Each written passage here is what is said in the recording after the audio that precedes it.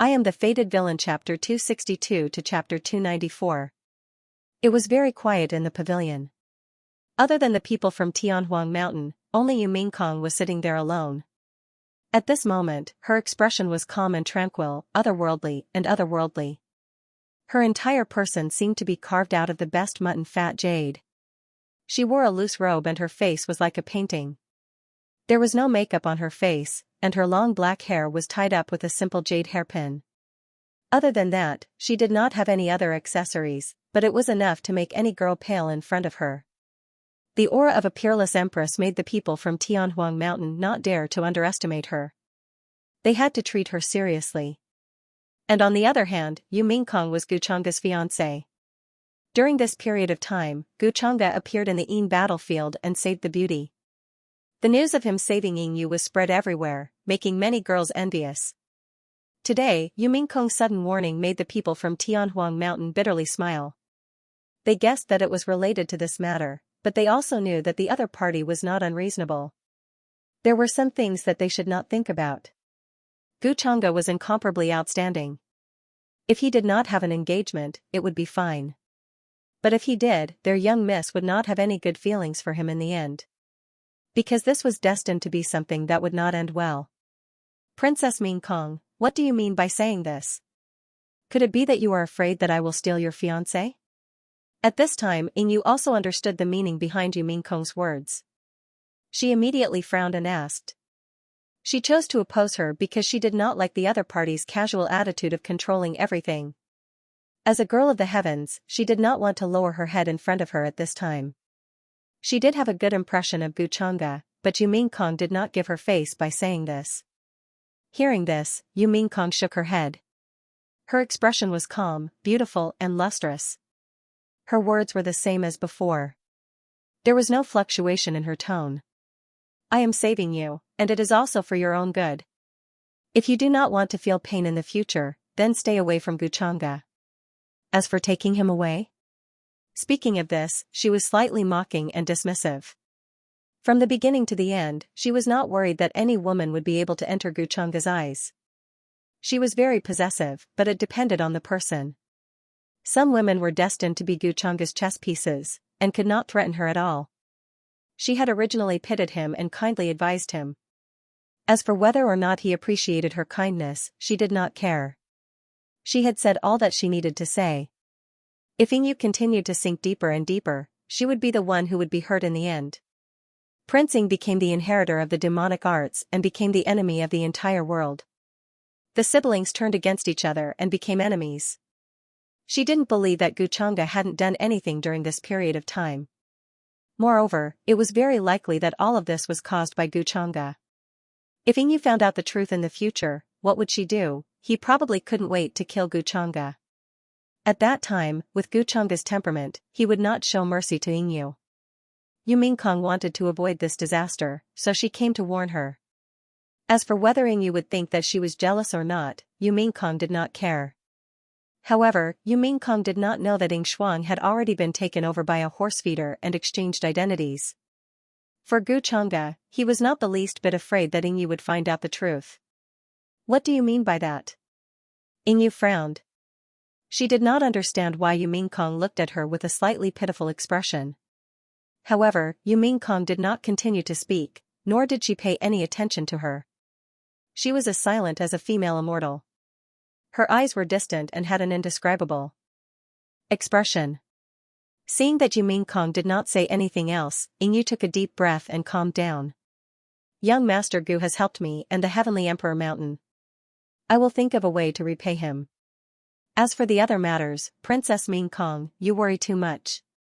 With that, she planned to get up and leave. Yu Mingkong nodded. It's good that you know this. Oh, Mingkong, you're here? You made me look for you. However, at this moment, a slight sound came from below the pavilion, followed by the sound of footsteps. The person who came was wearing a moon-white robe. He had a tall and straight figure and a gentle smile on his face. Behind him were many followers with powerful auras. It was Guchanga. During this period of time, the Yin battlefield had not been peaceful at all. He might as well leave and find out the true identity of the inheritor of the demonic arts first.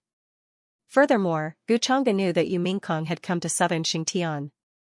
Coincidentally, he had some matters to discuss with her.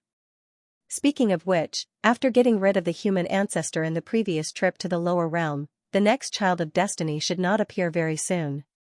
However, according to the system's notification, the appearance of the female demon in red seemed to be something unavoidable. Therefore, Gu Changge planned to get some information from Yu Mingkong. Perhaps she would know something. At this moment, Ying Yu, who was about to leave, was slightly stunned when she heard this voice. Then, she could not help but stop in her tracks. She did not know if Gu Changge had heard the conversation between her and Yu Mingkong. Young Master Gu, young Master Changge, the people from the Heavenly Emperor Mountain hurriedly bowed to Gu Changge. Their expressions were very respectful. Gu Changge nodded slightly and swept his gaze across everyone. Only then did he look at Yu Mingkong, who had been sitting at the back. The smile at the corner of his mouth was somewhat interesting. Ying Yu did not know if it was her imagination. Yu Mingkong, who had been very calm and composed, suddenly seemed a little flustered and unnatural at this moment. It was as if she had been caught doing something wrong in front of Gu Changge. However, this trace of emotion quickly disappeared. Yu Mingkong's expression returned to normal. "Changge, why are you looking for me?" She was the first to speak. She was slightly surprised, but other than that, she was not surprised at all. She was not surprised at all by Gu Changge's sudden appearance. Although this was the first time the two of them had met since the banquet at the Gu family, Yu Mingkong was very clear that during the trip to the heavenly stellar realm, her whereabouts had actually been monitored by Gu Changge. However, Gu Changge had never appeared. Today, he took the initiative to look for her because of Ying Yu. Was he afraid that she would ruin his plan? Yu Mingkong was slightly puzzled. "I want to see you." "Do I need a reason for that?" Gu Changge smiled casually and walked to her side very naturally. Then, under everyone's gaze, he gently held her soft hand, looking like a very loving old couple. This scene made the people of Heavenly Emperor Mountain smile bitterly in their hearts. Ying Yu also did not expect that Gu Changge would do such a thing in front of everyone. In her opinion, this was no different from Gu Changge telling her that he only had Yu Mingkong in his heart. For a moment, she felt an inexplicable sense of loss in her heart. However, this feeling quickly dissipated. Yu Mingkong was slightly stunned. Her cold and flawless gem-like eyes stared at Gu Changge and said, "Are you afraid that I will be jealous and deal with this little girl?" If it was in the past, she would definitely feel embarrassed by Gu Changge's actions. However, after knowing that Gu Changge liked to tease her, she did not care. Because in front of this guy, the more shy she appeared, the more he liked to tease her. Therefore, she could not let him succeed. Gu Changge shook his head, his smile never diminishing. "I know you are sensible, you won't care about this kind of thing, so don't scare me anymore." At this point, he turned around and smiled at the puzzled Ying Yu. "Mingkong has always been very jealous. Every time another woman appears by my side, she will always be like this." "Gu Changge," Yu Mingkong suddenly interrupted him, looking a little angry. Gu Changge clearly knew that she didn't mean that, but he still said so. Did he think that it was not noisy enough? Hearing this, Ying Yu didn't know whether to laugh or cry. She hurriedly said, "Young Master Gu, please rest assured. I will not take such a small matter to heart. Since you and Princess Mingkong have met, I, as an outsider, will not join in the fun. Next time, if there's a chance, I will definitely invite young Master Gu to Heavenly Emperor Mountain for a chat. We'll take our leave first." With that, she led the people of Heavenly Emperor Mountain and left, not staying any longer. "Missing you, take care." Gu Changge had a faint smile on his face as he watched them leave. After they left, the smile on Gu Changge's face gradually disappeared as he dismissed everyone. Then, he looked at Yu Mingkong with interest and asked, "Mingkong, are you worried that I will hurting you? In your heart, I am actually such a heartless and cold person?" He naturally knew that Yu Mingkong wouldn't be jealous over such a thing. At most, she was trying to persuade Ying Yu out of kindness. However, to Gu Changge, this was just a small matter. To him, Ying Yu was just a chess piece that he could casually use. In fact, she was not much different from Ying Shuang. No matter how one looked at it, they were far inferior to Yu Mingkong's position in his heart. To you, she is just a chess piece, but to her, you are her savior and her object of admiration. She is also a pitiful person. Yu Mingkong replied softly. She didn't mention that Guchanga schemed against Ying Shuang, causing Ying Yu and Ying Shuang to become enemies. Although she didn't see it with her own eyes, she knew that this matter was definitely related to Guchanga. Guchanga smiled, chess piece or not, it doesn't matter. I only know that you are jealous. Yu Mingkong stared at him. If I am jealous, will you consider my feelings? No. Guchanga was very calm. Yu Mingkong gently rolled her eyes, too lazy to pay attention to him. However, the two of them tacitly didn't mention anything about the lower realm. Yu Mingkong's cultivation had increased a lot because of the few nirvana green lotus seeds that Guchanga left behind. Even if she was facing an ancient freak, she could still fight with her cultivation without using any other means. It seems that during this time, you don't miss your husband at all? Then, Guchanga noticed her expression. Suddenly, he sighed, seemingly a little sad. When I knew that you came to southern Xingtian, I was quite happy. In the end, Mingkong, you are actually too lazy to care about your husband. Do you know how sad this makes your husband? Hearing this, Yu Mingkong stared at him coldly. She didn't speak, as if her words were as precious as gold. After all, she knew Guchanga's character very well. She knew that at this time, he was only teasing her, so she couldn't do as he wished. Guchanga also seemed to be very helpless at this time. He continued to sigh, Mingkong, you have changed. You don't even care about your husband now. Yu Mingkong's expression was calm. There was no trace of emotion on her peerless face. Her eyes were as clear as water as she stared at Guchanga. That expression seemed to say, I want to see how you are going to pretend now. But in the next moment, Guchanga suddenly reached out and carried her by the waist, directly going into the depths of the pavilion. Changa, Yu Mingkong was shocked by his actions and softly exclaimed. It was difficult to remain calm like before. After all, it was broad daylight. Guchanga said with a calm expression, now you know to call me, but you forced me to do this. Call me husband and I will let you go, husband. At this time, Yu Mingkong was very obedient. Her appearance was actually somewhat obedient. She knew that she was no match for Guchanga, so she didn't struggle in vain. I was just teasing you. You really believed it. Guchanga couldn't help but laugh. Yu Mingkong couldn't help but grind her teeth. No matter how good her state of mind was, she was still very angry at this time. Soon after, an earth-shattering battle broke out. Runes flashed, the palace glowed, the mountains shook, and many buildings collapsed, turning into ruins. Many cultivators were shocked and wanted to find out what was going on. However, they were driven away by Guchanga's followers in the distance. They were so shocked that they broke out in cold sweat, knowing that this was not something they could investigate. The inheritor of the demonic arts, Prince Ying, is this true? Or is there something wrong? At the same time, in a very remote ancient city in Nanxing Heaven. In a quiet mansion. A white-robed woman wearing a veil sat upright on a stone chair, murmuring softly. Her facial features were exquisite, her eyes were like autumn water, and her brows were like distant pearls. Although she wore a veil, it was difficult to conceal her otherworldly and cold temperament. How could there be another inheritor of the demonic arts? According to memory, isn't there only one inheritor of the demonic arts in every generation? She seemed to be murmuring softly, but it looked more like she was talking to someone. Could it be that there is some unknown problem in this generation? That's impossible. At this time, a cold sneer suddenly sounded in her mind, with a terrifying demonic and evil feeling. Then why? The white-robed woman couldn't help but frown, as if she still couldn't figure it out. Could it be that this inheritor of the demonic arts is a fake? But a while ago, it was also a hot topic. No matter in Dao Heaven ancient city or mortal ancient continent, traces of the inheritor of the demonic arts have appeared. It was the same in Longevity Gu family not long ago. Could it be that there was a mistake? Her voice was full of confusion. She couldn't figure it out. We don't have to worry about that. Anyway, with this inheritor of the demonic arts at the center of the storm, it's much more convenient for us to do things. We don't have to sneak around like before. In the white-robed woman's mind, that monstrous voice sounded again. That's right.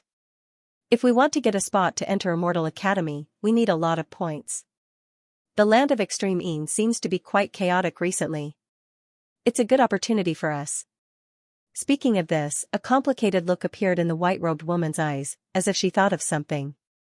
What's wrong? Right now, the inheritor of the demonic arts is that Prince Ing.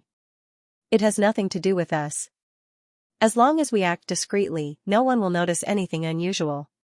In her mind, the voice filled with demonic nature sounded again, as if it was comforting her. The white-robed woman nodded, but her expression was still complicated. At this time, after a pause, the voice filled with demonic nature spoke again. Actually, as long as we are a little bolder, with that Guchunga's trust in you, as long as we devour him, with his talent, we can, shut up. Hearing this, the white-robed woman's eyes suddenly turned cold. A terrifying power appeared on her body, causing the voice in her mind to stop abruptly, as if it didn't want to have a conflict with it. How many times have I told you not to mention this? Otherwise, you know that with my current ability, I can devour you completely. The white-robed woman's voice returned to its cold calm, but the words she said made the other voice in her mind fall silent, as if it was afraid. But soon, the voice sounded again, feeling very unsatisfied. You are the inheritor of the demonic arts, destined to stand on the opposite side of everyone in this world. Do you really want to be a servant girl who pours tea and peels fruit in front of him for the rest of your life? You should know that Guchunga has never treated you as his woman. In his eyes, you are at most a plaything. When he is in a good mood, he will tease you, but when he is in a bad mood, he will not pay attention to you at all. Xianxia, you are such a smart person. You should know what Guchunga has done during this time.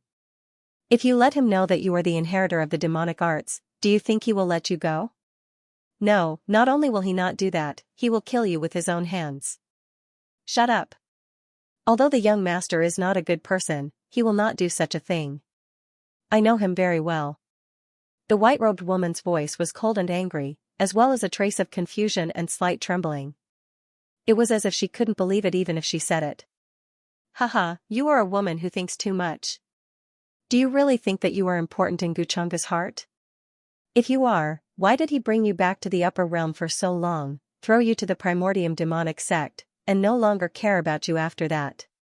You should know that we both feel the same way. What I think is also what you think. It is just that you don't dare to say it, but I do. If you insist that Guchunga will stand on your side, then go tell him that you are the inheritor of the demonic arts. See what he will do. Shut up. Hearing this, the white-robed woman's expression suddenly became as cold as ice. Terrifying demonic chi flowed on her jade-like body, as if it could devour everything in the world. Seeing that she was about to explode, the voice in her mind gradually calmed down and no longer spoke. At this moment, the white-robed woman could not help but have a confused and troubled expression on her face. Indeed, weren't those words just now exactly what she was thinking in her heart? In the blink of an eye, several days had passed. The entire southern sky was in turmoil because of the inheritor of the demonic arts. The Qilin clan and the Endless Fire Nation were the most furious. During this period, they had been sending people to search for the inheritor of the demonic arts. After all, the three great sages couldn't have taken Prince Ing far away. They believed that Prince Ing was still in southern sky, but they didn't know where he was hiding. Meanwhile, Prince Ing had become a target of scorn. Almost every day, cultivators and living beings could be seen searching for him. Although Heavenly Emperor Mountain had claimed that Prince Ing had nothing to do with them, the news of Prince Ing using the golden ancient bell to kill many young paragons still spread, causing a huge commotion. This grudge could not be washed away simply by saying that Prince Ing had nothing to do with it. Heavenly Emperor Mountain had suffered a lot during this period. Although it was the sacred ground of the 10,000 immemorial tribes and had a transcendent status and was worshipped by the 10,000 immemorial tribes, many orthodoxies still came to seek justice. In the end, they couldn't help but compensate a lot of things to settle this grudge. Heavenly Emperor Mountain also paid a huge price. They hated Prince Ing to the core. During this period, another prince was born in Heavenly Emperor Mountain. He was called the Divine Prince. On the day of the Divine Prince's birth, there were billions of rays of light and thousands of colorful lights. Phantoms of true dragons, white tigers, and immortal phoenixes all descended. countless golden divine lotuses bloomed in the void. An ancient heavenly emperor chariot descended from heaven and earth. It was as if a young heavenly emperor had descended. Many cultivators were familiar with the divine prince. His father was a heavenly emperor who was many times older than heavenly emperor Ing. He was called the heavenly emperor of God by the 10,000 immemorial tribes. The divine prince had the blood of God in his body. His eyes were five-colored and were known as the eyes of God. He could see through everything in the world. When the divine prince was born, he immediately ordered to suppress heavenly emperor Ying's bloodline. Then, he used all kinds of powerful methods to intimidate everyone. At the same time, he spread the word that he would personally capture and suppress Prince Ying to wash away the humiliation of Heavenly Emperor Mountain. This news immediately shook everyone. Without a doubt, the strength of the divine prince would not be weaker than any of the ancient freaks. His words carried an indescribable weight. Meanwhile, during this period of time, in True Immortal Academy's location, there were old monsters who descended, arriving at the Een Absolute battlefield. They wanted to retrace the scene of that time, feeling that there were some problems with this matter. However, even these old antiques didn't notice anything out of the ordinary. They couldn't see what had happened at that time. This could only mean that the inheritor of the demonic arts was extremely cautious. If not for the clues left behind by the Qilin's son, everyone would still be in the dark about Prince Ying's true face. All kinds of news about this spread from all over the world. Then, because of the appearance of the inheritor of the demonic arts in the Een battlefield, the True Immortal Academy was finally open to the outside world. All the young existences who killed Een terminating life spirits in the Een terminating battlefield could go there to exchange for points and obtain a spot to enter the True Immortal Academy. All of a sudden, Nanqing Heaven was in an uproar again. The group of young cultivators who were originally uneasy because of the appearance of the demonic art inheritance in the Absolute Een battlefield also took the initiative to leave after killing the Absolute Een spirit. They were afraid that they would be targeted by the inheritor of the demonic art. Meanwhile, in the depths of the Een battlefield, Guchang's figure appeared from the void. This was the third day since he had parted ways with Yumingkong. During this time, his cultivation had also broken through to mid-stage Absolute Saint. Because of the Great Tao treasure bottle refining the seal of samsara, the speed of his breakthrough was much faster than usual. For most Absolute Saints, it would take tens of thousands of years to break through even a small realm. He had indeed obtained a lot of information from Yumingkong in a roundabout way. The red-robed female demon seemed to have something to do with the Fiend Burial Abyss that would appear soon. As the name suggested, the Fiend Burial Abyss was where the true demons of the 9 heavens were buried. Since ancient times, many great demons had been killed there. Over time, this name had been given to it. The location of the Fiend Burial Abyss was difficult to describe clearly. Because it was constantly changing, it wasn't always fixed. Some ancient existences asserted that the depths of the Fiend Burial Abyss was actually an unknown sealed space. Even the legendary 9 nether underworld wouldn't be as deep as the Fiend Burial Abyss. Even the most ancient immortals couldn't climb out of the Fiend Burial Abyss after being struck down. However, the location of the Fiend Burial Abyss involved the Golden Cicada Temple. The Golden Cicada Temple was a mysterious temple at the peak of Buddha Mountain. For countless years, only a handful of people had seen the Golden Cicada Temple. However, the Buddhas of the Golden Cicada Temple had all made a name for themselves in the outside world. Their mighty Buddhist aura was enough to intimidate everyone. The Golden Cicada Temple would send a monk every generation called the Abyss Keeper. The Abyss Keeper guarded the Hanging Ghost Temple above the Fiend Burial Abyss. He was responsible for guarding the changes in the Fiend Burial Abyss. Guchangda learned from Yumingkong that there would be a riot in the Fiend Burial Abyss soon, destroying the Hanging Ghost Temple above. This generation's Abyss Keeper would be buried there, causing chaos in the world. Yumingkong didn't say it directly at that time, but Guchangda guessed it. The riot in the Fiend Burial Abyss is probably related to the red-robed female demon. The first thing she'll do when she comes out is to seek revenge on me. With my current strength, I don't have much chance of winning against her. However, with such a force behind me, I don't need to be afraid of her. According to the usual routine, this type of female demon with overflowing demonic aura will not be very clear-headed after she comes out. This is a good opportunity for me. All kinds of thoughts flashed through Guchangda's mind. He had a bold idea in his mind. Release the demon, as the saying goes, it's better to let go than to block. Now, he already knew in advance where the red-robed female demon was likely to be born, and also knew the timing of her birth. Why not take the initiative to go? After all, there was a big difference between his current self and his previous self. Xianxia wasn't afraid that the red-robed female demon would notice anything unusual. The only thing he had to pay attention to now was how to go, and find a suitable excuse. A place like the Fiend Burial Abyss was not a place where ordinary people could go. Even if he went, he would be noticed by the monks of the Ghost Temple. Therefore, Xianxia was still thinking of a foolproof plan. As for the consequences of releasing the demon, he didn't think about it. Even if he didn't do this, the red-robed female demon would be born sooner or later. As for sealing her again, wouldn't that mean that his luck points and fate points would be gone? Xianxia didn't even consider sealing her again. And this kind of thing, if he failed, it would definitely cause even more terrifying consequences. The red-robed female demon hated him to such an extent that even the deepest hell wouldn't be able to erase her hatred. Now he still had to seal her again. His thoughts gradually returned. Then, Xianxia swept his gaze across the space in front of him that had obviously been completely corroded by the terminating aura. His eyes darkened. This was an area very deep from the terminating battlefield. In terms of distance, it was at least 1,000,000 miles away. In the space in front of him, he could see many magnificent mountains. However, because of the corrosion of the terminating aura, there was no sign of life.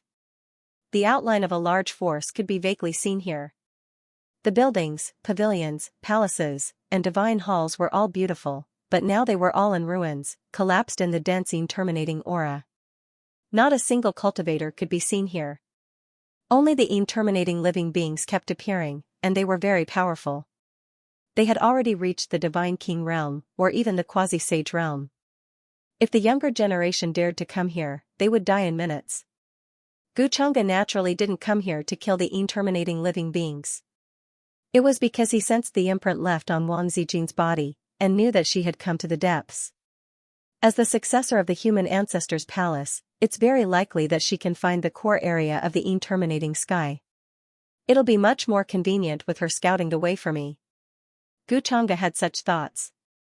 The location of the core area of the terminating sky had yet to be determined. It was actually impossible for Xianxia to refine the entire terminating sky now. However, he could try to refine a part of it first. With this experience, he would have more confidence in finding the true location of the terminating sky. Soon, Xianxia's figure disappeared again. He hid in the void with the spatial technique, so he wasn't worried that Wang Zijin would detect him immediately. On the other side, the depths of the terminating sky were not quiet. The mountains and earth were shaking, and even the sky seemed to be about to explode. The surging and vast terminating aura intertwined and filled the air here, like a great fog. There was a crack that looked like a deep abyss there. Light rushed into the sky, and runes bloomed and intertwined in the sky. There was a supreme technique and divine ability evolving. The divine might of a quasi-sage erupted. It carried an unparalleled force and bombarded the tide-like terminating living beings. There was a faint golden pagoda floating in the void, intertwining with terrifying divine light that crushed in all directions. A slender figure with a skirt fluttering in the wind stood proudly under the sky. Her face was cold, and her hair danced in the wind. She was fighting with the tide-like terminating living beings, as if she wanted to wipe them out completely. Xianxia, are you crazy? You want to block this gap? With your current strength, you can't do it at all. Behind the slender figure, Wang Zijin was also attacking. She shouted at Xianxia in front of her, and kept slapping away the terminating living beings that were charging at her. But there were too many terminating living beings here. In the sky, the crack in the sky was shrouded in thick gray fog. It poured down like a dam had been opened. It was impossible for the two of them to kill so many terminating living beings with just their strength. Not to mention that there were many sage-level living beings that were extremely difficult to deal with. And at this time, there seemed to be an even more powerful aura awakening behind the crack. The existence of the land of extreme Yin was not something that they could contend against in the first place. But for some reason, Xianxia didn't know what was wrong with her. She didn't look for the reincarnation of the human ancestor, nor did she deal with the inheritor of demonic arts. Instead, she came to the terminating sky. It was as if killing the terminating living beings was her only way to cleanse the world and restore the human ancestors' palace. This caused Wang Zijin to be puzzled. She had no idea why Jiang Chuchu was acting like this. As the successor of the human ancestors' palace, although she had the responsibility of protecting the world's justice, she didn't need to go to this extent. Wang Zijin, go back. This is my business. I don't need you to interfere. At this time, hearing Wang Zijin's voice from behind, Jiang Chuchu also spoke. She looked back. Her expression was very calm, and she didn't regret anything. Actually, at this time, one could see that her fatigue wasn't as natural as it looked.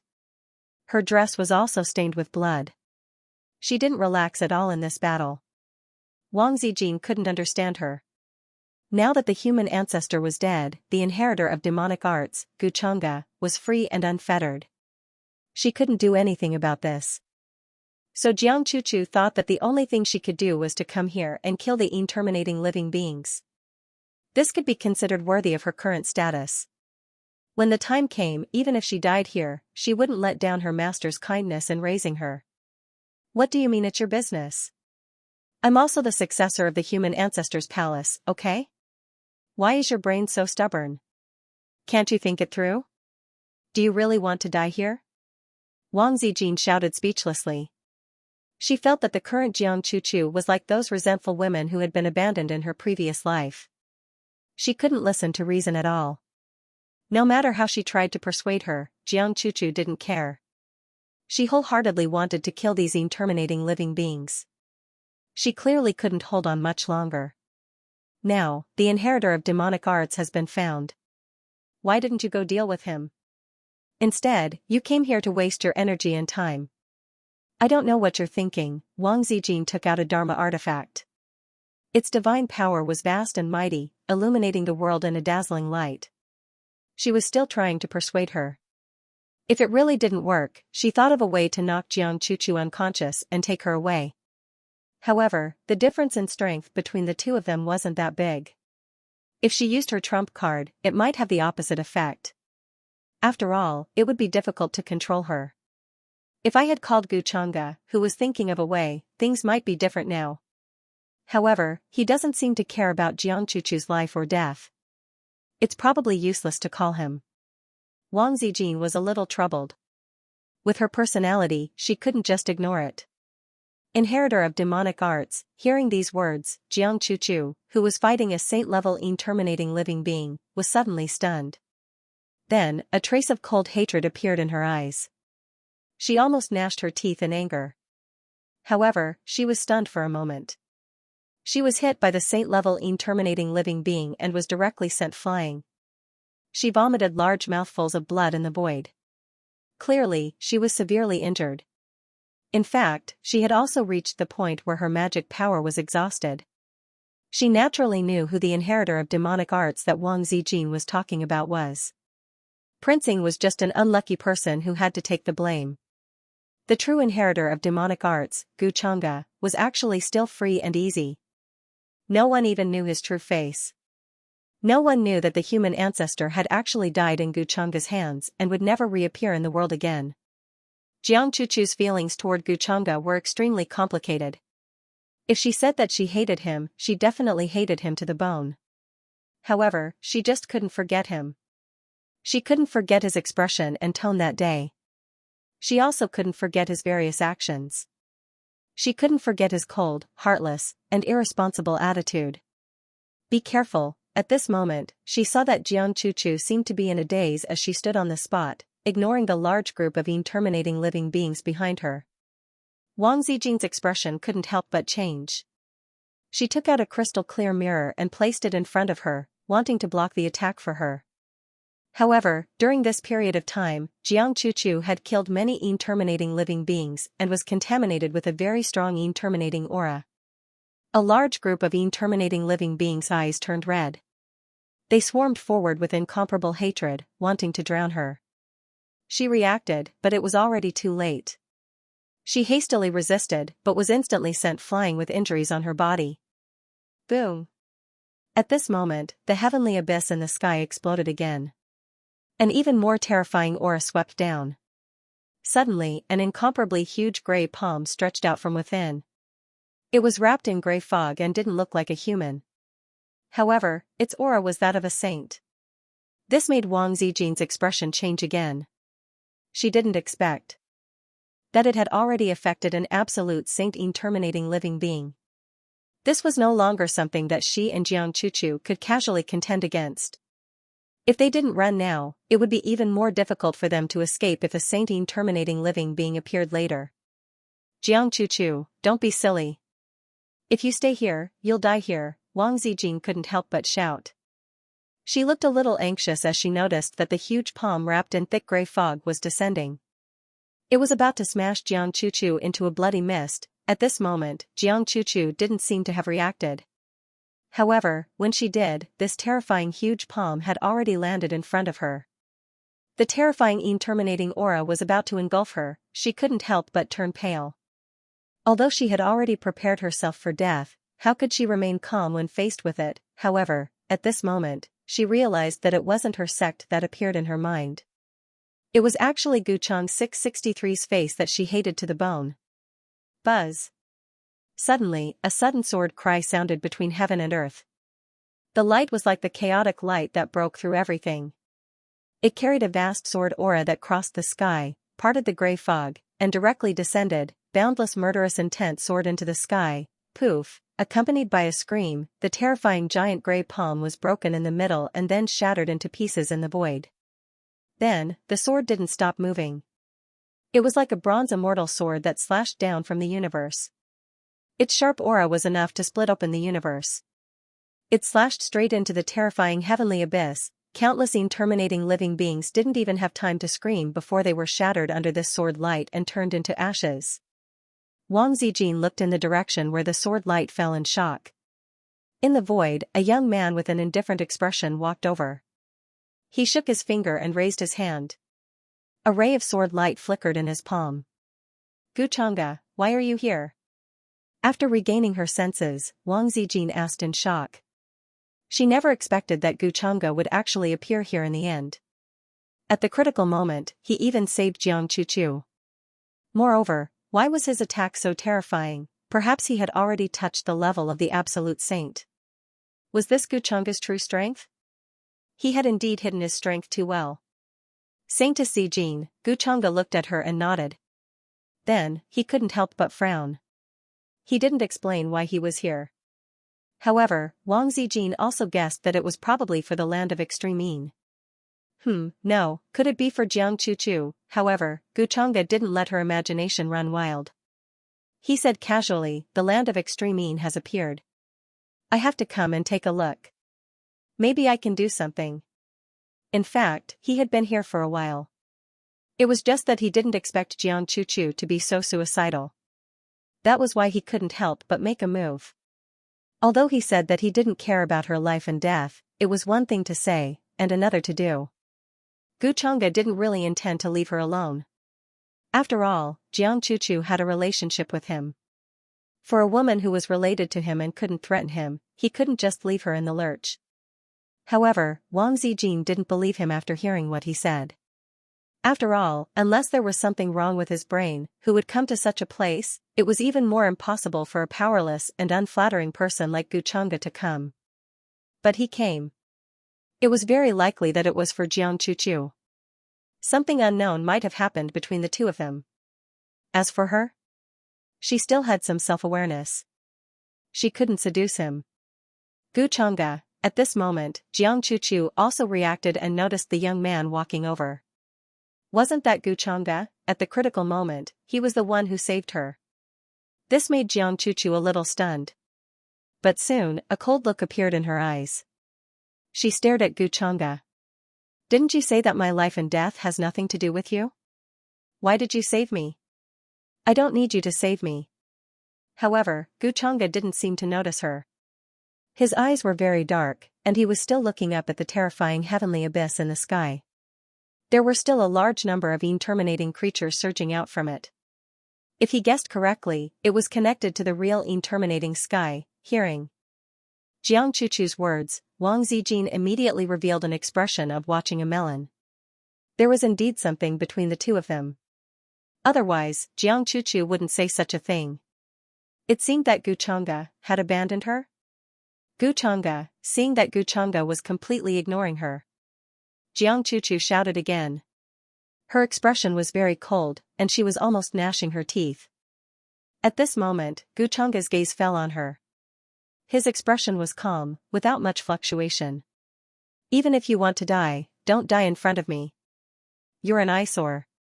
Hearing Gu Chang'e's words, not to mention Jiang Chuchu, even Wang Zijin couldn't help but be stunned at this moment. Jiang Chuchu stared at Gu Chang'e and couldn't help but widen her eyes again, as if she hadn't reacted yet. However, Gu Chang'e's expression was still as calm as water, without the slightest ripple. Anyone could feel the coldness in his heart of stone. Do I need to say what I'm saying again? He stared at Jiang Chuchu again and said calmly, even if you want to die, don't die in front of me. Do you really think that I'm here to save you? Ridiculous. What are you still fantasizing about at this time? Do you need me to repeat what I said at that time? Jiang Chuchu, you still can't change your self-righteous nature. Do you really think that your death will affect me in any way? There was a hint of mockery in his expression, and his tone was not polite at all. He was just short of pointing at Jiang Chuchu's nose and scolding her for thinking too much. Gu Chang'e, you bastard. When Jiang Chuchu reacted, she couldn't help but grit her teeth in anger. Her body trembled slightly, and her expression was full of hatred and became colder and colder. She did think that Gu Chang'e had come here to save her just now. According to Gu Chang'e's temperament when she was with him before, Gu Chang'e said that he didn't care about her life or death. But when it really involved her life or death, it was impossible for him to ignore her. However, what Gu Chang'e said now could be said to have shattered her fantasy. And it was the merciless kind that didn't leave her any face at all. Her death indeed had no effect on Gu Chang'e, and there was even one less person in this world who knew his true identity. Gu Chang'e couldn't be happier. I'm indeed a bastard, so are you done scolding me? If you're done, you can scram. You're really an eyesore standing in front of me. I've never seen someone as stupid as you. Do you have a brain but don't know how to use it? Gu Chang'e interrupted her. He looked even more indifferent than Jiang Chuchu. You scolded me. Jiang Chuchu suddenly froze. For a moment, she was at a loss. She wanted to curse at Gu Chang'e, but she couldn't help but swallow it down. But in her heart, there was an inconceivable feeling of grievance. What right does Gu Chang'e have to scold me? Isn't it all his fault that I ended up like this? But at this time, Gu Chang'e was too lazy to care about her. He raised his head to look at heaven abyss in the sky, black and white divine light flowing through his eyes. Under the stripping of the power of samsara, the terrifying surging grey terminating chi became thinner and thinner, and some outlines could be seen. Apart from a large number of creatures contaminated by the terminating chi, there was only a terrifying crack in it, like a wound between heaven and earth. The terminating chi leaked out from it. Gu Chang'e's prediction was right. This heaven abyss did lead to the terminating sky, but it was only a small part. It was probably hundreds of millions of times away from the entire terminating land. He planned to go in and see if he could refine this small part of the terminating sky first. Now it seemed that the only difficulty was that there were endless terminating creatures. Just the number of saint-level creatures was not small. Because of Jiang Chuchu, there were even a few terrifying creatures who had reached the ultimate saint realm. They were wrapped in dense terminating chi, and grey fog filled the sky. Brother Gu, you're really an honest person. At this time, Prince Jin, who had a melon-eating expression on his face, could not help but mutter softly. She didn't expect Gu Chang'e to say such a thing. Looking at the situation just now, Jiang Chuchu and Gu Chang'e definitely had some unspeakable past. Otherwise, why would Jiang Chuchu say to Gu Chang'e that she didn't need his help? She thought that Gu Chang'e would comfort Jiang Chuchu and make her calm down with gentle words. In the end, Gu Chang'e's answer made Wang Zijin stunned for a long time. Then, she couldn't help but admire him from the bottom of her heart. She only wanted to say, as expected of you. In front of her was a peerless beauty who couldn't be described as beautiful, but she was actually scolded by him like this. He was simply unromantic. If she was in Jiang Chuchu's shoes, she would have hugged Jiang Chuchu and comforted her gently. However, Gu Changge's methods seemed to be quite useful. Didn't Jiang Chuchu calm down now? But now, Wang Zijin wanted to know what happened between Jiang Chuchu and Gu Changge. She was really curious. Logically speaking, the two of them had only met twice, so why were they so familiar with each other? However, she also knew that she wouldn't be able to get anything out of this kind of thing. Gu Changge and Jiang Chuchu weren't the kind of people who would answer her. At this time, suddenly, accompanied by a divine light that soared into the sky, a monstrous sword light appeared in front of him. It was like a mountain peak that broke through the dome of heaven. Strands of sword light bloomed between heaven and earth. It was as if millions of divine swords were surging from all directions. Then, they directly slashed into the terrifying gray fog in front of them. The sky fell and the earth cracked, and the surroundings trembled violently. Under this aura, the large number of interminating living beings were like snow under the scorching sun. They didn't even have time to scream before they were turned into ashes in an instant. They disappeared into thin air, and their bodies and souls were destroyed. The terrifying creature that had just reached out its hand couldn't help but scream. Decaying blood fell from heaven and earth, containing a terrifying corrosive power. With a bang, even the void was corroded into a shocking hole. Such a scene was too shocking. Ordinary saints would change their expressions and not dare to approach. Wang Zijin and Jiang Chuchu couldn't help but be stunned. Under this heavenly abyss, Gu Changge's figure stepped forward. His body was shrouded in five-colored divine light, wrapped in a thick chaotic fog, like a young god. At this moment, many extremely terrifying phenomena appeared around him. True dragons bowed their heads, immortal phoenixes spread their wings, the destruction of the universe, and thousands of tribulations turned to ashes. There was even a faint mysterious and vast world appearing. Immortal trees were tall, divine mountains were boundless, and immortal lakes were vast. As he stepped forward, a golden passage spread out under Gu Changge's feet. The vast power of rules extended to the crack in the sky. Buzz, behind him, a golden Taoist scripture opened. Densely packed divine weapons and sacred artifacts appeared. They were incomparably dazzling, illuminating this place brilliantly. Sabers, spears, swords, halberds, axes, hooks, tridents, bells, cauldrons, and mirrors. Divine power surged, containing unparalleled power, and attacked the interminating creatures in all directions. A battle that was many times more terrifying than Jiang Chuchu's battle just now was taking place here. Looking at the countless interminating creatures in front of him, he scram. Gu Changge shouted softly. His expression was cold and calm. Many divine weapons appeared above his head, and terrifying laws descended. At this moment, he looked like he was going to stop the interminating sky from descending for the sake of all living beings in the world. He charged forward fearlessly, all the interminating creatures along the way couldn't even get close to him. They were crushed in midair by the various terrifying auras around him. Gu Changge, seeing his actions, Jiang Chuchu and Wang Zijin couldn't help but be stunned. They couldn't understand at all. Wang Zijin had a look of shock on her face. She couldn't believe it. She even wondered if she had misunderstood something. Was Gu Changge's purpose of coming here was to stop the interminating sky from descending? His purpose was exactly the same as Jiang Chuchu's? What is Gu Changge trying to do? Could it be that he was really like that Jiang Chuchu, and was going to fight against the Absolute? In life spirit? There's no end to them. Is he crazy? Does he really think he has a way? This is something that many ancient beings have a headache over. They avoid it like it's a snake or a scorpion. What he's doing is no different from courting death. Wang Zijin was very shocked. She couldn't understand Gu Changge's actions. In her opinion, Gu Changge was an absolute egoist. He wouldn't do anything that would harm his interests. There was no need to say how dangerous the interminating sky was. For example, the interminating battlefield they encountered before was only caused by some of the aura leaking out. The danger in the interminating sky was probably thousands of times more dangerous than the interminating battlefield. Logically speaking, at this time, shouldn't Gu Changge be far away like the other cultivators, afraid of being contaminated? Looks like Brother Gu is different from what I thought. A person like him isn't completely selfish.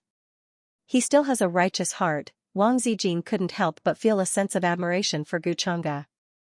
Just based on this point alone, the rest of the younger generation couldn't catch up to Guchanga even if they flattered him. As a transmigrator, she couldn't understand Guchanga's feelings of caring for the common people of the world. But that didn't affect her admiration for Guchanga. She couldn't bring out this kind of courage. Brother Gu isn't a rash person. Since he dares to do this, he must have some confidence. Although Wang Zijin was worried, she had no other choice but to wait at this time. And contrary to Wang Zijin's thoughts, Jiang Chuchu was completely stunned at this time. In her opinion, Guchanga was such a cold and heartless demon. He had done all kinds of bad things and was deranged.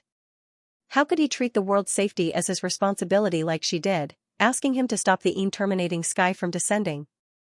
That was simply impossible. But now, he was doing so.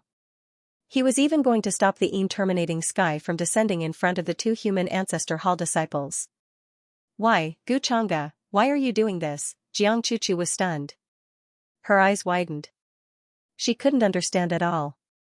In the end, she thought of the most likely possibility, which made her tremble the most. Guchanga's motive for doing this had a lot to do with her. He scolded her just now because he was worried. After all, with Guchanga's temperament, he couldn't show anything, so he could only use this method to express his anger and worry. And now, he was going to stop the terminating sky from descending because he wanted to help her. He was afraid that she would still stay here and lose her life in the end. Thinking of this, Jiang Chuchu couldn't help but bite her lip. There was no trace of coldness on her face. Just now, Guchanga scolded her very fiercely, but his actions were not ambiguous at all. He was actually stubborn. He scolded her mercilessly, but there was still warmth in his heart. This made Jiang Chuchu's expression extremely complicated. She remembered when Guchanga imprisoned her in a small space. At that time, he was actually like this. In the end, it was because her actions had disappointed him too much and exhausted his last bit of patience. That was why he said those irresponsible words that didn't care about her life and death, and that the two of them had nothing to do with each other anymore. Guchanga, Jiang Chuchu couldn't help but mutter. For a moment, she felt that her mind was in a mess. She clearly hated him so much that she couldn't wait for him to die like this. This way, there would be one less terrifying disaster in the world. But why was she unable to help but feel worried? Jiang Chuchu, as the successor of the human ancestor palace, how can you fall in love with a great demon? You are destined to stand on the opposite side of him. She silently chanted the mind-cleansing mantra in her heart, trying to calm herself down. But all the things she had learned over the years of cultivation seemed to be useless at this time. Her mind was in a mess. This made Jiang Chuchu at a loss. In the depths of heavenly abyss, grey fog surged. Guchanga's expression was somewhat interested.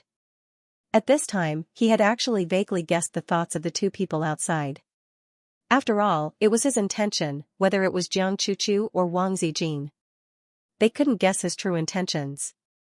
Since ancient times, when the terminating sky descended, the first reaction of cultivators was to run. Who would dare to enter it? Not to mention that there were no fortuitous opportunities in the terminating sky.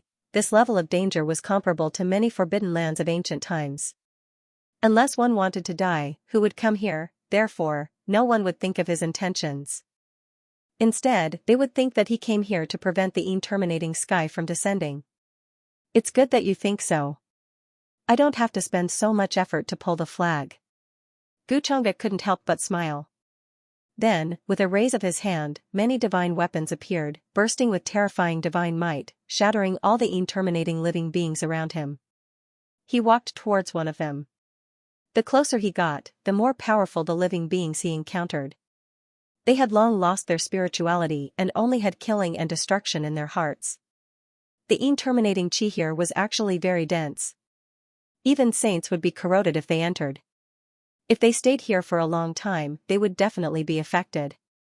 However, it wouldn't affect him much. At this moment, many black vortexes appeared on the surface of Guchanga's body. Terrifying runes of the great Tao circulated. There seemed to be an indescribable ancient god sitting cross-legged within.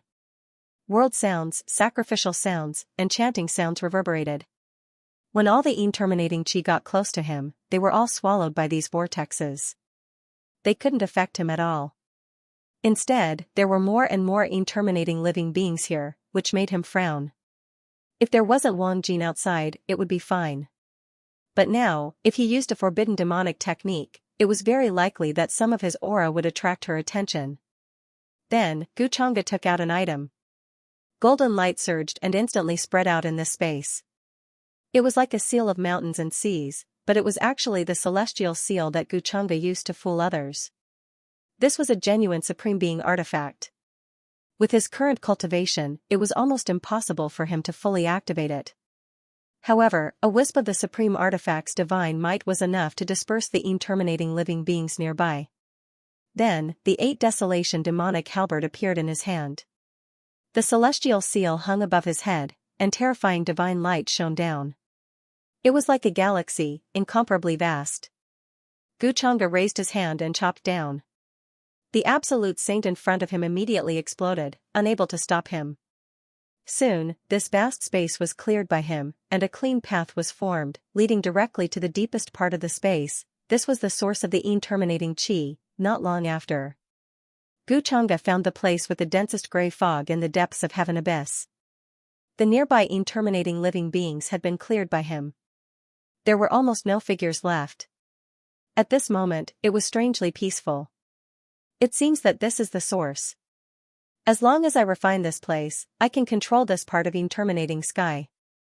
Guchanga whispered to himself. Suddenly, black and white colors flowed in his eyes. The power of time appeared, turning into 2 peerless immortal swords, and slashed down with clanging sounds. The terrifying gray fog exploded from within, as if it was torn apart by a terrifying power. An increasingly dense and shocking black substance slowly flowed within. It was a substance that seemed to have a life of its own. It was as black as the starry sky, but it could swallow the world barrier and cover everything. At this moment, if there was a cultivator here, he would definitely be so frightened that his skull would explode. This kind of aura was clearly enough to destroy everything before it even got close. Even after the death of a prime, or even the corpse of a quasi-emperor, it was impossible to have such an aura. Just a wisp seemed to be enough to swallow the heavens and crush all matter. This is the extremely rare terminating origin in the core area of terminating sky. I didn't expect my luck to be so good. Oh, no, this should be credited to Prince Jean. It's all thanks to her that I can find this thing. Guchanga's expression revealed some interest. Even at this moment, the celestial Luan seal emitted a sense of fear. The god inside sensed danger and was extremely afraid of the terminating origin, afraid that it would swallow and cover it. However, the 8 Desolation demon halberd was very quiet. I just don't know if this terminating origin or my great Tao treasure bottle is stronger. Maybe I can take this opportunity to let the bottle evolve. With that thought in mind, Guchanga sat down cross-legged and communicated with the system. He planned to try refining it with his destiny points later. Buzz. At this moment, black light began to appear above his head. Strands of black light fell down. Runes of the Great Tao intertwined and then fell toward the black substance.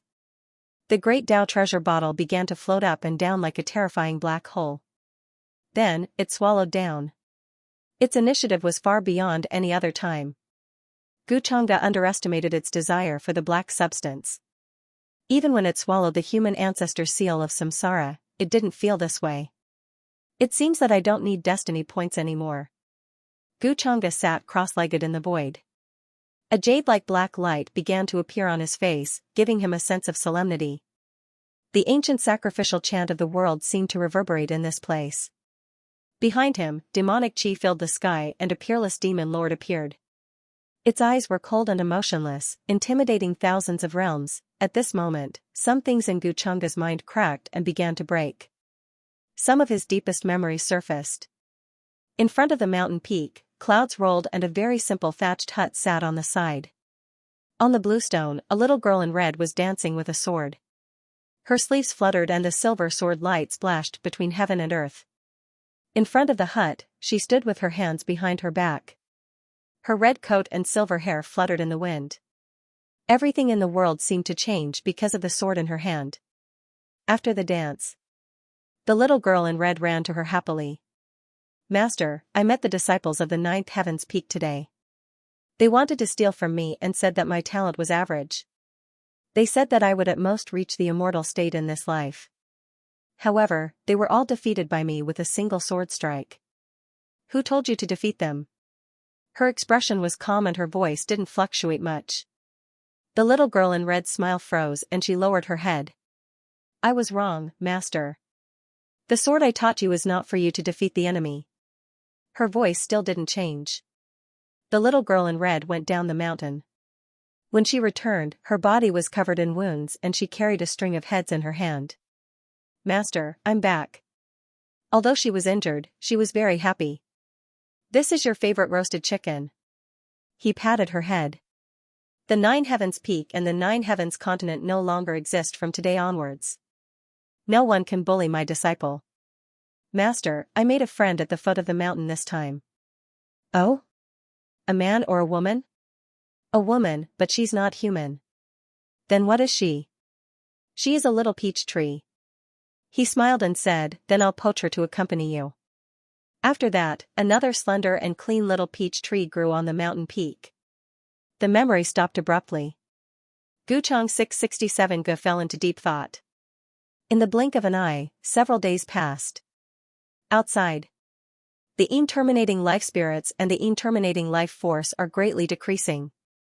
Could it be that Guchanga really has a way to stop all of this? Wang Zijin looked at the heavenly abyss in the sky with some surprise. In her perception, the monstrous gray fog in heaven abyss had become much thinner than it had been at the beginning. What did this mean? It meant that Guchanga was really confident in going there. The terminating life force that was extremely difficult for all ancient existences to deal with was actually resolved by Guchanga. It was simply a fantasy. Isn't it said that since ancient times, only the human ancestor has a way to resolve the terminating life force? Guchanga can't be the reincarnation of the human ancestor, right? Wang Zijin was a little puzzled. She looked at Jiang Chuchu beside her, but there was no abnormality on Jiang Chuchu's face. He was calm and composed. Other than silence, there was no other emotion. In these few days, Jiang Chuchu's injuries were more or less healed. Other than being a little worried at the beginning, she later noticed that the terminating life force was decreasing. She understood that Guchanga was fine. So she was relieved. Moreover, the terminating life force that was extremely troublesome to all living beings could be resolved by Guchanga. If she didn't know that the human ancestor had been secretly harmed by Guchanga, even she would suspect that Guchanga was the reincarnation of the human ancestor. At this time, Jiang Chuchu suddenly remembered what Guchanga had said. What the human ancestor palace lacked was not the human ancestor, but the identity of the human ancestor. Now that the human ancestor was dead, no matter what, if the human ancestor palace wanted to continue standing, they had to find the reincarnation of the human ancestor. Did they really have to find someone to pretend to be the human ancestor at this time? Jiang Chuchu had never thought about this matter.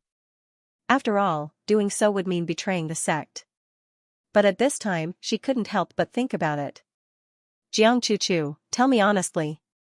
What happened between you and Guchanga? At this time, Wang Zijin suddenly spoke and asked about the matter that she was most concerned about these days.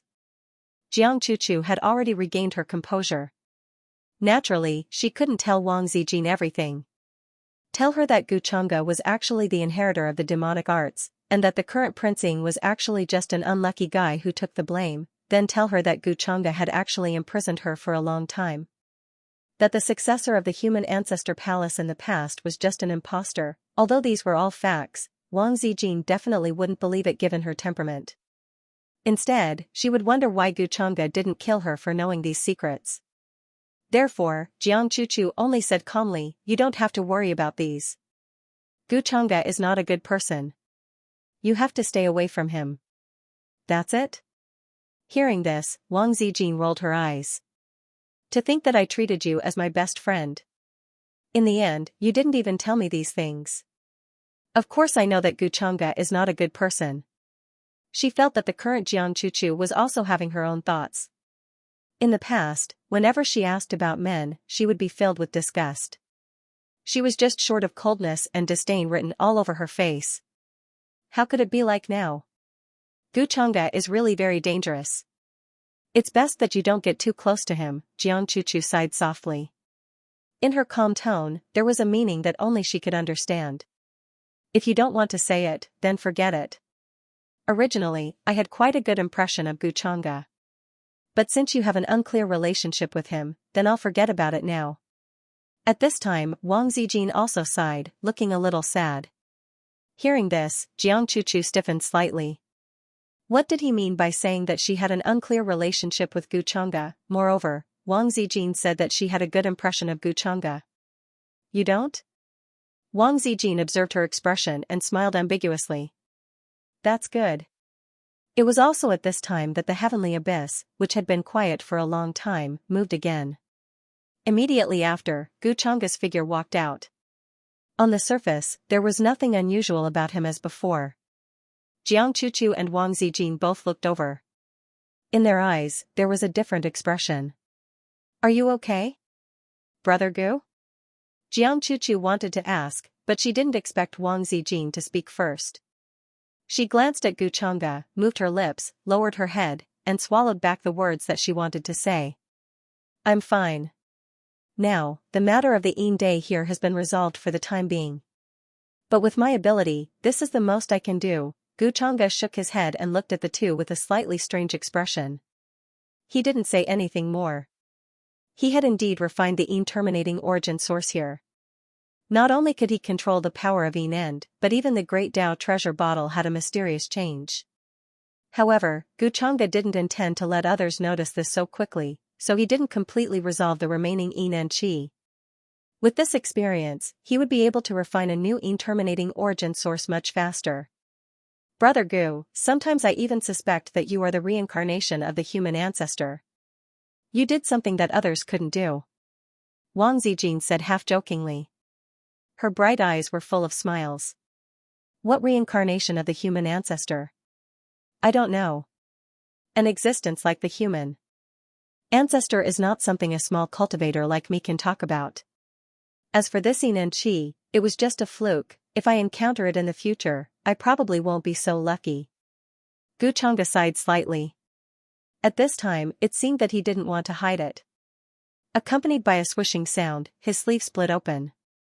Then, from his arm up, wisps of gray fog began to spread out, including his bones and skin, showing a corrosive state. It looked extremely terrifying. It was a shocking sight. Of course, this injury was definitely caused by him intentionally, and was not caused by the battle. Seeing this, Wang Zijin's expression couldn't help but change. She was frightened by this shocking injury. Brother Gu, you were corroded by the Yin and Qi? Let me see. As she spoke, she didn't care about the difference between men and women, nor was she afraid of being corroded by the Yin and Qi. She pulled Gu Changge's arm and was about to check the injury. Jiang Chuchu's expression couldn't help but change slightly at this time. He was a little worried. But she could only stay out of it like an outsider. Clearly, Gu Changge's injuries were caused by her. This made her feel a little guilty and uncomfortable. And Gu Changge didn't look at her. Just as he said before, it was as if he found her an eyesore. Brother Gu's injury should have been caused by some living creature, right? Ordinary Yin and Qi wouldn't be mixed with the rules of the Saint Realm. Wang Zijin finished checking the injury and said with a frown. As she spoke, a bright immortal spirit light appeared in her palm, containing an astonishing vitality. Swish, this immortal spirit light made a sizzling sound when it touched the Yin and Qi. It was like pouring water on boiling oil. Gu Changge couldn't help but frown, but he still didn't say a word, as if he was forcing himself to endure. This injury was caused by my carelessness at that time. I was attacked by a Saint Realm creature, but I didn't expect it to be so difficult to expel. Speaking of this, his face became even paler, but his expression was still calm. Gu Changge, seeing him like this, Jiang Chuchu felt a little uncomfortable at this time and wanted to say something. But after calling out Gu Changge's name, she didn't know what to say. It seemed that other than calling Gu Changge despicable, shameless, and a bastard, she hadn't talked to him properly. Saintess Chuchu, what's the matter?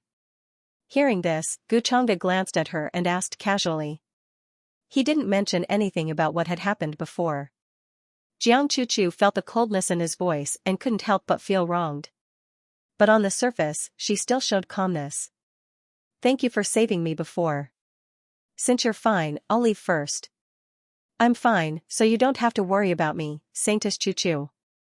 If you have the time, you should worry about the safety of the people in the world. Otherwise, more living beings will be killed by the inheritor of demonic arts. Guchongga's tone revealed that he didn't care. Hearing this, Jiang Chuchu's face turned slightly pale. But she didn't say anything more. Then, she glanced at Wang Zijin and turned into a divine rainbow, leaving this place first. Brother Gu, you seem to have some conflict with Chuchu? Seeing this, Wang Zijin couldn't help but ask with interest. I just can't stand how righteous she is and how she values the people in the world more than anything else, Guchongga shook his head and said casually. Then, the two also left this place and didn't stay. In this Yin-ending battlefield, the sudden decrease in the number of Yin-ending energy and Yin-ending living beings attracted the attention of many cultivators. But a place like the depths of the battlefield was like a forbidden zone to everyone. No one dared to casually explore, so not many people paid much attention to it. Whether it was Wang Zijin or Jiang Chuchu, they didn't like to blow things up to the point where everyone knew about it. Guchongga was even more eager for this matter to be kept a low profile. Currently, the Yin-ending sky hadn't really entered the eyes of some old monsters. If they knew that he had a way to deal with the Yin-ending energy, they would definitely come looking for him.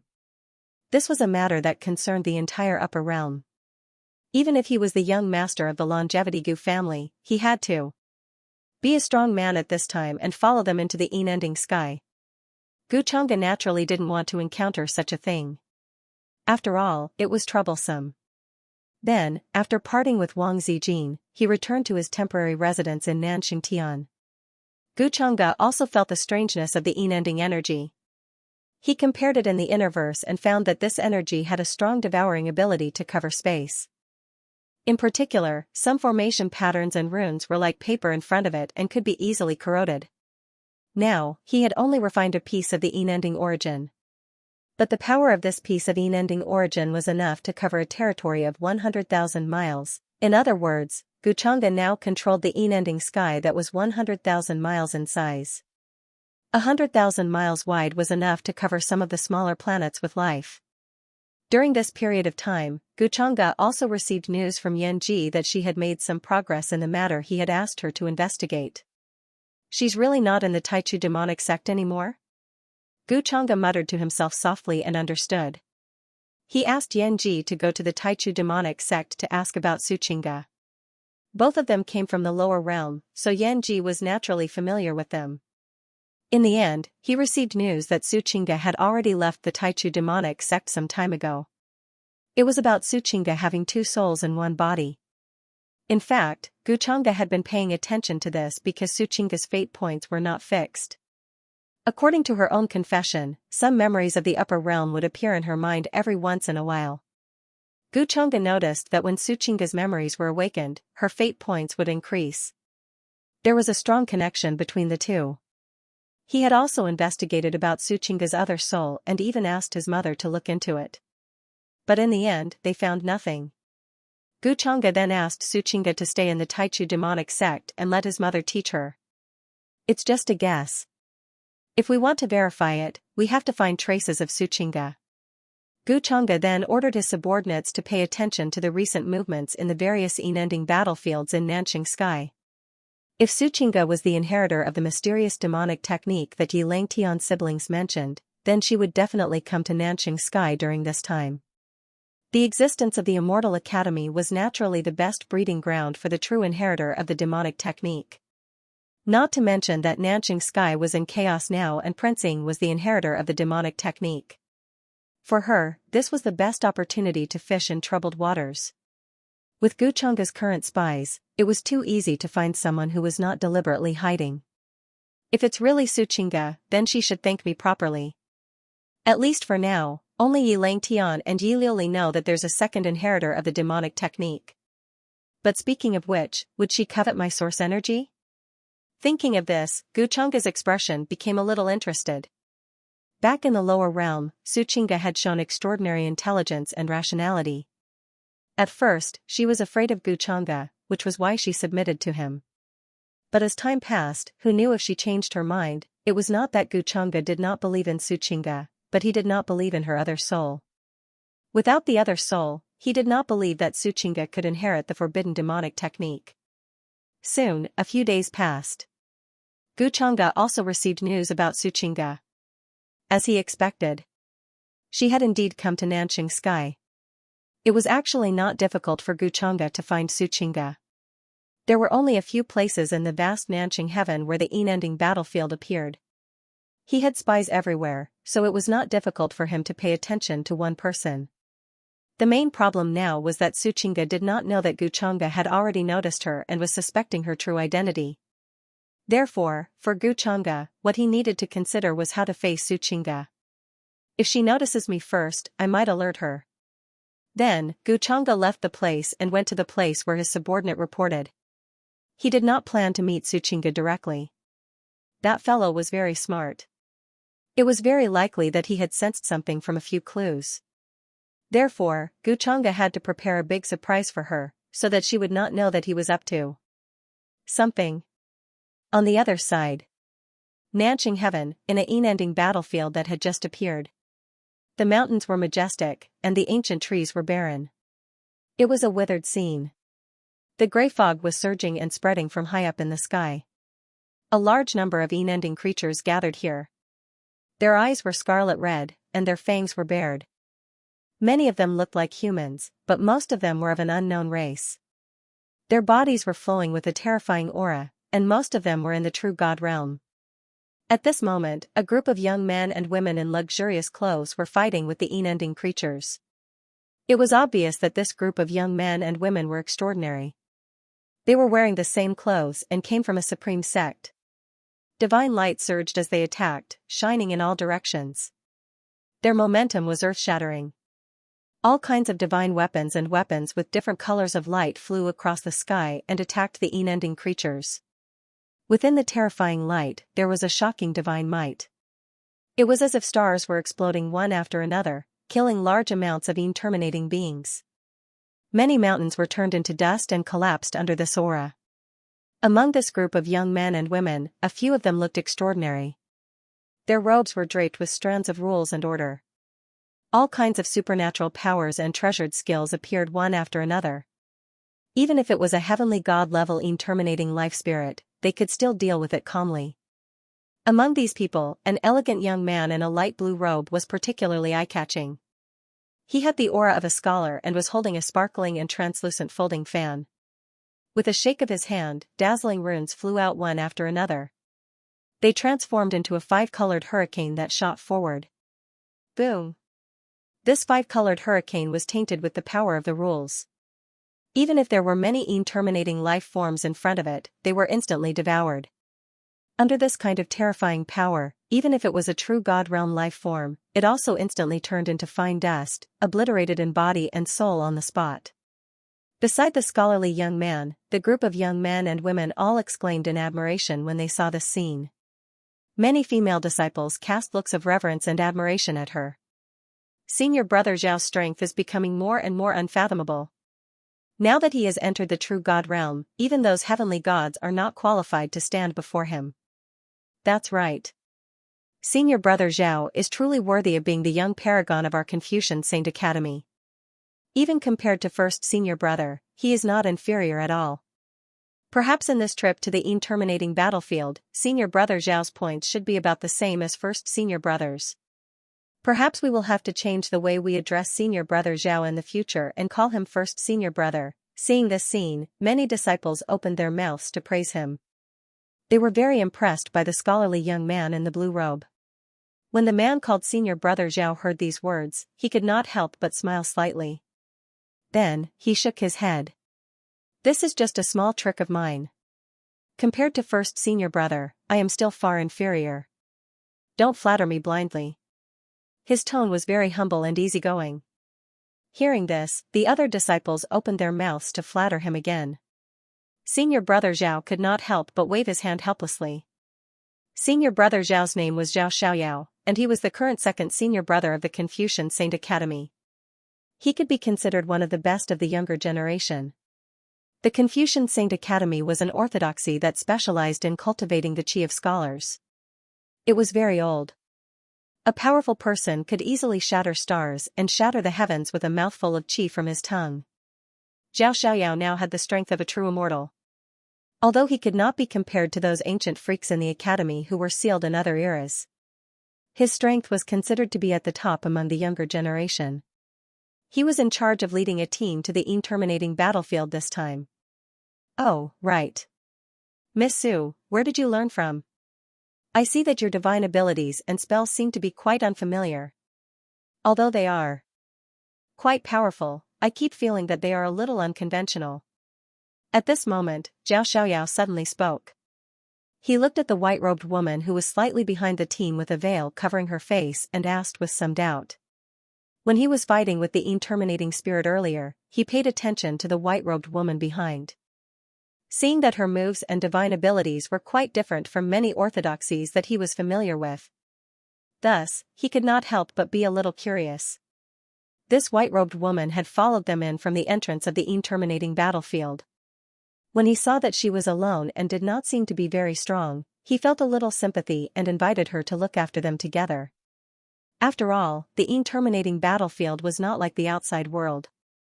The danger of the interminating chi was part of it, but the interminating spirit and the inheritors of demonic arts lurking in the dark were even more dangerous.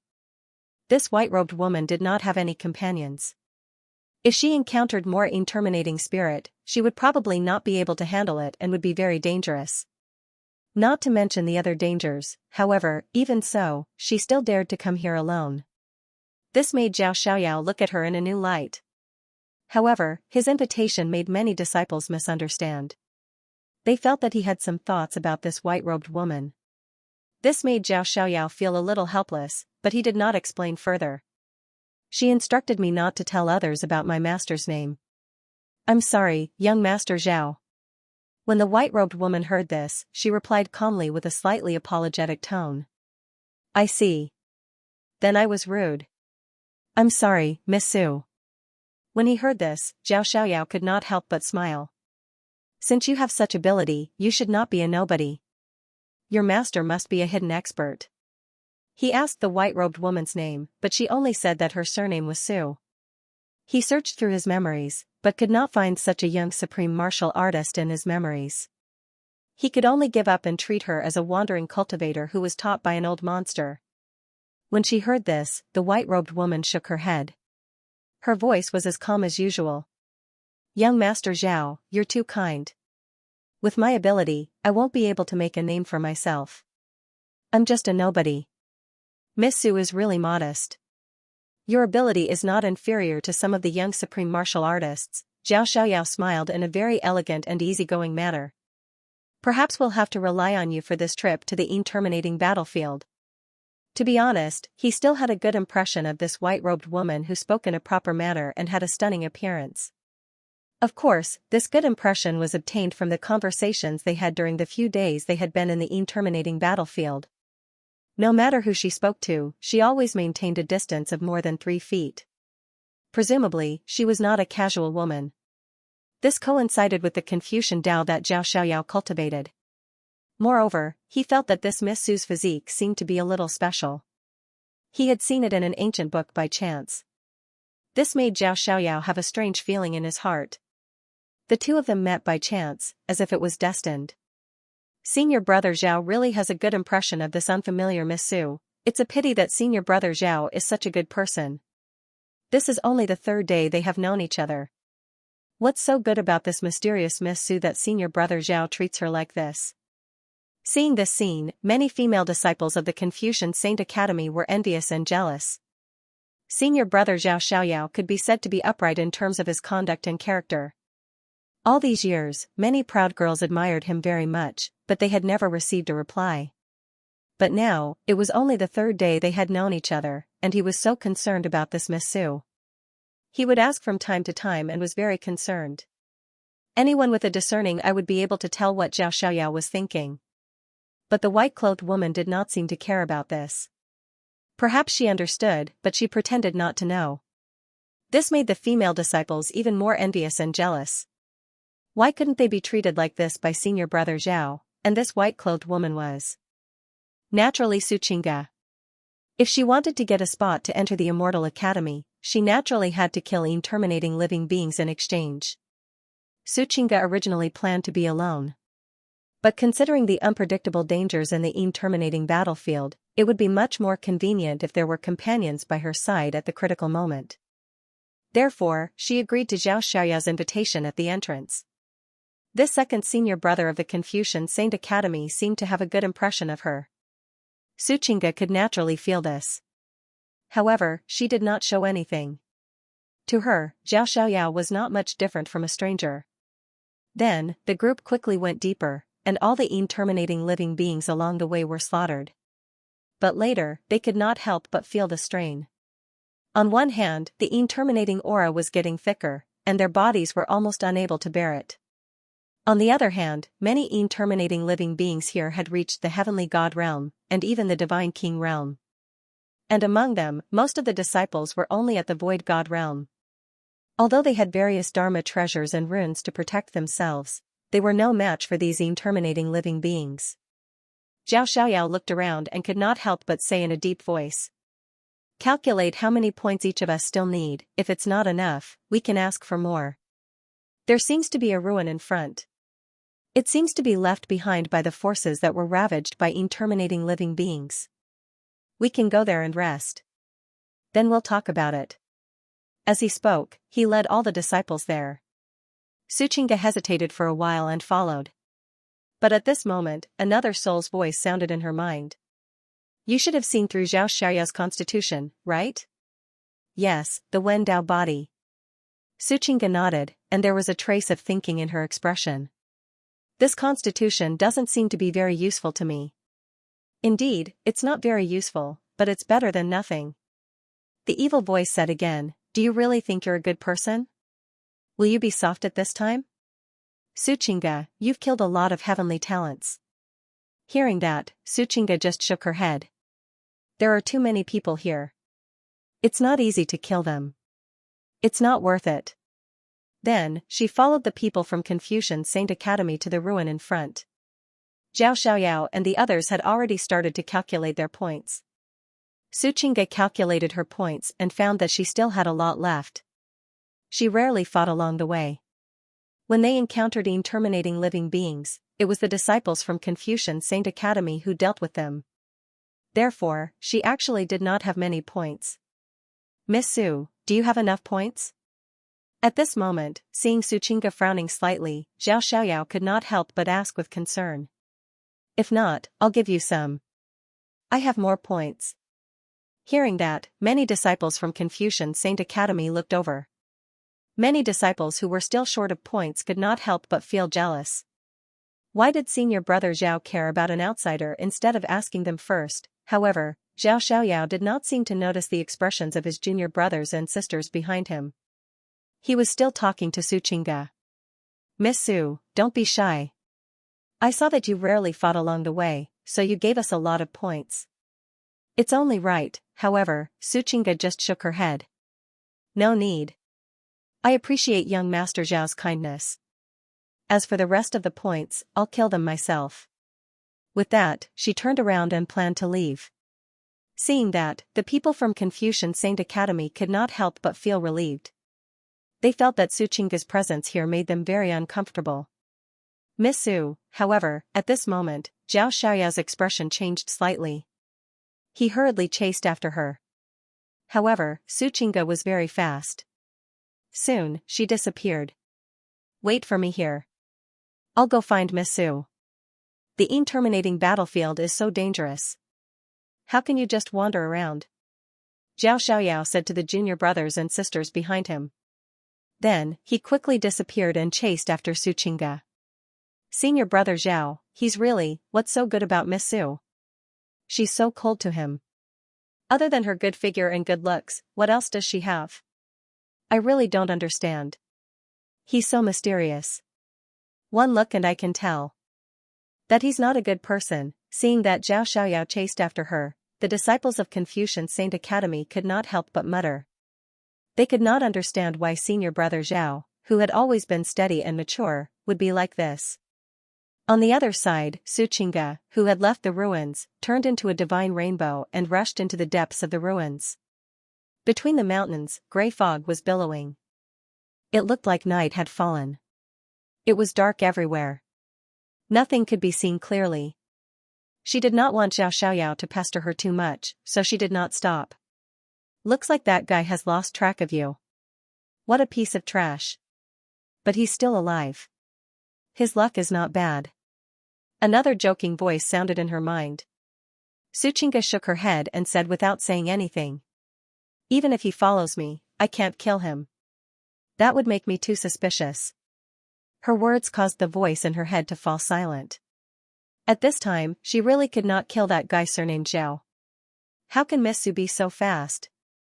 The terminating chi here is already so strong. Why does she still want to go deeper? Zhao Xiaoyao, who had been following her for a long time but lost her, stopped on a mountain peak gloomily. He could not help but clench his fists. The grey fog in front of him was so thick that he could not see many things clearly even when he used his divine consciousness. He could not see Xianxia's figure, so he naturally did not know where she was. That was why he had lost her. This made him feel very upset. He felt a bit melancholy and a sense of loss. Zhao Xiaoyao did not know if he could see Miss Su again in the future. After all, this was the first woman he had a good impression of. He really wanted to take her back to the academy. Even if Miss Su did not have a good impression of him now, he did not care. After all, good feelings and whatnot could be slowly nurtured and developed. Now that he could not find Miss Su, did it mean that it would be difficult for them to meet again in the future? Miss Su, why is she avoiding me? Zhao Xiaoyao sighed and was a little distressed. He should have stopped her. Even if he had to use force, he should have made her stay. Now it was too late to regret. What was the use? If he went deeper, even he would not be able to protect his life. At this time, he definitely could not go forward at will. Because she thinks that you are really like a dog when you are trying to please her for no reason. However, at this moment. Suddenly, a playful voice rang out in the void. Who is it? Come out, don't play tricks in front of me. Zhao Xiaoyao was stunned. When he came to his senses, he could not help but stare at the void in front of him vigilantly. This sudden voice made him feel uneasy and a chill ran down his back. All kinds of thoughts flashed through his mind. He subconsciously felt that someone was following him. Could it be that along the way, their every move was actually being watched by someone? Where are you looking? I'm behind you. However, the next moment, this voice sounded again, making Zhao Xiaoya's scalp explode. An unprecedented sense of fear enveloped his whole body was cold and his soul was trembling. However, before he could turn around, he felt his vision turn black. The terrifying black light instantly poured down in torrents, completely submerging his entire body. Then he lost all consciousness. Sure enough, the ancients did not lie to me. In this world, no bootlicker is innocent. Since you are thinking of something, I can't let you live. Gu Chang's figure appeared in the void. The expression on his face was a little bit interested. Now, he had almost done what he should do. Zhao Xiaoya's death would definitely infuriate the disciples of the Confucian Saint Academy. He had already set this trap for Xianxia. Even if she did not want to enter, it was impossible. However, what surprised Gu Chang'e was that Xianxia's behavior from beginning to end did not look like an inheritor of demonic arts. Of course, it could be understood that Xianxia was very smart and did not have any flaws in her disguise. Chinga, I used to love you so much. Don't let me down. Then, with some profound meaning at the corner of his mouth, Gu Chang'e's figure disappeared again.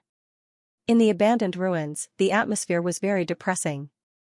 Senior brother Zhao has been chasing Miss Su for so long. Why hasn't he come back yet? Could it be that he accompanied Miss Su to kill the creatures with terminating spirit? But in that case, he should be back by now. It shouldn't be. Senior brother Zhao would not leave us here alone. Could something have happened? It had been half a day since Zhao Xiaoyao left to chase Xianxia.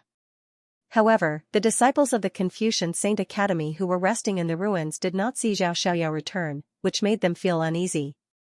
Many disciples spoke one after another, looking worried. They glanced outside from time to time, wanting to see Zhao Xiaoyao. However, except for the vast gray fog and the roaring creatures with the terminating spirit, there was no movement. This caused their hearts to sink, and they felt that the situation was not good. Logically speaking, no matter what Zhao Xiaoyao was doing, he should have come back by now. But he did not. He disappeared without a trace like a clay ox entering the sea. Could it be that senior brother Zhao really had an accident? Thinking of this, a female disciple's face suddenly turned pale. She could not accept this result. Impossible. Senior brother Zhao is so powerful and has so many artifacts. How could he have an accident? Let's wait a little longer, senior brother Zhao. Could he have encountered the inheritor of demonic arts? Someone's voice could not help but tremble as they thought of the various rumors during this period. The existence of the inheritor of demonic arts was not a lie. In the end, although the inheritor of demonic arts was forced to retreat by Guchanga, it was very likely that he had not left the terminating battlefield and had been lurking in the dark. In other words, all of them were in danger. It was not impossible that senior brother Zhao had encountered the inheritor of demonic arts. Do you think that Miss Su has something to do with the inheritor of demonic arts? Why did she not leave earlier or later? Why did she leave at this time? She let senior brother Zhao chase after her alone. Yes, she is not a good person at first glance. I think this matter must have something to do with her. The timing is too coincidental. At this moment, the disciples were agitated. They were very angry and full of hatred. No matter what, this matter must have something to do with that Miss Su. If it was not for her, how could senior brother Zhao be in trouble? Asking for fresh flowers, soon, the sudden disappearance of the second senior brother of the Confucian Saint Academy caused a huge commotion in the terminating battlefield. Although the cultivation of this second senior brother of the Confucian Saint Academy was not comparable to those ancient freaks, he was still a powerful figure. However, for better or for worse, he was still a renowned young supreme being whose name shook a region. Yet, he disappeared without a trace just like that. Not even the slightest ripple could be found. This was really shocking, and people felt uneasy. If he had encountered a powerful and invincible terminating spirit, there would definitely be traces of battle left behind. But no, nothing was left behind. It was as if he had disappeared into thin air. Such a method made many people tremble in fear, and a terrifying chill ran down their spines. Inheritor of demonic arts. Almost immediately, many people thought of these 5 words. Apart from the inheritor of demonic arts, who else would have such means? Then, in the narration of the disciples of the Confucian Saint Academy, all the signs pointed to a white-clothed woman with the surname Su. For a time, this terminating battlefield, which had been silent for a long time, was shaken again. Many young cultivators moved out in anger, spontaneously looking for this white-clothed woman to give justice to Zhao Xiaoyao of the Confucian Saint Academy. The various entrances of this terminating battlefield were also guarded by many young cultivators to prevent the inheritor of demonic arts from leaving. The eldest senior brother of the Confucian Saint Academy was called Jungo. He was a young man with a handsome face and a thin figure. He looked like a thin scholar. But those who were familiar with him did not dare to underestimate him. This was because when Jungo was born, 3 streams of Wen Qi descended from the heavens and gathered in his body. His every move triggered a great amount of Wen Qi. With a wave of his brush, he could create mountains and seas. All kinds of mysterious methods were dumbfounding. Junior brother is dead. He was secretly killed by the inheritor of demonic arts. At this moment, his expression was very gloomy and angry. There was killing intent surging in his eyes. Eldest senior brother, you have to seek justice for senior brother Zhao. If it wasn't for that white-clothed woman with the surname Su, senior brother Zhao wouldn't be like this. Beside Jungo, a female disciple cried and complained. She was very sad. Her words were filled with deep hatred for Su Qingge. I think that Miss Su definitely has something to do with the inheritor of demonic arts. Eldest senior brother, we have to find her quickly. We might be able to find something while we're at it. We might be able to find clues about senior brother Zhao. That's right, eldest senior brother. When the time comes, if the sect blames us, we'll have an explanation. The other disciples also spoke one after another, asking eldest senior brother Jun go to seek justice for Zhao Xiaoyao, who was secretly killed. If there was no explanation, all of them would be punished. Even if this matter had nothing to do with that Miss Su, she had to be captured and given an explanation. I understand. We must give him an explanation for junior brother's revenge. Whether or not it was done by the inheritor of demonic arts, this matter definitely has something to do with that white-clothed woman. After a moment of silence, Jungo could not help but nod with a cold expression. At this moment, a disciple of the Confucian Saint Academy suddenly came to report and said very excitedly, "Eldest senior brother, we have traces of that white-clothed woman. She's at the entrance of the terminating battlefield, but we've stopped her." Hearing this, all the disciples here could not help but reveal hatred, but they more or less heaved a sigh of relief. That's good. Let's go. I think she won't be able to escape now. Jungo was the first to stand up. His expression was cold, and his killing intent was monstrous. He led a group of disciples and left in a grandiose manner. He wanted to give an explanation to his dead junior brother. At this moment, in front of a huge door that was filled with spatial fluctuations, many young prodigies with powerful auras were gathered here. Their eyes were filled with vigilance, fear, and sizing up as they looked at the white-clothed woman in front of them.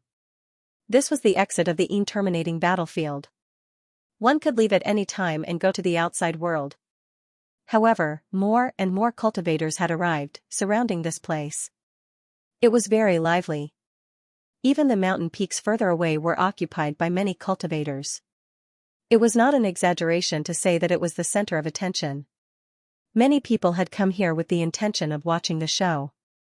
They knew that the second senior brother of the Confucian Saint Academy had been assassinated by the inheritor of the demonic arts. Speaking of which, it had a lot to do with the white-clothed woman in front of him. It was said that the second senior brother of the Confucian Saint Academy had disappeared when he went to chase this white-clothed woman. Therefore, the biggest suspect was naturally this mysterious white-clothed woman. Of course, not many people thought that she was the inheritor of the demonic arts. At most, they felt that she might be related to the inheritor of the demonic arts. More people wanted to know how the Confucian Saint Academy was going to resolve this matter. "Su, why did you assassinate our senior brother Zhao? He has no enmity with you. At most, he has a good impression of you. Why did you do this to him? To think that you look like this. You're simply a vicious person. Our senior brother Zhao is really blind. When he saw that you were alone, he wanted to help you out of kindness. In the end, this is how you treat senior brother Zhao? Hurry up and tell us, where did you take senior brother Zhao? Even if you have the support of the inheritor of the demonic arts, he can't save you today. Be smart and tell us everything honestly." At this time, the disciples of the Confucian Saint Academy who had stopped Xianxia shouted with righteous indignation. Their eyes were full of anger and hatred. They looked like they would not give up.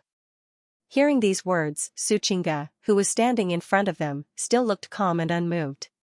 She said flatly, "How many times have I said that this matter has nothing to do with me? After I left, I haven't seen Zhao Xiaoyao. Where is he now? How would I know?" Speaking of this, she frowned secretly. She did not know why she was accused of something inexplicably. After she left, she got rid of Zhao Xiaoyao and went to other places to kill spirits, intending to exchange them for points. After that, she had never seen him again. These days, she had heard that something unexpected had happened to Zhao Xiaoyao. What happened during this time was too much of a coincidence. Xianxia thought for a long time. In the end, it could only be said that she was too unlucky. So now, she was almost in a dilemma. She could not explain it. If she fought, she would at most have the strength of the true immortal realm without using the forbidden demonic skill. As for using the forbidden demonic skill, that would be courting death. Could it be that he had no choice but to surrender? At this time, Xianxia was conflicted and helpless. She felt that there was no other way. "You're still quibbling. If it were not for you, how could senior brother Zhao be in trouble?" Hearing Xianxia's words, the disciples of the Confucian Saint Academy were even angrier. They almost attacked her directly. "Zhao Xiaoyao wanted to come here. What does it have to do with me? You are the unreasonable ones. When something happened, you did not dare to go to the inheritor of demonic skills. You only know how to bully a weakling like me. Xianxia's voice was still calm, but now there was a hint of coldness in it. What a sharp-tongued woman. After all, if it were not for you leading my junior brother out, what happened later would not have happened. At this time, a cold laugh was heard. In the sky, divine rainbows fell. The person in the lead was Jungo, the eldest brother of the Confucian Saint Academy. With a cold expression, he stared at Xianxia as if he was going to see through her. Seeing that Xianxia did not speak, he continued. He continued coldly, in my opinion, you are inseparable from the inheritor of demonic arts. If you want to prove all this, then open up your knowledge sea and let me examine it. If I am really wrong about you, we'll apologize to you and let you go safely. What do you think? Hearing this, Xianxia and the young heavenly legends nearby all changed their expressions. After all, the Sea of Consciousness was the most secretive place for a cultivator. It involved the divine soul and many other secrets. For a cultivator, checking the Sea of Consciousness was the most humiliating thing. It was better to die. But this is a good idea, however, many young heavenly legends looked a little moved. This could be considered the only way at the moment. Don't even think about it. Xianxia's voice was very cold. Checking the Sea of Consciousness? The secrets in her Sea of Consciousness were far more important than Zhao Xiaoyao's death. How could she let others check it so easily? Oh? So you don't want to? In that case, don't blame us. Jungo's voice was still cold. Under his scholarly appearance, there was a terrifying power that made people's hearts palpitate. As he finished his words, the terrifying power of the divine realm instantly descended and was about to crush Xianxia. His cultivation had already reached the divine realm, which was far more powerful than many young supreme masters. Xianxia's face turned pale. She clenched her fists. She was not reconciled. Did she really have to expose the forbidden demonic skills at this time? Was there any other way to solve the situation today except for this? All of a sudden, Guchunga's figure appeared in Xianxia's mind. If she revealed her relationship with Guchunga at this time, with his power, who would dare to make things difficult for her? However, when Xianxia was about to open her mouth, suddenly, there was a fluctuation outside the space portal. Many young heavenly legends were shocked. A cultivator's figure appeared and said excitedly, "Great! Young Master Chang'e heard that an inheritor of demonic skills appeared here. He's on his way here. P.S. 2 in 1, too lazy to separate. 1000. A thick spatial aura filled the air as several cultivators walked out, bringing the news. Young Master Chang'e wants to come here? That's great. With young Master Chang'e's strength, we don't need to worry even if we face the true inheritor of demonic arts. At the entrance of the Yin battlefield, many young cultivators were stunned when they heard this. Then, his expression changed. He was a little agitated and excited. For a moment, this place was in an uproar. After all, the second senior brother of the Confucian Saint Academy, Zhao Xiaoyao, suddenly disappeared. It was suspected that he was secretly killed by the inheritor of demonic arts. This matter made many people uneasy, which was why they came here to see how the Confucian Saint Academy would deal with the matter of the white-clothed woman. If she really had something to do with the inheritor of demonic arts, everyone would gang up on her. It was impossible to let her leave safely. Young Master Chang'e, Jungo was also stunned when he heard this. Then, he showed a cold smile. But the expression on his face was even colder. He stared at Xianxia and said indifferently, "Now even young Master Chang'e is here. If you don't give an explanation today, no one can save you. Even if you have a powerful backer, it won't help you at this time. You really won't give up until you see the coffin. At this time, you still haven't opened your Sea of Consciousness. Are you still waiting for the inheritor of demonic arts to save you?" In his opinion, the reason why Xianxia was still so calm was probably that she had some kind of confidence or trump card. Moreover, she had an extraordinary background. That was why she was so calm. But at this time, the matter of the inheritor was involved, especially when Guchunga was alarmed. This matter had developed to another level. As everyone knew, Guchunga was the top person of the younger generation. At the same time, he also had the responsibility to fight against the inheritor of demonic arts. If he knew that the woman in front of him was related to the inheritor of the demonic arts, it was self-evident what would happen to the woman in front of him.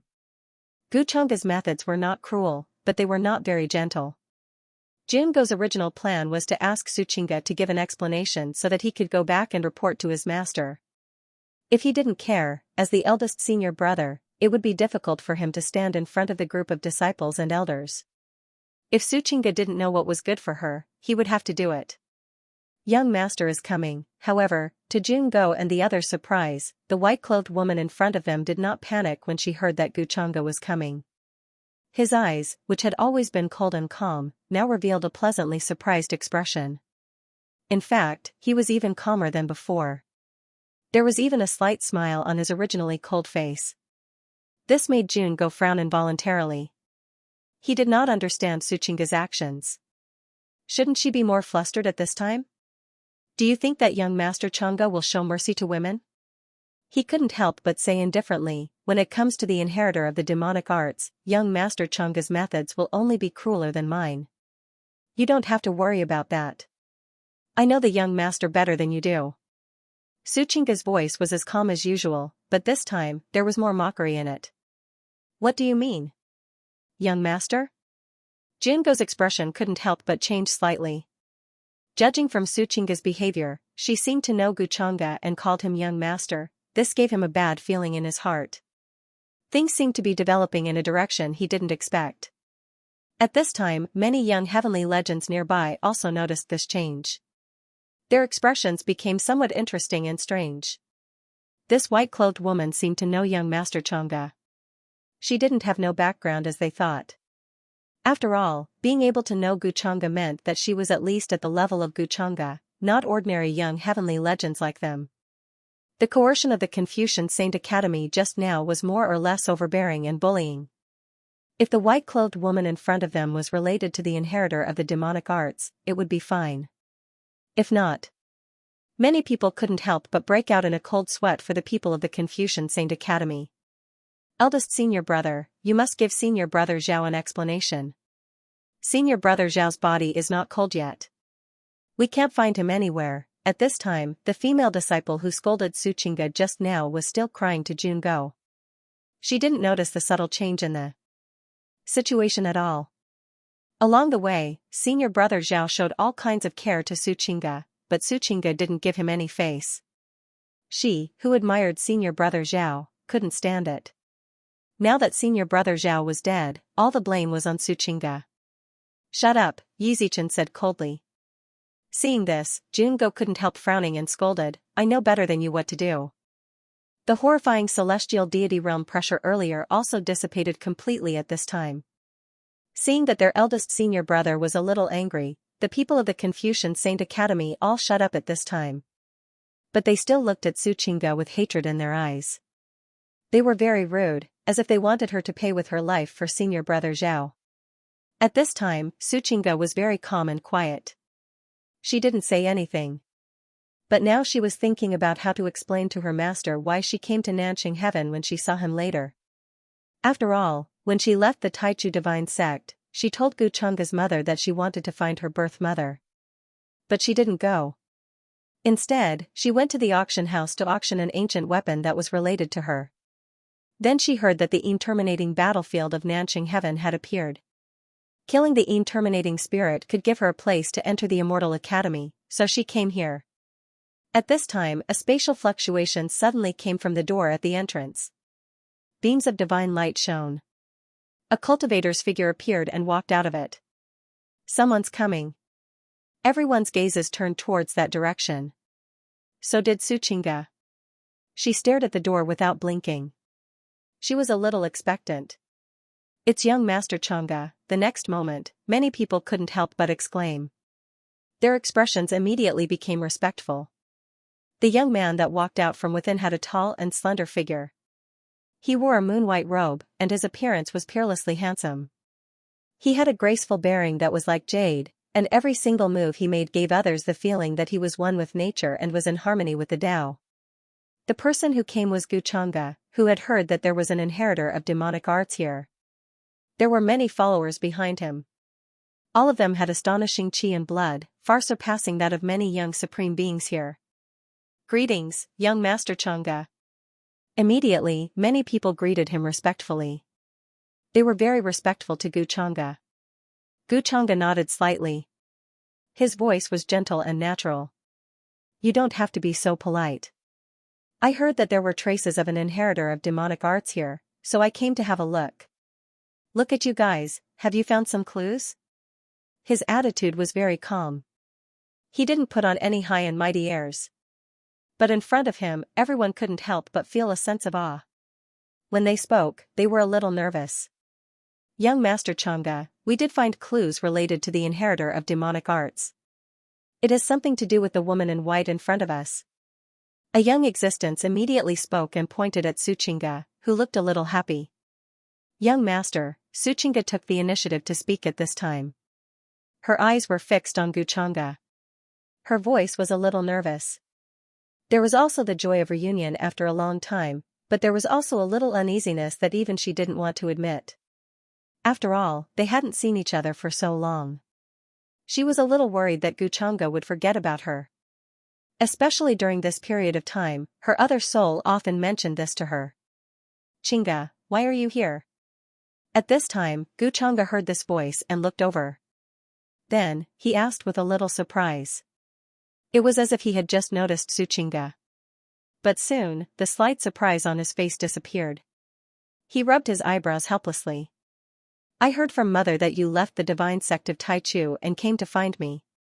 I was wondering when you would come. Why did you come to the Yin battlefield alone? Don't you know it's dangerous here?" There was some blame in his words, but more concern and worry. "Young Master, hearing this, Xianxia was a little speechless for a moment. Then, her eyes were slightly wet. She thought that Xianxia would first ask the reason, but she didn't expect that Xianxia would help her out without asking the reason at all. Her previous worries were completely unfounded. With Xianxia's mind, he would probably know the ins and outs of the matter at a glance. But he chose to believe in her without reservation. This made Xianxia's heart tremble slightly. She felt nothing but touched. At this time, even the other soul in her mind was speechless. "Young Master Xianxia, do you know Miss Su?" But after hearing these words, at this time, Jungo couldn't help but change his expression. Then, he carefully opened his mouth and asked tentatively. The people of the Confucian Saint Academy behind him also noticed that something was wrong. Their faces were faintly pale. After all, judging from Xianxia's concerned tone, even a blind person would know that this woman in white had a close relationship with him. She was from the Taichu demonic sect? And it was related to Xianxia's mother. The few disciples who had scolded Xianxia just now were even more pale. They only felt that the sky was about to collapse. If it weren't for the people beside them who hurriedly supported them, they would probably have collapsed to the ground. "What's wrong?" "Xianxia is my servant girl." "What did she do?" Hearing this, Xianxia couldn't help but frown and ask, "Could it be that the clue of the inheritor of demonic skills you mentioned has something to do with her?" It was as if they had just realized what had happened here. However, after hearing Xianxia's words, many young talents here reacted, and their expressions changed drastically. Even if this woman in white was just Xianxia's maid, her identity was far superior to theirs. It should be known that many talented girls didn't even have a chance to talk to Xianxia, let alone be his maid. Moreover, what Xianxia said just now seemed to involve his mother from the primordial sect. Many people subconsciously thought that this woman in white was a maid that had been trained by Xianxia since she was young. This kind of thing wasn't strange in the Supreme Taoism and Imperishable sections.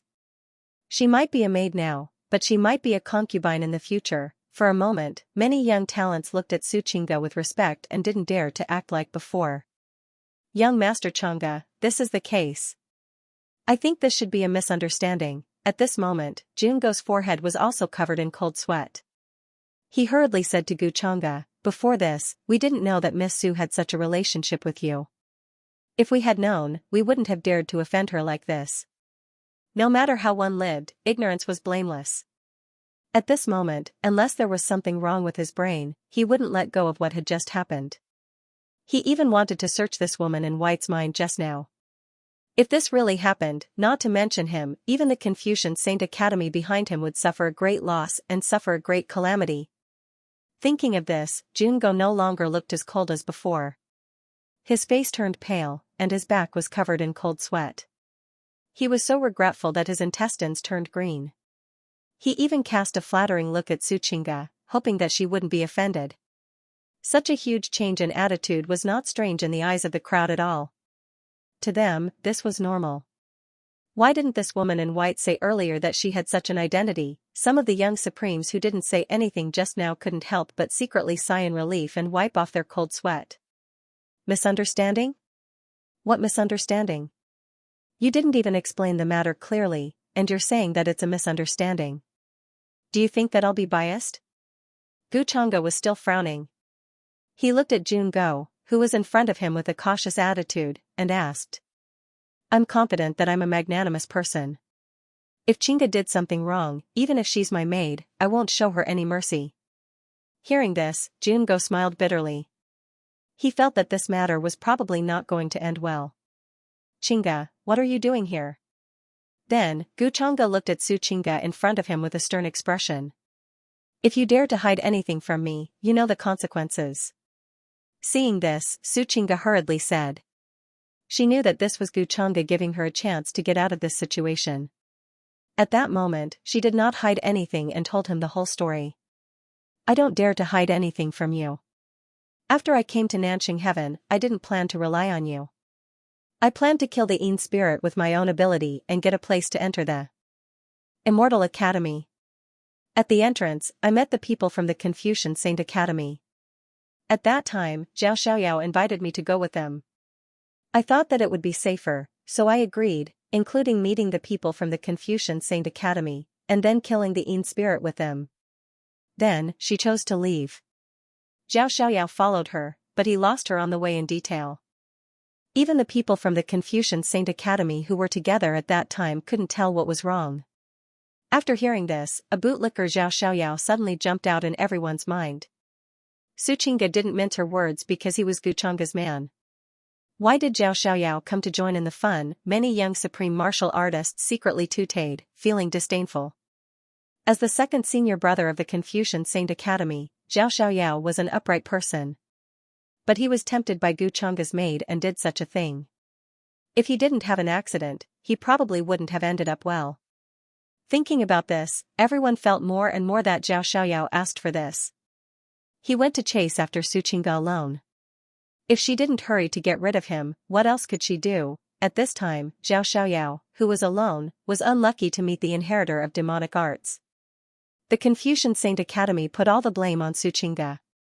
Wasn't it because they wanted to find an explanation? Su Chinga knew that after killing Zhao Xiaoyao, she was the most suspicious. Why would she do this? Unless she was really stupid. And no one expected that Gu Chang'e was behind Su Chinga. Suspecting Su Chinga meant suspecting Gu Chang'e, didn't it? At this moment, Su Chinga was still talking, and her voice was very calm. Then Zhao Xiaoyao suddenly disappeared. The disciples of the Confucian Saint Academy thought that I killed him.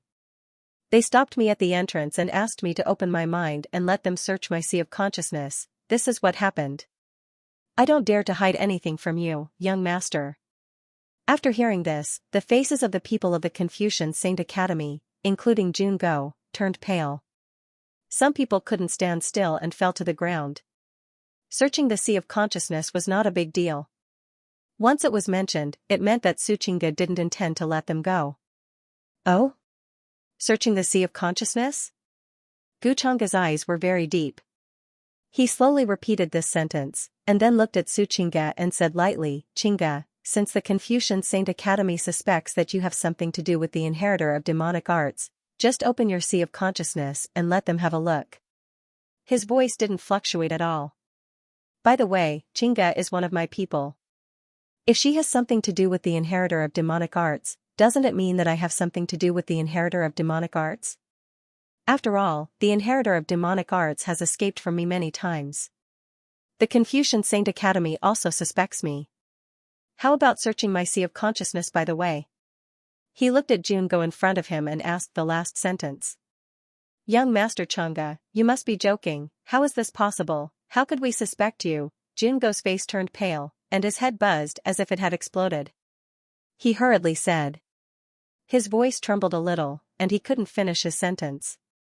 He finally experienced the terrifying power of facing Guchanga, which made his heart palpitate and his soul tremble. Chinga, release your sea of consciousness and let them see your relationship with the inheritor of the demonic arts. At this time, Guchanga ignored him and repeated again. His voice was still calm. Since they don't dare to investigate my sea of consciousness, then I'll find another day to visit and find someone with the courage to investigate. Not to mention the disciples of the Confucian Saint Academy. At this moment, all the cultivators here couldn't help but shiver. Their faces changed drastically as they felt the terrifying coldness in Guchanga's words. He was probably really angry. What did it mean to personally visit with Guchanga's identity? Would he start a longevity war with the Confucian Saint Academy because of this? They would kill at every turn, and the ocean would flow for billions of miles. Investigate Guchanga's sea of consciousness. Even the founder of the Confucian Saint Academy wouldn't dare. Why did no one dare to investigate when they suspected that the inheritor of the demonic arts was Prince Ing? It was also because of this reason. As the young master of the everlasting family, he represented the face of the everlasting family. As for Guchanga's status, compared to Prince Ying's, it was even higher.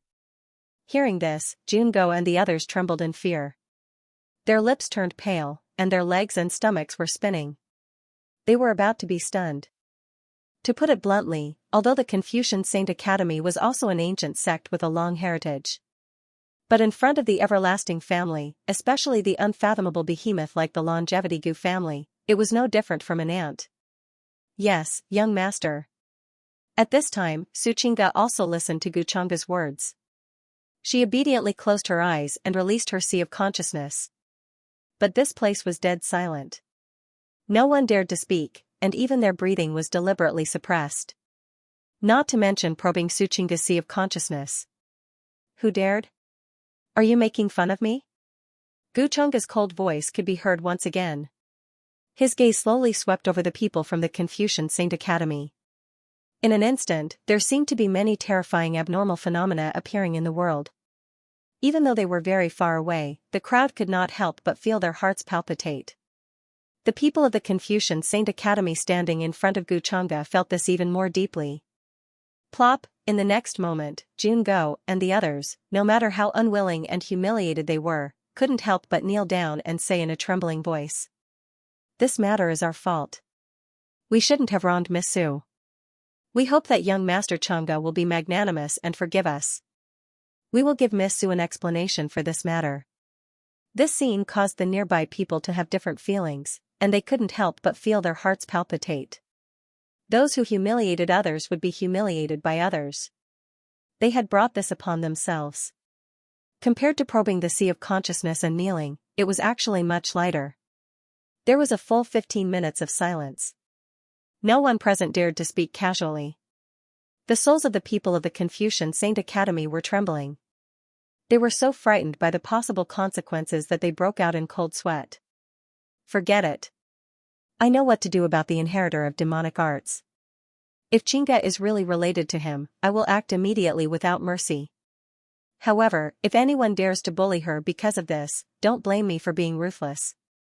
Then, Guchanga waved his hand, and his expression returned to normal. Thank you for your magnanimity, young Master Changa. However, the people of the Confucian Saint Academy looked as if they had just been fished out of the water. They were drenched in cold sweat. After this misunderstanding was resolved, the people of the Confucian Saint Academy compensated Suchinga with many things, including Dharma artifacts, sacred elixirs, and so on. Suchinga silently followed Guchanga and left this place. As for the inheritor of demonic arts who had appeared before, no one knew what he was disguised as now. Back in the immortal ancient continent, there had been cases where inheritors of demonic arts disguised themselves as others and mixed in. Therefore, no one could do anything at this time. They could only be careful not to be alone like Xiao and give the inheritor of demonic arts a chance to take advantage of them. Today, the people of the Confucian Saint Academy had not only lost face, but also offended Guchanga. They were so regretful that their intestines turned green. For a time, there were all kinds of discussions with different opinions. Many people thought that Guchanga's actions were not wrong. This matter was the fault of the Confucian Saint Academy. After all, they had made a conclusion before the matter was clear. After leaving the Absolute battlefield, Guchanga took Xianxia back to the mansion where they usually stayed temporarily. He did not talk to Xianxia much along the way, and his expression was very calm and deep. Many thoughts flashed through his mind. This time, no matter the timing or method, there was not the slightest flaw to be found in this arrangement. No matter how smart Xianxia was, she did not realize that this blame was actually put on her by Guchanga. At the critical moment, it was Guchanga who appeared to help her out and forcibly made a good impression on her. Now, Guchanga was almost sure that Xianxia was this generation's inheritor of demonic arts. His great Tao treasure bottle could sense the aura of demonic arts very clearly. Although Xianxia could not sense his existence, Guchanga could sense the great Tao treasure bottle that she condensed with runes if they were not far away. This kind of feeling was like seeing a fake in a painting. The key was that the fake was still very blurry. Guchanga wanted to ask her if she had learned 1% of the forbidden demonic arts. It was probably far from that. The inheritance of forbidden demonic arts was not as simple as condensing the great Tao treasure bottle to cultivate. It also involved many secret methods and so on. For example, the wedding dress fairy spell, the all-demonic body transformation, the supreme freedom meditation, the lawless only me unrestrained technique. Xianxia probably had never even heard of these things, let alone cultivate and learn them. Guchanga suspected that the inheritance she had received might be this little. Maybe the inheritors of forbidden demonic arts were all like this. The founder of the first generation of the forbidden devil arts, this concealment was too serious. From all the signs, Guchanga had always felt that it was one of her avatars. Her concealment was exactly the same as his. Guchanga's expression was very calm and deep. Xianxia, who was following behind, also vaguely guessed what was on his mind. But she did not know how to open her mouth at this time. The problem was solved. But it was obvious that Guchanga's words were based on what he had seen. Before this, he did not know that she would come to Nanxing Heaven. Being told by his mother that she was coming to find him was just an excuse he made up to help her out. Xianxia was very smart. She understood Guchanga's intention, so she answered accordingly.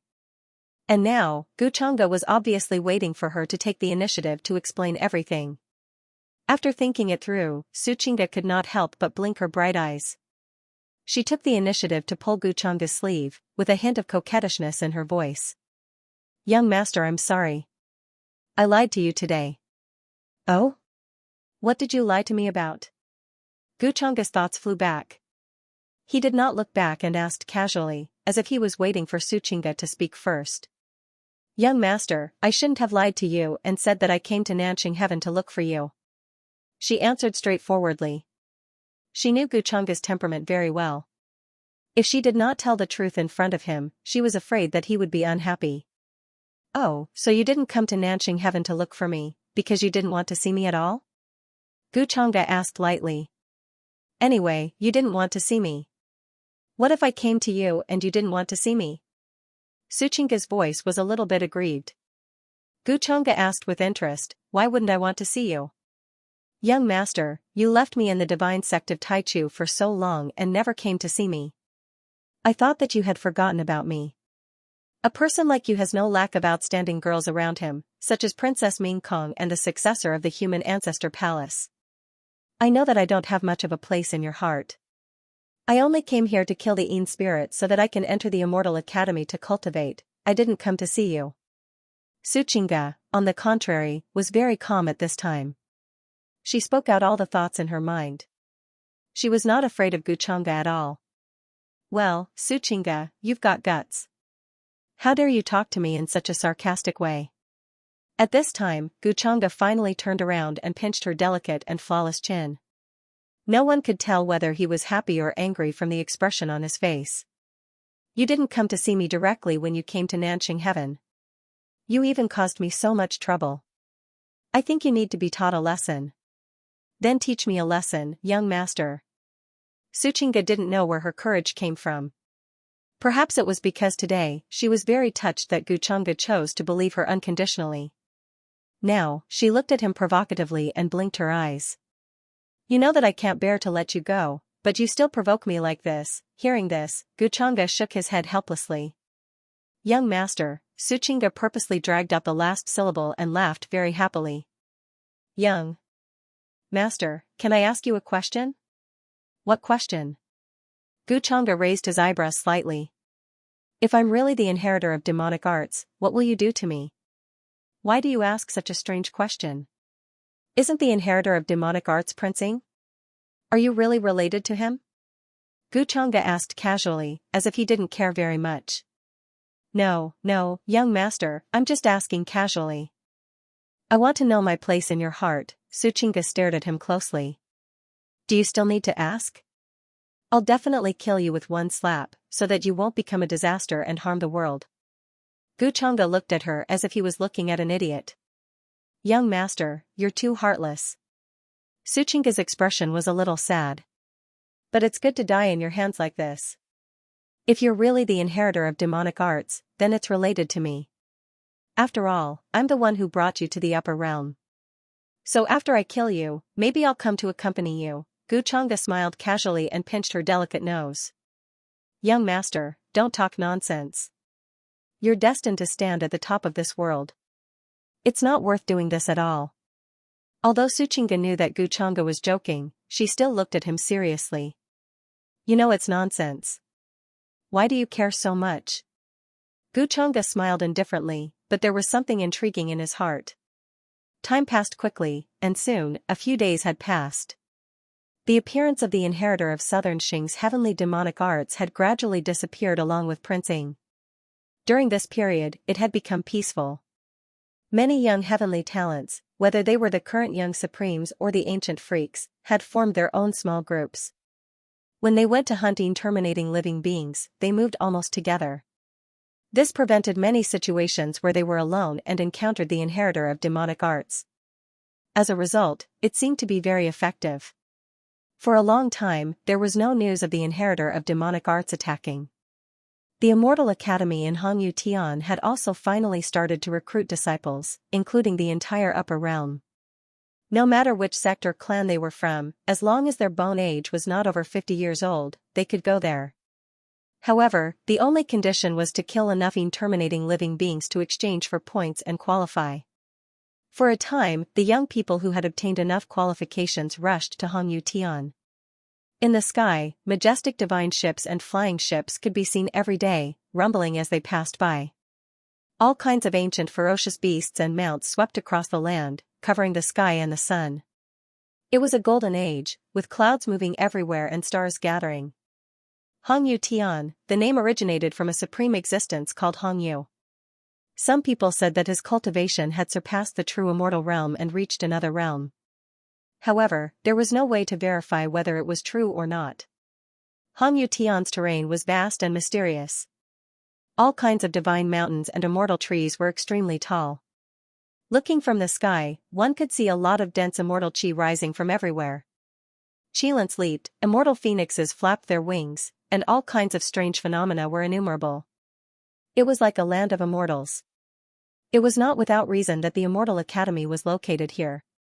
Whether it was cultivation resources, the Supreme Being's carvings, the Great Emperor's mansion, or opportunities and blessings, immortal medicine, sacred trees, immortal springs, and divine iron, they were all the best places in the upper realm. As the place where immortals were created in this era. The Immortal Academy was not peaceful at the moment. In an ancient palace that stood in the void, mottled with rust and filled with chaotic air.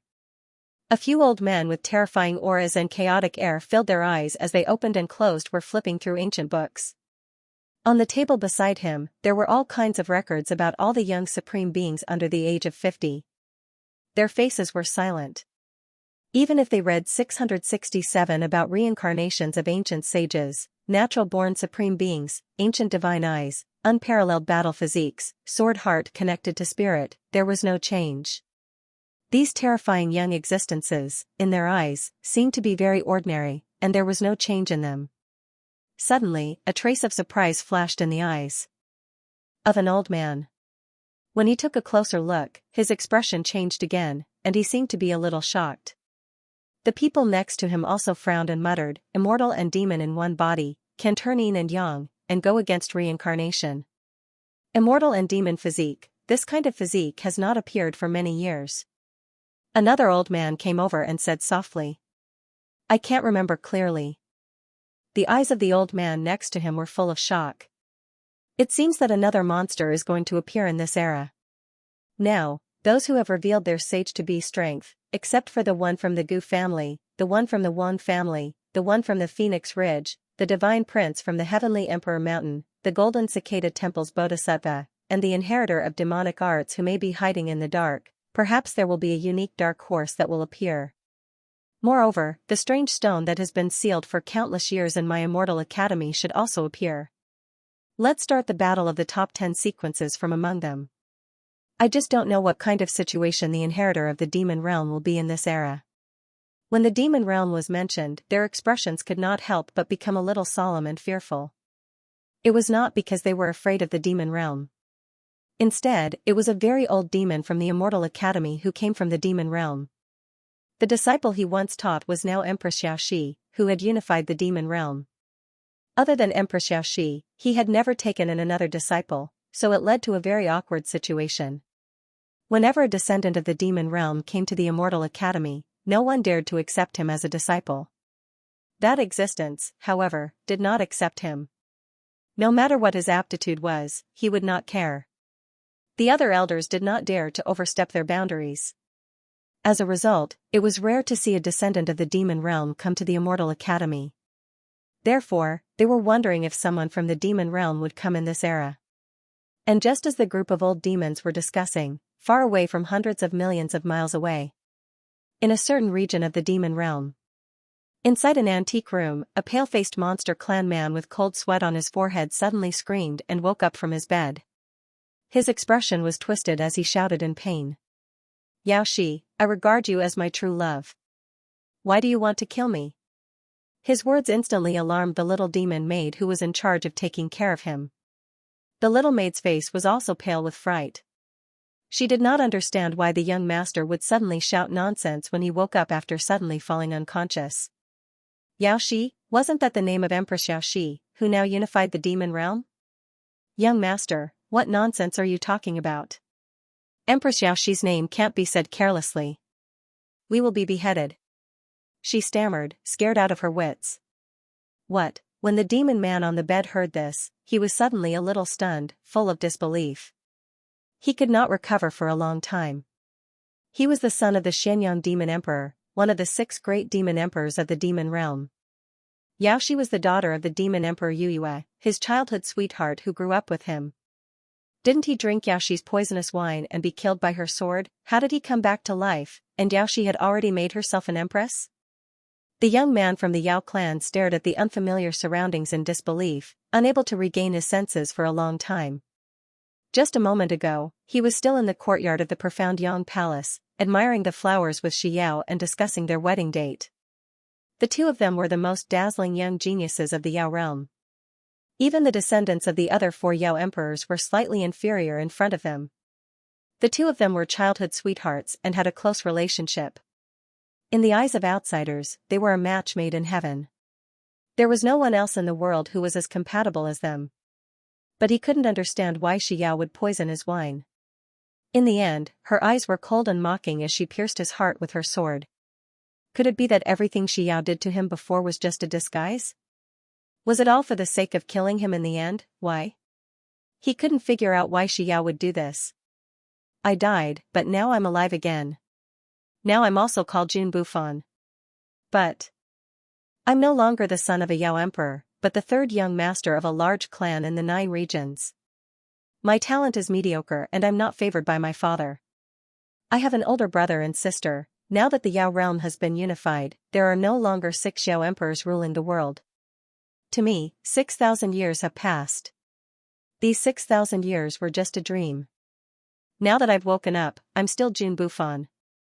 But Shi Yao is already high above and has become the empress of the Yao realm. But I won't forget this grudge. One day, I will personally come to her and ask her everything. I'll avenge her sword.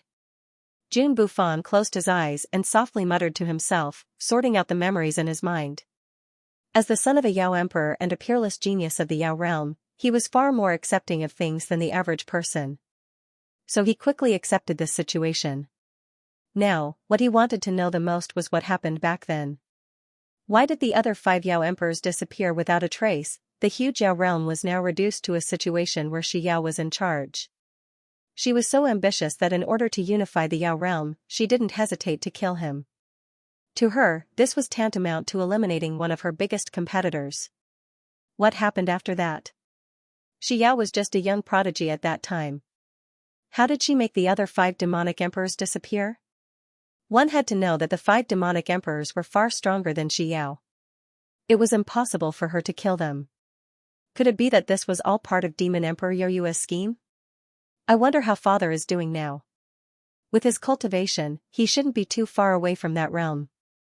Could my rebirth be arranged by father? After all, it's too much of a coincidence to have the same name and surname. Jun Bufan couldn't help but whisper. As he spoke, his eyes flickered with divine light as he thought of many things. The young maidservant beside her was also very pale. In her opinion, the young master must have been possessed. Otherwise, why would he say such words? Casually spreading rumors about Empress Shi Yao was a major crime in the demon realm. The lightest punishment was beheading, while the heaviest punishment was having one's entire clan confiscated. At this time, Jun Bufan seemed to notice the little maid beside him. His expression gradually became serious, and he said, Qing remember not to mention what you heard today to anyone. Young master, don't scare me. If I say these words, I'll be beheaded and have my entire clan confiscated. Although master is now highly regarded by Empress Shi Yao, the little maid's voice trembled more and more. So remember, don't mention it to anyone. When the time comes, neither you nor I will be able to escape death. Jun Bufan's voice was also unusually calm. At this time, he recalled the memories in his mind. His current father was a big shot in one of the 9 domains. He was highly regarded by Empress Shi Yao. He had even been given the title of Anti-Chaos Heavenly King because of his continuous actions over the years to clean up the remnants of the previous demonic emperors. And now he was the son of the Anti-Chaos Heavenly King. This identity made Jun Bufan feel even more ironic. I know, young master, don't worry. I definitely won't say these words today. The little maid nodded like a chick pecking at rice. She didn't dare to say another word. Jun Bufan was very relieved about this. For now, what he needed to do was to cultivate and investigate his father's whereabouts. If there were any backup plans left behind, then it would be fine. Even if there were no backup plans, he was not afraid. He believed that with his identity as the son of a demonic emperor, he would rise again. One day, he would stand in front of Shi Yao openly and question her. He would also announce to the world what happened 6,000 years ago and let everyone in the demonic realm know. What was the true face of the Empress Shi Yao that they now believed in? This is the demonic emperor fruit position that father left for me? Why? At this time, Jun Bufan's expression suddenly froze. He noticed that in his sea of consciousness, there was a misty golden brilliance emerging. His entire consciousness seemed to be sucked into it, and he couldn't resist at all. It seemed to be an empty land, but there was an endlessly majestic figure in it. There seemed to be a boundless world here, and there were demonic beasts everywhere in the sky and on the ground. The sounds of roaring, chanting, and worship blended together to form a vast world sound. No matter what kind of creature it was, at this time, they couldn't help but feel a sense of worship. The terrifying divine radiance was like a boundless waterfall. It covered everything and rumbled with rumbling sounds. Father, Jun Bufan's voice trembled as he tried to look at the blurry figure in front of him. Although he was sitting there cross-legged, he was still incomparably majestic. He was shrouded in endless traces of the great Tao, and he couldn't be seen clearly. Sitting high in the 9 heavens, overlooking the vicissitudes of the world. It was his father, the Xianxia demon emperor, one of the 6 supreme existences of the demonic realm. At this time, as if sensing Jun Bufan's figure, the majestic figure who had been sitting cross-legged opened his eyes. His gaze was incomparably majestic, but it was full of peace. Child, you're here? The me you see now is just a remnant image. I can't tell you much, but you have to remember that you are now related to the survival of the entire demonic realm. Everything in this space is something I left behind for you, and it can help you grow quickly. In the outside world, I have arranged many means for you, but you need to find them yourself. When those forces are strong enough, it will be time for you to find me. Although at that time I'm very likely to be gone, there is only one thing you have to remember: don't expose your identity. Jun Bufan was about to ask his father about what had happened in these years, but he didn't expect that the Xianxia demon emperor only said these things for him. He was related to the survival of the demonic realm. For a moment, Jun Bufan was stunned, and he couldn't believe it. He thought that this would be a simple revenge, but now his father told him that all of this seemed to involve a lot of things. It even involved the fate of the entire demonic realm. I understand, father. Jun Bufan nodded secretly and clenched his fists. Then, after these words, the figure of the Xianxia demon emperor disappeared from this space, as if he had completed the task. Then, the many chaotic waterfalls in front of him separated. Jun Bufan saw the scene, and even though he had lived 2 lives, at this time, he couldn't help but suck in a breath of cold air. The things that his father left for him were simply too many. Just the immortal crystals alone were piled up into a small mountain. In addition to that, there were countless immortal treasures, immortal herbs, divine spring, almost impossible to find spiritual roots, and even various rare immortal pills. In the palace, there were also earth-shattering divine formations that gathered endless spiritual energy. There were treasures everywhere, divine light soared into the sky, and immortal clouds filled the air like colorful fog. Further away, there were spiritual fields planted with all kinds of divine herbs, and divine springs flowing. It was very magical. There were too many resources, more than what he had seen in his previous life. In particular, Jun Bufan saw the Xianxia heavenly blade that his father left for him. It was exuding a brilliant and inviolable aura. With these resources, how difficult would it be for me to find Xiao for revenge? At this moment, Jun Bufan's heart was filled with lofty sentiments. In the blink of an eye, several days passed. At this moment, Gu Chang'e, who was in southern Xingtian, was still unaware of the small matter that happened in the demon realm. In the following days, he explored a few more Yin fields, but he didn't find the Yin field origin, which made him a little disappointed. Sure enough, the first time was because of Wang Zijin, and not because of him. Apart from the son of destiny or the daughter of destiny, no one else could touch this thing. This also made Gu Chang'e temporarily dispel this thought in his heart, and plan to go to the Immortal Academy first. The matter in southern Xingtian was more or less settled. As for the matter of Yingshuang, Gu Chang'e had been paying attention to it, and knew that he had now come into contact with that mysterious forbidden demonic arts organization. The use of this bait made him feel a little less worried. In the blink of an eye, half a month passed. Hong Yutian. An incomparably majestic and ancient mountain gate stood there, like the first mountain since the creation of the world, exuding a desolate and ancient aura. Strands of chaotic qi fell from the surface of the body, and there were billions of rays of light blooming here, incomparably sacred. Among them, mountain ranges stretched, and the divine mountains were tall, as if supporting the 4 seas and 8 wastelands. All kinds of dense immortal qi soared everywhere, full of mystery and vastness.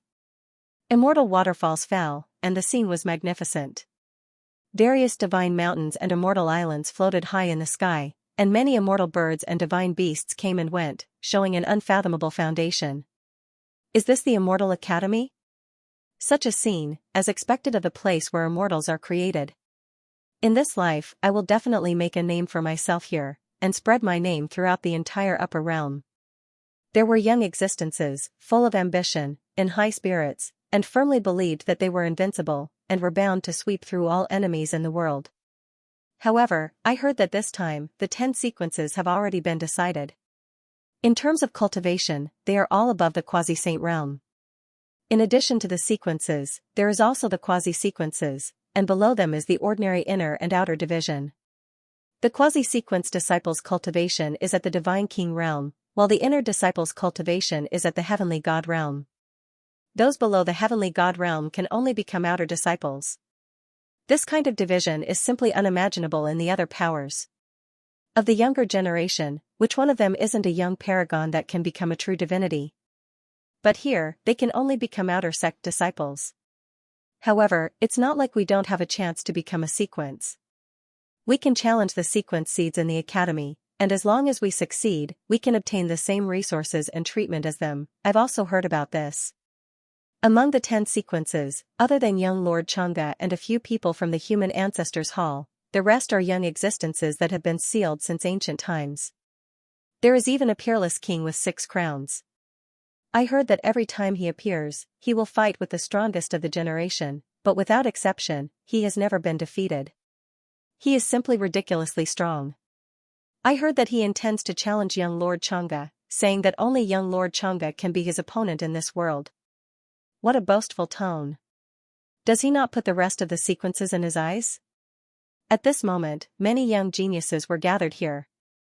They could not stop discussing and exclaiming in front of the mountain gate, feeling their own insignificance. Even though they also had extraordinary backgrounds behind them, they still felt the terrifying foundation of the true Immortal Academy. Young geniuses who want to exchange points, come here for the Bone Age examination. Those who are older than 50 years old, don't come, lest you embarrass yourself. At this moment, in front of the mountain gate of the true Immortal Academy, there was a white-robed old man with white hair and a youthful face. His cultivation did not seem to be very strong, but no one dared to underestimate him. His gaze swept across the many geniuses in front of him. His voice was not loud, but it spread far and wide. All of a sudden, everyone in the area heard the news and rushed to that place. After all, without a spot, even if they had a terrifying background, they did not dare to barge into the true Immortal Academy. It was rumored that there were countless old monsters in the true Immortal Academy, and they came from all over the upper realm. Who knew, they might even encounter the old ancestors of their families and other existences. For the younger generation, entering the true Immortal Academy to cultivate was an unparalleled opportunity. For those old fellows, it was the same. Bone Age of 51 years old, do you think this old man is blind? You still dare to fish in troubled waters? Men, throw him out for me. Suddenly, the white-robed old man's expression became very ugly. He frowned and berated the middle-aged man in front of him, not holding back at all. The middle-aged man's expression also became anxious. He could not help but say, I'm only 1 day older. I'm exactly 50 years old and 1 day older. Whether it is cultivation or points, I have enough. Can't you make an exception? The white-robed old man's voice suddenly became very cold. Don't waste this old man's time. Rules are rules. You are not qualified to break them. What kind of dog's-hit true Immortal Academy is this? You don't even care about this bit of reason. The middle-aged man's expression suddenly changed. He cursed, but before he could finish his next sentence, his eyes widened in disbelief and fear. With a wave of the white-robed old man's sleeve, this middle-aged man exploded in the air, turning into a blast of bloody mist, body and soul erased. This scene made the originally rather lively true Immortal Academy immediately become deathly silent. Everyone couldn't help but gulp, feeling a bit of a chill run down their backs. A few cultivators who were mixed in, planning to fish in troubled waters, couldn't help but shiver at this time, feeling the urge to retreat. This was more than just not giving face, it was completely ignoring them from the start. True Immortal Academy didn't lack heavenly talents. Let's continue. This is the result of provoking True Immortal Academy. The white-robed old man continued, his voice still calm. However, it also made everyone shiver inwardly. They clearly understood True Immortal Academy's power and tyranny, not caring about their backgrounds at all. In this place, True Immortal Academy's words were the rules. Then, the white-robed old man held a sparkling and translucent ancient mirror. Divine light flickered on it, releasing a wave of dense mist.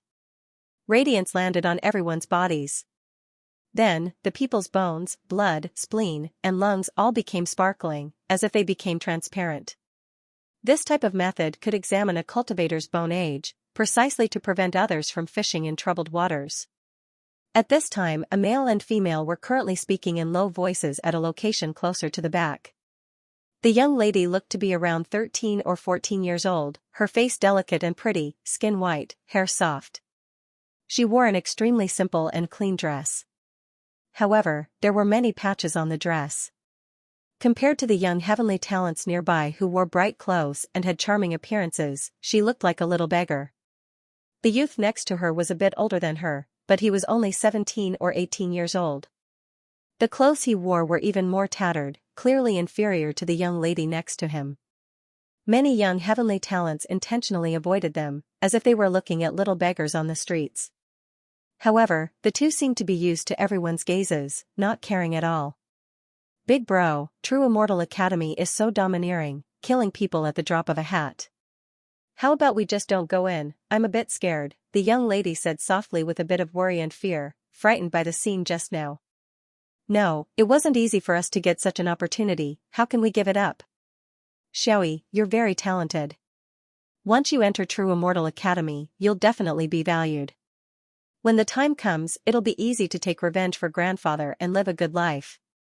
Hearing this, the youth shook his head, a look of determination flashing past his eyes.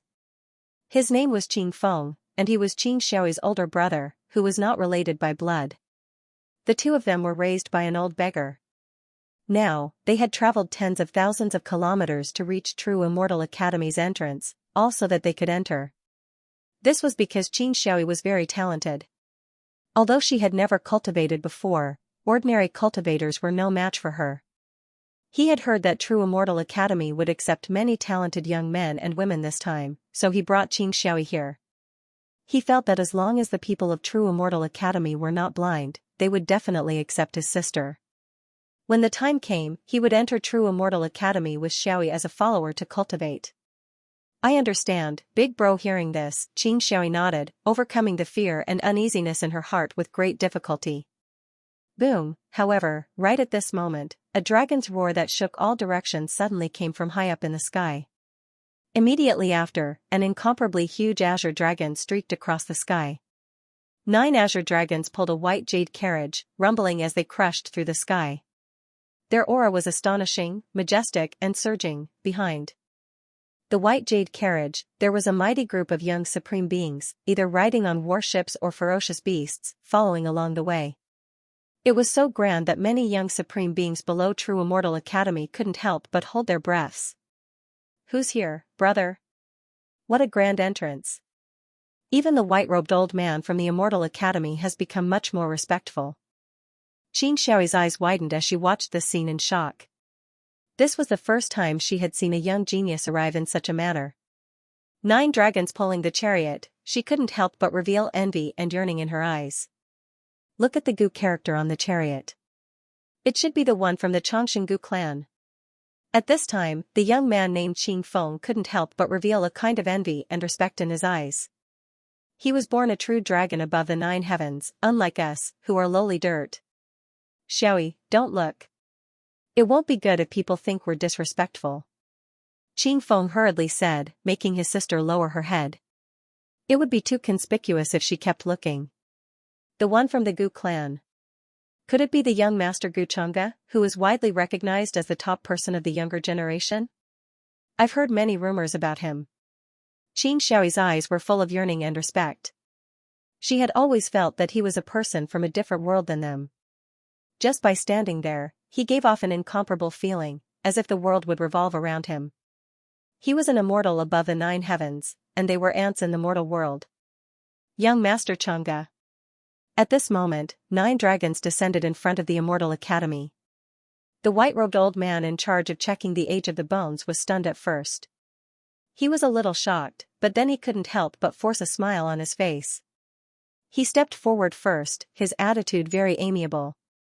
The terrifying Saint Realm pressure of the 9 dragons swept in all directions, causing the expressions of many young supremes to change greatly again.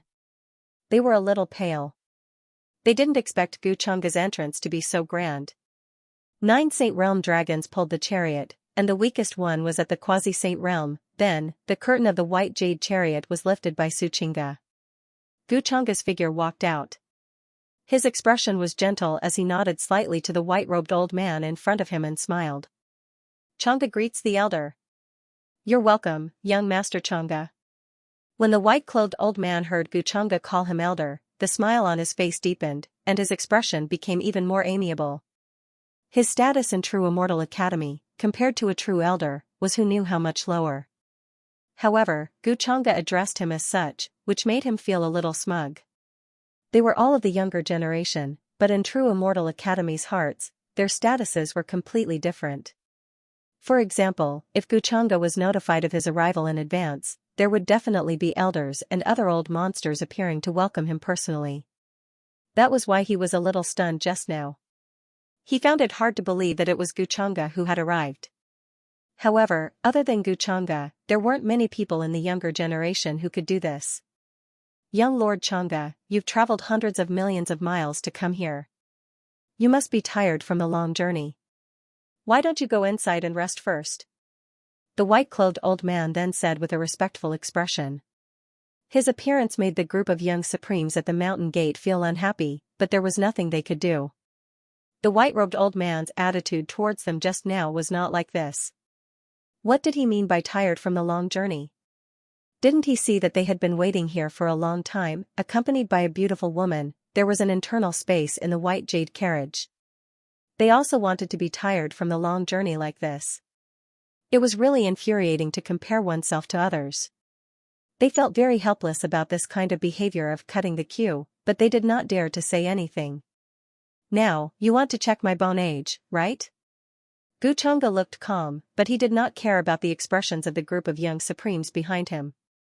His gaze fell on the ancient mirror in the white-clothed old man's hand and asked. Behind him, Xianxia stood quietly. Her pretty face was white, and her eyes were crystal clear. She was so quiet and beautiful like a jade fairy. The group of followers also looked very quiet, but their momentum was very shocking. No need. Young Lord Changa only needs to show his points. It's too troublesome to check his bone age. The white-clothed old man heard this and hurriedly waved his hand. He said with a smile, skipping this step. As for whether the bone age of Guchanga's followers was over 50 years old, it was not important. Because of Guchanga's identity and strength, the Immortal Academy could make concessions for him and break the rules. Seeing this scene, the expressions of many young supremes changed. They felt helpless. This kind of differential treatment really made them feel very depressed. Brother, when can we be like this? In the crowd, Qing Xiaoi saw this scene and was very envious. Her brother Qing Feng was the same. His eyes were full of longing. Then, he sighed, stop dreaming, young Master Changa. He's someone we'll never get in touch with. In that case, thank you very much, elder. Hearing this, Guchanga smiled and did not refuse. After all, it could save some time. Soon, he showed enough points to kill the Yin spirit, and the followers, including Xianxia, also had a lot of points. When he was in the Yin spirit battlefield in Nanqing Sky, Guchanga had gone to the deepest part. The number of Yin spirits that died in his hands was far more than that of all the people in front of him combined. He had only casually selected a portion of the stronger Yin terminating spirit corpses to exchange for points. However, after entering the gate of the Immortal Academy, Guchanga did not choose to continue. He stopped here with a slightly interested expression. What's wrong, young master? Xianxia looked at him curiously. Let's see if there are any good seedlings this time. Guchanga said casually as he glanced at the many young supremes below. In the end, his gaze stopped on a delicate girl with a long skirt with patches on her head. He seemed to be thinking about something. Another person with great luck. The system did not prompt, so she should not be a girl of luck. The huge luck value was even light purple. In terms of degree, although it was far less than Jiang Chuchu and the others, it was still very shocking. This made Guchanga's expression change, but he did not say anything and just watched. What was so special about this girl? Why did she have such a huge luck value? Soon, according to the order, it was Qing Xiaoi and Qing Feng's turn to check their bone ages. One's bone age is 13, the other's bone age is 17. But with this cultivation, I'm afraid you are not fooling me. One has never cultivated, and the other has never cultivated at all. What do you want? The white-robed old man could not help but frown. His tone was not polite, as he felt that the two were here to make fun of him. Although he felt that the girl in front of him might have extraordinary talent, she had never cultivated, so her strength was not enough. As for this young man? Where did this little beggar come from? At this time, the white-robed old man's words attracted the attention of many people. They all looked at them with mockery, sarcasm, and interest. In this world, there was no lack of people who liked to watch a show. They were even more so. Just now, many people were observing the shabby siblings who looked like beggars. Those malicious gazes made Xianxia's face turn a little pale. She could not help but shrink her head, feeling a little scared and uneasy. However, at this time, the young man named Qing Feng stood in front of her and protected her. He gritted his teeth and said, "Elder, although my sister has never cultivated, her strength is stronger than some cultivators." Before he could finish his words, he heard the mocking laughter coming from all around. He could not help but blush. He wanted to shout at them, "What are you laughing at?" However, he did not dare to. "You are making fun of me." The white-robed old man's voice sank. He did not believe his words at all. Although the girl in front of him looked a little extraordinary, she was smart and had a good seedling for cultivation. He had missed the best opportunity. The Immortal Academy was to nurture perfected immortals, not to teach them how to cultivate from the beginning. "Elder, this is the truth. I wouldn't dare lie to you. I beg you, please accept. My little sister." At this time, Qing Feng was a little dumbfounded and hurriedly pleaded. He did not expect this to be the result. They had traveled tens of thousands of miles, crossing mountains and rivers, but in the end, they were rejected. "Seeing that you siblings are pitiful, I do not want to fight. If you know what's good for you, then leave." The white-robed old man sighed and his tone was a little helpless. If not for Guchunga watching, he would have attacked. "I beg of you, elder. Please give my sister a chance." However, when he heard this, Qing Feng gritted his teeth and knelt down directly, begging. "You," the white-robed old man's expression changed again. He then continued to ask with a sigh, "Then let me ask you. Do you have the points for killing Yin spirits? If you want to enter the Immortal Academy, you have to kill at least 3 Yin spirits of the true God realm. Can you do that?" Hearing this, Qing Feng's mind buzzed and became blank. His face also suddenly turned snow white. "Brother, let's go back." At this time, Qing Xiaoi also understood the white-robed old man's meaning and pulled Qing Feng's sleeve. Before they came here, they did not know anything. They did not know that there were such requirements to enter the Immortal Academy. They thought it was the same as other ordinary sections. It was enough to test one's talent and bone age. They were too naive. "Is there no other chance?" Qing Feng still did not give up and asked. "No, you can go back. Don't force me to chase you away." The white-robed old man's voice was very cold and there was no fluctuation. At this time, although many young supreme beings did not speak, their eyes were filled with mockery and pity when they looked at the two of them. They were clearly not from the same world, but they had to come here and hit their heads until they bled. The Immortal Academy was not opened for people like them. They would not mock them either. After all, that would lower their status. Xiaoi, looking at the group of young supreme beings nearby, they did not speak but had a look of mockery. Qing Feng and Qing Xiaoi could not help but tremble. They gritted their teeth and their hearts were filled with hesitation, uneasiness, and fear. "Elder," at this time a gentle voice suddenly sounded in front of the mountain gate, breaking the silent and uneasy atmosphere. "Young Master Chang'e." The white-robed old man hurriedly put on a smile and looked at the source of the voice. Everyone looked over, including the uneasy and fearful Qing Xiaoi and Qing Feng. They did not understand why Guchunga suddenly spoke at this time.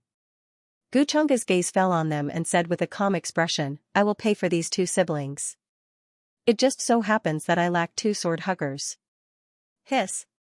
What? Hearing this, not only did the white-robed old man's eyes widen, but he also gasped in disbelief. Even the other young supreme beings in front of the mountain gate widened their eyes in shock. Sword huggers? The sword huggers by young Master Chang'e's side, this relationship was even closer than that of followers. Even they were far from being qualified to enter Guchunga's eyes. How could these 2 little beggars in front of them be qualified and given such an opportunity? At this time, many young supreme beings were envious and jealous. They looked at Qing Feng and Qing Xiaoi differently. They were not as mocking as before. Even the followers behind Guchunga were stunned.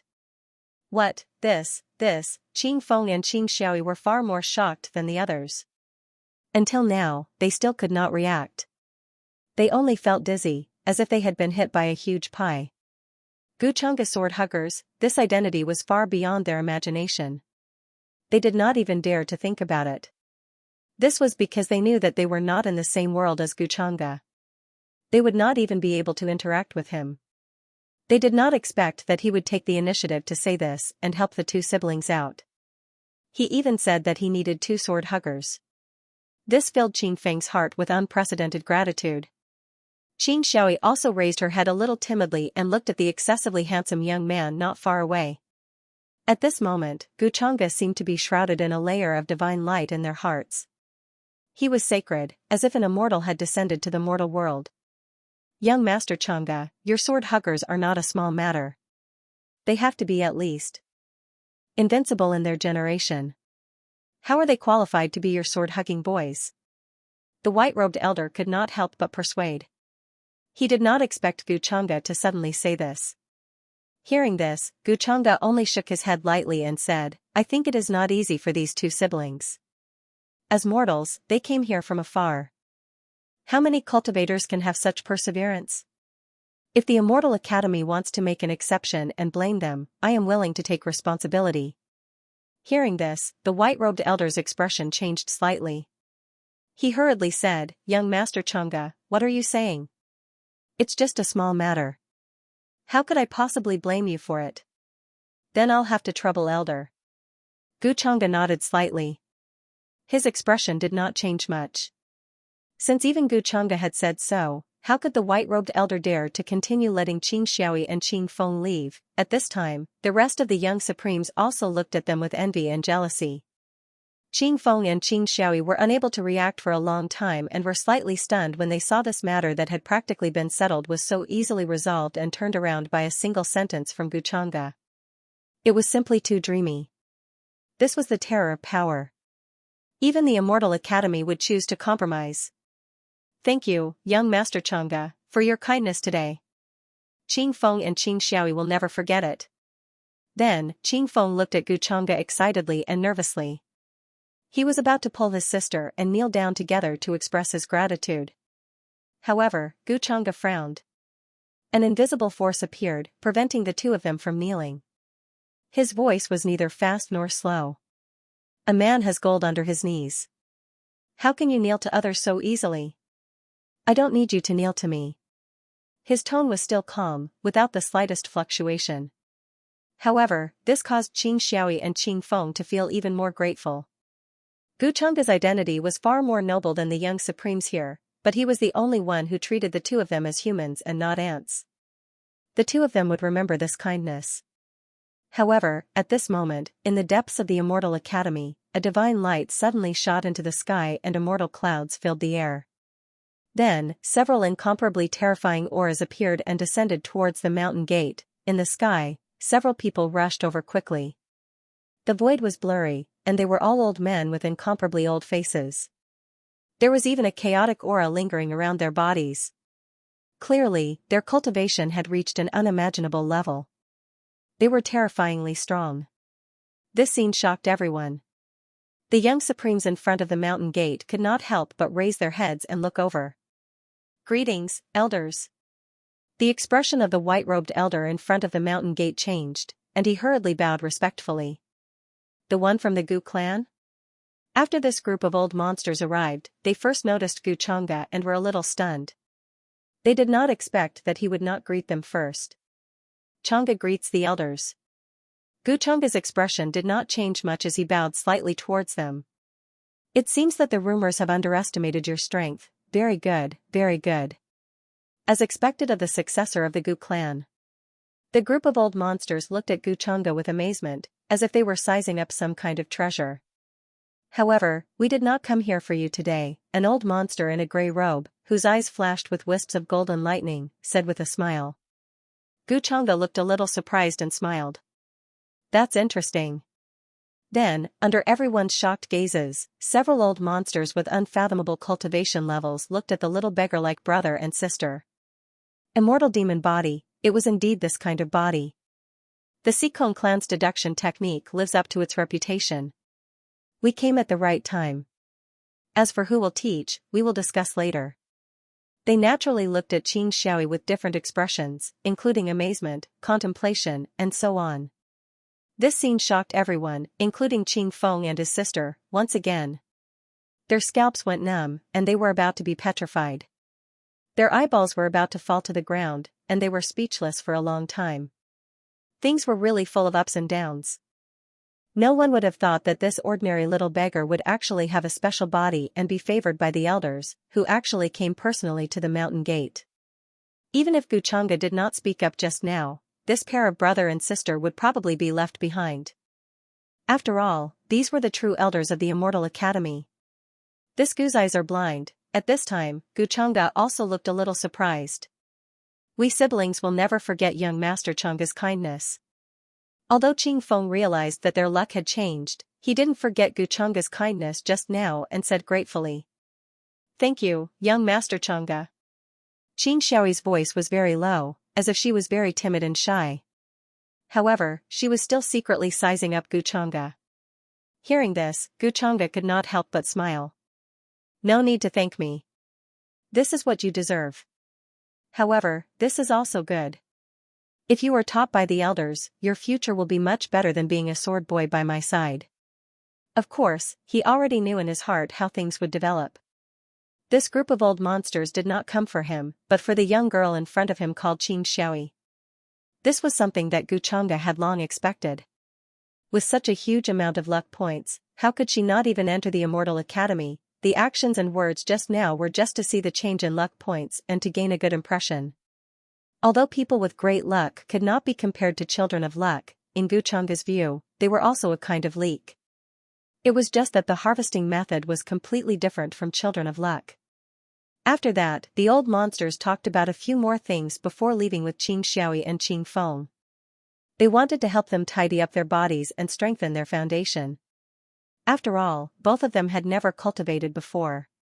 Qing Feng naturally benefited from his sister's good fortune and was brought in to cultivate together. This made many people envious of him. He was afraid that from today onwards, this little beggar would transform into a figure that they could never hope to associate with. Soon, the place regained its tranquility. The immortal fog surged, the mountain breeze blew, and the fragrance of the saint stamen wafted. "Thank you, young Master Changa, for helping me out." The white-robed elder wiped the cold sweat on his head and thanked Guchanga with some lingering fear. Just now, he had almost rejected a peerless genius. If not for Guchanga pleading for him and saying that he was following the rules, he would have been punished by the elders. Therefore, he was even more grateful to Guchanga. "Elder, you are welcome." Guchanga nodded slightly and didn't seem to care much about it. "My name is Wang Zhongyong. If young Master Changa needs anything in the future, just ask me." The white-robed elder smiled and said respectfully. Guchanga nodded and did not stay any longer. He left with Su Qingga and the rest and went into the Immortal Academy. In his mind, he was still thinking about Qing Xiaoyi. Logically speaking, with such a constitution, she should not have been a nobody. Any cultivator with a bit of insight would have noticed her abnormality. Could it be that this pair of siblings was hiding some kind of secret? However, Guchanga did not see any obvious change in fate on her brother, Qing Feng. Logically speaking, with such a sister, his fate should be higher than most of the people here. However, for Guchanga, what happened in front of the gate of the true Immortal Academy today was just a small interlude. He had heard of the immortal demon body before. It was said that it had only appeared once in history. But that one time, he had created an immortal demon true lord. This was an incomparably valiant existence. There were some who said that his cultivation already exceeded immortality, reaching another unfathomable level. The uniqueness of this physique was that it could fuse immortals and devils, reverse yin and yang, and break through the cycle of reincarnation. Those who possessed the immortal devil body, even if they had never cultivated before, would be nourished by all kinds of substances in the world, far surpassing ordinary cultivators. As for the matter of reversing yin and yang, Guchanga felt that it had something to do with reversing life and death. It could also be reversing time and going against the Khanate. In any case, he was keeping an eye on Qing Xiaoyi.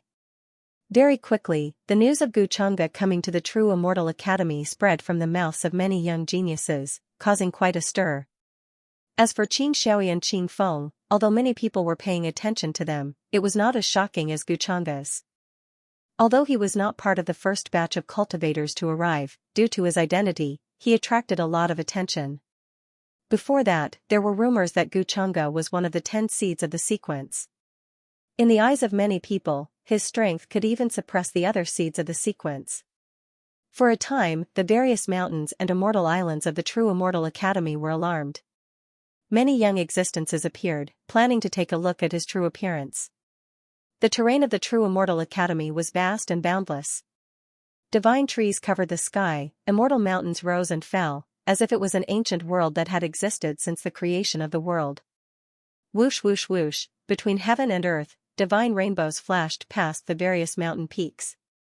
They were all the best of the younger generation, with their own cave abodes and divine mountains. For example, some of the quasi-ranked disciples even had a very large area, like an ancient city. Nearby were palaces and mansions where followers lived. They were majestic, with divine springs hanging upside down and immortal flowers blooming. The spiritual energy of heaven and earth was dense, falling from the mountain peaks and waterfalls.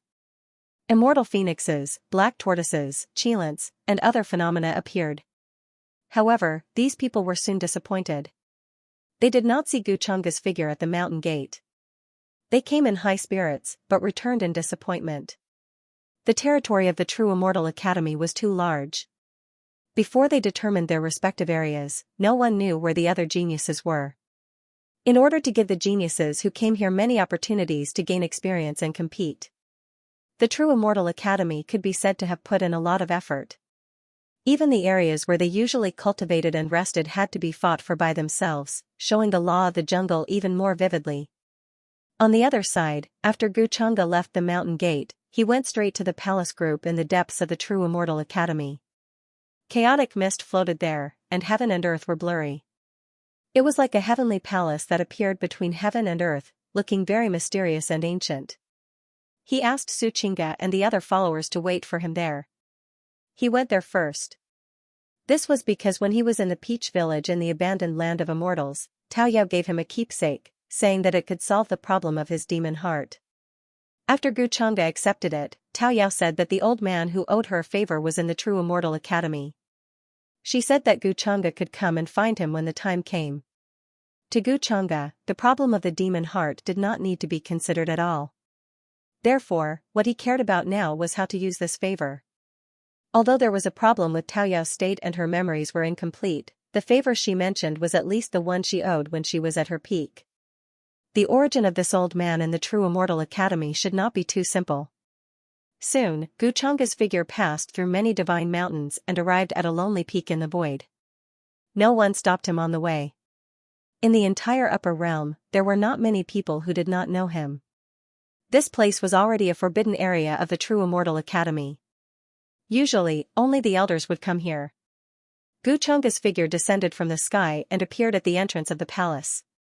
The palace on the lonely peak was a very simple and unadorned palace that covered a radius of nearly 100 miles. However, Guchanga knew that there was definitely a universe inside. It would not be simple. At the entrance of the palace, there were many guards in golden armor. They held their swords in front of their knees and guarded this place. Every one of them had a cultivation base of the great sage realm. When they opened and closed their eyes, there were wisps of terrifying divine light. Powerful sage realm will filled every inch of space. Young Master Changa? They were a little surprised to see Guchanga here, but they did not have any hostility. Obviously, they already knew what kind of monster would come to this generation's True Immortal Academy. To put it bluntly, the young man in front of them was one of the strongest existences in this generation of the True Immortal Academy. Even some elders did not dare to put on airs in front of him. Therefore, their attitude towards Guchanga was very respectful. "I'm here to look for an elder." Guchanga nodded slightly and said concisely. The few guards did not dare to stop Guchanga and let him pass. In the main hall, it was deep and vast, as if they had arrived in the boundless universe. Rivers of stars fell, nebulas intertwined, and chaotic chi surged. In the center, There were many books flickering with divine light on the table. They were divine books made of Daluo silver gold. There were several extremely aged-old fellas, their faces indistinct, chaotic energy swirling about them, currently discussing some things. Suddenly, an old man with a Taoist robe fluttering next to them raised his eyebrows slightly, as if he had sensed something. What is this guy doing here? His expression was a little unnatural. What are you talking about, senior? An old man with a pair of withered dragon horns on his head was slightly stunned and puzzled. He was still flipping through an ancient book in his hand. That guy from the Gu family, what is he doing here? However, the old man in the Taoist robe had a slightly uncomfortable expression. He snorted coldly, no matter where this guy goes, he won't be at peace. Rumor has it that the Gu family's person is gentle and elegant. Why did you say that? Could it be that the rumors are wrong? But it makes sense. After all, he could dig out the bones of his sister from the same clan when he was young. He might not be a person with a good heart. The other old antiques also looked a little surprised, then nodded slightly. They were still very respectful to the old man in the Taoist robe, so they believed his words without a doubt. At this moment, Guchanga's figure appeared at the entrance of the main hall. He stepped in and smiled at the group of old men in the middle. He bowed and said, "Disciple Guchanga greets all elders." Now that he had entered the True Immortal Academy, he was naturally a disciple of the academy. The few old antiques in front of him came from all over the upper realm. Although he was not familiar with them, they would not blame him for trespassing if he called them elders. Not bad, not bad. Such a cultivation base. According to the rumors, there are quite a few deviations. Why have you come to find us? At that moment, the few old fellows looked over calmly and carefully sized up Guchanga. Then, they found that a layer of misty aura gradually appeared on his body, as if his entire person was standing in another world. For a moment, even they could not see through him. This method surprised them a little. After all, they were true supremes, and there were even existences close to the quasi-emperor realm among them. However, they did not care and did not continue to investigate. Guchanga was the young master of the Longevity Gu clan. If he did not have some skills and artifacts, it would not make sense. It was normal for him to hide his aura and block the perception of others. Great Elder, long time no see.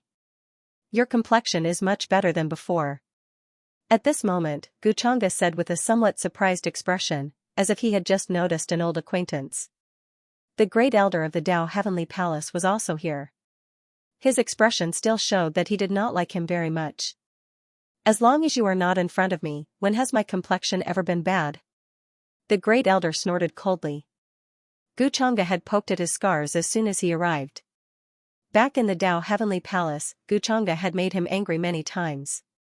He still remembered that on the day Guchanga left the Dao Heavenly Palace, he specially came to the mountain peak where he was to tell him that he still owed him a favor. He was afraid that he would go back on his word. What do you mean, Great Elder? As the successor of the Dao Heavenly Palace, Changa has not done anything to disappoint the Dao Heavenly Palace. Guchanga said with a calm expression. When I was in the Immortal Ancient Continent, I even helped the Dao Heavenly Palace unify the various races of the Immortal Ancient Continent and achieve peace in the Immortal Ancient Continent. Don't say any more. There is no need to beat around the bush in front of the two of us. The Great Elder hurriedly waved his hand, as if to say, if you say more, I will drive you out of the palace. He had seen Guchanga's shamelessness the most. Although he really admired Guchanga, his shamelessness and unwillingness to suffer the slightest loss made him feel helpless. However, he was still the successor of the Dao Heavenly Palace. Now, he had come to the Immortal Academy to be a guest elder. He would naturally take care of Guchanga. Moreover, he had heard that this time, the Gu clan had sent 3 ancestor-level figures. They seemed to be arriving at the Immortal Academy soon. The other forces had sent an ancestor. In the end, only the Gu clan had sent 3, and they were very old. It was unknown which era they were from. It was as if they were afraid that the Gu clan's younger generation would suffer in the Immortal Academy. Haha, Senior seems to have a good relationship with Changa. Yes, it is rare to see Senior talk to a junior like this. A few old antiques in the hall couldn't help but laugh. They were very respectful to the great elder and spoke to him like a junior. Now, the way the great elder talked to Guchanga made them a little surprised and even envious. After all, great elder took care of me when I was in the Tao Heavenly Palace. Hearing this, Guchanga continued to smile. He was gentle and elegant, as handsome as jade. Good relationship, my ass. Speak, why are you looking for us this time? The great elder snorted coldly. He knew that Guchanga wouldn't come for no reason. Actually, Changa is here to find someone from the elders. Hearing this, Guchanga's expression turned slightly serious. I wonder if the elders know who it is. With that, he took out the token that Tao Yao had given him. It was a crystalline peach leaf that was intertwined with the Order of Laws. There were various great Tao principles flowing on it.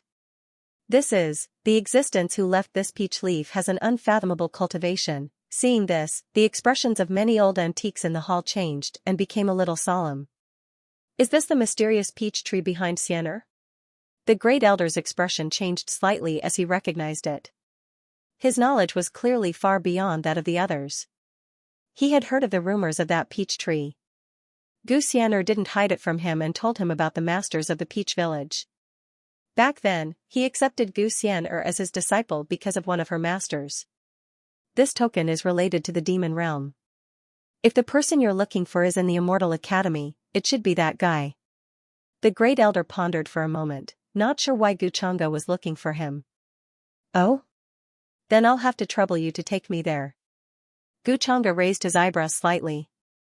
Things were going quite smoothly. There was a result so quickly. He thought that he would have to ask for a few more days.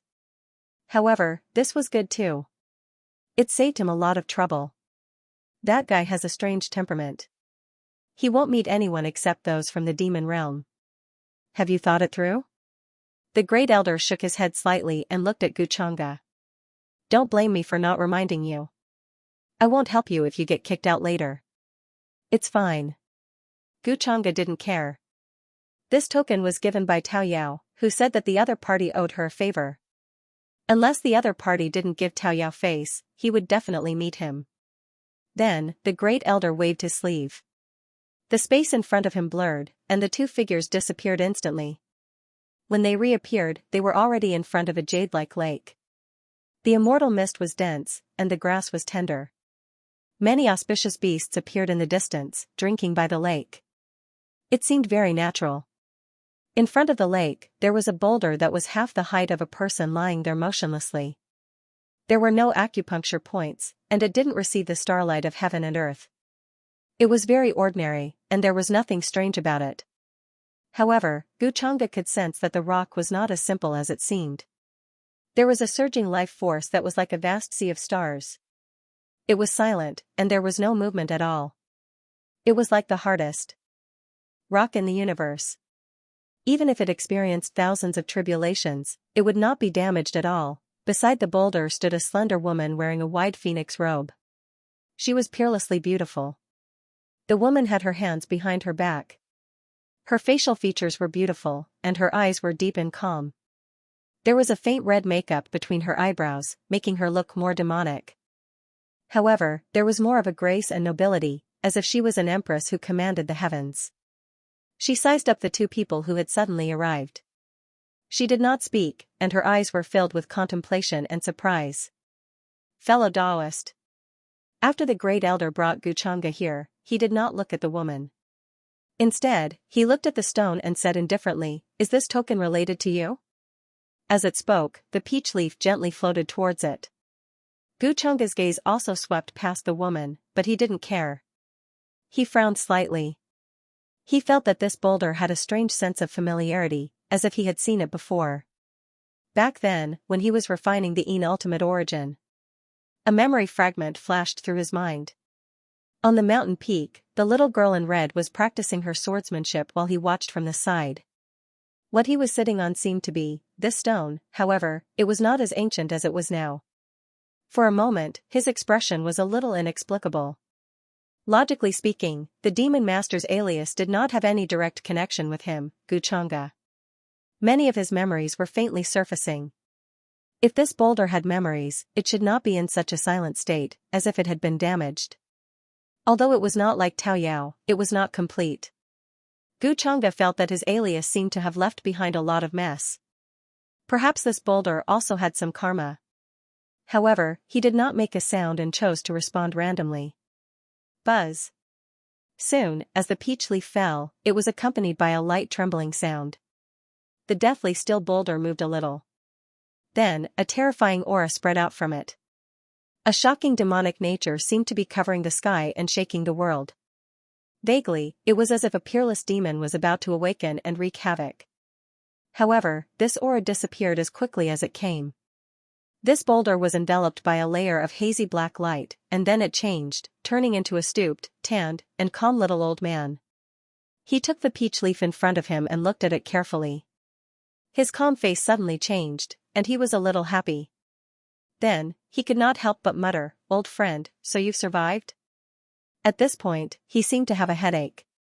"I can't remember again," he sighed and looked at Gu Changge in front of him. His pupils suddenly constricted, and he could not help but take a few steps back in disbelief. "The demon master is not dead?" He almost blurted out these words. Immediately, he turned pale with fright. His originally tanned face even turned a little pale. "Master," the phoenix-robed woman's expression also changed abruptly. She did not understand why her master suddenly acted like this. She looked at Gu Changge again. She had already vaguely guessed his identity. There were probably not many people in the younger generation who had such a cultivation base. The expression of the first elder, who had been staring at the tanned old man with a vigilant expression, also changed drastically. Because of the two words demon master, he felt his heart tremble.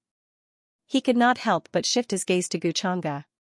The existence of the taboo demon master was not unfamiliar to them. Even if the world was obliterated, they could still find the imprint left behind by him in the long river of time. Even at his level, his heart could not help but tremble. This was a kind of horror and palpitations that could be felt by just these two words alone, even if they did not know the story. Because its existence and even its actions had deeply affected the spacetime of this world and affected thousands of realms in the heavens. Reciting the true name, one's heart would feel something. The higher the level of life, the deeper the fear one could feel. "What do you mean, fellow Taoist?" the first elder asked in a deep voice. "So it's a similar temperament and that thing, no wonder," the tanned old man, who was staring at Gu Changge, calmed down and said to himself. "If there is a similar flower in this world, it can't appear on Master's body." Alas! The tanned old man's expression became calmer and calmer, ignoring the first elder's words. He asked Gu Changge, "My name is Oldshire. How should I address you, young master?" Gu Changge, who had been calm all this time, also replied calmly at this moment, "Gu Changge." In fact, he was not as calm as he appeared to be. Just now, when the tanned old man blurted out that the demon master was not dead, Gu Changge felt a terrifying chill enveloping his entire body. Even the great Tao treasure bottle could not help but emerge from the spiritual sea, interweaving with a terrifying black light, intending to resist. However, this aura disappeared very quickly. Asking for fresh flowers. Therefore, he had a faint guess in his heart, combined with the memory fragments that had emerged in his mind during this period of time. "I am the demon master." At that time, what he had done was probably not much different from what Yu Mingkong had experienced in her life. Logically speaking, this Oldshire in front of him should not have such a strong killing intent and cold aura towards him.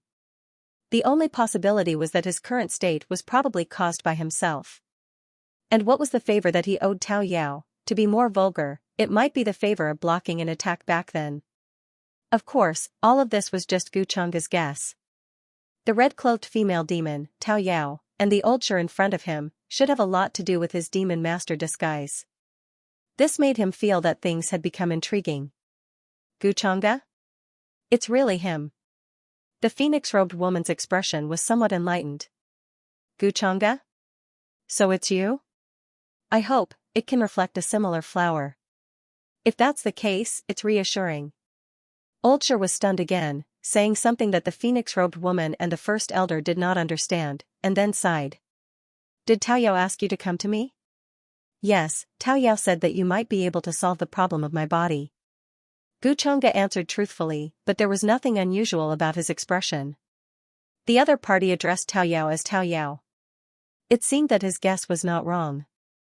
There were many problems with the memories of Tao Yao and the old Sher in front of him. Otherwise, there wouldn't be a situation of confusion. At this moment, the first elder also remained silent. He knew that Guchanga was born with a demonic nature. And the old Sher in front of him was clearly a demon, so why did he have such a strong demonic nature? Could this be the reason why Guchanga came to him? Actually, I'm not very sure about this question. Perhaps Tao Yao felt that after I was soaked in the blood of Master's heart, I wasn't controlled by the demonic nature. But that was simply luck. Right, with Tao Yao's current state, she shouldn't be able to remember anything. Old Sher laughed self-deprecatingly. You can't rely on others for this thing, you can only rely on yourself. No one can help you. His voice was very emotionless.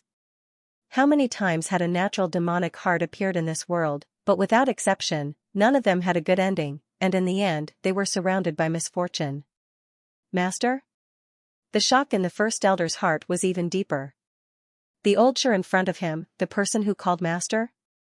What kind of existence was that? How did Guchanga get involved with him? Similar flowers, at this time even he was puzzled. And it was obvious that old Sher's origin was even older than his. The first elder was known to have lived for a very long time. But only he knew that his long life was not worth mentioning in front of those old guys who lived across eras. The era where the Devil Lord lived, how far away was it? That was something no one could say for sure. That was just an expanse of chaos, a history that wasn't recorded. Guchanga looked calm, nodded, and didn't say anything. Old Sher's words were actually what he wanted. He didn't need to solve the problem of the demonic heart, he just wanted old Sher's favor. Zero, what kind of similar flower was that? The Devil Lord was his puppet from the beginning. Of course, Guchanga wouldn't say this out loud. According to the current situation, except for Tao Yao, old Sher in front of him, and the red-cloaked female demon who was about to be born in the demon burial abyss all had a deep hatred for him. Old Sher regarded him as a similar flower, so he didn't do anything to him. But according to the system's prompt, the red-cloaked female demon wouldn't. She was a demon who wanted to find him for revenge. However, Guchanga was not worried that old Sher would dare to do anything to him. With his current identity, unless old Sher had no worries and wanted to die, he would drag him down with him. Senior, have we met before? At this time, many thoughts flashed through Guchanga's mind, but his face was calm as he asked, "Why do you give me a sense of familiarity?" What? Old Sher's face changed slightly, and he was a little surprised. He frowned and asked in puzzlement, "Sense of familiarity?" When I was cultivating in the family, I didn't know why, but I always liked to sit cross-legged on some bluestones to cultivate, but I was not satisfied with those bluestones. The last bluestone I found was very similar to your original form just now. Guchanga's face showed a trace of confusion, and then he said, "That's why it was somewhat familiar."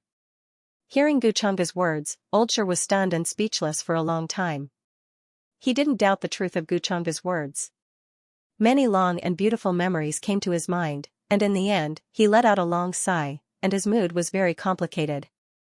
There were two sides to everything in the world. One was good and one was evil, one was beautiful and one was ugly. If it weren't for the red-clothed silver-haired man who often sat cross-legged on him, how could it have developed spiritual intelligence? Compared to the 7 aperture immortal stones and the Holy Spirit's strange stone, it was just an ordinary rock. Every peck and every drink was karma. Maybe, this is the so-called fate. Old Sher looked at Guchanga with a much gentler expression. In his opinion, the Demon Lord was the most evil existence in the world, and Guchanga in front of him might be the reflection of the other side of the Demon Lord. If you don't mind, in the future, if you have any problems in the Immortal Academy, you can come to this old man here. In the Immortal Academy, this old man's words still have some effect. If you are outside, this old man can't help much. Because this old man can't leave the Immortal Academy in his current state.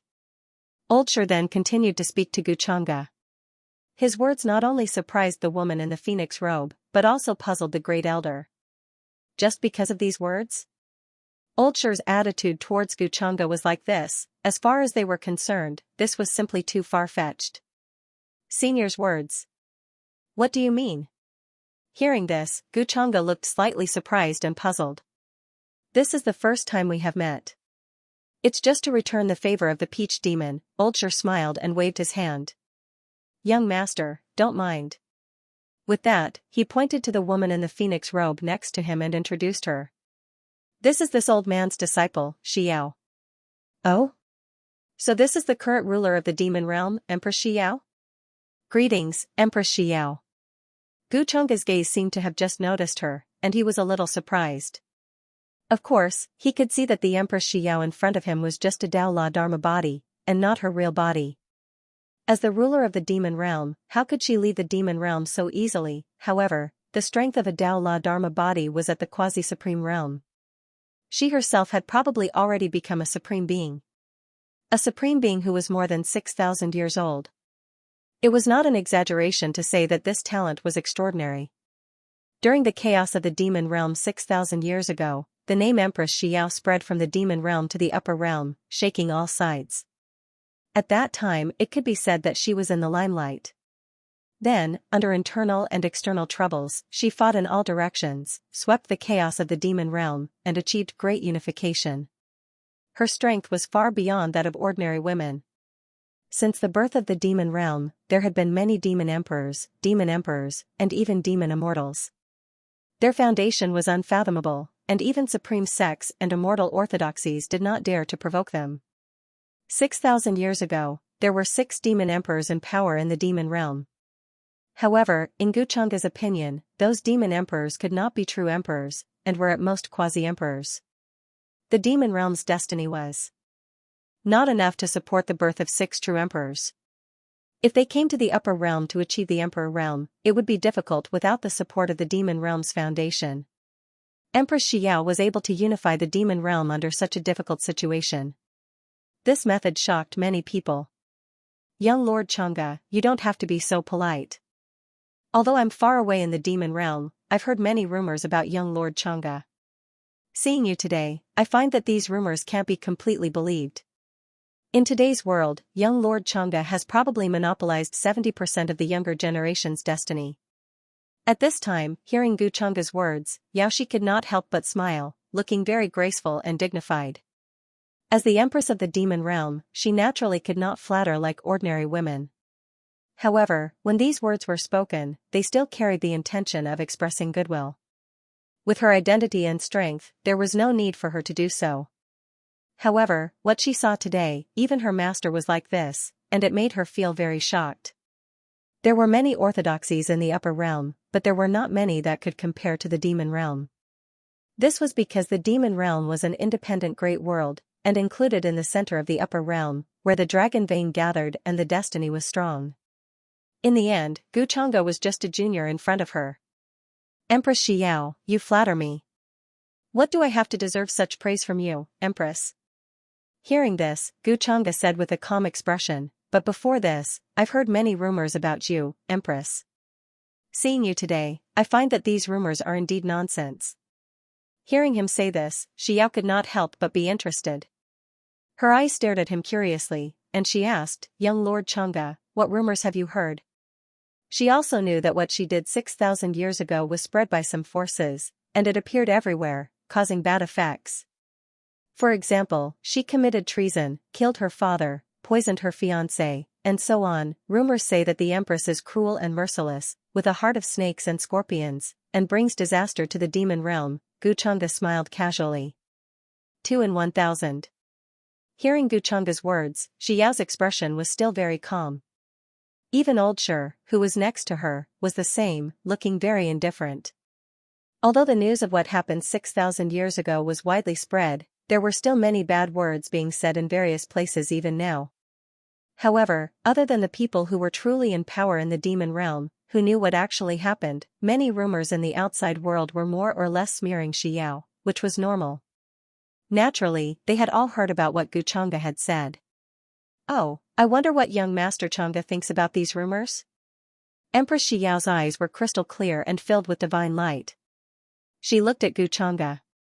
Although it was only a Dharma body, it also had the temperament of a high position and looking down on everything. An empress of a generation, commanding the demon realm, no one dared to disobey. If an ordinary young prodigy was looked at by her like this, they would have panicked. I said that these rumors are nonsense, and this is my opinion. However, Xianxia still smiled lightly and stared at her, as if he did not explain anything. What do you mean, young Master Xianxia? Xiao was slightly stunned. She was a little puzzled, and then carefully thought about his words. Nonsense, if an ordinary young prodigy said this, she would definitely take it as flattery and would not take it seriously. However, these words came from Xianxia's mouth, so it was different. It was quite unfathomable. Did he see something? Or did he understand her good intentions? To be honest, her interest was piqued by Xianxia. If others did not finish their words and left half, she would have lost her patience and killed them with a slap. How could she continue to ask? At this time, even the great elder and Oldshire looked at Xianxia with a little surprise when they heard this. Xiao's reputation in the upper realm was not good now, and this was almost a common knowledge. Especially the younger generation today, they had definitely heard of the chaos in the demon realm back then. Most of them said that Empress Xiao was a tyrannical ruler who was cruel and killed the innocent. As a result, the common people of the demon race had no way of making a living. Great demons from all over the world united as one and rebelled. This was why the demon realm's king of peace and chaos existed today. He was known as the executioner of Empress Xiao, a sharp blade that could cut through anything. There were countless rumors. At this moment, he saw the gazes of the three people fall on him. In fact, before this junior had always thought that Empress Xiao was a tyrant who committed all kinds of crimes. The living creatures of the demon realm were all suffering from disasters. Xianxia smiled faintly and said with a calm expression. At the same time, he looked at Xiao and saw her expression change slightly. He continued to smile. But when you think about it carefully, no matter what orthodoxy, ancient country, or world it is, there is one thing that will never change: it won't change. Xiao stared at him, her heart trembling slightly as she carefully repeated these 4 words. She was a little incredulous. Could it be that Xianxia's thoughts were the same as hers at that time? Xianxia nodded. Yes, there is one thing that will never change. That is, if they want to change, they have to pay a price. This is a price that cannot be changed. 6,000 years ago, when the 6 emperors of the demon realm were in power, war broke out, and the people had no way of making a living. It was common for people to eat each other. In the territories ruled by different demon emperors, the common people of the demon realm were different from the human race. It was difficult for them to have prenatal education. If this junior remembers correctly, in the demon realm, in the territories ruled by the emperors, the language of the demon realm was different. In order to survive, it was normal for people of the same race to eat each other. All kinds of things. If the demon realm wanted to survive, it was not difficult, but if they wanted to go further, it was almost impossible. The great demon emperors were stubborn and did not change. They only cared about cultivation and held high positions, ignoring the bottom. In the long run, the prosperity of the demon realm would decline. After 6,000 years of chaos, the demon realm's prosperity is rising. After the unification, there is peace everywhere, the world lives in peace, all the demon realm writes the same language, cultivates the Tao, and many other changes. Isn't it all because of Empress Xiao's contribution? The world is ignorant, only talking about faults and not merits. In this junior's opinion, this is actually unfair to the Empress. At this point, Xianxia's voice was still calm, and there was not much change in it. It gave people the feeling that he was explaining a principle and a fact in a flat and straightforward manner. The world is ignorant? Master also said this in the past. After hearing this, Shi was stunned and speechless for a long time. Xianxia's words were still echoing in his mind. Although he had a high cultivation and a long lifespan, he actually helped Xiao a lot behind the scenes during the chaos of the demon realm. In fact, he did not understand Xiao's actions very well. Although he had thought about why for so many years, he could not figure it out. Although Xiao often came to see him, she never mentioned the reason for her actions. This puzzled old Shi as well. Today, Xianxia's words made him feel like he was looking for his master when he encountered a bottleneck in his cultivation. The feeling of seeing green mountains after the clouds and mist dispersed. So this is the reason, I really didn't expect that this old man's eyes were really blind. For a moment, Shi's expression was extremely complicated. Except for Xianxia, probably no one else would think this way. This guy's views are always very different from ordinary people, but this explanation should be very close to what Xiao is thinking. The first elder also had a complicated expression and sighed. Seeing Xiao's deeply resonant and stunned expression for a long time, he knew that Xianxia's words were actually Xiao's thoughts. Regardless of merit, the world is ignorant. Xiao, who was silent for a long time, suddenly smiled at Xianxia, and there was a different kind of expression in her eyes. For a moment, the sky seemed to brighten. Compared to her polite expression at the beginning, her smile now was obviously from the heart. Young Master Xianxia, are you scolding those people for being ignorant for me? She smiled slightly, with a bit of intimacy, and continued, after so many years, I didn't expect young Master Xianxia to be the first person to understand me. Before this, I never thought that there would be someone with the same idea as me. At this moment, she actually felt like she had met a confidant and a junior like Xianxia. In more than 6,000 years, he was the first person to understand her painstaking efforts. This touched Xiao's heart greatly, and she felt very incredulous, like a dream. Meeting Xianxia today seemed to be destined. Even the closest maid beside her found it difficult to understand her actions and countermeasures. The world said that she was cruel, but they never considered the various things she had done for the demon realm. Now that the demon realm was peaceful, the 4 seas were peaceful, and the prosperity was growing, how much thought did she put into it? And Xianxia bluntly said these, and even scolded those ignorant people for her. This made Xiao's heart difficult to calm down.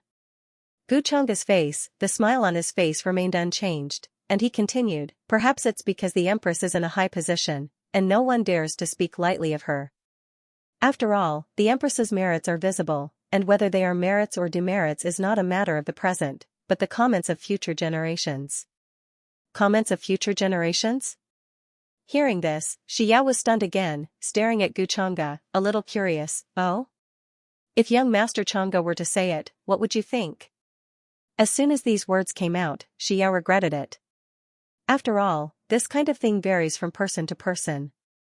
Why didn't she ask her master? Why didn't she ask anyone else? But Xianxia, after all, this was the first time the two had met, and it seemed that she was a little too rude. As the Empress of a generation, it was inevitable that she would lose her dignity if she cared too much about rumors. Xiao didn't know why, but she suddenly cared about Xianxia's opinion of her. In fact, at this time, not only Xiao, but even old Shi and the Great Elder were a little curious, wanting to know how Xianxia judged Xiao. From his words just now, Xianxia should be able to understand Xiao's intentions very well. Oh? You want this junior to judge? Xianxia seemed to be a little surprised, but he didn't refuse, and his expression was a little thoughtful. Then, his gaze fell. Then, almost word by word, he said, in this junior's opinion, the Empress's actions may be worthy of being called an eternal emperor, and for the demon realm, this is the case. Eternal emperor? At this moment, not only was Xiao stunned, but even old Shi and the Great Elder were stunned. They were very shocked. Eternal emperor, how high of a compliment was this, because they knew that Xianxia didn't mean the eternal emperor, but a general one. This eternal emperor was actually not much different from the eternal emperor, and they were both high praises for Xiao. Eternal emperor? Empress Xiao also muttered these 4 words. These 4 words resounded in her mind like a great bell, exploding in her mind. It even made her feel like she was buzzing just now. However, Empress Xiao was not a simple person. More than 6,000 years of cultivation had already made her state of mind very strong. So soon, the expression on her face returned to normal. Young Master Xianxia's evaluation of these 4 words is really too high. Although she said this, in fact, there was still a smile on her face, and she was in a very good mood. Before this, she had encountered all kinds of flattering people, and she was almost tired of listening to all kinds of flattering praises. Moreover, Empress Xiao knew that what they said was actually out of fear of her, and not out of simple and relaxed opinions like Xianxia. After all, Xianxia didn't need to be afraid of her. After all, this is what you want me to say, Empress. Xianxia smiled and didn't explain much. Although he kept calling her a junior in front of Xiao, he didn't act like one at all. There was no fear or respect in his voice, and it was more like he was talking to an acquaintance that he had just met. Empress Xiao didn't care about Guchanga's tone. She was used to hearing all kinds of respectful words, and now she found that casual and natural feeling in Guchanga again. Just like just now, it was as if she had met a confidant. Eternal Emperor? I didn't expect to have such a high position in young Master Changa's heart. It's really unexpected. Empress Xiao smiled. Guchanga said calmly, actually, before this, I have always wanted to meet an extraordinary woman like you. But it's not too late to meet you today. After all, it was just a matter of a few words to make a good impression. Guchanga naturally wouldn't refuse. No matter what kind of person they were, they liked to hear beautiful words. An indescribably noble status, a decent and elegant conversation, and a few casual words of praise would make her heart tremble. Even if she was the empress of a generation, it was impossible not to be moved. And judging from Empress Xiao's providence, she was also a person of great providence. Her actions 6,000 years ago made Guchanga think of something. With such great providence, he wondered if she would become a daughter of Providence because of him. This kind of poisoning of her fiancé was better left a little secret first. Isn't it too late? Empress Xiao was suddenly stunned. There was an indescribable emotion in her expression when she looked at Guchanga.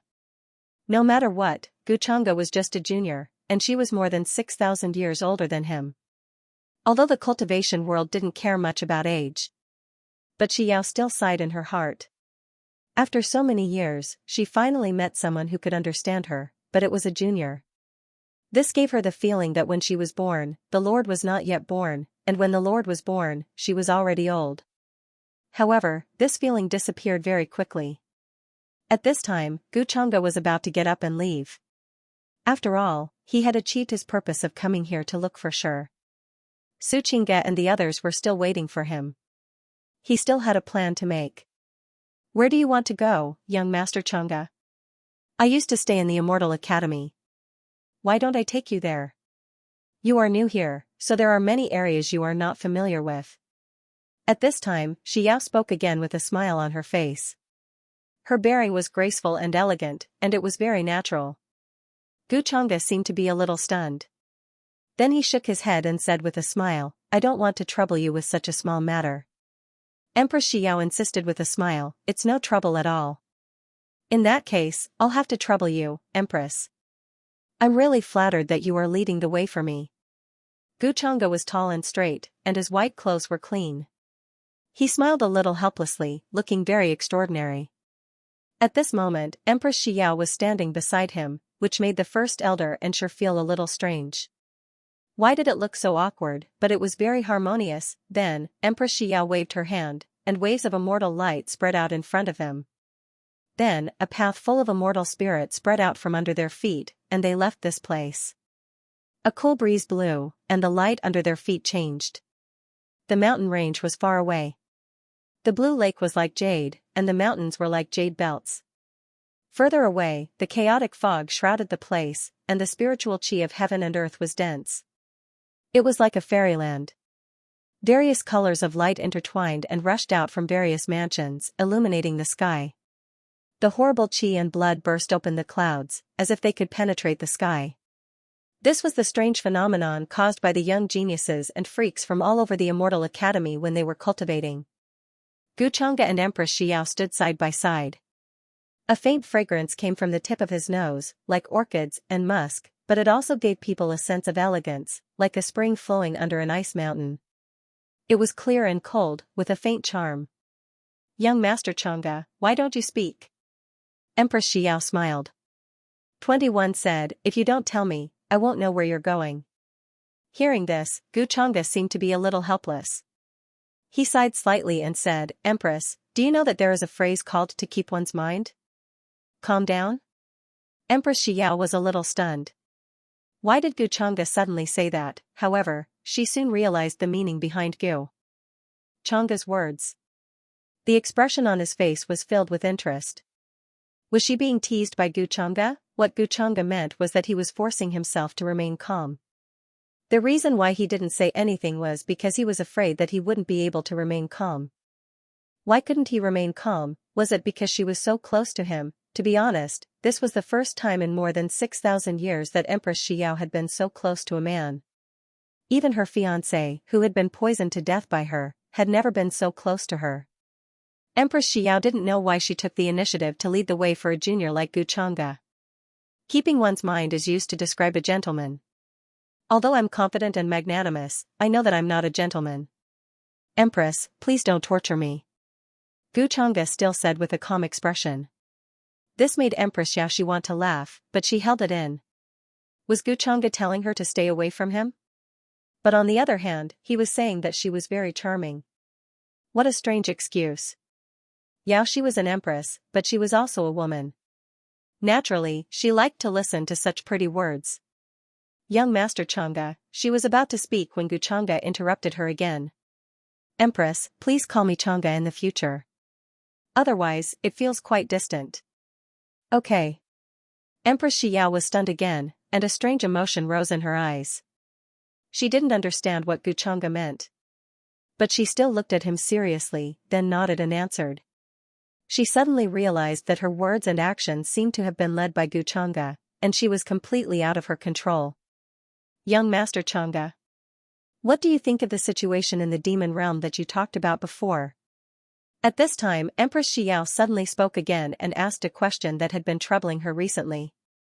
This was also the reason why she came to the Immortal Academy to look for her master. She wanted to ask his opinion. But after hearing Gu Chang'e's words, she felt that Gu Chang'e was on the same side as her. She suddenly wanted to hear what he had to say. The situation in the demon realm? Gu Chang'e seemed to be a little surprised when he heard this. He didn't know everything. What he said before was because he was a transmigrator, so he brought in some views from his previous life. He made it up casually. How would he know anything about the demon realm? However, at this time, he suddenly thought of something that was a little thought-provoking. But on the surface, he still didn't show the slightest abnormality. He said casually, the thing that the Empress is worried about should be the remnants of the 5 emperors, right? After all, the demon realm has been passed down for so long. Of the 6 emperors of the past, except for the demon emperor Yue, the whereabouts of the other 5 emperors are unknown. The forces left behind them are showing signs of revival recently? He said this, but it was actually just a guess. He had heard about the matters in the demon realm, but he didn't know much. Signs of revival? There are indeed signs of revival recently. The number of times that chaos has been quelled is far more than usual. Empress Xiao nodded. She didn't hide anything about these secrets of the demon realm. In her opinion, as the young master of the Longevity Gu clan, Gu Chang'e was bound to rule the boundless territory when he took over the Longevity Gu clan in the future. His power would only be far above her, the empress of the demon realm. In my opinion, there should be a reason for the signs of revival of many things. Empress, you might as well investigate carefully. Among the remnants of the past, which existences are not dead, and which are the biggest hindrance and hatred for you today? The 5 emperors may have left some backup plans. Gu Chang'e said calmly. Backup plans of the 5 emperors? Empress Yaoxi frowned. If it was really caused by them, it is very likely. But I have almost solved the descendants of the 5 emperors. At this time, the system's prompt suddenly sounded in Gu Chang'e's mind. Ding, triggered the random mission luck event, the returning son of the demon emperor. Hearing this prompt, Gu Chang'e was also slightly stunned. This came a little too suddenly. What was the reason? Could it be because of what he said to Empress Xiao just now? After all, before this, the system had not given any prompt at all. However, the returning son of the demon emperor, that was a little interesting. He immediately thought of Empress Xiao's fiancé, who was poisoned to death 6,000 years ago. Apart from this, there should be no other reason, so the reason now was that the returning son of the demon emperor wanted to take revenge on Empress Xiao. But his words just now, by chance, reminded Empress Xiao. This karma also triggered the random mission. Thinking of this, Gu Chang'e's expression flashed with a playful look, but he quickly returned to normal. He looked at Empress Xiao, who was thinking, and said softly, "Why don't you investigate further? Empress, why don't you go and check if the enemy has been completely eradicated?" Some disasters can be easily hidden from the eyes of others. When you don't know, they will spread like wildfire. He did not mention the matter of rebirth. It was too obvious. Whether Empress Xiao would believe him was another matter. On the other hand, it would arouse unnecessary suspicion. Now it seemed that this new son of fate had something to do with the fate of the demon realm. Empress Xiao nodded, a little thoughtful. Later, Guchanga met up with Xianxia and the others. Empress Xiao left first after bringing him here. Guchanga's words touched her a lot, so she needed to go back and make arrangements. Young master, this woman just now is. Xianxia was a little surprised. She felt a kind of imperial pressure. It was a different kind of pressure from Yuming Kong, but it was also in a high position. Empress Xiao of the demon realm, Guchanga said casually. He did not know what Empress Xiao thought of her fiancé. There were some things that he was not in a hurry to do. Leeks naturally had to be plump before they could be harvested. If this new son of destiny was a simple rebirth sect disciple, they wouldn't care much about him. Even the human ancestor, Guchanga, was killed by him. He did not need to pay much attention to a small rebirth revenge. Now, he let Empress Xiaoxi go first to find out what kind of tricks this son of fate had. Soon, an elder of the Immortal Academy came and led Guchanga to the area where the disciples of the sequence were. The sequence, the quasi-sequence, the inner sect, and the outer sect. The Immortal Academy arranged different cultivation areas for the disciples of each level. As a disciple of the sequence, Guchanga's area was naturally the best, with a radius of almost 10,000 miles. Divine islands, divine mountains, ancient trees, and divine mountains. Clouds were rising, and the spiritual energy was dense. As far as the eye could see, there were rows of palaces, like a heavenly palace, which looked majestic and magnificent. As for celestial birds, auspicious beasts, and divine springs, there were countless. Even among the disciples of the sequence, there were few people in the area where he was now. Guchanga let Xianxia and the other followers choose their own palaces. His figure, however, quickly left this place. Because Guchanga sensed the aura of the scapegoat, Prince Ing, that guy had really come to the Immortal Academy. When he let him go, his main purpose was to use him as bait to lure out the forbidden demonic art organization hidden in the dark. Guchanga did not know much about the origin of this organization. If it could be used by him, then it would be best. If not, then there was no need for it to exist. With such an organization, it was very likely that it would affect some of his subsequent plans. The news of Guchanga's arrival at the Immortal Academy had spread like wildfire in the blink of an eye. Hearing this news, many young geniuses had different expressions. If there was anyone in the younger generation who did not know Guchanga, they would definitely be ridiculed by others. It was clear how high Guchanga's status was in the hearts of his peers. Even the other disciples of the sequence did not dare to underestimate Guchanga. At this moment, in an estate that was filled with rising violet energy and suffused with divine light, a young man with his hands behind his back, dressed in a purple robe, and a crack between his eyebrows was muttering to himself softly. Junior. Sister Daoxian, I will wait for your arrival at the Immortal Academy. In my previous life, I kowed out in front of the Buddha hundreds of times, but I couldn't get you to look back for me. In the past, you were unwilling to stop pursuing the great Tao. In the past, I was unwilling to stop pursuing you. If this reincarnation cycle is fate 670, then between you and me, only one can survive. If you are unwilling to look back for me, that will be the greatest regret of your life. I just don't know if your Tao bone after Nirvana is better, or if my primordial Tao bone is unparalleled. Although his words were soft, they carried a sense of unwillingness and hatred. His body was surrounded by dense purple energy. As it gushed out, it was like a large expanse of primordial mist. It was like an ancient universe. The stars, sun, and moon were embroidered on his robe. They seemed to be rotating at any time, emitting a rumbling sound that shook the world. There was a vigorous and terrifying aura. Wang. Suddenly, light appeared from the crack between his brows. Then, his third eye opened, and the void in front of him became hazy. A terrifying scene appeared. This kind of immortal Tao heavenly eye divine ability was incomparably terrifying. The moment he used it, primordial purple energy swirled around, and immediately, faint traces of time flashed past. Some fragmented images appeared in his eyes. It was a dimly lit dungeon with an unknown purpose. He couldn't see clearly. It was very blurry. Inexplicably, his mind trembled. In this cold and damp underground prison, an incomparably beautiful woman in green clothes was covered in wounds. Her limbs were pierced through by chains and hung on the wall. Her expression was stubborn, cold, determined, and filled with hatred. In front of her, a young man was expressionless. He held a dagger to draw blood and filled the stone bowl in his hand. Then, in front of the woman in green, he raised his head and drank it in one gulp. The taste of this blood is too faint. The purple-robed man only heard this vague sentence. Then, his vision turned black, and his mind seemed to be about to explode. Then, the space between his brows split open, and traces of blood appeared.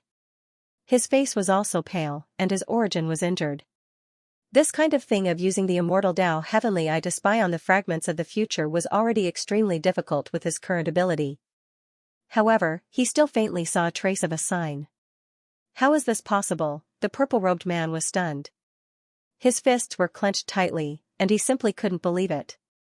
Why would he see this wisp of broken scenes of the future? The woman who he once loved and couldn't get, who pursued the great Tao all her life, actually had such a tragic ending in this life. He found it difficult to accept all of this.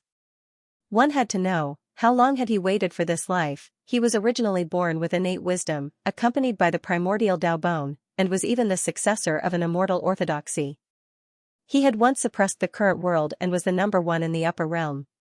Then, he sealed himself for many lifetimes, just to wait for her reincarnation. I just came back, and my word count is a little short today. I'll make up for it tomorrow. In the cave abode, divine light was faintly discernible, immortal clouds intertwined, and a terrifying aura surged.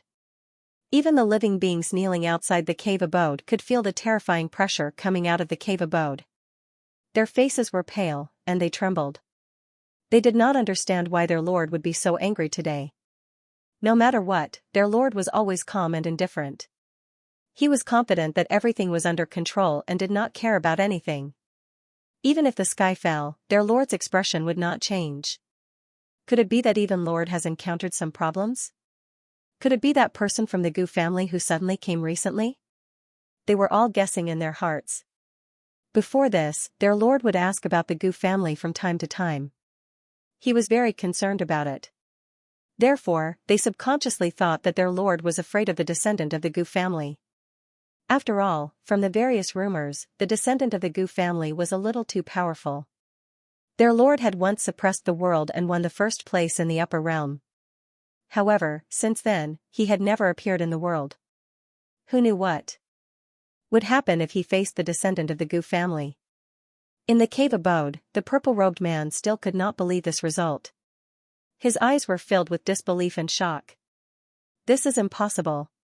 Isn't Guchanga her cousin? How could he do such a thing? I knew that Guchanga would not be a good person. His current appearance in front of everyone is just an act. He is a cold and heartless person.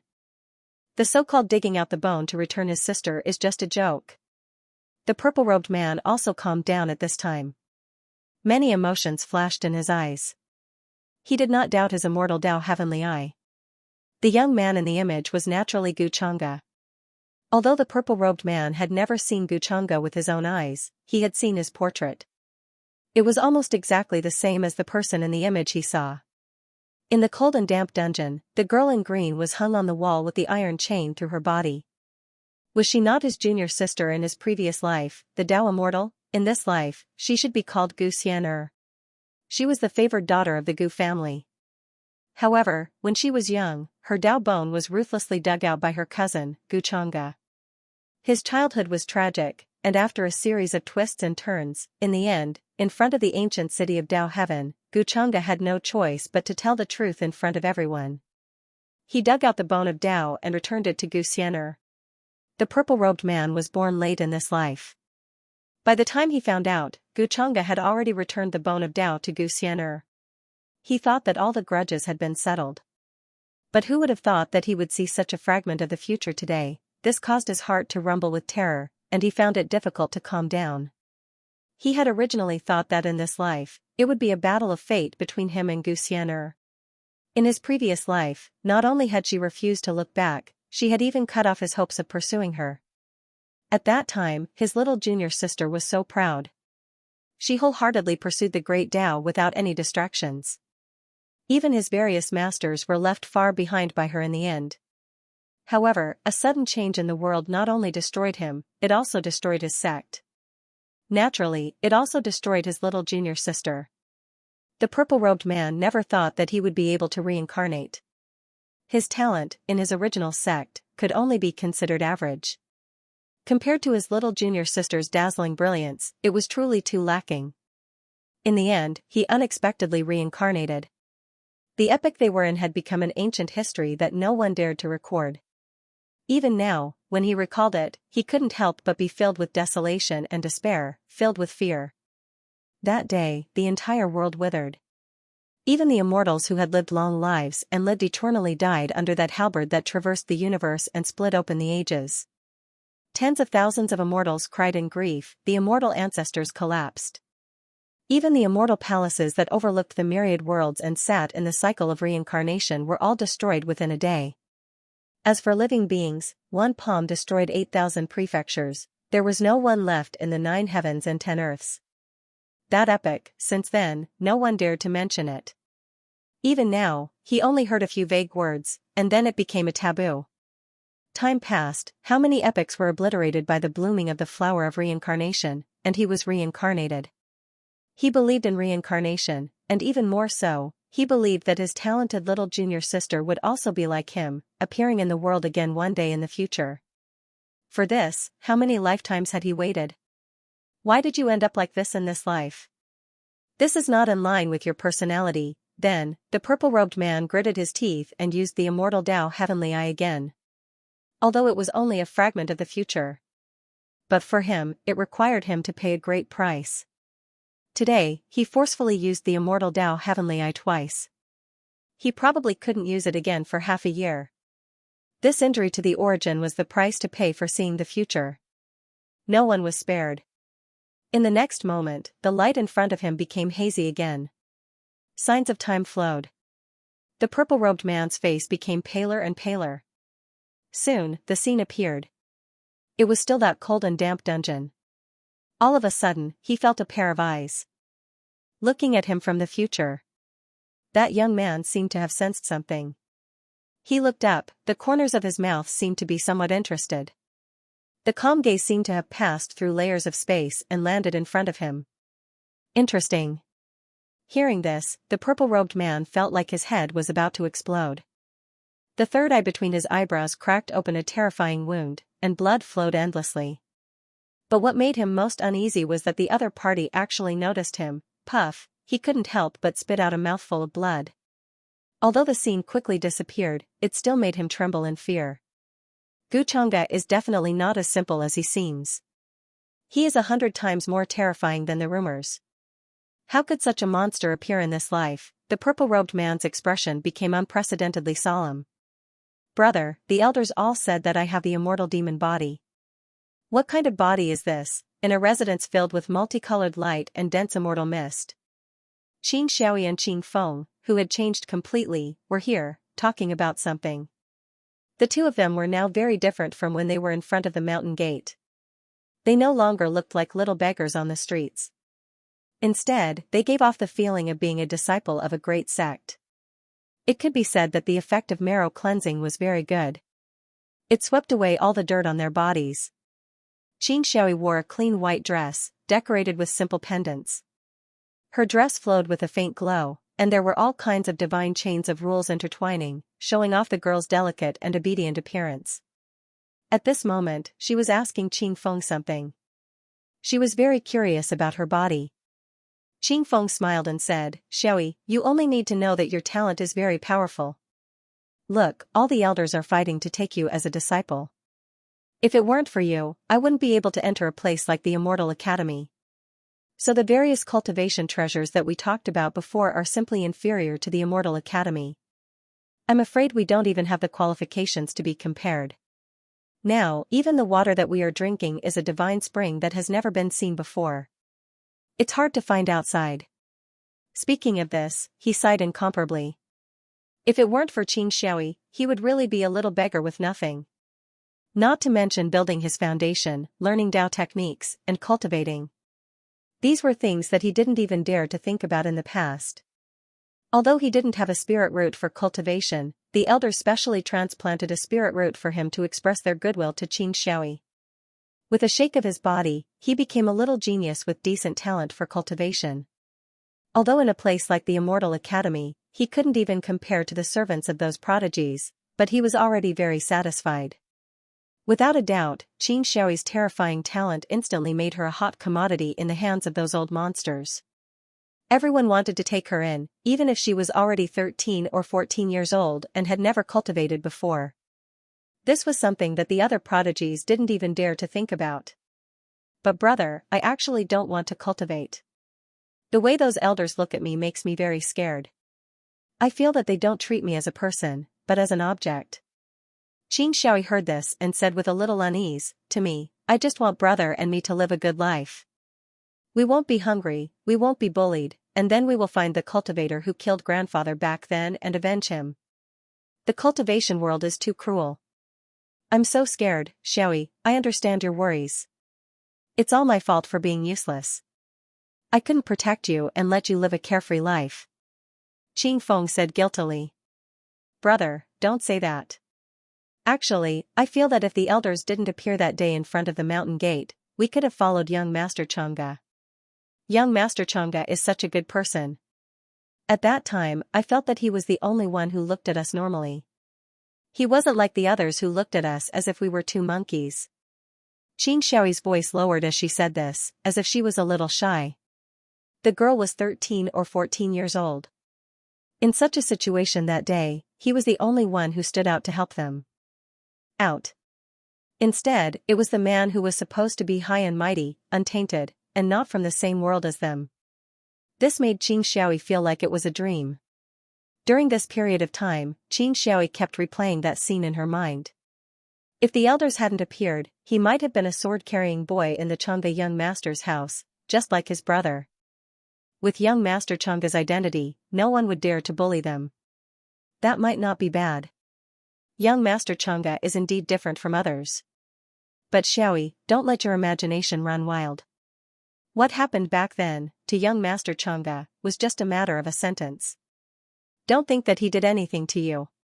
You have to remember, even if we are now disciples of Immortal Academy, we are still worlds apart from him. A person like him might not even remember our names. Looking at his sister's expression, how could Qing Feng not understand? He couldn't help but smile bitterly and persuade her.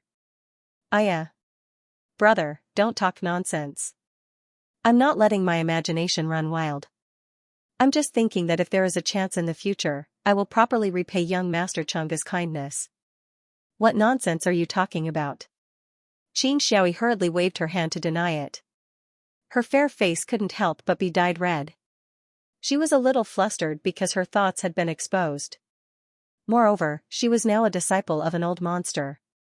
She might be able to see young Master Chang'e again in the future. Then, Qing Feng sighed, shook his head, and left the place. He and Qing Xiaoyi had different mansions. After returning to his room and confirming that there was no one around, only then did Qing Feng carefully take out a bottle from his arms. This was a very simple bottle. It was the size of a palm. There were no patterns on it, and it was very ordinary. But the old beggar who had adopted them was killed by cultivators because of this bottle. And the two of them escaped because they weren't around at that time. Then, he followed the clues left behind by the old beggar and found this bottle in the old temple and dry well where they usually lived. As the old beggar's relic, Qing Feng naturally kept it carefully. He didn't know what this bottle was for. But until these days, when he tried to cultivate, he found that this bottle was absorbing his spirit qi. Then, it gave him a purer and more mysterious aura. That kind of aura was very heavy. Strand after strand, it was so oppressive that the void was about to collapse. Although Qing Feng didn't have much knowledge, he knew that kind of aura was very likely the rumored chaotic aura that could crush a mountain with a strand. The chaotic aura was nourishing his blood vessels, bones, and lungs. With such a precious treasure, Qing Feng was naturally careful, afraid that others would find out. In a place like the Immortal Academy, there were many experts. Even the slightest carelessness would be noticed by others. Therefore, he didn't even tell Xianxia about this matter. "Greetings, young Master Chang'e." At the same time, Gu Chang'e's figure appeared in front of the mountain gate of the Immortal Academy. These days, the Immortal Academy had become more and more lively. Almost all the young geniuses from all over had rushed over. The young paragons of the current era and the ancient freaks had all gathered. Their auras were majestic and shocking, and their blood surged into the sky. At the mountain gate, there were a few more old men in charge of checking the age of bones. At this moment, when he saw Gu Chang'e, the white-robed old man named Wang Zhongyong immediately smiled and went forward to welcome him. "I wonder why young Master Chang'e is here?" he asked. Gu Chang'e's arrival caused quite a stir. Almost all the young geniuses looked over in shock. It was the first time many people saw Gu Chang'e. Their eyes were filled with respect and curiosity. However, Gu Chang'e's body was shrouded in a layer of fog, making it difficult for people to see him clearly. It was as if he was standing in another world. The sky was high and the ground was far away. Everything was empty, making the young man standing on the mountain rock look even more mysterious and extraordinary. Many young women had looks of admiration in their eyes. Among the crowd, there was a slender young man wearing black gold armor. His eyes flashed with five-colored brilliance. When he saw Gu Chang'e, there was some hatred and anger on his face. However, he quickly suppressed it and became calm. At this time, even those who were most familiar with him did not know that he was once Prince Xianxia. Now, he changed his appearance and became an unfamiliar young genius. "What's wrong?" Beside the young man in black gold armor, there was an old man in loose robes. His face was clear, and he had a sage-like appearance. Xianxia called him Elder Mo. This was an unfathomable old monster. Back in the Yinan battlefield, after he was taken away by the three great sages, he was thrown into a desolate place. The other party said that someone would come looking for him. Xianxia naturally did not believe this. He always felt that the three great sages were arranged by Gu Chang'e. Including those words, Gu Chang'e deliberately said. All of this was to make him take the blame for Gu Chang'e, so that he could maintain the title of inheritor of demonic arts. However, Xianxia really did not expect that someone would come looking for him. They even said that they were from the organization of inheritors of demonic arts. Like him, they were all believers of the demon lord. This Elder Mo was one of the most terrifying and unfathomable members. Xianxia wanted to explain that he was wrongly accused. He was not an inheritor of demonic arts at all.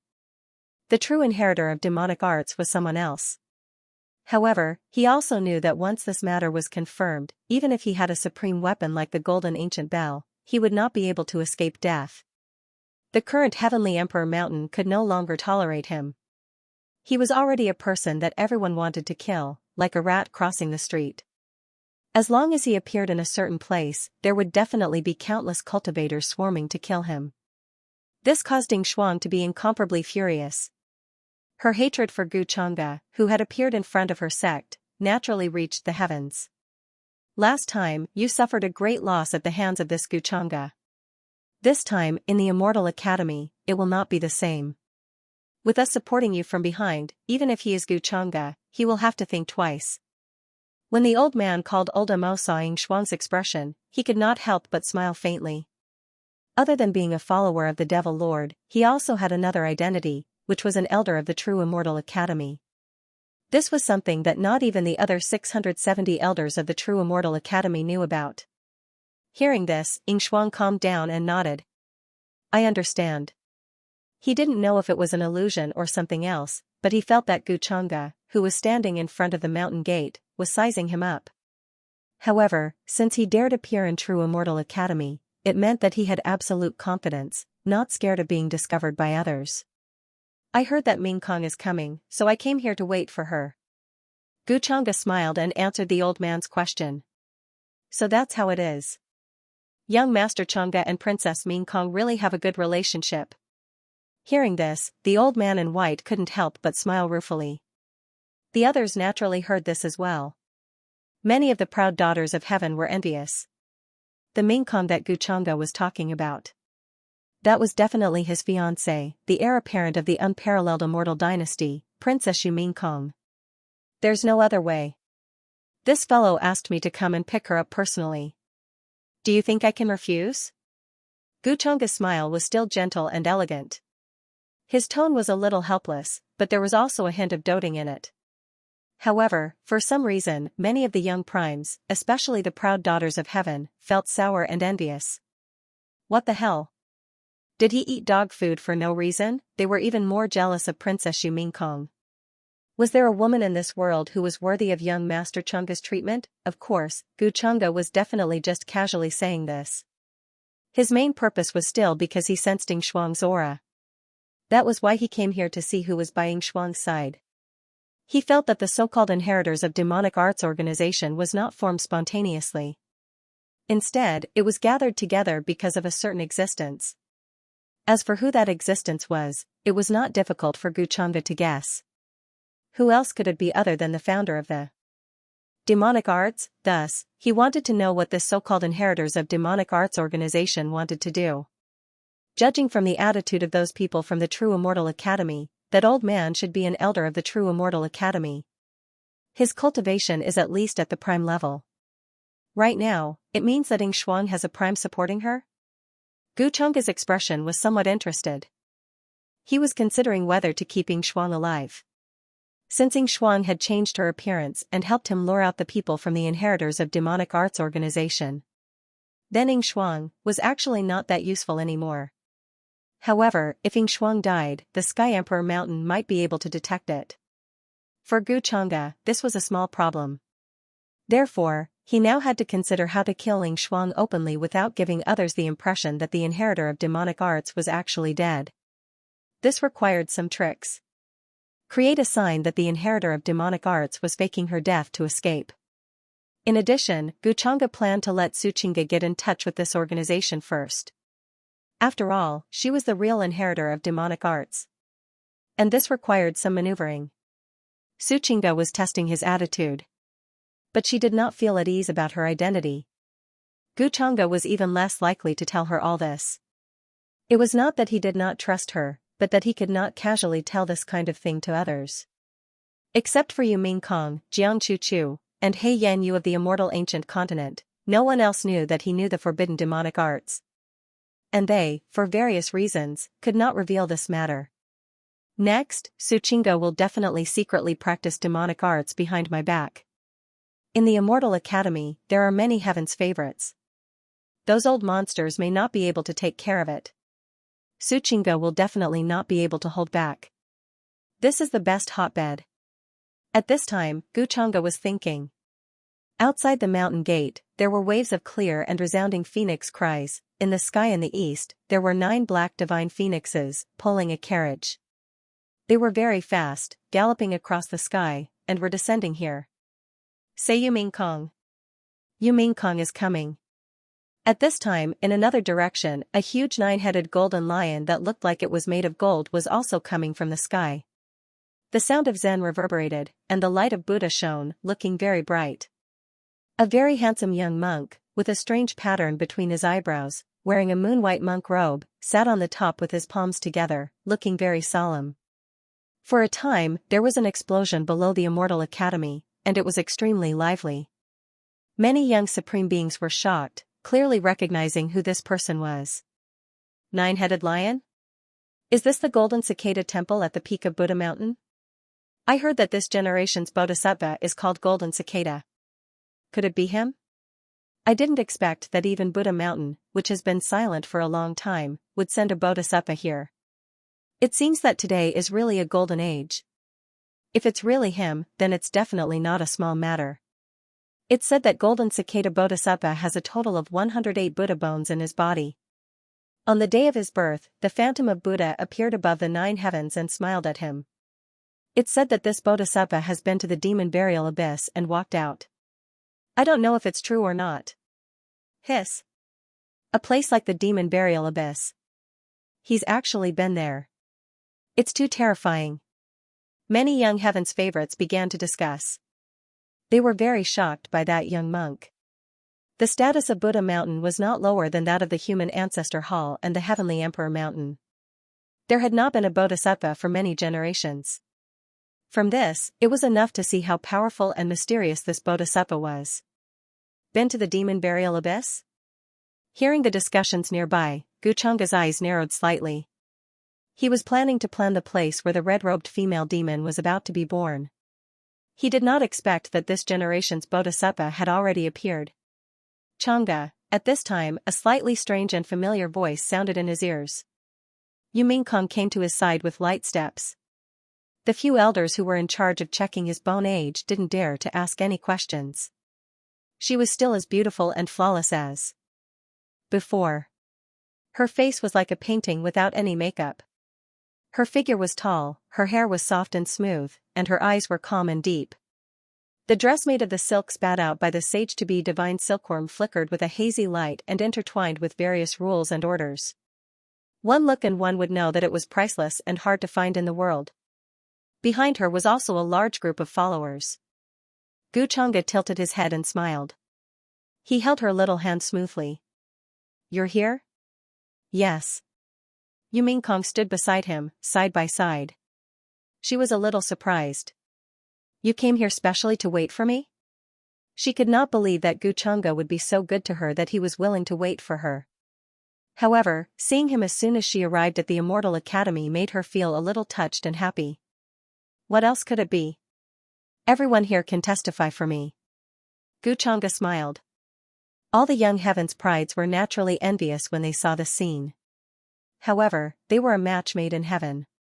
What else could they say? Yu Mingkong's eyes were a little suspicious. Then, she glanced at the many young heavens prides below. She did not see any suspicious faces. She felt a little relieved. But soon, she looked at the golden cicada sitting on the nine-headed lion and thought. This was the first time this mysterious bodhisattva showed his true appearance in front of the world. She still remembered that in her previous life, the golden cicada helped a certain ancient freak to clear the suspicion of being an inheritor of demonic arts. It seemed that Guchanga had recorded it. Then, when the demon burial abyss erupted, the golden cicada rushed there and seemed to have met with danger. For a long time, there was no news of him. In her previous life, she did not know why Guchanga would choose to seal the demon burial abyss. Although it was not completely successful, it was very effective and delayed for a period of time. Some time ago, when Guchanga asked her some things, she told him a lot of things about the demon burial abyss. However, there was still one point that she did not understand. Many things should have been delayed for a long time, but she did not know why, but they happened in advance in this life. Including the appearance of the Immortal Academy, it was at least 10 years earlier than in her previous life. It was even more so for the demon burial abyss. Brother Golden Cicada? At this moment, Guchanga's expression was calm. He was the first to speak to the Golden Cicada who had already landed, as if he was preparing to greet him. When everyone saw this scene, they could not help but be a little curious. As the bodhisattva of the current era, the Golden Cicada was very mysterious, but his nine-headed golden lion had the strength of a saint. If he could subdue it, then he should at least have the strength of a saint. Guchanga's strength was beyond doubt. Even the elders of the Immortal Academy treated him with respect. There were rumors that Guchanga was not at a disadvantage when fighting with a supreme saint. All these things made him seem even more mysterious. At this moment, when the two met, would there be a big collision? Thinking of this, many people were looking forward to it. Greetings to young Master Chang'e. The golden cicada landed, put his palms together towards Guchanga, and greeted him with a calm expression. The golden nine-headed lion behind him was growling, its fur standing on end. It was very uneasy and a little afraid of Guchanga in front of it. What does this mean? Guchanga asked with interest. Shanjing is very sensitive to all kinds of auras. Maybe young Master Chang'e or Princess Mingkong scared him. The golden cicada replied in a calm voice. Shanjing was the name of the golden nine-headed lion. It could transform into a human form at any time, and it could be both a servant and a mount. It had an almost intuitive talent for sensing all kinds of auras. It could tell whether someone was good or evil at a glance. The reason for this was because he felt a suffocating aura from Guchanga. It was like a mountain of corpses and a sea of blood rushing towards him. Under the elegant and gentle appearance hid terrifying means that made one's heart palpitate. This was the golden cicada's first impression of Xianxia. Although he had just left Buddha Mountain, he had heard many rumors about Xianxia. No matter which one it was almost perfect praise. But now it seemed that these rumors were actually just superficial. The successor of the Gu family was definitely not a good person. I didn't do anything. From what I see, Brother Golden Cicada's mount clearly has something to say about me and Mingkong. Xianxia smiled casually. However, a mount is a mount. How can I lower myself to its level? I've always heard that Buddha Mountain is mysterious and has many powerful divine powers. I've always wanted to go there, but unfortunately, I haven't had the chance to check it out. Today, I happened to meet Brother Golden Cicada in front of the mountain gate. I wonder if you can teach me a thing or two. His voice was natural and easygoing, and his words were not loud, but they still spread in front of the mountain gate. What? For a moment, everyone was shocked. They understood what Xianxia meant. Was he planning to fight with the mysterious bodhisattva, the golden cicada? Boom. Almost instantly, there was an uproar. Apart from shock, there was only excitement on everyone's faces. After all, the number of times they had seen Xianxia fight with their own eyes could be counted on one hand. Many were very curious about how strong he was. And now, he was issuing a challenge to the mysterious bodhisattva in front of everyone. It had to be said that this was really too shocking. Even Yu Mingkong was very surprised. She did not understand Xianxia's intention. Does young Master Xianxia want to fight with Golden Cicada? The few elders in front of the mountain gate looked at each other after recovering from their shock. For a moment, they didn't know what to say. Logically speaking, as one of the 10 sequences, Xianxia was the same as Golden Cicada in front of them. Shouldn't the two of them be very cautious when fighting? After all, if there was a slight disadvantage, it would easily cause their status in the Immortal Academy to be affected and unstable. Young Master Xianxia, are you serious? For the first time, Golden Cicada's face revealed an expression other than calmness. He stared at Xianxia very seriously. He didn't expect Xianxia to show off to this extent. Moreover, it was at the entrance of the Immortal Academy. Golden Cicada wondered if he had offended Xianxia. No, this was only the first time the two of them had met. This Xianxia is too arrogant. He doesn't put the other geniuses in his eyes. He is so conceited. In the crowd, Shuang clenched his fists and couldn't help but think to himself. He was more and more convinced that Xianxia was the true inheritor of the demonic arts. The purpose of his attack was very likely to be to test Golden Cicada's strength, or to show his terrifying power in public. In the future, the Immortal Academy might be like the Tao Heaven Immortal Palace, where Xianxia could cover the sky with one hand. It's just a competition. Don't worry too much, Brother Golden Cicada. Xianxia was still smiling calmly. But if Tao Brother Golden Cicada refuses, this Gu won't force you to do anything. There aren't many in the younger generation who can make me interested in fighting. Although his words were simple, it made everyone here feel suffocated. It was as if there was an invisible mountain above their heads, making them unable to breathe. Casual and domineering, and it was the kind of indifference that didn't put the opponent in his eyes at all. They knew that this wasn't Xianxia being conceited, but that he really had the confidence to say such words, making it impossible for others to refute. However, these words were also a form of acknowledgement. It was already a great honor for Xianxia to be interested in sparring with him. If that's the case, then I'm sorry to offend you.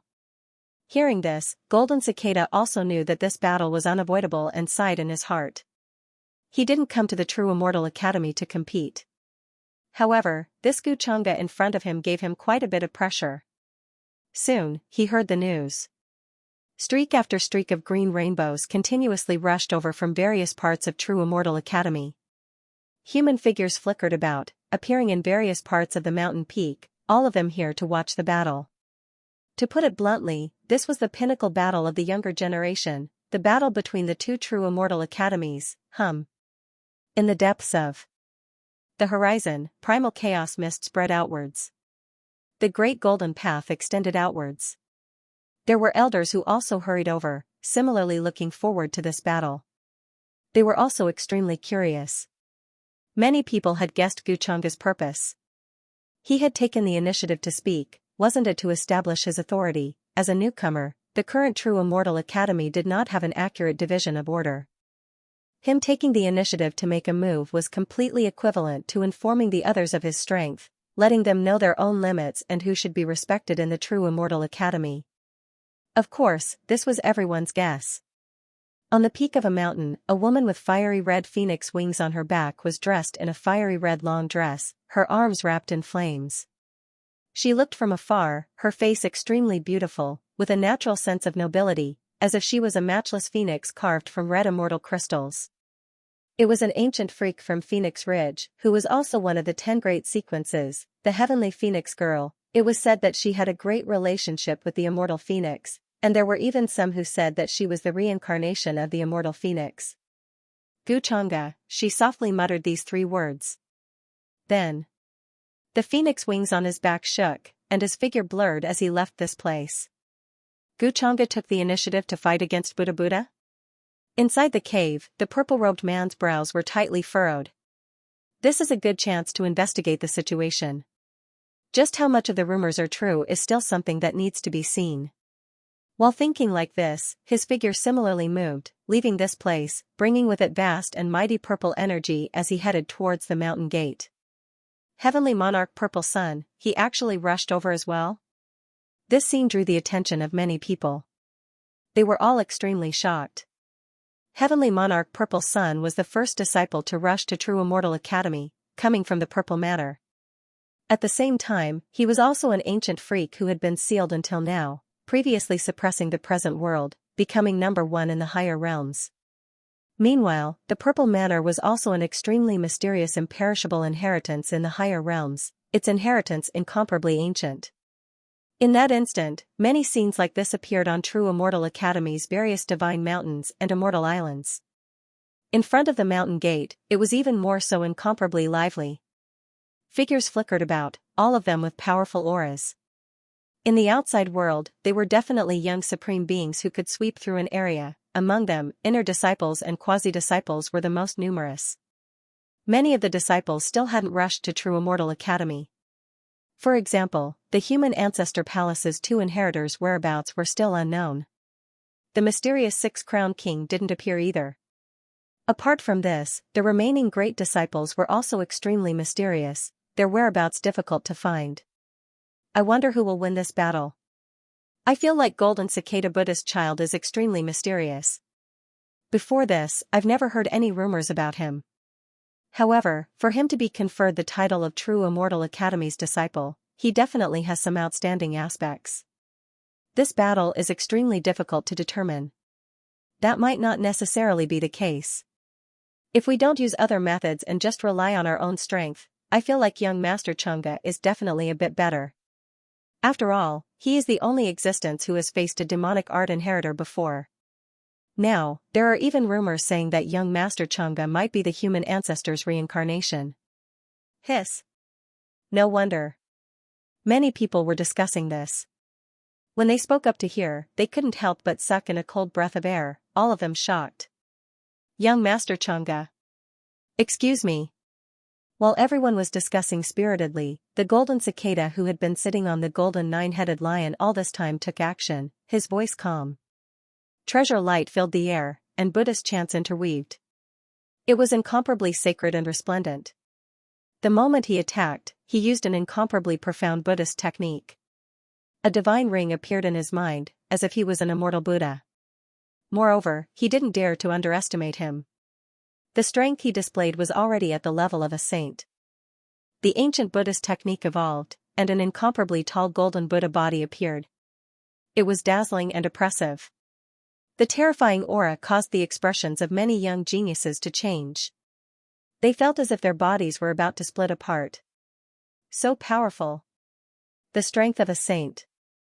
Is this the strength of this generation's bodhisattva? He has already far surpassed us. They were shocked, and their hearts trembled. If this kind of strength was displayed before, it would definitely cause a sensation. Rumble, the huge golden Buddha body crushed down towards Xianxia, as if it wanted to suppress him as well. "Brother Golden Cicada, are you looking down on me? If that's all you have, then I'm really disappointed." However, Guchanga still had a smile on his face, as if he didn't care. Buzz, he only raised his palm slightly, his other hand didn't even move. Then, he gently pressed forward, there was a rumbling sound in the void as if it was about to explode. In the next moment, the palm was extremely real, and the void collapsed. As if it was the hand of the heavens, the aura of the heavenly path circulated, and the divine light was dense, surrounded by 5-colored divine light and divine mist. The Buddha phantom, which was 1,000 feet tall, had a dignified appearance. However, under this palm, it was instantly shattered and directly disappeared without a trace. "What?" He shattered it with one palm. "It's simply too despairing. Isn't that too powerful?" This scene made everyone's hearts tremble, and they couldn't help but feel a chill down their spines. He can't be judged by common sense. Even the Heavenly Phoenix Maiden and Heavenly Lord Purple Sun frowned slightly and secretly compared. They found that both Guchanga and the Golden Cicada had not used their full strength. Soon, the Golden Cicada attacked again. A golden bowl flew out from under his monk robe. The Buddhist light was dazzling and illuminated the surroundings. It contained Zen intent and seemed to be able to purify everything. This was an ancient Buddhist artifact that contained the power of a saint. The terrifying divine light of order poured down like a river of stars. For Guchanga, this was even simpler. He just flicked his finger and a wisp of sword chi burst out. However, a terrifying sword sound was heard. In a daze, everyone seemed to have seen a peerless immortal sword cutting through the universe, and a dazzling sword light descended. Everyone couldn't help but close their eyes. In the next moment, there was a crack, and there seemed to be billions of rays of light blooming. A crack appeared on the golden bowl. Then, the crack quickly spread, as if it was about to collapse. If the Golden Cicada hadn't seen that the situation was bad and hurriedly retracted it, he was afraid that he would have lost an ancient Buddhist artifact today. Young Master Changa is very powerful. The Golden Cicada is now no match for young Master Changa. I'm willing to admit defeat. The Golden Cicada's expression changed slightly, but he still sighed and chose not to continue attacking. Instead, he chose to admit defeat. "Brother Golden Cicada, you're really boring. However, since you've said so, this Gu will naturally not attack again." Hearing that, Guchanga seemed a little surprised, but the smile on his face still didn't change. The Golden Cicada's choice to admit defeat was within his expectations. At a time like this, who would use all their means and fight to the death if there was no enmity between them? He just wanted to test the Golden Cicada's strength to estimate the feasibility of the subsequent plan. Of course, he also wanted to establish his authority and let everyone know that even if they were all in the same sequence, the gap between them was still very big. Asking for fresh flowers, Guchanga actually didn't like the feeling of being compared to him. In the past, he was afraid that people would notice his cultivation and arouse unnecessary suspicion. But now, ancient freaks had appeared one after another, and the inheritor of demonic arts was someone else. No matter how strong his cultivation was, he wouldn't attract as much attention as before. Even if he was still competing with the younger generation, he should let them understand that the gap between them wasn't small. To put it simply, it was time to show his cards. He was stronger than them, not just a little. Although Guchanga didn't care much about the various resources of the Immortal Academy, it didn't mean that he didn't care. The stronger one was, the more they would naturally obtain. Hearing that, the Golden Cicada shook his head and didn't say anything else. His expression was very calm. There was no unwillingness or anger after the defeat. He still had many means, but he also knew that even if he used all of them, it would be difficult to defeat Guchanga. He was too strong, the kind of strength that went deep into his bones. Today, he was unlucky to run into Guchanga. If he had met other sequence disciples, Guchanga would have said the same thing. He just wanted to establish his authority and make others fear him. In the future, he could control the Immortal Academy with one hand. It's not unreasonable for this guy to be so strong and confident. You have become the only inheritor who is suppressed by the other heavenly talents. Outside the mountain gate, Elder Mo, who had been silent for a long time, looked a little solemn as he spoke to Xianxia next to him. For the first time, he felt that things were tricky. He thought that things would be much simpler after finding the inheritor of demonic arts in this life, but why did this Xianxia come out of nowhere? His strength was ridiculously strong. Shuang's expression was also very unnatural. Xianxia's strength really made him despair. He reckoned that even the former Prince would not be a match for Xianxia. This made him clench his fists tightly, and he was very unwilling. Now, what made him feel a little relieved was that he was hiding in the dark, while Xianxia was in the light and did not know that he had also come to the Immortal Academy. This enmity, he would definitely repay. This matter needs to be planned slowly. Before that, I have to think of a way to tell Xianxia how dangerous Xianxia is. Although she was so cold to me in the past, I have not reached the point where I will not save her. Lord of Purple Sun frowned, and his face was heavy as he whispered in his heart. He also did not know who would win if he fought with Xianxia with all his strength. For the first time, he was not confident and did not have the slightest confidence. Xianxia was indeed many times more terrifying than the rumors said. On the other side, the heavenly phoenix maiden stared at Xianxia, as if she wanted to remember him. Then, her figure flashed and soon disappeared. This golden cicada is unlucky. Kong whispered, knowing Xianxia's purpose. He is not unlucky. He is already lucky to be alive after fighting with me. Xianxia's smile was a little thought-provoking. Kong glanced at him and felt that he seemed to be scheming something again.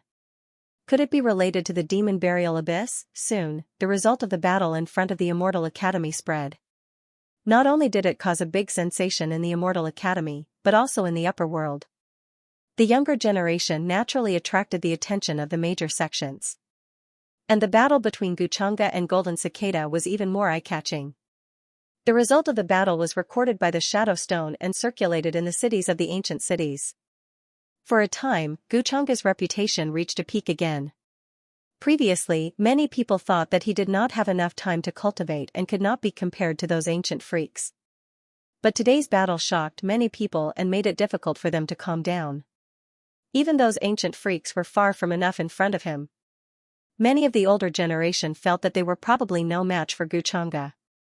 Unknowingly, he had grown to the point where the older generation was wary of him. In the blink of an eye, several days had passed since the battle. Xianxia really joined the Immortal Academy. The so-called immortal demon body. If I remember correctly, that bottle is now in her brother's hands. In a magnificent palace very close to the area where Xianxia was. Kong whispered, many emotions flashing across her eyes. She had a deep impression of Xianxia, a legendary figure in her previous life. Her rise shocked the various orthodoxies in the upper world, and she was one of the two most proud disciples of the Immortal Academy. The other was a strange stone that had been sealed by the Immortal Academy for a long time. Xianxia was known as Fairy Qingyi in her previous life. She had the immortal demon body, and even though she only started cultivating when she was 14, she still managed to catch up with many ancient freaks. She improved by leaps and bounds, and no one has ever heard of her being defeated. She and the mysterious stone from Immortal Academy that seemed to have fallen from the 9 heavens were known as the twin heroes of Immortal Academy. I wonder if Xianxia will still be killed by Xianxia in this life. Speaking of which, she died during the most glorious period of her previous life, which infuriated Immortal Academy. In the end, nothing was found, and it became an unsolved case. So, she was actually killed by Xianxia. On the other hand, that strange stone has been keeping a low profile ever since Xianxia went missing. Very few people have even seen its true appearance. However, I heard from Xianxia that the mysterious stone was the only one who escaped unscathed after fighting with him. It seems that its cultivation is at least above the Saint realm, but we can trust Xianxia's words to a certain extent. He said that the other party escaped unscathed, which is most likely because he didn't use his true abilities. In the palace, divine light was faintly discernible, and immortal mist was enshrouding. Kong sat on the bed, her figure slender and her face picturesque. She narrowed her eyes, and various thoughts flashed through her bright eyes.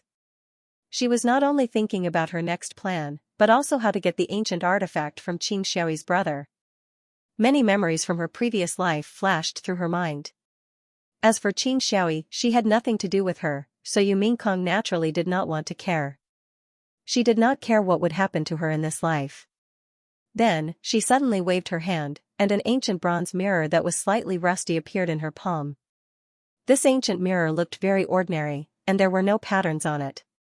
However, as Yu Mingkong activated her magic power, a hazy radiance quickly appeared in it. It seemed to have been washed clean by the rain, and the dirt and rust on its surface were removed, making it crystal clear. Buzz. This sparkling and translucent ancient mirror reflected the void, a wave of destructive aura flowing within. Looking at this ancient mirror, Yu Mingkong's eyes moved slightly, and she softly muttered to herself. Now, I already have 2 of the 7 artifacts of heaven-wielding. The heaven-wielding bottle is with Qing Xiaoyi's brother. In my previous life, Chang'e also had a heaven-wielding jar. Other than that, I don't know the whereabouts of the other artifacts. It is said that when you gather all 7 heaven-wielding artifacts, you will have the might of the heaven-wielding artifact. You can even find the remnants of the immortal palace that had once collapsed in the long river of time. There was naturally no need to say how precious the immortal palace's inheritance was. Even if an immortal searched for it their entire life, they still wouldn't find any traces of it. And these 7 artifacts of heaven-wielding sect were coincidentally the keys to the immortal palace's treasure. 7 heaven-wielding artifacts, including the heaven-wielding mirror and the heaven-wielding seal in her hands. The other 5 items were the sky-wielding sword, sky-wielding wheel, sky-wielding bottle, sky-wielding jar, and sky-wielding pagoda. According to the memories of her previous life, she had already found the whereabouts of the heaven-wielding mirror and the heaven-wielding seal, and was the first to snatch them. As for the heaven-wielding jar, it seemed that it would appear at an auction, but she didn't go. She knew that it would end up in Guchang'e's hands in the end. After all, the purpose of collecting these divine weapons was actually for Guchang'e, which could save him some trouble. However, she didn't want to arouse unnecessary suspicion from Guchang'e, so she didn't tell him yet. And just as Yu Mingkong was thinking about her next plan, on the other side, Guchang'e was also in the cave residence preparing his next plan. He still had to continue to be the scapegoat of Prince Ying. No matter what, there was no one more suitable than Prince Ying. Before this, Guchang'e planned to first get in touch with the so-called inheritors of demonic arts organization. In his opinion, this organization was at most a gathering of the Devil Lord's followers. In fact, they knew very little about the Devil Lord and the inheritors of demonic arts. But more or less, they still had some use. So in the short term, Ying Shuang didn't dare to reveal his whereabouts, and the Elder of the Immortal Academy would protect him. Because of these reasons, Guchang'e was thinking about letting all the young geniuses know that the inheritors of demonic arts were actually in the Immortal Academy. This would create a situation that would make everyone panic, unease, and even more chaos. For him, this would be better for him to fish in troubled waters. When the time came, some geniuses would be in trouble. Ying Shuang could only brace himself and say that it was him. After all, the inheritors of demonic arts was his only protection now. With this premise, Su Qingge dared to make a move secretly. Guchang'e was also creating an opportunity for her. Of course, he also did something secretly to push Su Qingge out, so that the people of the inheritors of demonic arts would notice her. From then on, Ying Shuang's last value would be used up, and there would be no value in him continuing to exist. Before this, my strength should break through to the peak of the Absolute Saint Realm and prepare to break through to the Supreme Saint Realm. I just don't know if the origin of the immortal demon body can be replaced by the Fruit of Guidance. The Fruit of Guidance was an item that Guchang'e dropped from the fortune treasure chest when he killed the human ancestor. In layman's terms, it was a method similar to copying.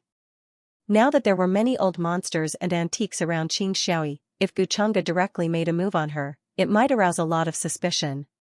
The loss outweighed the gain. Moreover, he felt that Qing Xiaoyi had a good impression of him. If he used it a little, it would be more valuable than directly devouring her origin. So he planned to use another method to obtain the origin of the immortal demon body. Then Guchang'e sat down cross-legged, and a hazy immortal mist rose from his body. Blood and bone power like a sea of stars gushed out from every pore of his body. The top of his head was glowing, and the innate godly will had become an ancient, mysterious, and indescribable god. One look was enough to make one's heart palpitate and go crazy, and one couldn't help but want to kneel down. In the end, this terrifying power circled around the cave. It should have rushed out of the sky and shattered the universe, but it was suppressed by Xianxia. This aura was so terrifying that even a supreme saint would feel like his body was about to explode if he stood in front of it. It was unbearable. Xianxia followed his old habit of exchanging the recently obtained life points. Although there were many things in the system shop, he still had them. But what he cared about the most was the Transcendence Bones. Now, there were a total of 60 Transcendence Bones in his body, and each bone was intertwined with a mysterious color. The dense mist spread out, and the divine light was dazzling like the immortal gold that couldn't be destroyed. Of course, this saying was not accurate. It was more like a substance that had transformed to the extreme and contained the supreme aura of heaven and earth, primordial beginning, universe, chaos, and primordial chaos. This was no longer a simple bone. Buzz, then, a familiar aura enveloped Xianxia. Then, many dreamy and mysterious lights spread out from Xianxia's flesh, skin, and lungs. The 10 bones transformed into the Transcendence Bones again. 70 pieces of Transcendence Bones would bring about a comprehension of the laws that far surpasses that of an ordinary Supreme Saint. Even some quasi-supremes would be slightly inferior. Xianxia's expression was a little thoughtful. Soon, there were only 3 days left before the Immortal Academy closed. During this time, almost all the young geniuses in the upper realm gathered. Including the successor of the human ancestors' palace, the divine prince of the heavenly emperor mountain, and the mysterious six-crowned king, they had all arrived. However, other than the demon realm, there was still no successor in this era. It was very strange. At this moment, outside the tall and majestic mountain gate, Xianxia's steps were light and quick. Her beautiful face was porcelain white, and her expression was cold and proud. She stepped on the bluestone stairs and walked up. It attracted the attention of many young geniuses nearby, and their eyes were filled with amazement. This girl didn't look very old, but it was obvious that she would be a beauty that would bring calamity to the country in the future. She wore a light green dress, which made her figure look slender and elegant. Her hair was soft and smooth, and there was a big red bird on her shoulder. After leaving the Peach Village, she rushed to the Een battlefield to kill some Een creatures. Only then did she arrive at the Immortal Academy where Hong Yutian was. As the celestial daughter of the Longevity Gu clan, she wasn't as high-profile as Xianxia when he arrived. She still had a bird by her side, which made her look a little poor and simple. During this time, I've already broken through to the Divine King realm. As expected, breaking through and then breaking through again is a good way to cultivate. I'll be able to catch up to Xianxia soon. Xianxia was in a good mood. Her steps were light and quick, and she soon arrived at the mountain gate. Many young Heaven's favorites wanted to talk to her, but they were all rejected by her arrogant expression. It was as if she would attack them if they got closer. They couldn't help but feel their hearts palpitate. They knew that they were far from being a match for this girl. The white-robed elder who was in charge of checking her bone age was Wang Zhongyong. He was very smart and recognized that this girl was related to Xianxia at a glance. He didn't dare to be negligent. "Are you Miss Xianxia?" His voice was respectful. "You know me?" Xianxia raised her eyebrows slightly. There was a hint of doubt in her cold voice. Could it be that Xianxia's name had spread to the Immortal Academy? Even the elders at the mountain gate knew her? "I know young Master Xianxia." Wang Zhongyong smiled. The expression in Xianxia's eyes seemed to be a little happy, but she still asked coldly, "Did he ask you to come here to pick me up?" Wang Zhongyong's smile froze. He was a little embarrassed. How should he explain this? Xianxia didn't tell him about this at all. He only recognized Xianxia after hearing about Xianxia's deeds and looking at his cousin's portrait.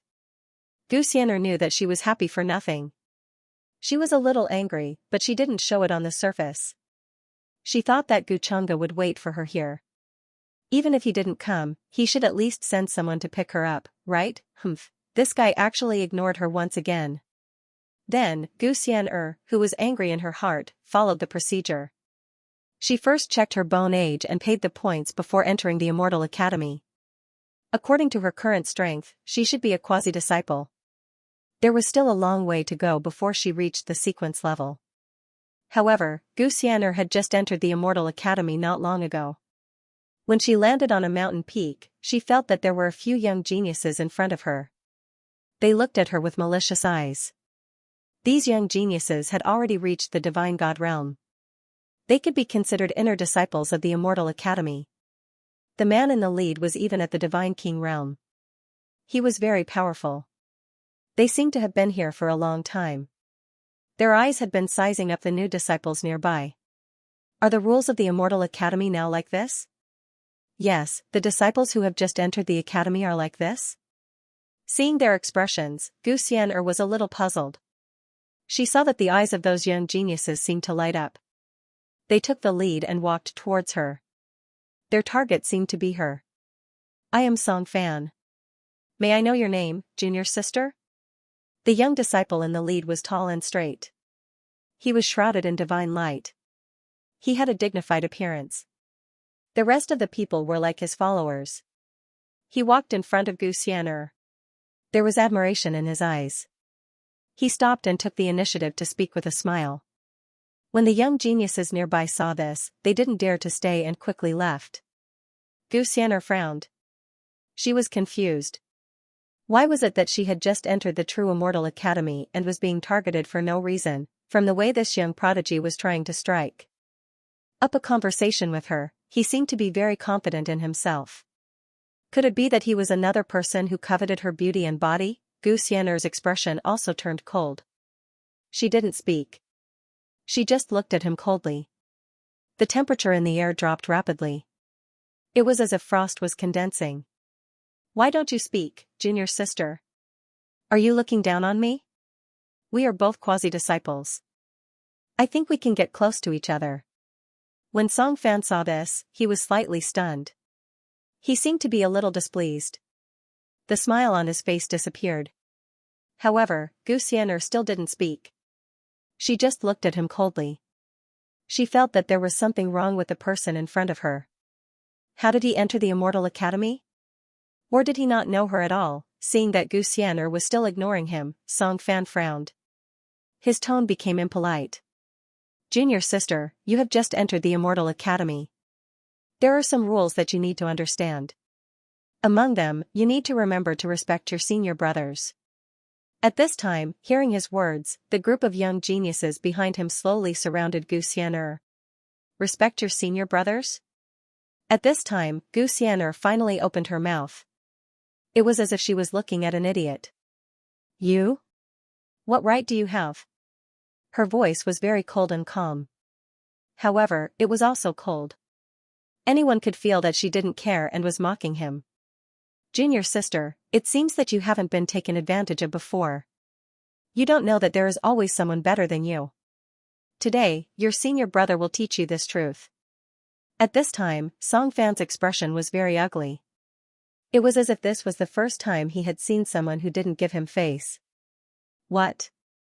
You want to teach me a lesson? However, Xianxia's face was still as cold as ice.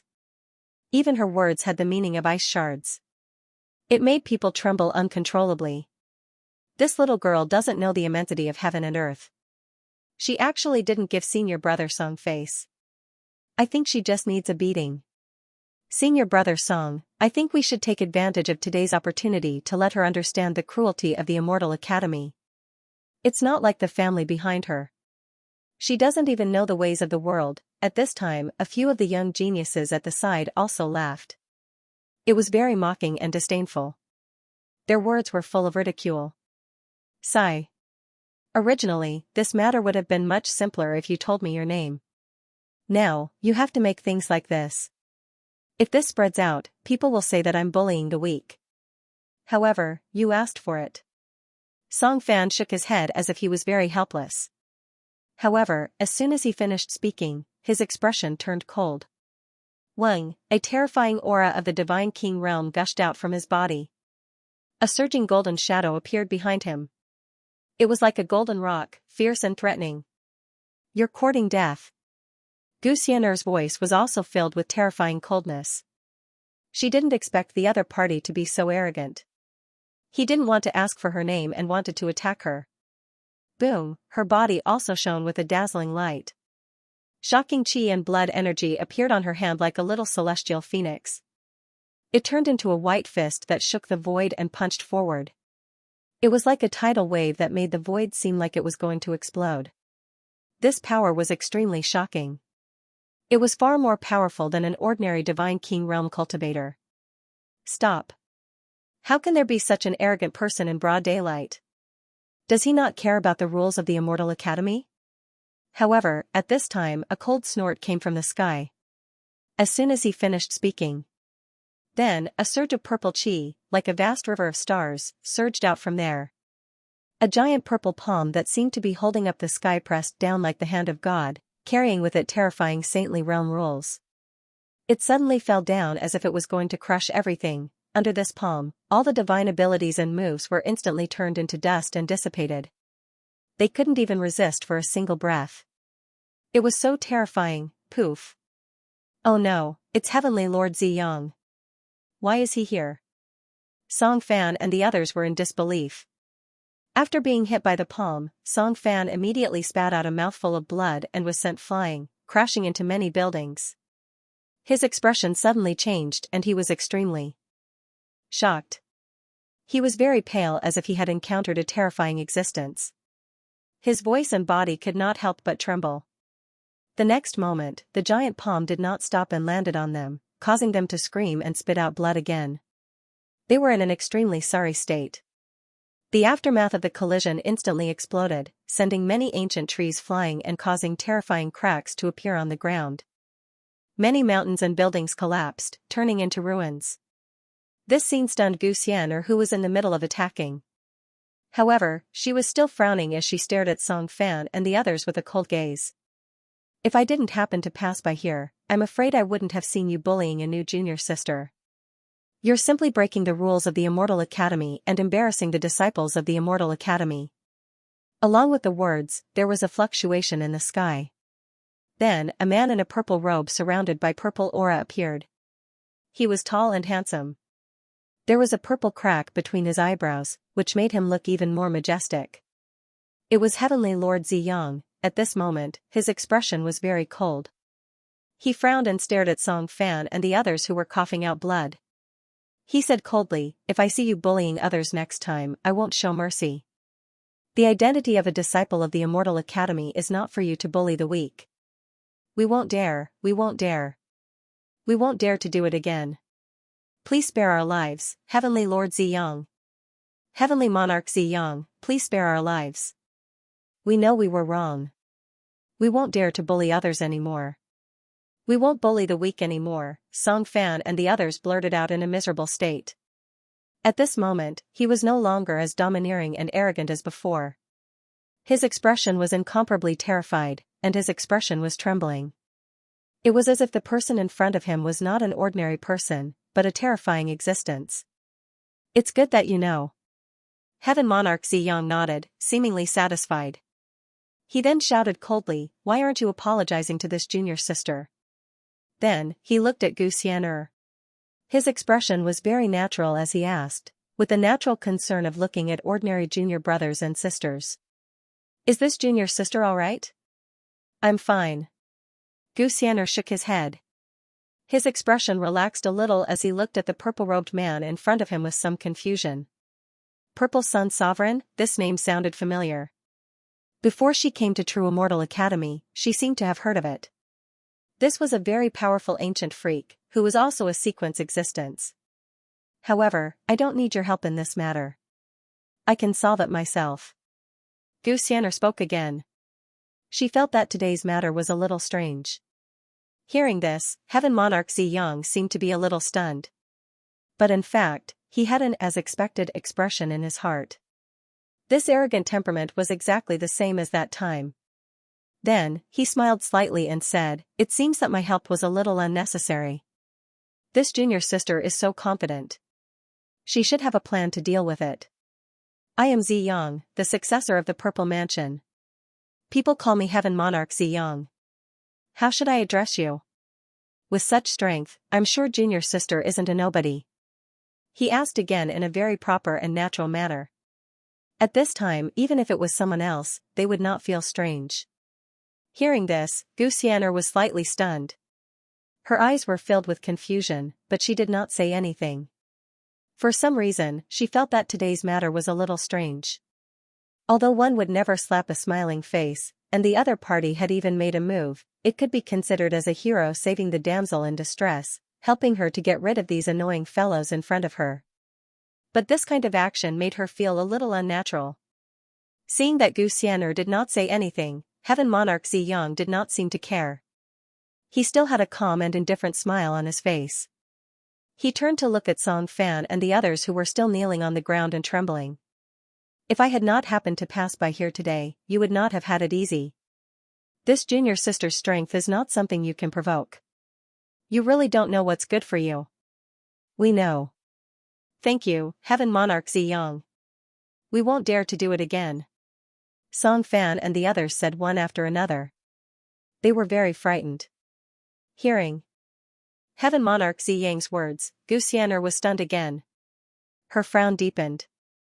In fact, she was not sure if Heaven Monarch Ziyang's temperament was like this or if he had other motives. But she did not expect this ancient freak to say such a thing. Did he think so highly of her? Did he think that these people were not her match? Could it be that he had seen through her trump card? Before this, Gu Xian'er had only heard some news about Heaven Monarch Ziyang. She knew that he was once the most powerful person in the upper world.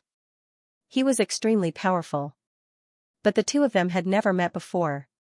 She felt that Heaven Monarch Ziyang's words were coincidental, but she did not think too much about it. Could it be that this ancient freak was deliberately waiting for her here? Why are you still not apologizing? Heaven Monarch Ziyang snorted again. He was very dissatisfied. Hearing Heaven Monarch Ziyang's words, Song Fan and the others turned pale. They quickly apologized to Gu Xian'er. They were very embarrassed and frightened. It seemed that they were very afraid of Heaven Monarch Ziyang. Seeing this, Gu Xian'er frowned. But she did not pursue the matter. After all, she was not the kind of person who would not let go. The other party was already seriously injured. They had paid the price and apologized.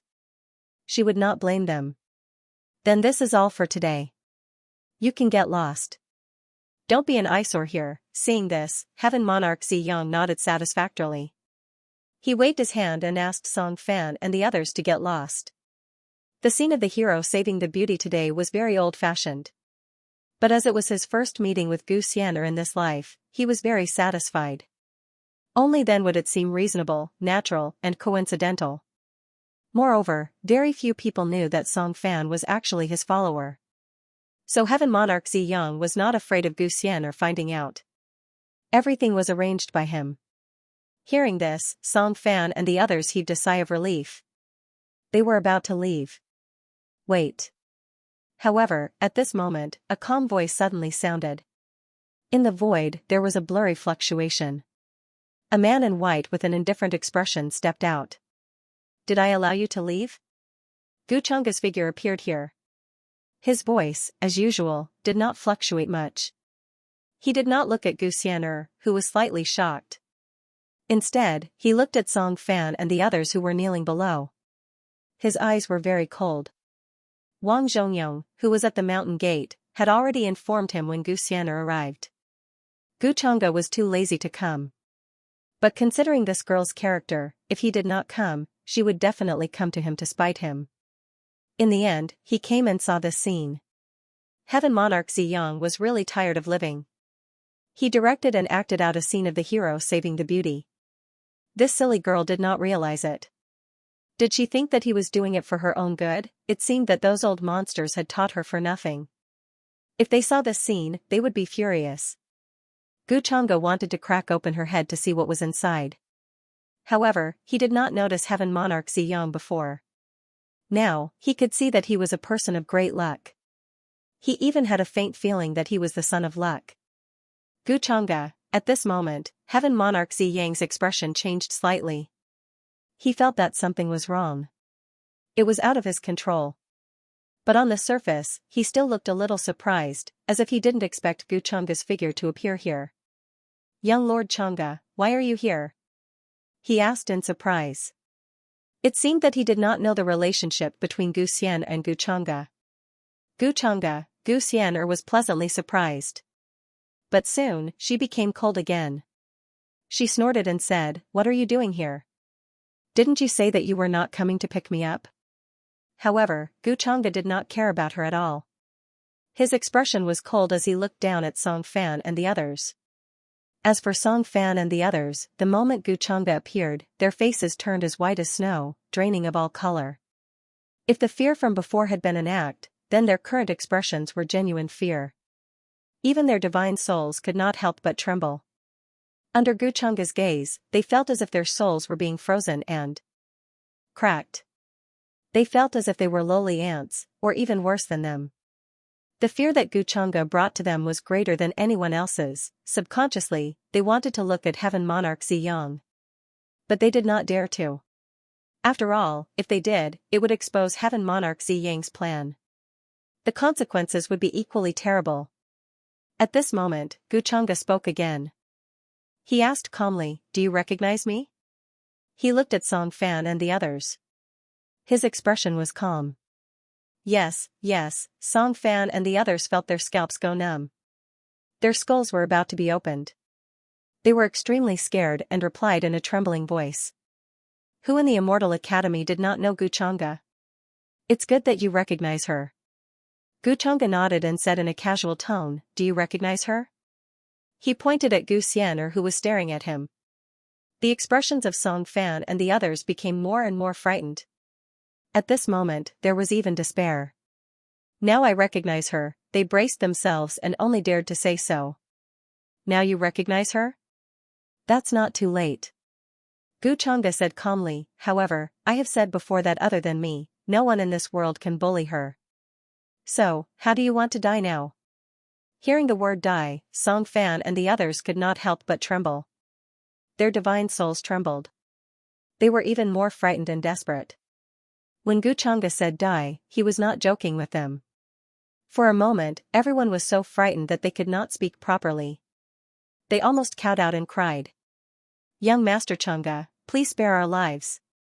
Before this, we didn't know that she was your sister. Yes. Young Master Changa, please spare our lives. We won't dare to do it again. Please spare our lives. This is all a misunderstanding. If we knew, we wouldn't dare to do this even if we were given 10,000 guts. At this moment, Song Fan was also scared out of his wits. He was full of fear and despair and could not stop pleading for mercy. Guchanga, you are too much. What do you mean only you can bully me? Gu Xian'er was dissatisfied. She was just short of punching him with her jade fist in anger. However, she also knew that this was Guchanga standing up for her. She had just entered the sect and encountered such a thing. Although the other party had apologized, she was also holding back her anger. Of course, in her opinion, what Guchanga said about Dai was a little too much. After all, this crime did not warrant death. However, with Guchanga's temperament, he was his style. This made Gu Xian'er feel both touched and helpless. Normal people would not dare to accept Guchanga's concern. Young Master Changa, isn't this punishment too much? Although they spoke rudely, they did not cause any harm to Miss Xian'er. Moreover, those who did not know are innocent. Before this, they did not know that Miss Xian'er was your sister. At this moment, Master of Heaven Ziyang had no choice but to speak. He frowned and tried to persuade him. Guchanga's ruthless character made him feel helpless. He killed people at the slightest provocation. He did not expect that things would develop to this stage. As soon as Guchanga appeared, all his plans and expectations were destroyed. However, Master of Heaven Ziyang still felt that Guchanga would more or less give him some face. After all, they were all disciples of the sequence. He had already pleaded for mercy. Have you punished them? When Guchanga heard this, he only raised his eyebrows slightly. Then he said casually, I don't think so. Instead, I feel that letting them die like this is letting them off too easily. Although Xian'er is a little stupid, not everyone can scheme against her. Since they dared to trick her, they should pay the price. In my opinion, all of them combined are not worth a single strand of hair on this stupid girl's 673 head. The people of the Gu family, especially the younger sister of Guchanga, are not people that can be bullied by anyone. Hearing this, Gu Xian'er was stunned. She looked at Guchanga suspiciously. She had been tricked. Could it be that Master of Heaven Ziyang had directed and acted out all this himself? What was his motive? After all, they had never seen each other before this. But soon, she realized what Guchunga's next sentence was. She felt her head buzzing and went blank again. Her face was burning. Why did he suddenly say something like that? What did he mean by all of them are not worth a single strand of hair on her head? How could he praise someone like that? It was so corny.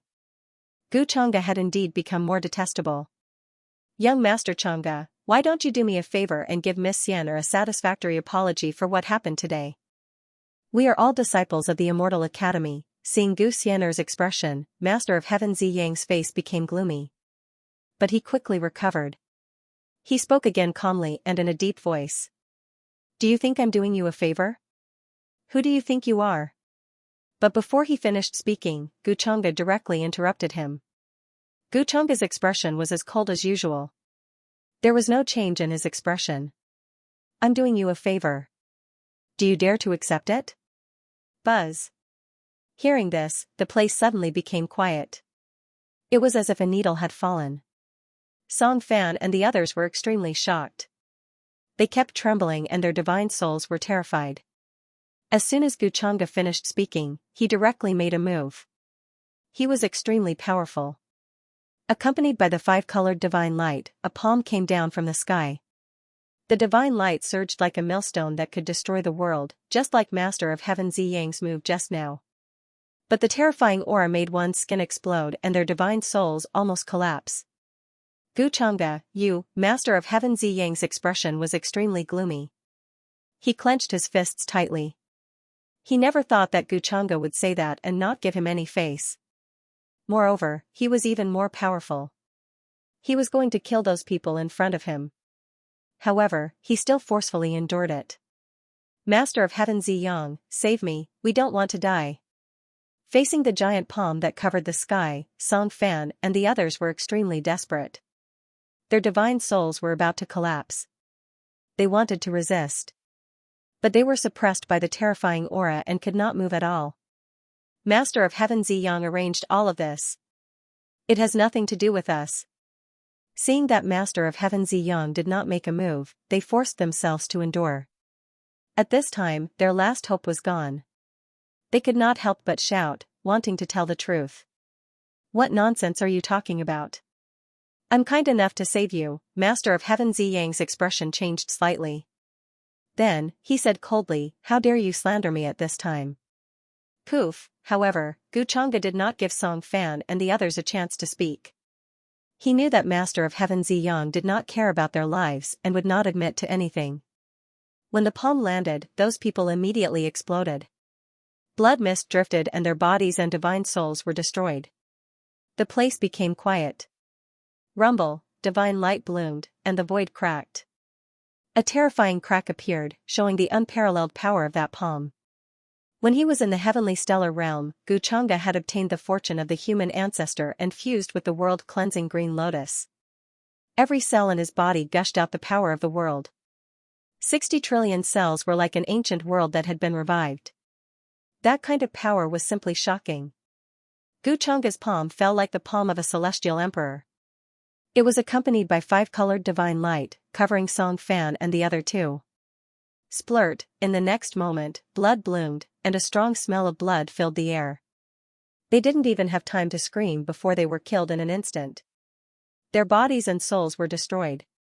These people actually said such baseless words before they died. Even death can't wipe out their crimes. Just now, Heavenly Lord Ziyang even kindly pleaded for mercy for them. In my opinion, it's not worth it at all. However, I believe that after today, some people will learn their lesson. If they dare to approach Xianxia again, these people will be their examples. Guchunga retracted his palm and looked at Lord of Heaven Ziyang with interest. Then, he said with a smile, Lord of Heaven Ziyang. He had killed a few young geniuses, especially one who was a quasi-sequence cultivator. To him, it was like crushing a few ants. He didn't care at all. His words weren't loud, as if they were meant for the cultivators who were watching not far away. There, huge mountains stood tall, one after another. They were incomparably tall, and there was also colorful fog and white fog flowing. It was like the holy land of immortals. Many young geniuses heard the commotion and rushed over. They witnessed what happened with their own eyes. At that moment, many people couldn't help but feel a chill on their backs when they heard Guchanga's words. A terrifying cold air swept through their limbs and bones, making their hair stand on end. That was Guchanga's terrifying power. Even in the Immortal Academy, he was so powerful. They were all disciples of the Immortal Academy, but he didn't show any mercy. He killed without hesitation. Moreover, they knew that the elders had definitely noticed what happened just now, but no one dared to show up and stop Guchanga. What does this mean? This meant that even the elders of True Immortal Academy were extremely fearful of Guchanga, not willing to easily provoke him. As for the disciples who were slapped to death, they could only admit that they were unlucky.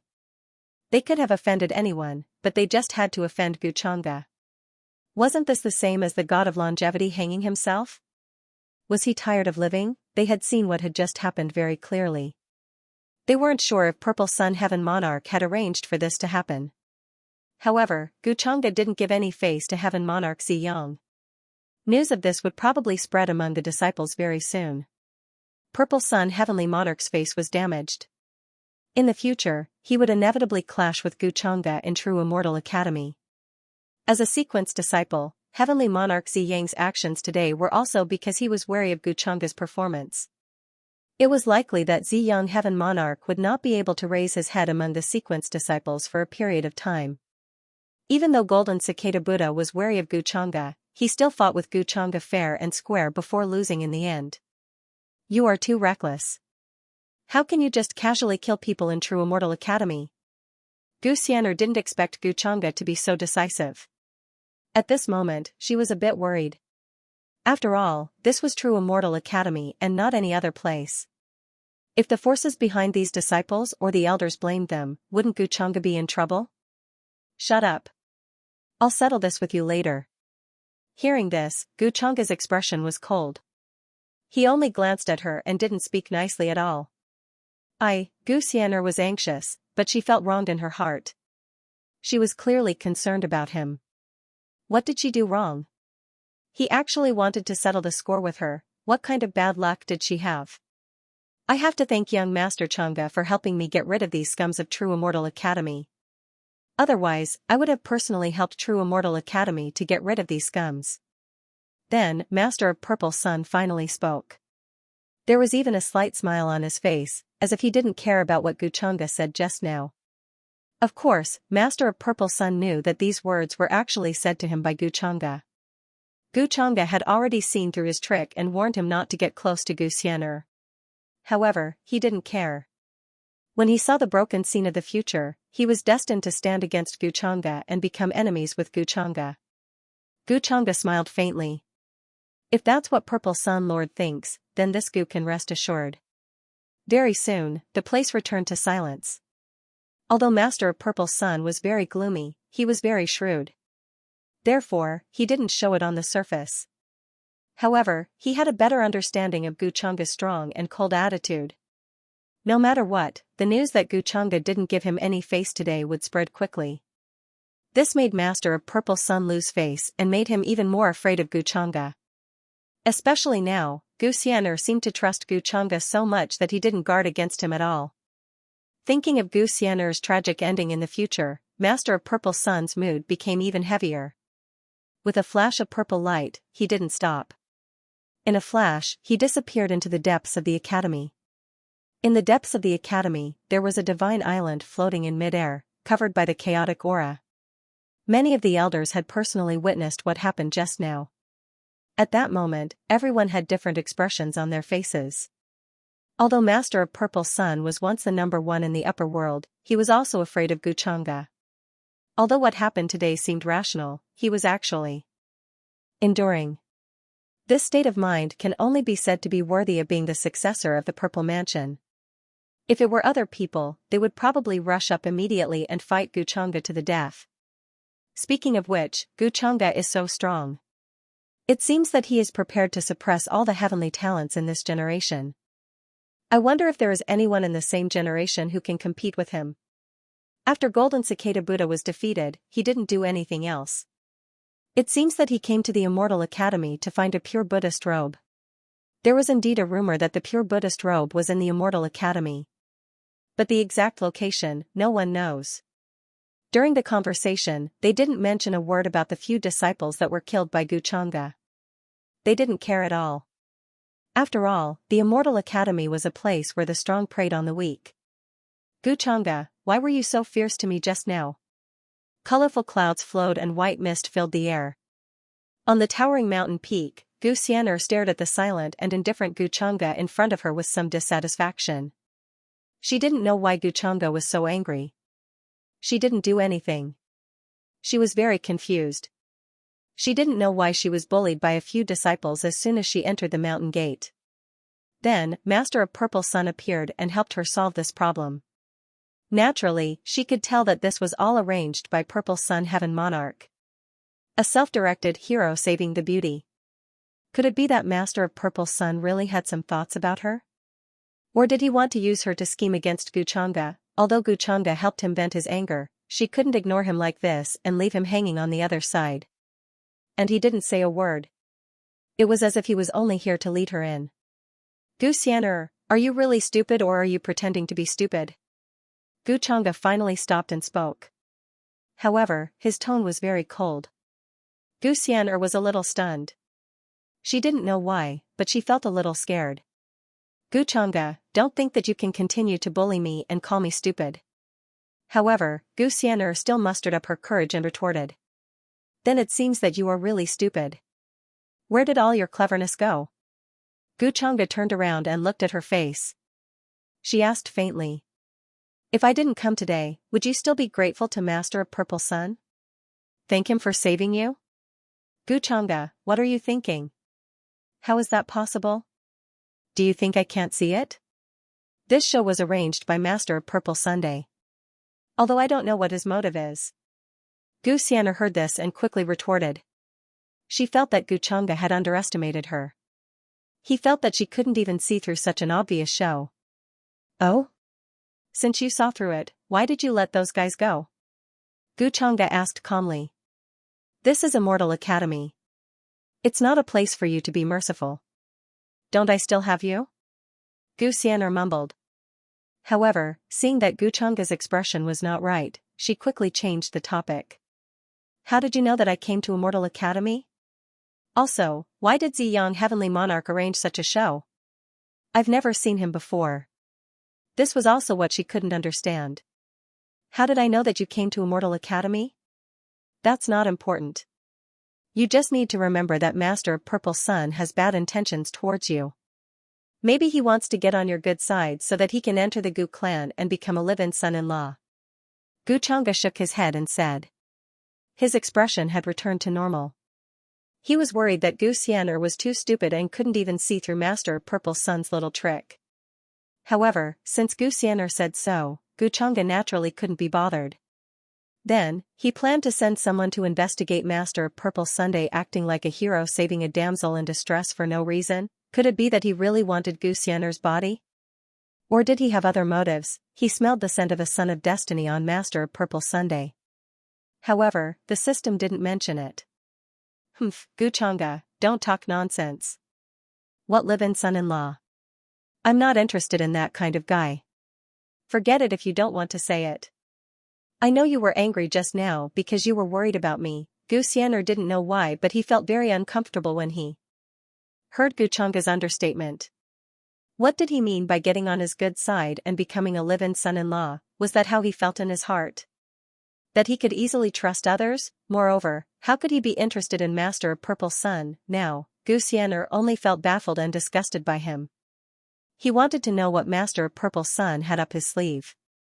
Xianxia, you really know how to flatter yourself. Master of Purple Sun just wants to use you to achieve his goal.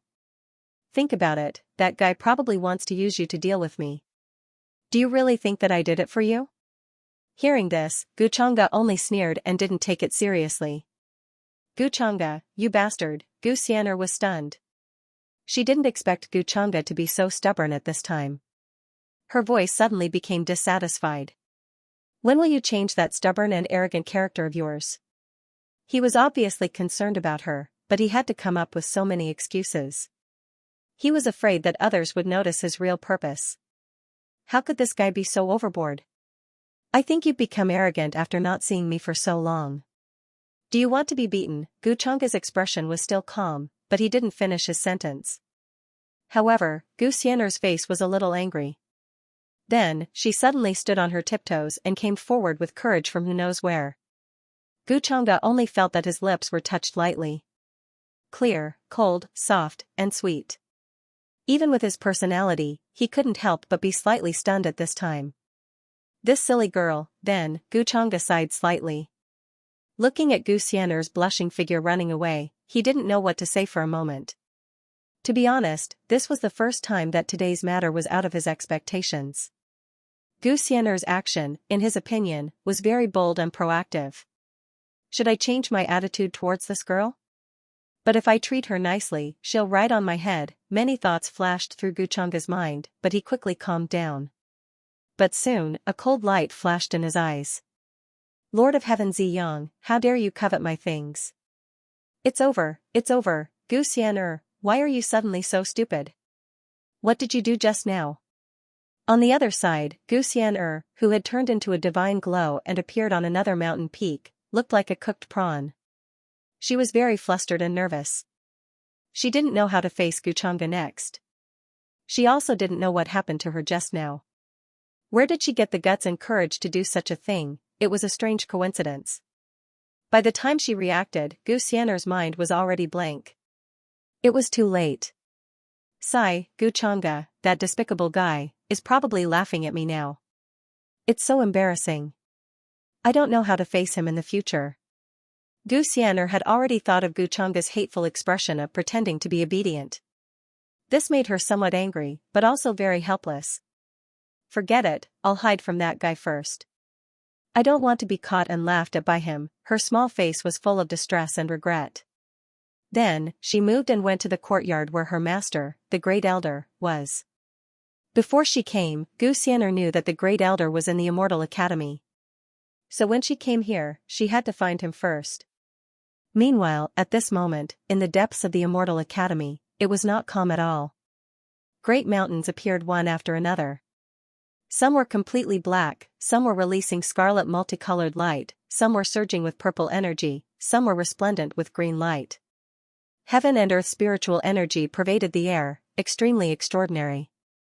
The spiritual energy was incomparably rich, forming a great waterfall. Ancient tree branches reached into the sky, divine mountains majestic, as if it was an otherworldly paradise. At this moment, there was a strange stone surrounded by multicolored light. It was trembling slightly, divine light in tens of thousands of streaks, auspicious colors in tens of thousands, continuously washing down. The strange stone was half a person tall, great Tao imprints interweaving on its surface, as well as many seals engraved on it. It was incomparably dazzling. The great waterfall of spiritual energy poured down, maintaining this state for countless years. Many strange beasts and auspicious birds were crawling below, extremely quiet.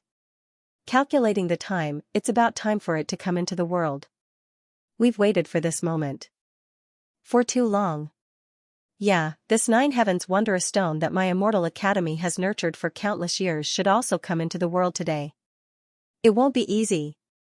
I just don't know what kind of freak will appear. Could it be the descendant of a true immortal? Many ancient existences had chaotic energy swirling about them, their chi and blood shockingly boundless, their clothes incomparably simple and unadorned. They were currently here, extremely stirred up, excitedly staring at the wondrous stone in front of them. Their eyes looked like they were staring at some exceptional immortal treasure. After encountering such a great and resplendent world, how could my Immortal Academy's wondrous stone be missing? They were full of expectation, staring forward, not blinking for even a moment out of fear of missing something. Wang. At this time, this wondrous stone seemed to have sensed that there were people observing it from the outside. Even more resplendent radiance rushed into the heavens, wishing to take the initiative to break through the seal on its surface. The symbols on its surface also seemed to have come alive, starting to flutter about, appearing in the void, carrying a type of shocking immortal intent. This place seemed to have become a land of ascension for immortals. Hurry and look, look. It is about to break through the seal and come out. There were some old monsters who were incomparably shocked, but they also became even more excited and expectant. On the tall mountains outside this region, there were quite a few figures who appeared, gazing over from the distance. They all received news that this wondrous stone was going to appear, feeling extremely shocked. This wondrous stone's Immortal Academy's origins could be traced back to a long time ago. That was why many people knew of this wondrous stone's existence. Something that fell from the 9 heavens, could it be that it is a true immortal's descendant? Phoenix wings on her back, the tall and slender heavenly phoenix maiden's figure appeared on a certain mountain peak. Within her eyes, many symbols flickered, producing all types of scenes. It was as if she wanted to see through that stone. Phoenix Maiden, what do you think? On her other side, a heroic male who drove the 4 spirits' war chariot appeared, his body covered in golden armor. Even his eyes were 5-colored divine blood flowing within his body, his aura majestic and heaven-shocking. He was like a young deity, precisely Heavenly Emperor Mountain's divine prince. Heavenly Phoenix Maiden shot him a look, shaking her head, saying, I can't see through it, it is too mysterious. Rumors say that the Phoenix Maiden is the reincarnation of an immortal phoenix, yet there is actually something you can't see through? The divine prince asked with a smile. When she heard this, Heavenly Phoenix Maiden became silent, no longer paying him any attention. Meanwhile, at this time a golden passage suddenly appeared in the sky dome above, a 7 or 8-year-old white-clothed girl walking over. She was untainted by a speck of dust, her jet-black hair very soft, eyes like black gemstones, but also carrying a starry sky-like depth. When they saw this white-clothed girl, many old monsters' expressions changed, hurriedly paying their respects. Greetings, Star Ancestor. Could this be that? Many young heavenly talents were also shocked, immediately recognizing this white-clothed girl's identity. Even though she looked very young, her age was actually incomparably ancient. Star Ancestor. This name, in the ears of many old antiques of true Immortal Academy, was not unfamiliar at all. It even represented a terrifying existence in a certain period of time. Rumble, in another direction, there was also a fluctuation. They were all extremely terrifying existences of true Immortal Academy. Even the stooped dark old man that old stone transformed into was among them. His appearance shocked even the white-clothed girl called Star Ancestor. The expressions of the other old antiques were even more shocked as they bowed to him. Greetings, Old Stone. The girl in white bowed slightly to Old Stone. Old Stone smiled slightly. Star Girl, you don't have to be so polite. I haven't seen you for so many years, and you've become younger again. The girl in white named Star Ancestor smiled bitterly. Old Stone, don't tease me. You also know that my body really can't be helped. Hearing this, Old Stone smiled and did not say anything else. He looked at the strange stone below and said, speaking of which, I can be considered to be of the same origin as this strange stone. We are both stones. It's just that it hasn't been born, and even I can't see through its origin. Old Stone is joking. If you can't see through it, then there's no need to say anything about it. Star Ancestor smiled helplessly. I'm not talking nonsense. Old Stone smiled. If it weren't for this reason, he wouldn't have come here. In addition to them, there were many ancient existences of orthodoxies gathered here, and there were even many supreme beings. Almost all of them came to watch the birth of the strange stone. For a time it was almost everyone's attention, everyone's gazes turned to look at him. Crack, the next moment, the sparkling and brilliant strange stone suddenly trembled, revealing a mysterious aura. All kinds of great Tao runes appeared from time to time, looking mysterious and unfathomable.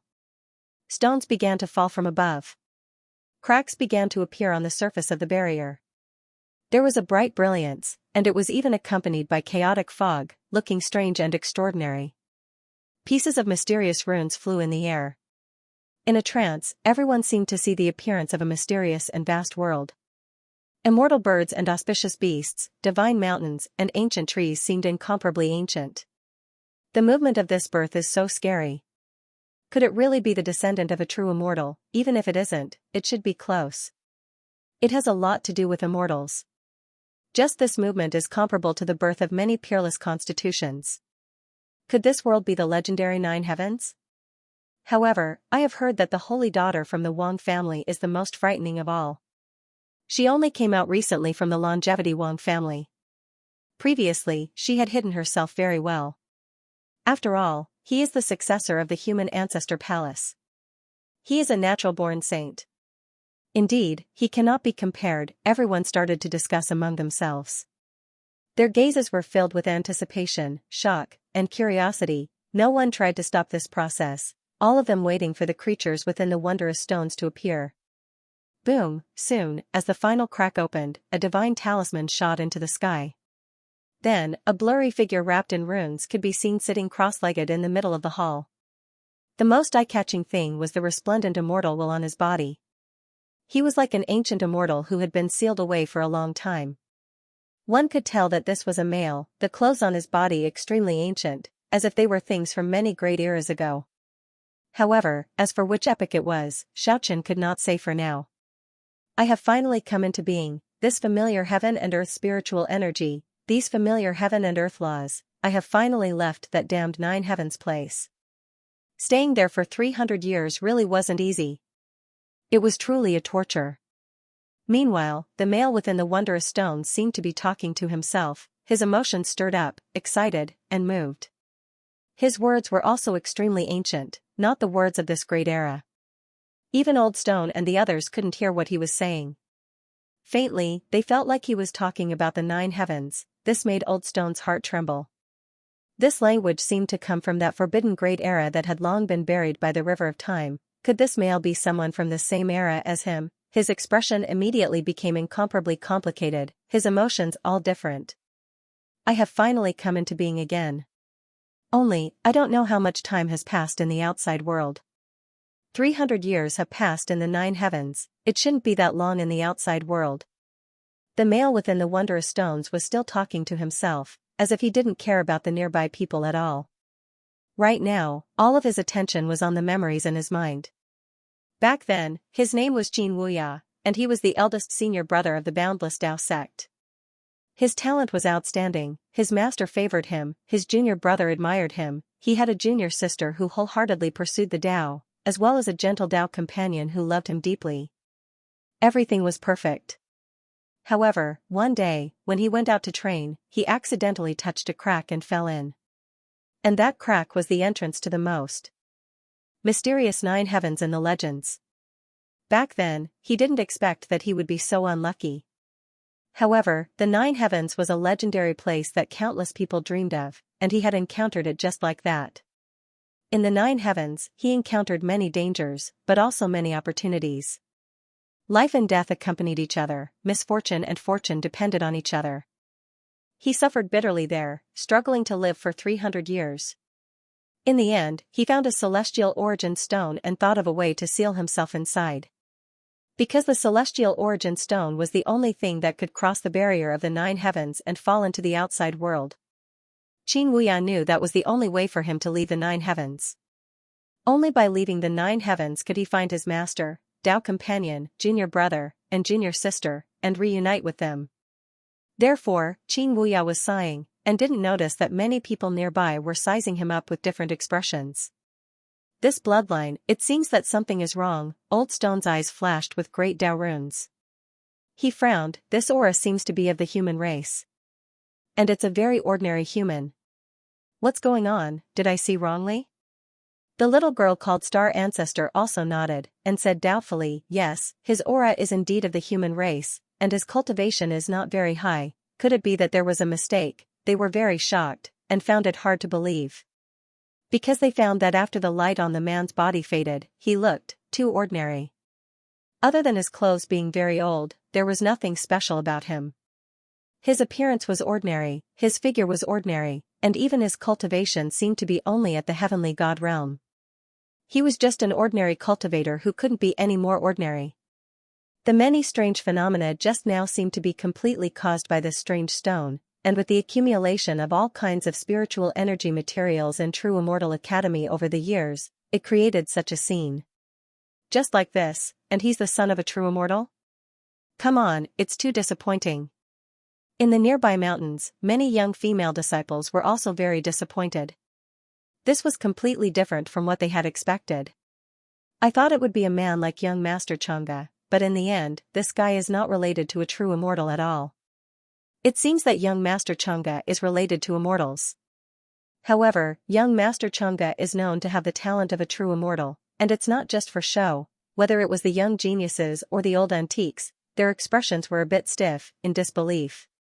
Under the expectations of so many people, such a man appeared in the end. More or less the contrast was a bit big. Compared to the expectations in their hearts, it was a complete avalanche. As the saying goes, the greater the expectations, the greater the disappointment. If his cultivation was high, then it would be fine. But whether it was his aura or temperament, it was not related to immortals. Instead, it was like a lucky person who was touched by this strange stone's luck for some reason. This, the heavenly phoenix maiden and the divine prince, who were originally full of expectations, were a bit stiff. They did not expect such a big reversal. True Immortal Academy, this strange stone that is said to have fallen from the 9 heavens is a bit disappointing. The divine prince could not help but lightly shake his head. He was a bit suspicious of the words said. The heavenly phoenix maiden did not speak, but the expression in her eyes betrayed her feelings. She originally thought that this would be a strong opponent, but in the end, she found that he was a bit too ordinary. Of course, this ordinary was in True Immortal Academy. In the outside world, he was quite a good genius. Logically speaking, it shouldn't be that simple. Old Stone was still seriously sizing up Xianxia, feeling that this man seemed to be hiding many secrets. This cultivation was a bit strange. After being sealed for so many years and being watered by all kinds of heaven and earth spiritual energy day and night, it should not be like this. Could it be that this man was deliberately hiding his strength? At this moment, Xianxia finally reacted to his current state, and noticed that many people nearby were looking at him. He quickly understood that everyone was doubting and looking down on him. However, he did not care. After living in the 9 heavens for 300 years, he knew many things. Keeping a low profile was the most important thing. Moreover, his strength was definitely not as simple as the heavenly god realm. This was just his realm before he fell into the 9 heavens. In the 9 heavens, his realm had greatly increased, and he also brought back many unique immortal items. Therefore, he did not care about what others thought of him, unless they really came to provoke him. Next, I just need to figure out where I am now, and how long has passed since I entered the 9 heavens. This is the most important thing. Xianxia muttered in his heart, thinking about what he had to do next. While the depths of True Immortal Academy were incomparably lively, and many geniuses and old monsters were gathering there, Xianxia's figure was on a very majestic mountain peak. His boundless divine sense that was like a river of stars enveloped the surroundings. He felt that there was no one nearby who could sense his existence, and only then did he relax slightly. This is the best time for me to do so. The smile on Xianxia's face seemed to have a deeper meaning. Then, he looked down and quickly noticed Xianxia, who was sitting cross-legged and cultivating with her eyes closed. At this time, he did not plan to make a move against Xianxia, because he still had a reason for staying with her. However, the water was not muddy enough. He needed to secretly lend her a hand. Then, Xianxia locked onto a secluded forest not far from Xianxia's cave, but there were still a few geniuses' cave residences on the way. The forest was faint, and there were specks of multicolored light. There were many ancient medicines growing outside, and dense purple light was gushing out from the cracks of the stones, rising in the void. There was also a cave residence here, and there was an aura fluctuation coming from it. Clearly, it was at a critical moment of cultivation. One of the young geniuses was sitting cross-legged and cultivating. There were waves of dense fluctuations, and he had a special physique. He did not notice Xianxia's gaze at all. Buzz. On the mountain peak, Xianxia stepped over and instantly disappeared into the void. In the cave residence, there was a sound of horror and disbelief, and soon it was quiet again. Not long after, Xianxia's figure appeared again, and there was no change in his expression. In that cave residence, there was a dead silence, and there was no aura or fluctuation. Naturally, there were no geniuses there. Then, Xianxia glanced at the cave residence where Xianxia was, and his smile was a little inexplicable, and soon disappeared. "Master, the strange stone of the Immortal Academy has appeared, but the geniuses who appeared seem a little strange. Although their origin is very ancient and mysterious, their cultivation is not high. It seems that they are only in the divine realm," which made many people return in disappointment. After returning to the palace, Guchanga was a little surprised to hear the report from his followers. Divine realm cultivation? It attracted so many people, but in the end, this is the result? He raised the tip of his eyebrows. Guchanga naturally knew this news, but he did not go to see it. After all, he wanted to take this opportunity to help Shuang prove her identity as the inheritor of demonic arts. Yes, at that time, many old antiques and disciples rushed over, but they were all very disappointed. And that mysterious genius was also taken away by the elders, who seemed to have something to ask. The followers below reported respectfully. Guchanga nodded, a little thoughtful, and then waved his hand to let them go. For some reason, he always felt that this genius sealed in the strange stone would not be too simple. In terms of cultivation, the divine realm in the Immortal Academy was a little too low. And in the days when that strange stone appeared, a piece of news was spread from the mouths of many disciples of the Immortal Academy, causing a great uproar. A young heaven's pride with a special constitution had disappeared without a trace. Yes, it was a person who disappeared into thin air while cultivating in the cave residence, leaving no aura or fluctuation. Even those elders, who went to trace the scene, did not find the slightest problem and were helpless. Once this news was spread, it shocked many people and caused a lot of panic. Combined with the recent events, many people instantly connected it to the inheritor of demonic arts. After all, many previous deeds showed that the greatest characteristic of the inheritor of demonic arts was to choose some geniuses with special physiques, and in the end, no fluctuations were left behind. Therefore, many geniuses and elders came to a conclusion with heavy expressions. Without a doubt, that young genius had been secretly harmed by the inheritor of demonic arts. And this meant that the inheritor of demonic arts had already mixed in, hiding among the geniuses, changing his face, and no one knew his true identity. This matter caused a huge sensation and panic again, and some unfamiliar geniuses were vigilant. Many elders also began to patrol, trying to find the inheritor of demonic arts. This time, you were too impulsive and reckless. You just entered the Immortal Academy not long ago, and you already started to make a move. Although you hid your methods very well, at this time, you are too bold. What if you were seen by someone? At this moment, in the cave residence where divine light interweaved, Elder Mo's figure appeared here, talking to Shuang with a dignified expression, a little worried. A genius had been harmed by the inheritor of demonic arts. He immediately thought of Shuang. After all, he had personally brought her in. Although Shuang had never displayed the forbidden demonic arts in front of him before, but combined with the many deeds and rumors that had happened before, Shuang's identity as the inheritor of the forbidden demonic arts couldn't escape. And this time, the inheritor of demonic arts had appeared again, so he believed that it was definitely Shuang who did it. That was why he came here to ask him, a little worried that his identity would be exposed. Hearing this, Shuang said with a calm expression, "I know. There won't be a problem." Although he said that, the fists hidden under his robes were tightly clenched, and he was very angry and unwilling. Although he did need the identity of the inheritor of demonic arts now, so that Elder Mo could protect him from behind. However, he was once again made a scapegoat for no apparent reason. This made him angry and unwilling in his heart. This was really like the saying, a person sits at home, but the blame falls from the sky. He hadn't even taken half a step out of the cave residence, and he had become the murderer of a young genius. And he had to admit it. In this world, was there anything more sullen and helpless than this? Since that's the case, then be careful. Don't be too arrogant. Hearing this, Elder Mo nodded, relieved, and left. Damn it, you framed me again. After old Mo left, Shuang's expression suddenly became twisted and sinister. She was furious and sullen to the extreme. The appearance of the inheritor of the demonic arts from Immortal Academy quickly spread to all the disciples. During this period of time, whether it was the elders, sequence disciples, quasi-sequence disciples, or inner and outer sect disciples, they were all in a state of panic. A young heaven's pride with a special physique had mysteriously disappeared from his own cave.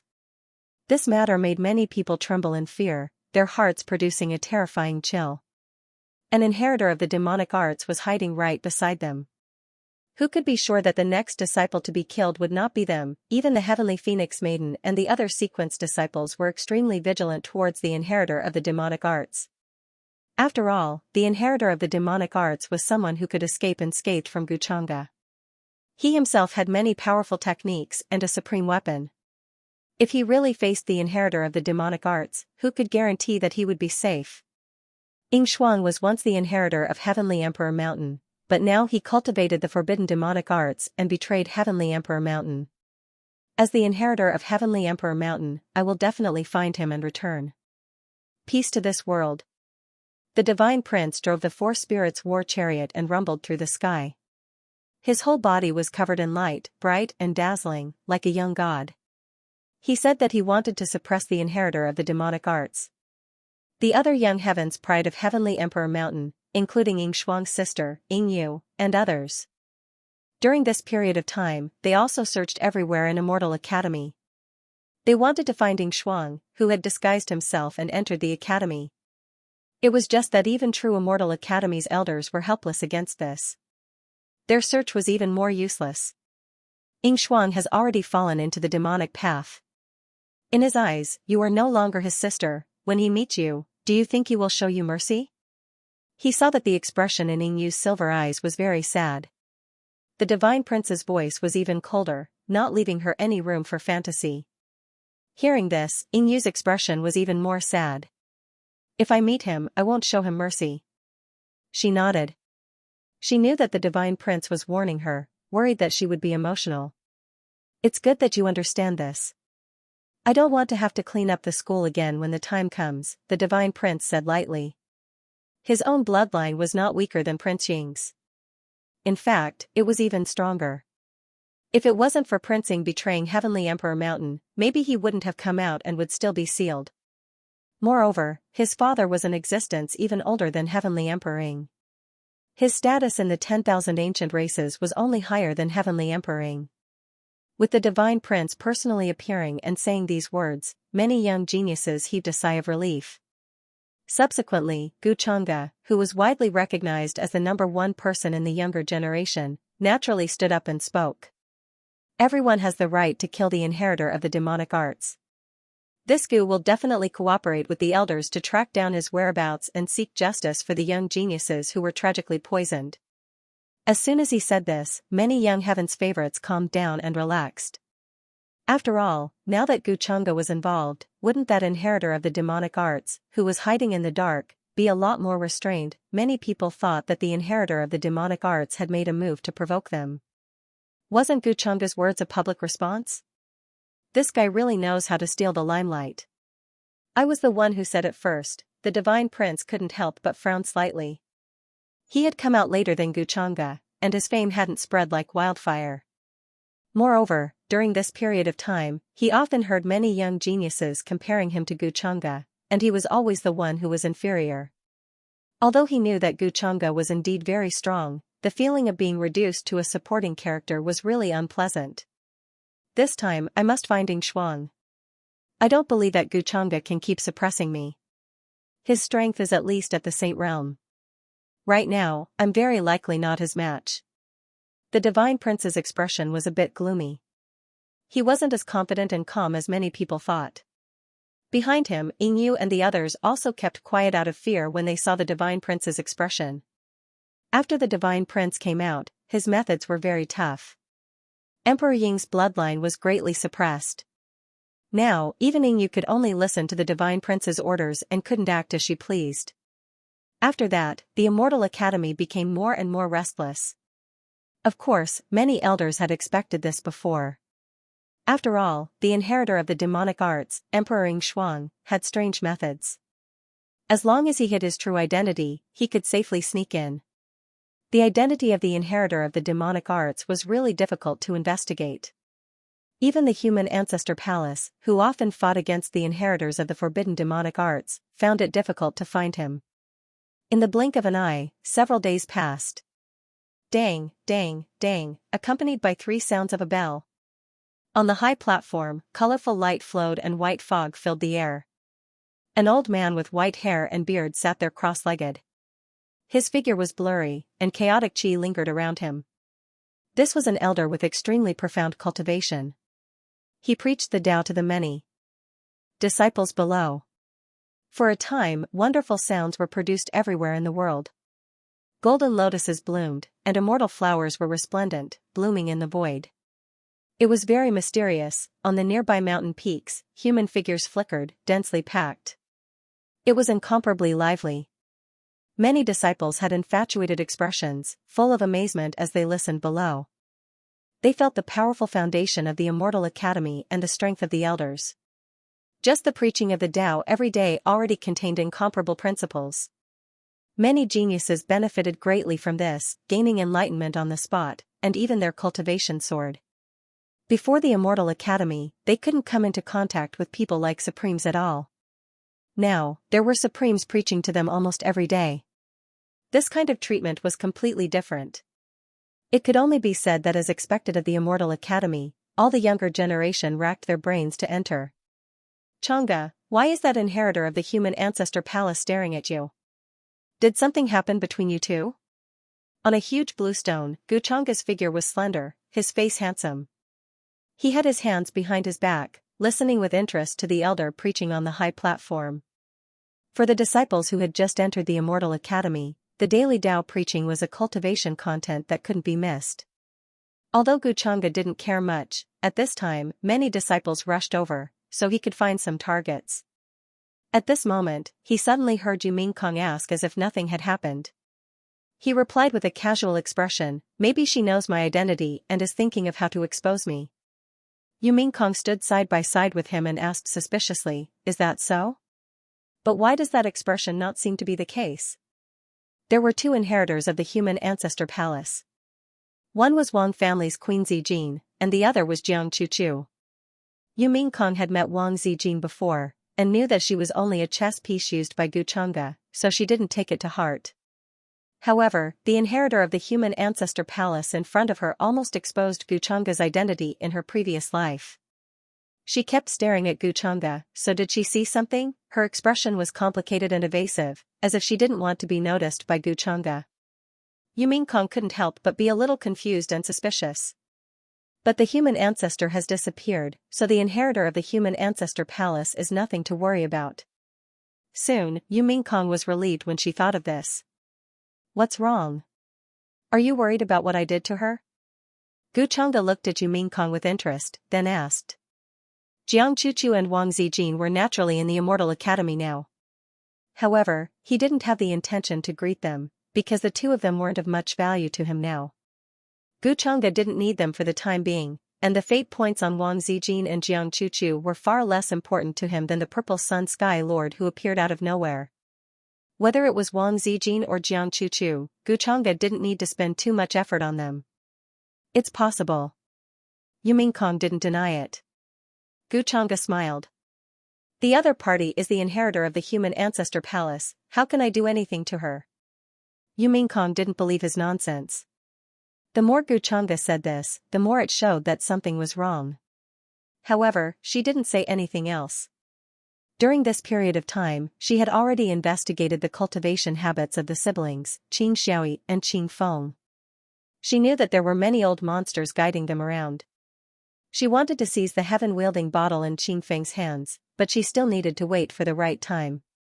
Moreover, she didn't know what Xianxia was planning. He seemed to still wanting Xuan to be the scapegoat, and didn't plan to do anything else. Then, the elder on the high platform finished his lecture. Many young geniuses looked regretful, and wanted to continue.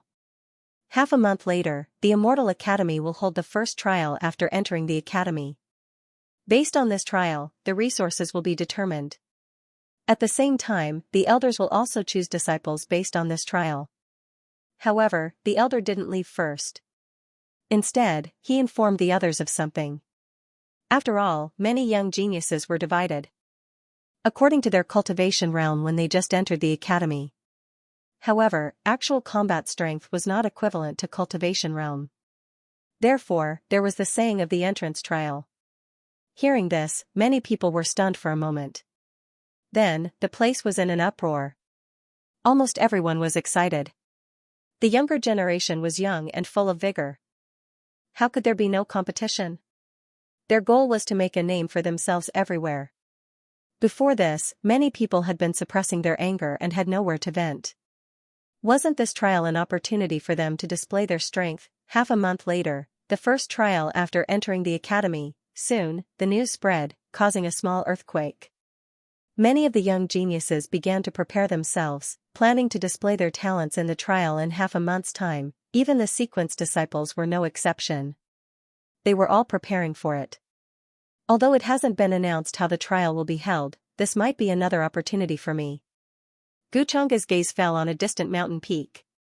Purple Qi rose there, and a man in a purple robe stood there. He was like a small purple sun. He looked extraordinary and had a heroic feeling. It was Lord of Purple Sunday. During this period, he had sent people to investigate his background.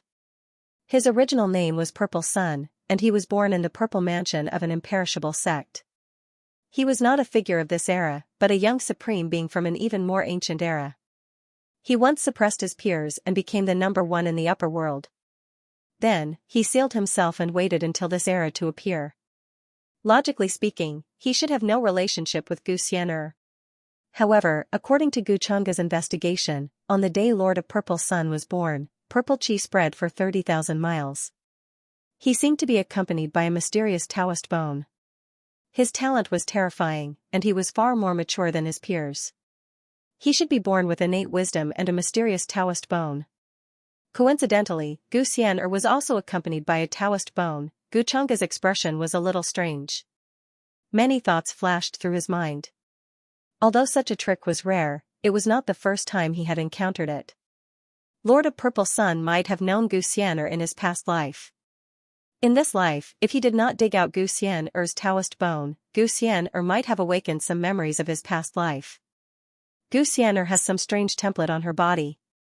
Could it be that she was a big shot in her past life? Xianxia's smile was a little thought-provoking. There were really all kinds of tricks. The heavens really liked to go against him and had a deep malice towards him. However, since they were sending leaks to him, he would gladly accept it.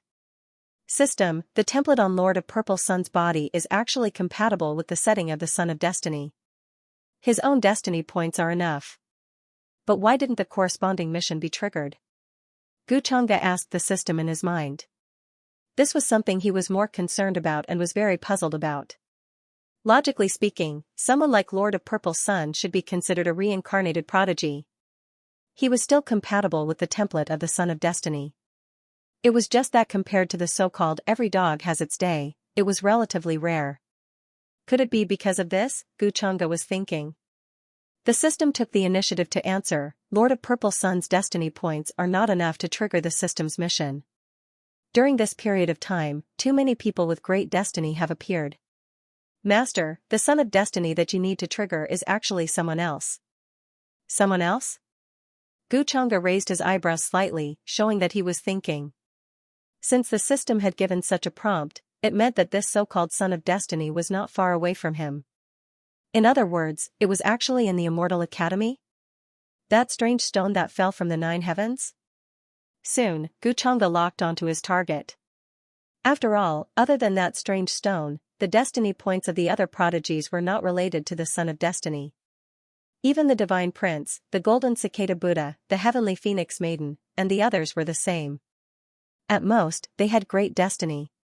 Could it be an expert who returned from the 9 heavens? Xianxia couldn't help but shake his head slightly. This was the usual style of pretending to be weak to eat the strong. He was too familiar with this. Therefore, the man who walked out of the strange stone was definitely not only at the heavenly god realm. It was very likely that he was a very terrifying expert. However, he looked ordinary and had a face that would be easily mocked and looked down on. In other words, he should have been a character of this world. Due to some coincidental reasons, he entered the 9 heavens by mistake. After many years, he was sealed in this strange stone and fell out. Xianxia's smile was somewhat thought-provoking. He quickly analyzed the origin of this person. This way, things were much simpler. The return of the strong, This kind of trick was most commonly seen when the so-called immortal emperor returned and found his daughter living in a doghouse.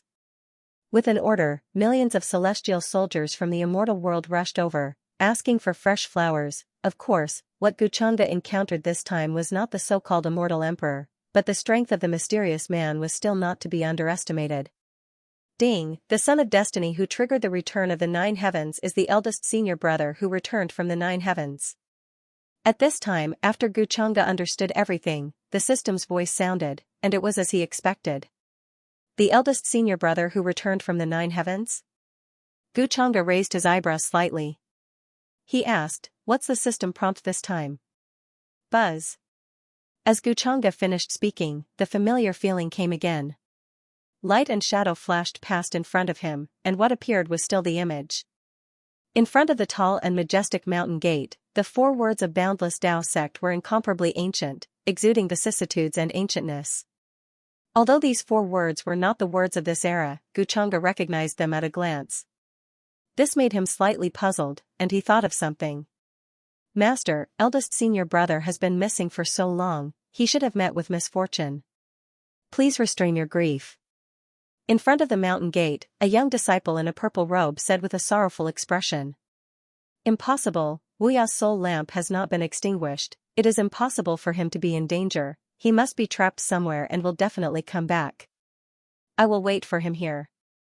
An old man with a dignified expression shook his head when he heard this. His eyes were full of determination, and he did not believe this at all.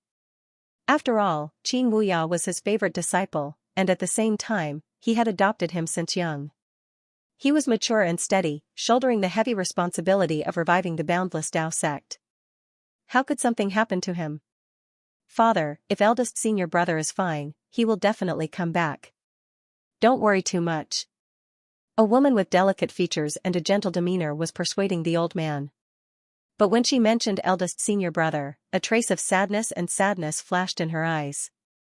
If eldest senior brother is not here, we still have junior sister, senior sister and master, don't be too sad. I feel that senior brother is blessed by the heavens. He will be fine. The young disciple in a purple robe changed his words at this time and hurriedly said. The old man shook his head when he heard this. He sighed and turned his gaze to the distance. On a blue stone, a green-clothed woman with Tao runes was sitting cross-legged. Her expression was cold, without a trace of emotion, and she was cultivating diligently. Dao Xian did not disappoint master, the old man's eyes were filled with gratification and satisfaction. Rumble, but at this time, in the distant universe, a shocking sound suddenly came, causing the few people in front of the mountain gate to be stunned. Immediately after, the sky split open, and an unimaginably large crack appeared. Then, like melting snow, it collapsed piece by piece. There was a scene of 10,000 immortals fighting, so terrifying that it made the heavens tremble. The immortal palace that stood in the middle of the endless universe collapsed and turned into dust. An existence with a purple-gold immortal crown on his head, whose aura had suppressed the ancient times, was pierced through by a halberd and split open, blood splattering everywhere. What is this? The immortals are bathed in blood, the immortal palace collapsed, and the immortal master was defeated. This scene shocked everyone, and their expressions were filled with despair, fear, and shock. In the image, there was a giant hand surrounded by billions of strands of demonic qi. It was terrifying to the extreme, as if it had crossed the endless universe. The heavens fell, the earth cracked, and the universe collapsed. Even the legendary long river of time was cut off and turned into countless pieces. Countless orthodoxies and races were turned into ashes under this palm, and billions of living beings disappeared from the world.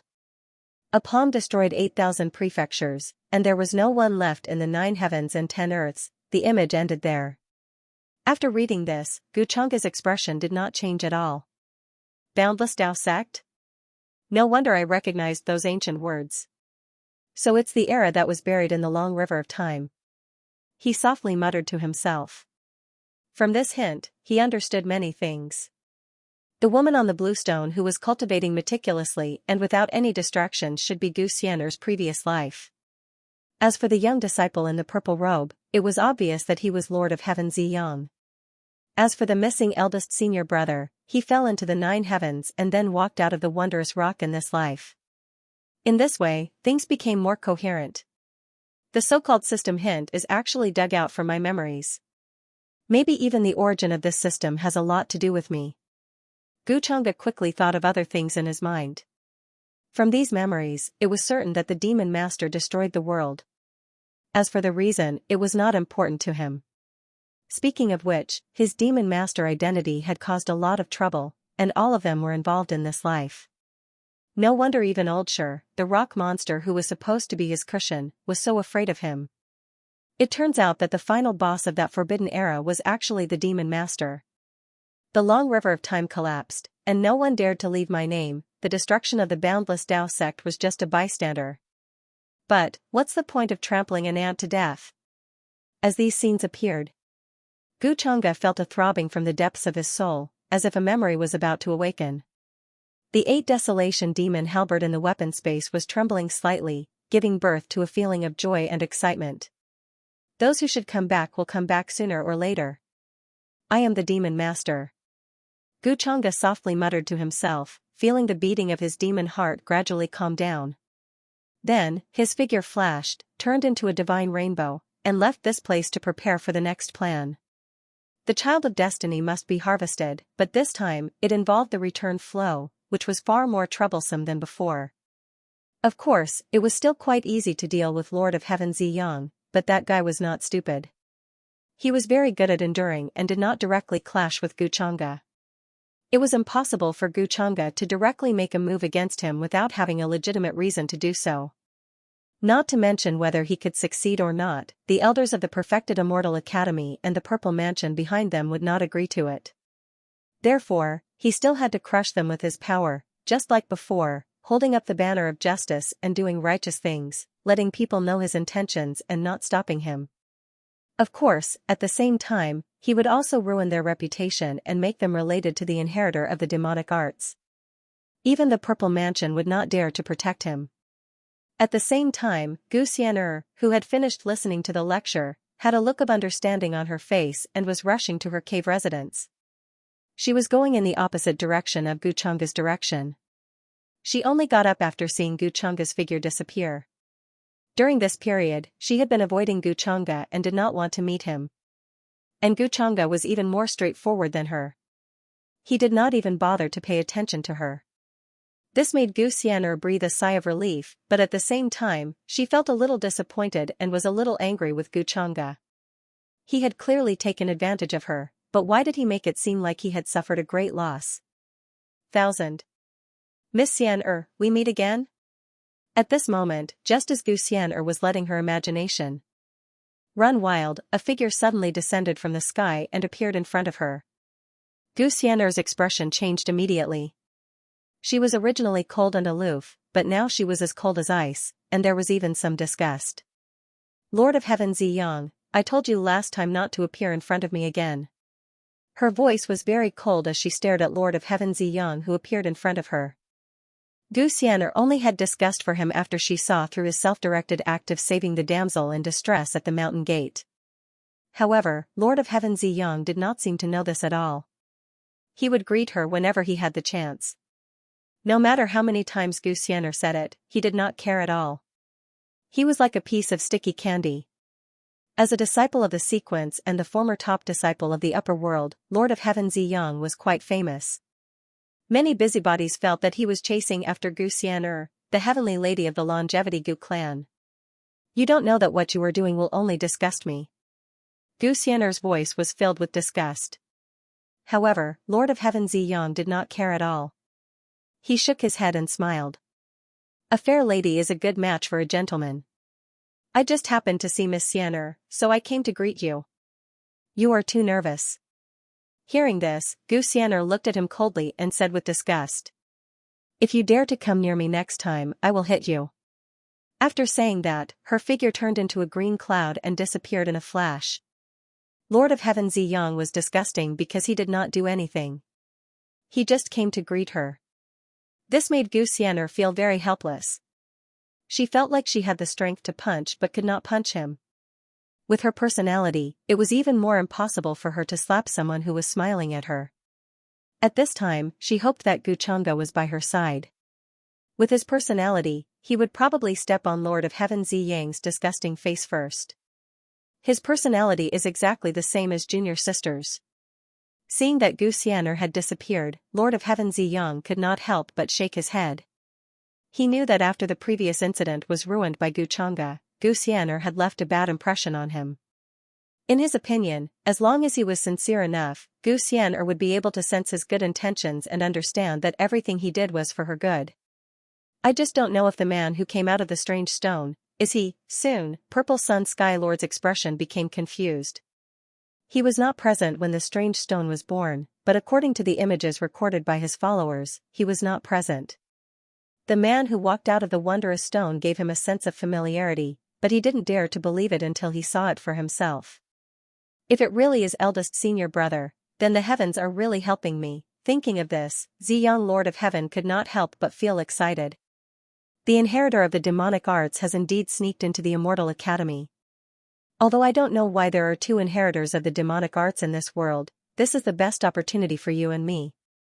On the other side, in the cave residence, Xianxia looked very calm. Her skin was as white as porcelain, as if it was carved out of fine jade. At this moment, she was discussing with another voice in her mind. Of course, she had heard that some heavenly talents had been killed by the inheritor of the demonic arts. Originally, Xianxia was a little worried. After all, if she secretly attacked, it might arouse suspicion. In the end, the secret that she was the inheritor of the demonic arts would be exposed. But now, another inheritor of the demonic arts had made a move. Even if she attacked the other heavenly talents, no one would suspect her. They would only track down Shuang's whereabouts and traces. As long as I am careful in secret and don't get noticed by the elders, there will be no problem. When the time comes, this blame will only be thrown to Shuang. Xianxia's eyes revealed a lot of thoughts. Due to the fact that she cultivated the forbidden demonic arts, her cultivation and methods were actually not worse than those of the quasi-disciples. She had been hiding this matter from Gu Chang'e. She did not know how long she could hide it. After all, Gu Chang'e was too smart. He could find out anything at the slightest trace. I only hope that day will come later. Xianxia sighed slightly. Then, her figure flashed and left the cave residence. In fact, she had her own goals. Now, the Immortal Academy had gathered the most outstanding young heavenly talents in the upper realm. Everyone's bloodline and physique were different. Among them, many of them had special physiques that made Xianxia very interested. After getting used to the forbidden demonic arts, she naturally could not cultivate step by step. The moment Xianxia left the cave residence, Gu Chang'e, who was in the palace, sensed it. Naturally, he had left some tricks on Xianxia.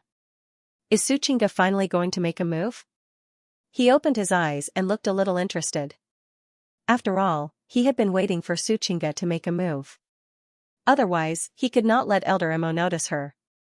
Then, Gu Chang'e stepped out and followed her. But before that, he first went to a sacred mountain in the depths of the Immortal Academy. In the sacred mountain, many elders were in a splendid palace. They seemed to be discussing something. They were very confused about Gu Chang'e's sudden visit. Young Lord Chang'e, why are you suddenly visiting us in the middle of the night? Is there anything wrong? They were very polite to Gu Chang'e.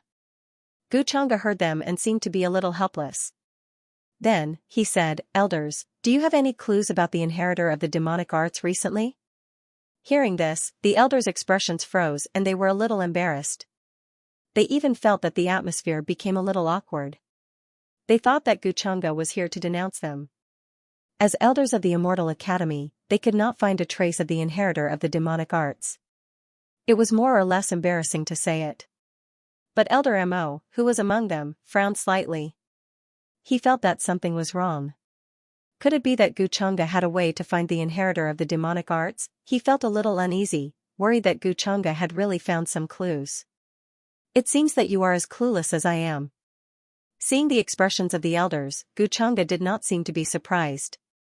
He shook his head slightly and said with a little headache, to be honest, I boasted in front of so many disciples that I would find the inheritor of the demonic arts. But now, I have found nothing.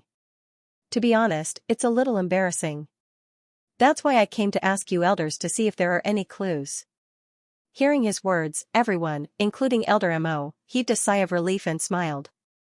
They appreciated Guchanga's honest attitude very much. It also gave them a chance to step down. It's not young Master Changa's fault. This time, the inheritor of the demonic arts is too cunning. He didn't leave any traces at all. We also feel that it's tricky and can't come up with a countermeasure for a while. Yes, young Master Changa, you've done your best. At that moment, several elders spoke, their voices were also helpless. Young Master Changa, you don't have to blame yourself. This matter is indeed tricky. Elder Mo also nodded and breathed a sigh of relief in his heart. It seemed that Shuang's methods were indeed hidden. No wonder she was so confident at that time. Even Guchanga felt that it was troublesome and came to ask them. This made him feel relieved. If it weren't for this, I wouldn't have come to bother you elders in the middle of the night. Hearing this, Guchanga sighed and looked even more helpless. He continued, but I have a way here. Maybe we can find traces of the inheritor of the demonic arts. Of course, it's more troublesome and time-consuming. It's a good opportunity to see if the elders have the time to lend me a hand and investigate together. Investigate together? Elder Mo's heart trembled.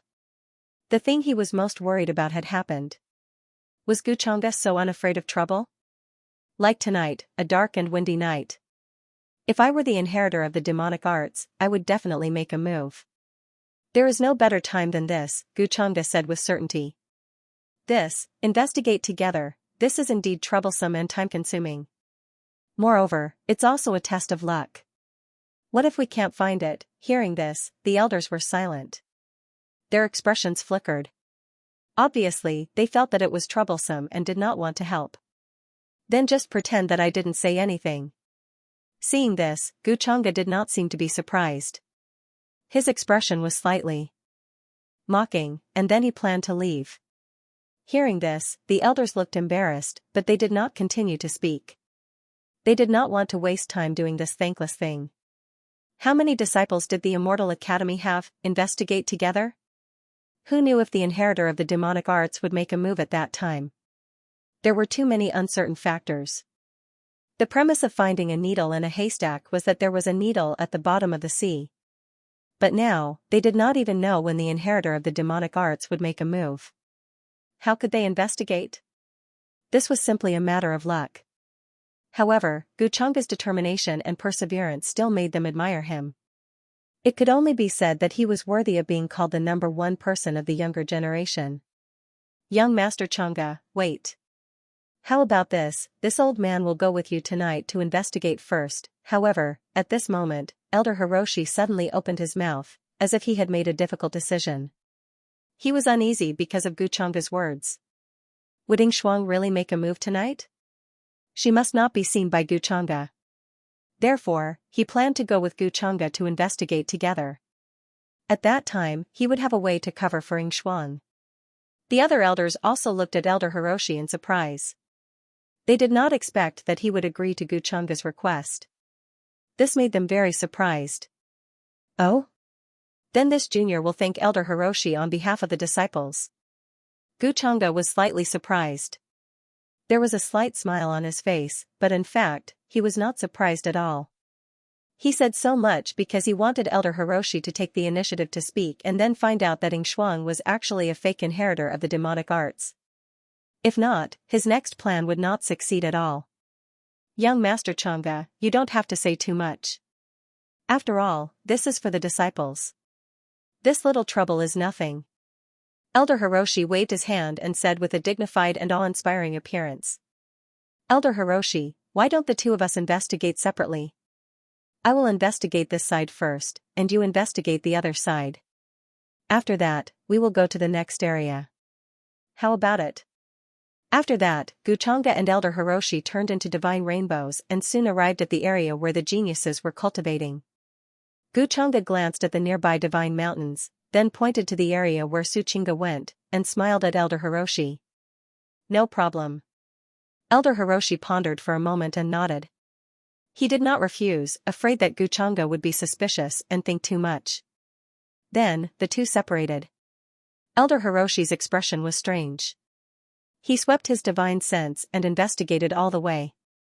Sun Hao, the cold body, contains the cold origin, and comes from the ancient Sun family. On the other side, taking advantage of the moonlight, Suchinga's figure quickly came to an area.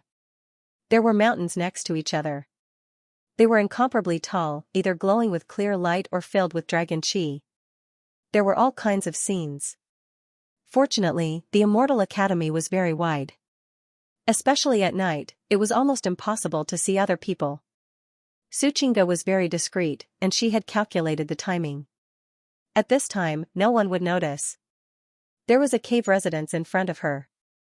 It was located between the Divine Mountains, and it was spurting out various colors of light. When she came here, Suchinga's expression became unusually indifferent. Her face was even more tranquil, like a jade stone. She walked forward and knocked on the door of the cave residence naturally. At the same time, she also triggered the restriction formation at the door, which attracted the attention of others. One of the geniuses who was cultivating was a little confused when he heard the sound. He asked, "Who is it in the middle of the night?" He was not stupid. He did not rashly go to open the cave residence. Recently, the inheritor of demonic arts had caused a stir. Many people were secretly vigilant, and he was no exception. He felt that something was wrong when he came to visit in the middle of the night. What if it was the inheritor of demonic arts who came to assassinate him? "Senior brother Sun Hao, it's me, Chen Yu." Suchinga opened her mouth. Her voice was calm, but it was clear and pleasant, like that of a young girl. "What? Junior sister Chen. You?" Hearing that, the geniuses in the cave residence were a little stunned. A shy and delicate face appeared in his mind. Could it be that junior sister Chinyu actually had feelings for him? During the day, he went to find junior sister Chinyu and wanted to express his feelings, but she ran away. At the thought of this, the geniuses in the cave residence figured it out and became a little excited. "I see. During the day, there were too many people, so junior sister Chinyu was shy. She only came to me in the middle of the night." His earlier doubts were swept away. After all, the inheritor of demonic arts was a man. How could it be junior sister Chinyu? At the entrance of the cave residence, Suchinga calmly watched the geniuses open the door for her. She was not surprised at all. After all, she had investigated everything before.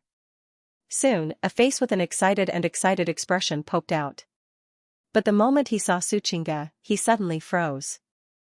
Who are you?"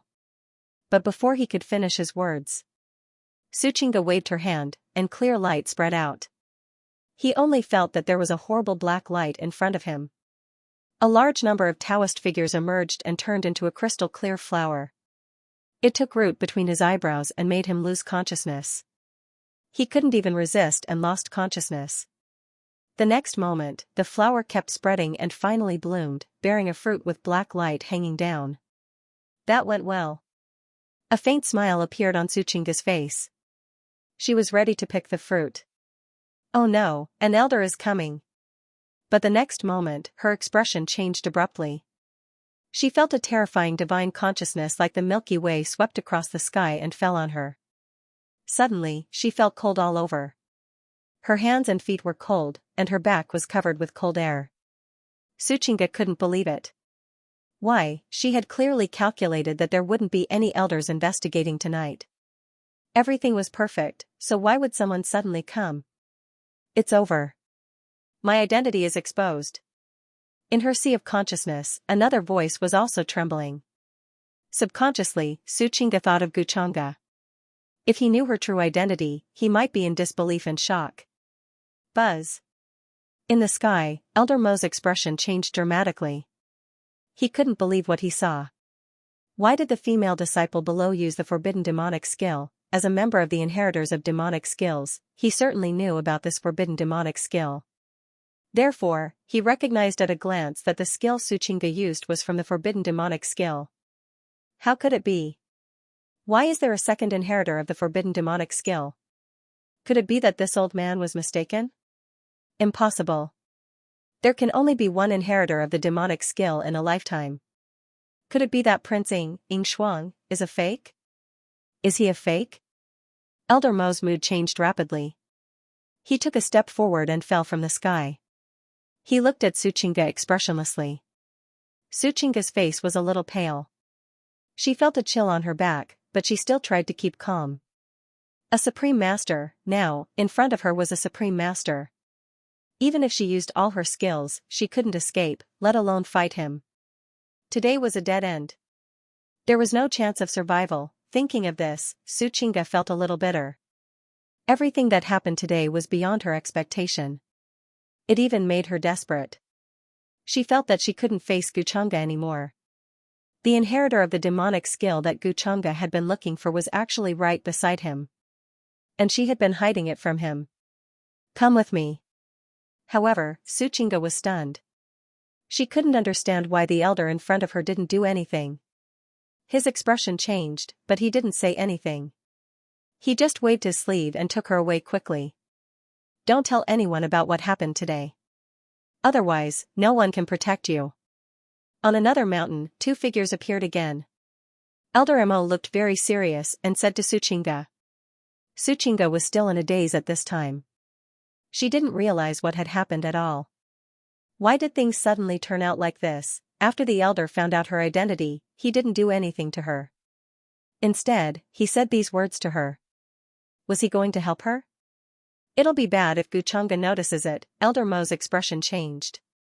He felt that things were not going well. Suchinga was too suspicious to be cleared. At this time, just as Elder Mo was talking, a divine rainbow flew towards them from another direction. It was Guchanga, who looked a little serious. Elder Mo, as I expected, a disciple was killed by the inheritor of the demonic skill. We're still half a step late. As they were talking, Guchanga's voice was slightly stunned. He noticed Suchinga beside Elder Mo and seemed to be a little surprised. Chinga, why are you here? Then, he seemed to think of something and suddenly became silent. Young master. Suchinga's voice was also trembling. She was very flustered and uneasy. Don't be afraid. I'm here. Guchanga glanced at her, then his eyes fell on Elder Mo. His voice was slightly deep. Elder Mo, did you capture the wrong person? Chinga is one of my people. She can't be related to the inheritor of the demonic skill. I can guarantee that. On the top of the mountain, there were rugged rocks and flourishing ancient trees. The moonlight was bleak and cold, and the mountain breeze was blowing, making the place even more secluded and quiet. Suchinga stared blankly at the arrival of Guchanga. Especially when she heard his words, she felt her head buzzing and went blank. She didn't know what to say. The moment Guchanga arrived, she had actually planned to confess everything. She was the real inheritor of the demonic arts. The meaning of her existence was to bring chaos to the world. And Guchanga, as the most brilliant heavenly son of the younger generation, was born to stand on the opposite side of her. He was destined to kill her. But she had never expected that Guchanga would tell her not to be afraid. At this moment, even the other soul in her sea of consciousness, which had always felt Guchanga was indifferent and not a good person, couldn't help but tremble and couldn't say a word. And when Guchanga said this, he even took half a step forward and quietly shielded Suchinga behind him. Is there any misunderstanding? Elder Mo, you've got the wrong person. He looked at Elder Mo, who looked a little stunned and confused, and said calmly. It seemed that he was going to protect Suchinga. Young master, seeing Guchanga's action, Suchinga was even more stunned. Her voice trembled and her eyes turned red. She really didn't expect Guchanga would do such a thing at this moment. He didn't ask her why. Instead, he subconsciously shielded her behind him. Guchanga trusted her so much and cared about her that he even didn't hesitate to have a conflict with the elder of the Immortal Academy in front of him. This moved her so much that she couldn't calm down for a long time. Normally, Guchanga would definitely suspect her when he came here and connected with the young heavenly son who just had an accident. After all, what was she doing outside in the middle of the night instead of practicing in her own cave residence? Guchanga was so smart. Was there anything in the world that he couldn't see through? Suchinga had even thought about Guchanga's tone and expression. But she really did not expect that Guchanga trusted her so much. Perhaps in his eyes, she was just a harmless little maidservant that he had brought from the lower realms. Young Lord Changa, what is the meaning of this? At this time, Elder Hiroshi, who was slightly stunned, quickly reacted to Guchanga's meaning and asked in a deep voice. He was a shrewd old man himself, so he quickly understood why Guchanga had such a reaction. It turned out that the woman in front of him was one of Guchanga's people.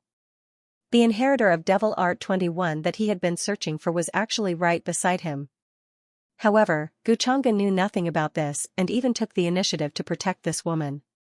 Elder Hiroshi couldn't help but sigh in his heart. Things were really wonderful. No, it was more than wonderful. Just now, he was actually a little worried and broke out in a cold sweat. In the end, he didn't expect things to take such a turn. A person like Guchanga could actually be kept in the dark like this.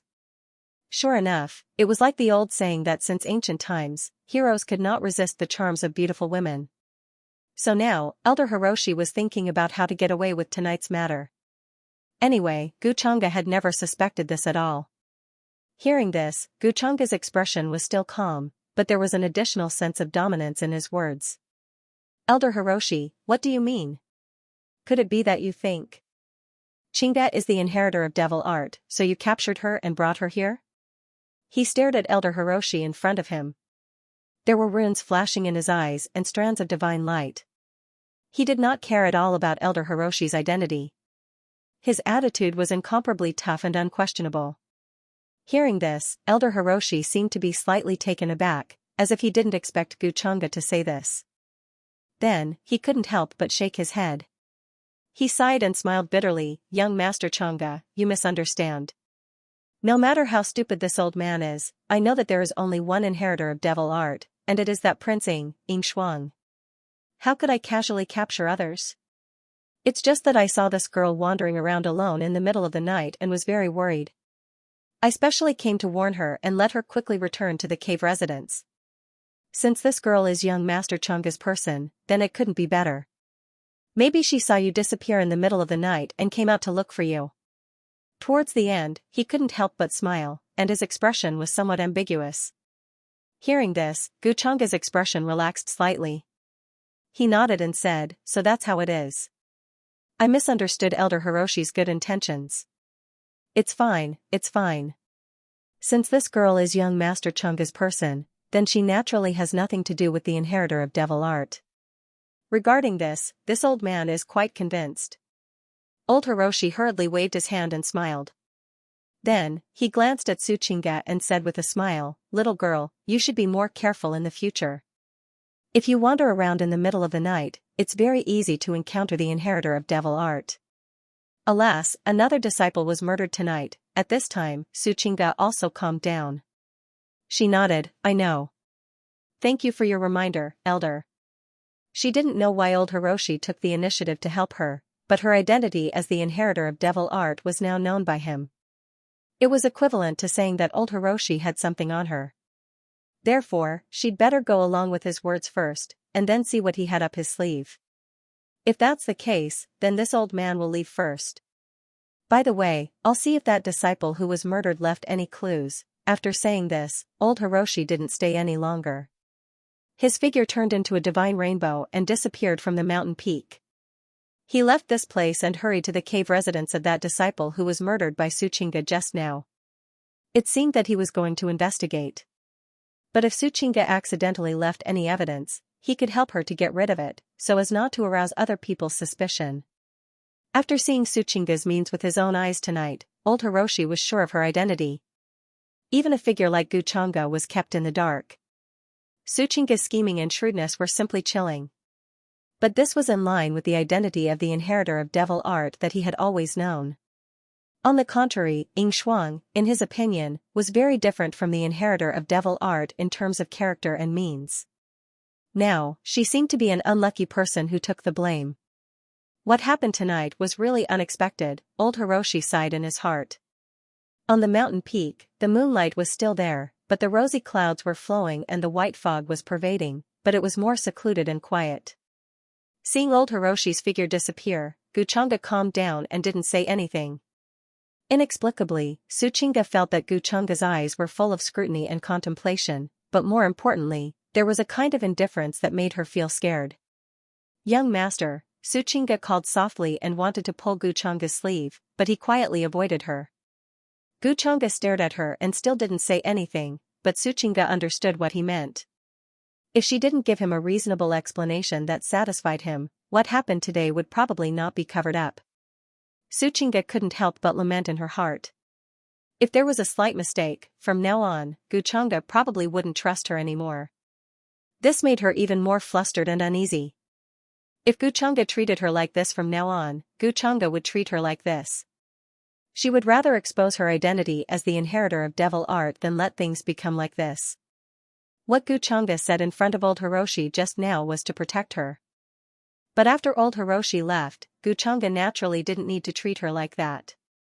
In Suchinga's eyes, Guchanga's opinion of her was actually much more important than whether her identity as the inheritor of devil art was exposed or not. "I'm sorry, young master, I shouldn't have kept things from you." She thought about her words, weighed her words, and spoke uneasily. "Oh, now you know the explanation. If I didn't come here just now, do you think Elder Mo would let you go so easily?" Hearing this, Guchanga's voice didn't fluctuate much. Suchinga didn't dare to look at him with her bright eyes. Guilt filled her beautiful, white, jade-like face. "I know I'm wrong, young master. Actually, I left the cave residence in the middle of the night and came here to look for something. I bought a mysterious jar at the auction house earlier. In fact, that mysterious jar is related to the 7 weapons of heaven wielding from the upper realm, but I didn't tell young master about this, and that jar is one of the 7 weapons of heaven wielding. As long as you're within a certain distance, you can sense the whereabouts and existence of other weapons of heaven wielding. So I came here tonight to investigate the whereabouts of the weapons of heaven wielding. But I accidentally bumped into that Elder Mo," Suchinga explained. She didn't lie. This was also her other purpose tonight. She just hid the fact that she was the inheritor of the demonic technique. As she spoke, there was a flash of brilliance in her palm. An ordinary-looking jade jar appeared. The patterns on it were very ancient, as if it could be worn out at any time. 7 weapons of heaven wielding? Guchanga asked in return. He couldn't help but laugh. However, to Suchinga, there was a hint of mockery in his laughter. "Before this, you've never mentioned it to me." Of course, Guchanga knew about the rumors of the 7 weapons of heaven wielding, but he didn't specifically investigate. This was because he knew that this kind of thing would always fall into the hands of those with great providence as long as there were signs. He just had to wait until the end to pick the fruit. To be honest, he was a little surprised that Suchinga had the heaven-wielding jar. "I'm sorry, young master. I shouldn't have hidden this from you," Suchinga said guiltily. However, Guchanga waved his hand and interrupted her. His expression was indifferent. "Fine, I won't ask you too much. After all, this is your personal matter. But some things will happen again and again. I don't know how many times it will happen. After all, a person's patience is always limited. I don't know what else you're hiding from me, but I don't want to ask any more. Suchinga, you're on your own now." After saying this, Guchanga moved his body and was about to turn around and leave. However, the moment he turned around, Suchinga threw herself at his chest with tears in her eyes. "I'm sorry, young master. I won't hide anything from you anymore." She hugged Guchanga tightly. Her voice was trembling, as if she was afraid that he would turn around and leave her alone. She was really afraid. However, she really couldn't tell Guchanga that she was the inheritor of the demonic technique. Once she told him, they would definitely be on opposite sides. Therefore, she could only hope that this matter could be hidden from Guchanga for a lifetime. Hearing this, Guchanga was silent. At last, he sighed and wiped the tears from her eyes. "I hope so." His tone was very complicated. At this moment, Suchinga couldn't guess what Guchanga was thinking about. She was anxious. Then, the 2 figures left from the mountain top. On the way, Guchanga didn't say anything. Everything that happened tonight was within his expectations. He was not surprised at all. Neither Suchinga nor old Mo knew the real purpose of Guchanga. For him, they were just pawns. Just as Suchinga said a long time ago, in Guchanga's eyes, she was at most a little handmaiden by his side. When he was in a good mood, he would tease her. Usually, she was just left on the other side. Her identity as the inheritor of the demonic technique was not worth mentioning at all in Guchanga's eyes. Of course, her beauty and intelligence were her biggest advantages. Even if they were not, they were still pleasing to the eye.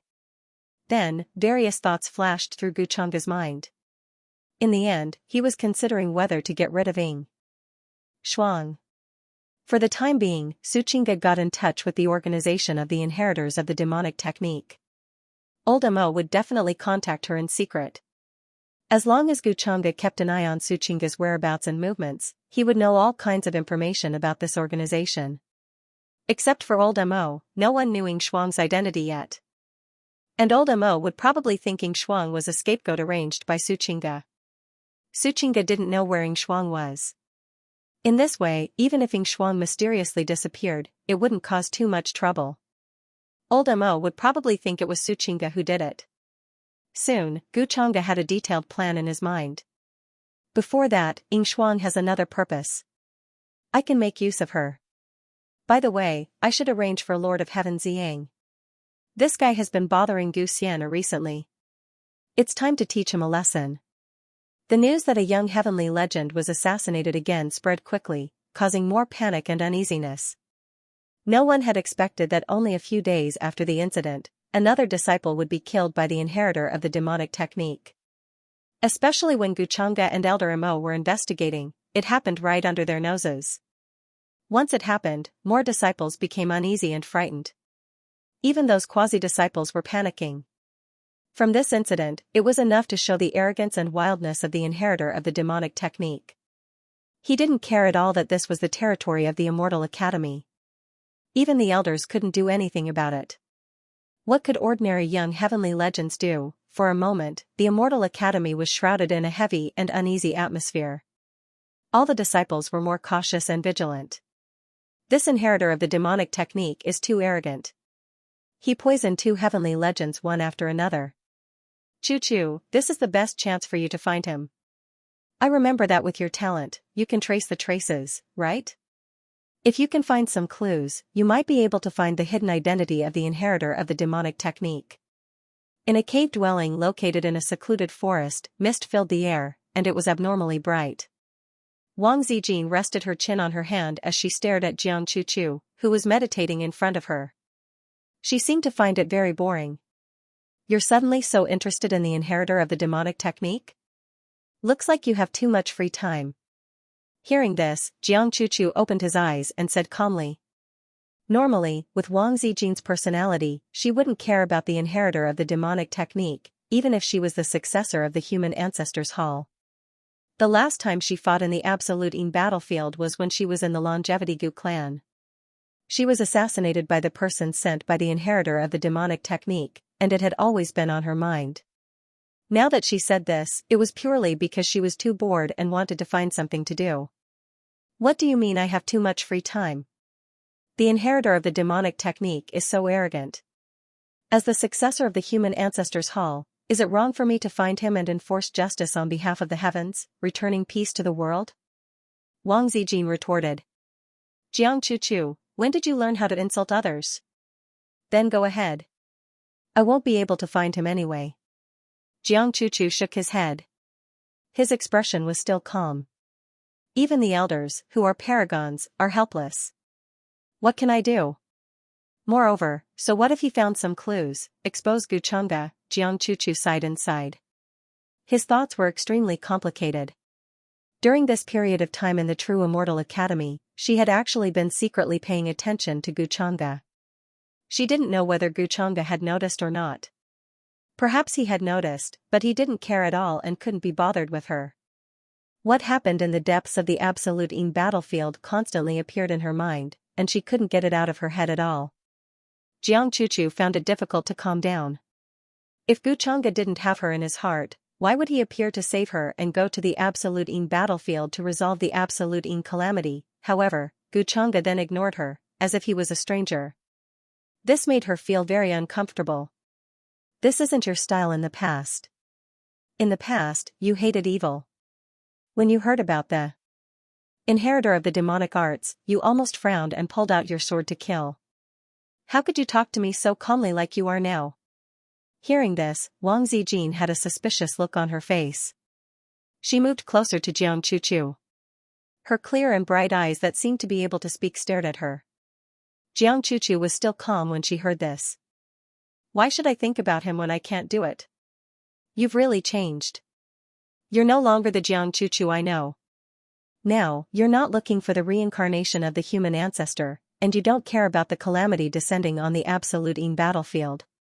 You're also looking at the inheritor of the demonic arts with folded arms. All you do all day is cultivate, or just stare blankly.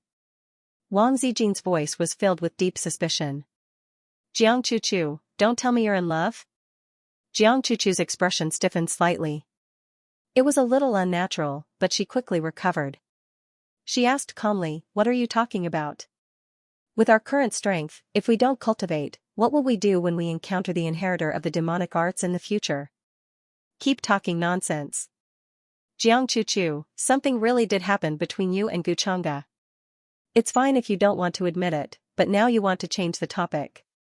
Let me tell you, that guy Guchanga is a sea king. Don't look like a good person, but he's actually very bad. When the time comes, he'll eat you up until there's nothing left. Don't regret it. Wang Zijin had a look of I've already seen through all your tricks. She couldn't help but persuade her. Hearing this, Jiang Chuchu finally looked a little angry. She felt like she had been exposed. Buzz. In the next moment, multicolored light filled her palm. Runes intertwined, and a terrifying aura was about to turn into a divine sword. Just as she was about to teach this Wang Zijin a lesson, she suddenly heard a man's gentle voice outside the cave abode. Is Xianxia Jin here? This familiar voice caused Jiang Chuchu and Wang Zijin to both be stunned. The voice outside the cave abode was not unfamiliar to the two women at all. Jiang Chuchu was stunned at first, but she quickly realized that it was Guchanga. There was a look of surprise on her face. After hearing that the voice outside was looking for Wang Zijin, her eyes quickly dimmed. However, her expression quickly returned to normal, and no one could see anything unusual. Guchanga? How did he know that I was here? Wang Zijin raised her eyebrows and was a little puzzled. However, her cave abode was very close to Jiang Chuchu. It was not a secret that she would come to visit when she had nothing to do. Guchanga first went to look for her, found that she was not here, and then followed her here? Young Master Changa is looking for you. Just see what's the matter. Isn't that fine? Jiang Chuchu said calmly. Well, what you said makes sense, but why do I feel that you are a little unhappy and unnatural? Wang Zijin looked at her with a smile, and then her dress fluttered. Her figure flashed and she appeared outside the cave abode. Wang Zijin, Jiang Chuchu, who had calmed down, frowned. She did not want to care about what the two of them were going to say. However, when she thought that Guchanga was outside the cave abode, she could not calm down. Therefore, she moved and appeared at the entrance of the cave abode. However, she did not show herself. Instead, she looked at Guchanga, who was standing under the quiet bamboo forest outside. It was still the moon-white robe made of the silk of the saint-level silkworm king.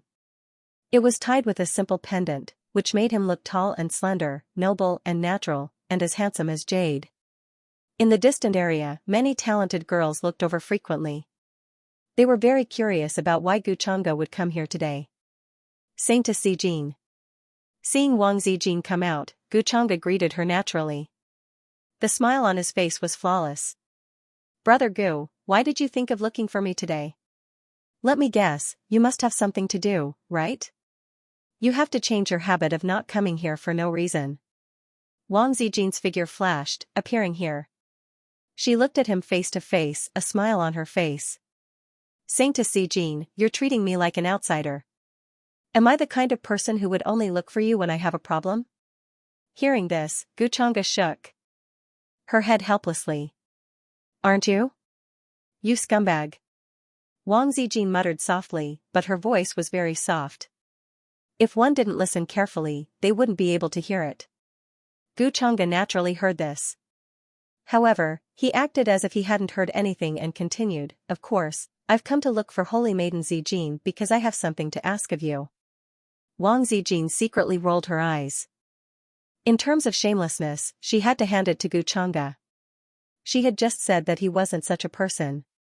In the next moment, he had a request. However, she was already very familiar with Guchang's character, so she was not surprised at all. She still smiled and said, "Oh? May I know what has alarmed Brother Gu and made you come to look for me?" Guchanga sighed. "If this matter didn't involve my ability, I wouldn't have come to trouble Holy Maiden Zijin." "Holy Maiden Zijin, do you still remember the man in black who tried to assassinate you last time?" The two figures walked into the distance, walking side by side, talking as they walked. This scene caused Jiang Chuchu, who was inside the cave, to involuntarily clench her fists as her face turned slightly pale. Wasn't Wang Zijin trying to persuade Guchanga that he wasn't a good person? In the end, she was the one who was willing to go forward? Great Saint-level man in black? Hearing this, Wang Zijin's expression changed slightly. This was something that happened in the Longevity Gu family. She still remembered this account. Could it be something to do with the inheritor of the demonic arts? Her interest was immediately piqued. Guchanga nodded. "I've recently found some clues." "Please speak, Brother Gu." Seeing that Guchanga was serious, Wang Zijin's expression also became serious. "Holy Maiden Zijin, do you know of the heart demon planting technique?" "It's to control someone's mind through some kind of method," Guchanga said. Wang Zijin nodded. She had heard of such methods in both her previous and current life. Could it be that Guchanga suspected that someone in the True Immortal Academy was being controlled by the inheritor of the demonic arts? "I think it's better to inform Holy Maiden Zijin first. After all, you're more reliable," Guchanga said. Wang Zijin didn't doubt his words. She snorted. "It's all thanks to Brother Gu thinking so highly of me." Guchanga smiled. "I'm not familiar with the rest of the disciples, and I don't trust them." Seeing him speak the truth, which was rare, Wang Zijin was a little happy. She asked, "Does Brother Gu have someone in mind?" "No." Guchanga shook his head. "But it's better to be on guard against the rest of the disciples." Wang Zijin nodded thoughtfully. In her opinion, Guchanga must have discovered something. Otherwise, he wouldn't have said that. But his first reaction was to warn her to be on guard. This made Wang Zijin feel a little moved. This cold-hearted guy could finally take the initiative to care for someone for once. Seeing Wang Zijin's expression, Guchanga smiled inwardly. He had achieved his goal. He had said all this to make it more logical for him to scheme against Heavenly Monarch Ziyang. After all, Wang Zijin was the successor of the human ancestor palace. Besides him, her words carried more weight in the younger generation. He had said all this to give her a heads-up. As a transmigrator, her imagination was naturally more terrifying than other people's. Back at the Gu family, without her imagination, Guchanga would have had to go through a lot more trouble if he wanted to throw the blame to Yingshuang. After that, the two of them talked about some other things. Guchanga then sent her back to Jiang Chuchu's cave abode. However, he didn't intend to leave immediately. "Brother Gu, aren't you going to come in and have a seat?" Wang Zijin stared at him and asked with interest. "Isn't Saintess Chuchu inside?" Guchanga asked in surprise. "Of course she's here at this time." Wang Zijin smiled. "Then forget it. I'll visit Saintess Zijin another time." Guchanga shook his head. He didn't stay for long. He turned into a divine rainbow and left. Inside the cave abode, Jiang Chuchu was sitting cross-legged on a sparkling and translucent jade bed that was about 3 meters long. She was cultivating, but she could hear the voices outside very clearly. Especially the conversation between Guchanga and Wang Zijin. She listened to every word of it. "Knowing that I'm in the cave abode, you all plan to come in and have a seat?" Hearing this, her eyes couldn't help but flash a touch of sadness. Back then, she hated Guchanga so much that she didn't want to see his disgusting face at all. But now, it was Guchanga who didn't want to see her. He was avoiding her like she was a snake or a scorpion. This made Jiang Chuchu feel very uncomfortable. In the blink of an eye, several days had passed. The inheritor of the demonic arts began to stop, and everything seemed to be calm again. It was less than 7 days until the first trial of the Immortal Academy. Whether it was the disciples of the sequence or the outer disciples, they were all cultivating hard. Every day, they would listen to the elders preaching, observe the supreme martial artist's carvings, and comprehend the quasi-emperor's scriptures. In terms of cultivation, they naturally improved by leaps and bounds. Boom! At this moment, in the depths of the palace area, there was a multicolored light soaring into the sky. Qi and blood were overflowing. Then, a terrifying golden Dharma body appeared, like an ancient god that had existed since the creation of the world. This aura was incomparably surging and vast, covering the sky like a golden sun, shining in all directions. For a time, many disciples and elders of the Immortal Academy were shocked, looking at that area with incomparable shock. On a divine mountain surrounded by scarlet light, the heavenly phoenix maiden appeared. She looked into the distance and frowned. The divine prince is so high profile? More young geniuses flashed and appeared in midair. They stared at that area, and their hearts couldn't calm down for a long time. This is the divine prince's aura. It is said that he is cultivating an ancient immortal art. Could it be that he succeeded? This aura has probably surpassed the saint level. It is too terrifying. As expected of the ancient freak who is said to have the blood of gods flowing in his veins. I heard that the divine prince is valued by an incomparably ancient existence, who intends to protect him. That ancient existence is said to have surpassed the supreme martial artist realm and can be called an emperor. Hiss. In this era, even if he hasn't achieved the Tao, he should at least be a quasi-emperor. This is too terrifying. There is actually such an old monster hidden in the Immortal Academy. At this moment, many disciples were shocked. Thinking of the recent news, they looked in that direction in horror. This strange scene continued for a long time before slowly dispersing. Divine Prince, you are not my opponent. Within a rusty bronze palace. A gray-clothed man with a blurry face noticed this scene and lightly shook his head. In this world, my only opponent is Guchanga. I hope that you all can give me a pleasant surprise in this trial. Walala, as he spoke, a vague and vast world appeared behind him. Divine mountains were tall, immortal trees boundless. Among them was a giant tree that reached into the heavens, supporting the four poles of heaven and earth. The sun, moon, stars, and chaotic energy hung from it, rumbling with noise. Meanwhile, on the other side, in a tall and ancient pavilion, an ordinary-looking man was dumbstruck, looking at the many ancient books in front of him in disbelief. The era I was in was buried in the long river of time, known as the Forbidden Era. It is difficult to find its name in all eras, not even daring to mention it. No one knows what happened back then. The worlds were destroyed, the ages collapsed, the great Tao collapsed, order was destroyed. Why is it like this? Why, the man was precisely Qin Wuya who was born from the strange stone. In these past few days, he was brought here by several elders and understood many things from them. He had long thought of a way to deal with it. Without exposing his identity, he was able to fool them and not arouse the slightest suspicion. Then, he asked to look through the relevant ancient books, wanting to understand many things about this era.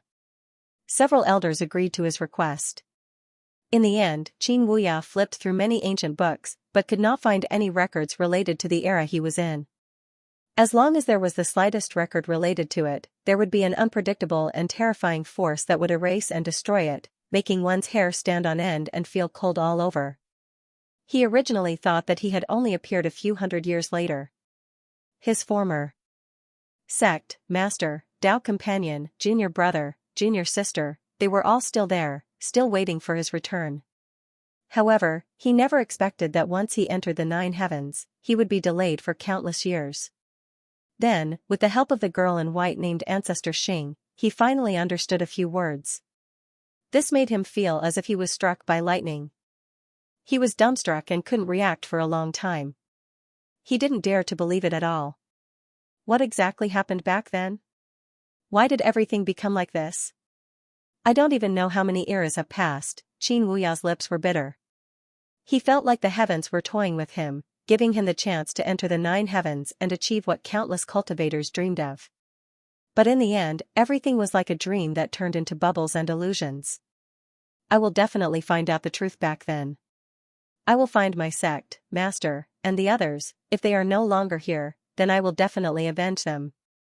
However, very quickly, Qin Wuya recovered from this shock. He became calm and clenched his fists. He had the confidence to do so. Moreover, the 300 years of tempering in the 9 heavens made his mentality far surpass others. Therefore, he calmed down not long after and knew what he had to do next. He had to find out the truth by himself and avenge them. Then, Qin Wuya stood up and left this ancient pavilion. He planned to re-experience this era, this incomparably dazzling golden age. However, not long after leaving this place, Qin Wuya saw a purple-robed man with an incomparably shocked, excited expression in the midst of a mountain range in front of him. The other party seemed to have been waiting for him there. He didn't know why, but he felt a sense of familiarity from this purple-robed man. "Who are you?" Qin Wuya frowned and took the initiative to ask. During this period of time, he had already learned the language of this era and had no problems communicating. Subconsciously, he thought the other party was a young heaven's pride that came to provoke him. Eldest senior. However, what made Qin Wuya's entire body tremble and his eyes widen? What was unbelievable was that the other party called him eldest senior. This name, how long had it been since he heard it, other than when he was in the Boundless Tao sect, who would call him that? In this life, no one knew his identity and he had never mentioned it to anyone. Could it be? Thinking of this, Qin Wuya's voice trembled. He became excited, emotional, and somewhat disbelieving. He was afraid that this was all his hallucination. You are, it's me, eldest senior. I am Yang. Ziyang's voice trembled like never before. He was excited, and shocked to the extreme. He really didn't expect that this person would really be the eldest senior who had disappeared before. That face was so familiar. Even after so long, there wasn't the slightest change. The eldest senior of the Boundless Tao sect actually met him again in this life. Moreover, it was in such a way. Yang. You are actually Yang. I really didn't expect to see you again today. At this moment, Qin Wuya couldn't bear it anymore. His eyes were almost red. He took large strides forward and tightly grabbed Ziyang, sizing him up. Back then, Ziyang was a little scheming, but his nature wasn't bad. He had always admired his little junior sister. Junior brother, what happened back then? Where is the sect, master, and the others? After that, they reminisced about the past and reunited. The excited two gradually calmed down. After confirming each other's identity, their hearts surged and they were incomparably happy. Qin Wuya asked the question that he was most concerned about. However, after hearing this question, Ziyang's expression suddenly changed. He was a little pale. He hurriedly said, "Eldest senior brother, please be careful with your words. There are some things that can't be said. It can't even be written down and passed on." Hearing this, Qin Wuya was silent. He thought about those ancient books that he had searched before. It seemed to be the same. There was a great terror in ancient history. Some things were called taboos. Those were things that couldn't even be mentioned. However, eldest senior brother, please don't worry. As long as you don't mention that matter, I can tell you the rest.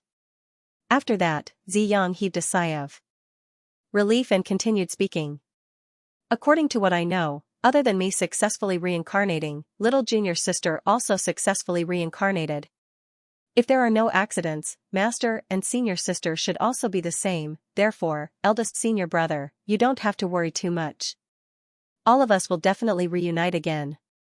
Hearing this, Qin Wuya also heaved a sigh of relief. His face once again revealed a smile. You said that little junior sister also reincarnated? Then where is she now? Why don't I see her? He asked. Ziyang was also a little speechless at this time. After thinking about his words, he said, little junior sister's current situation seems a little strange. She still hasn't remembered what happened in the past. Hasn't remembered what happened in the past? Qin Wuya was also stunned. Then, he smiled and said, it doesn't matter. We can just wait for her to recover her memories. Perhaps we can help her.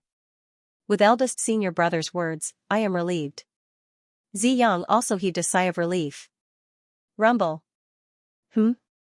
What is that sound? Suddenly, Qin Wuya frowned.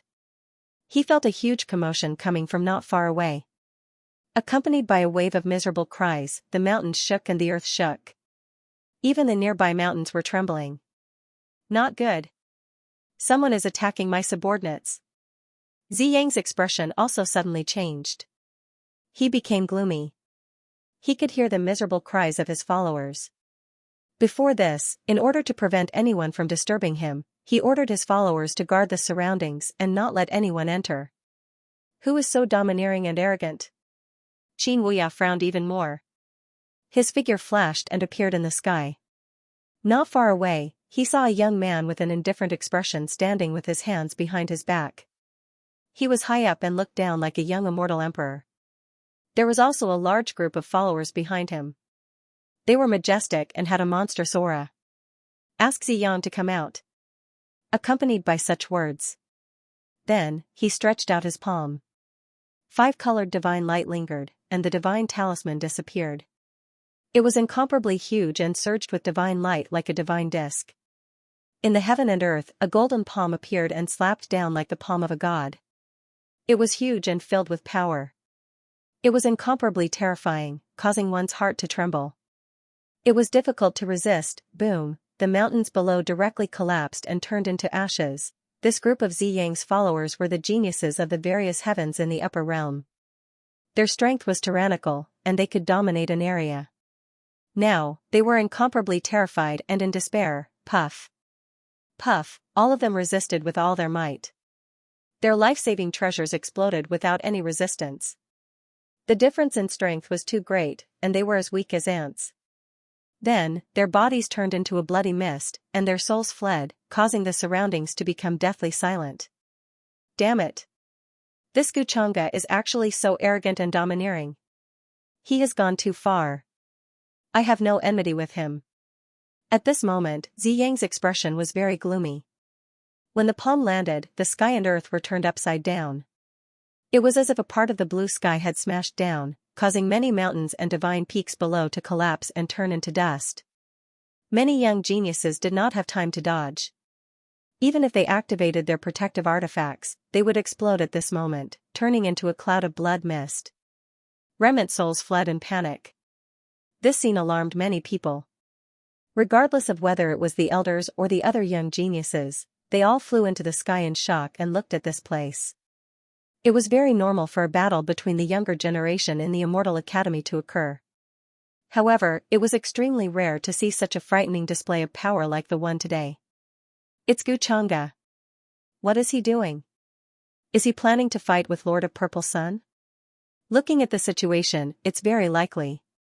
However, I haven't heard of any enmity between the two of them. In the sky, a group of elders were shocked. Divine light flickered in their eyes as they stared at Xianxia from afar.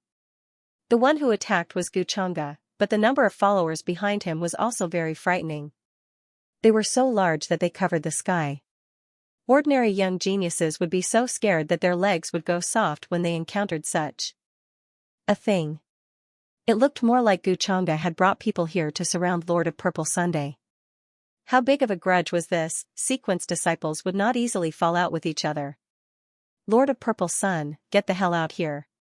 The mountains were next to each other, overflowing with multicolored light. Many divine rainbows rushed over from all directions and appeared on top of them.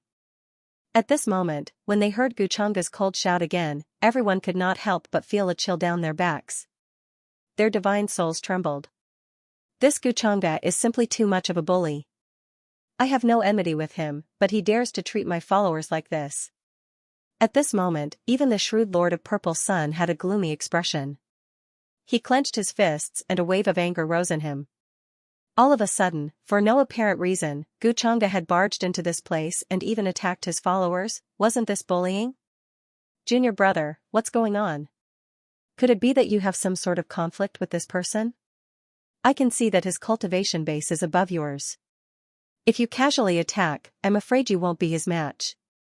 Xianxia frowned as he spoke with a slightly gloomy expression.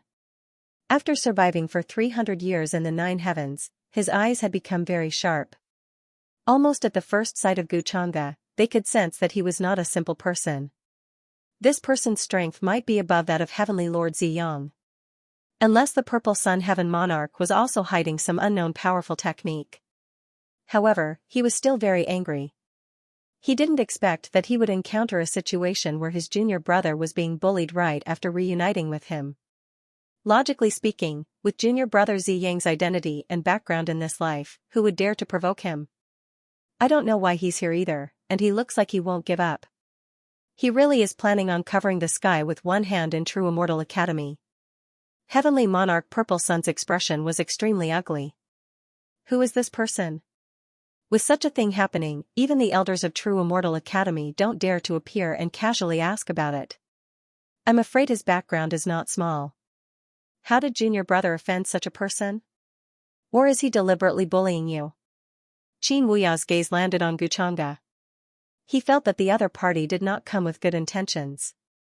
At this moment, a four spirits war chariot came crushing over from afar. A true dragon, white tiger, vermilion bird, and immortal phoenix surrounded it. A young man stood on top of it like a god. Even his hair seemed to be burning, shining brilliantly like a burning sun.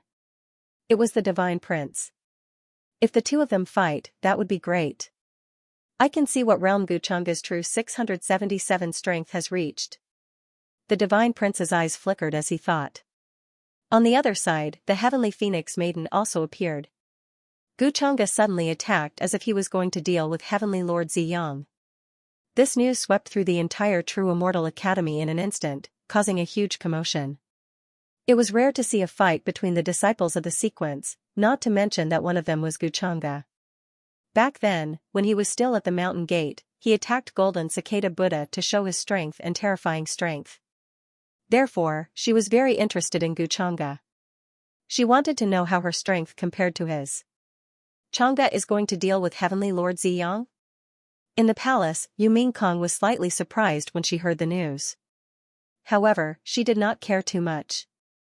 After all, she was very clear about how strong Guchanga was. Even if Heavenly Lord Ziyang was once the #1 in the upper world, he could not be Guchanga's opponent. Why is Guchanga bullying others again? Why is he attacking others? Oh, it's that disgusting Heavenly Lord Ziyang. Then it's fine. At this moment, Gu Xian'er, who was sitting cross-legged on a piece of green rock, was slightly stunned when she heard the news. However, she reacted quickly. A smile appeared on her face. She was a little happy. It seemed that Guchanga was going to avenge her. If it were the disciples who had been paying close attention to the Immortal Academy, they would definitely know that she and Heavenly Lord Ziyang had already fought before. Speaking of which, this matter was still caused by Heavenly Lord Ziyang. He ignored her warning and insisted on coming over to greet her. With Gu Xian'er's personality, how could she tolerate it? Therefore, she directly attacked Heavenly Lord Ziyang. However, with her strength, she was still not a match for Heavenly Lord Ziyang. That was because Heavenly Lord Ziyang had already broken through to the Sage Realm. She had only cultivated for a short time. Although she had caught up during this period of time, she could at most deal with the Presage Heaven's pride. Against Heavenly Lord Ziyang, she was naturally at a disadvantage. After gaining a slight advantage, Heavenly Lord Ziyang did not continue to attack. He chose to leave. However, this matter was a humiliation to Gu Xian'er. She was going to defeat Heavenly Lord Ziyang sooner or later. She was going to trample on his face and get back at him. Guchanga said that he would not care about me. In the end, when he saw that I was bullied, he rushed to avenge me. Men. Gu Xian'er snorted. However, she was very happy. She looked as if she had already seen through Guchanga. Of course, she did not dare to say these words in front of Guchanga. Then, she turned into a divine rainbow and left the place. She wanted to watch the show. After all, as long as she hid in the crowd and did not get noticed by Guchanga, it should be fine. Heavenly Lord Ziyang, you are so bold. You don't even care about my words? On the other side, Guchanga stood in the sky. He was untainted by dust. His body was covered in 5-colored divine light. Even his eyes were filled with terrifying visions. His voice was still cold and indifferent. He looked down at the two people below. He was still trying to find a suitable reason to deal with Heavenly Lord Ziyang.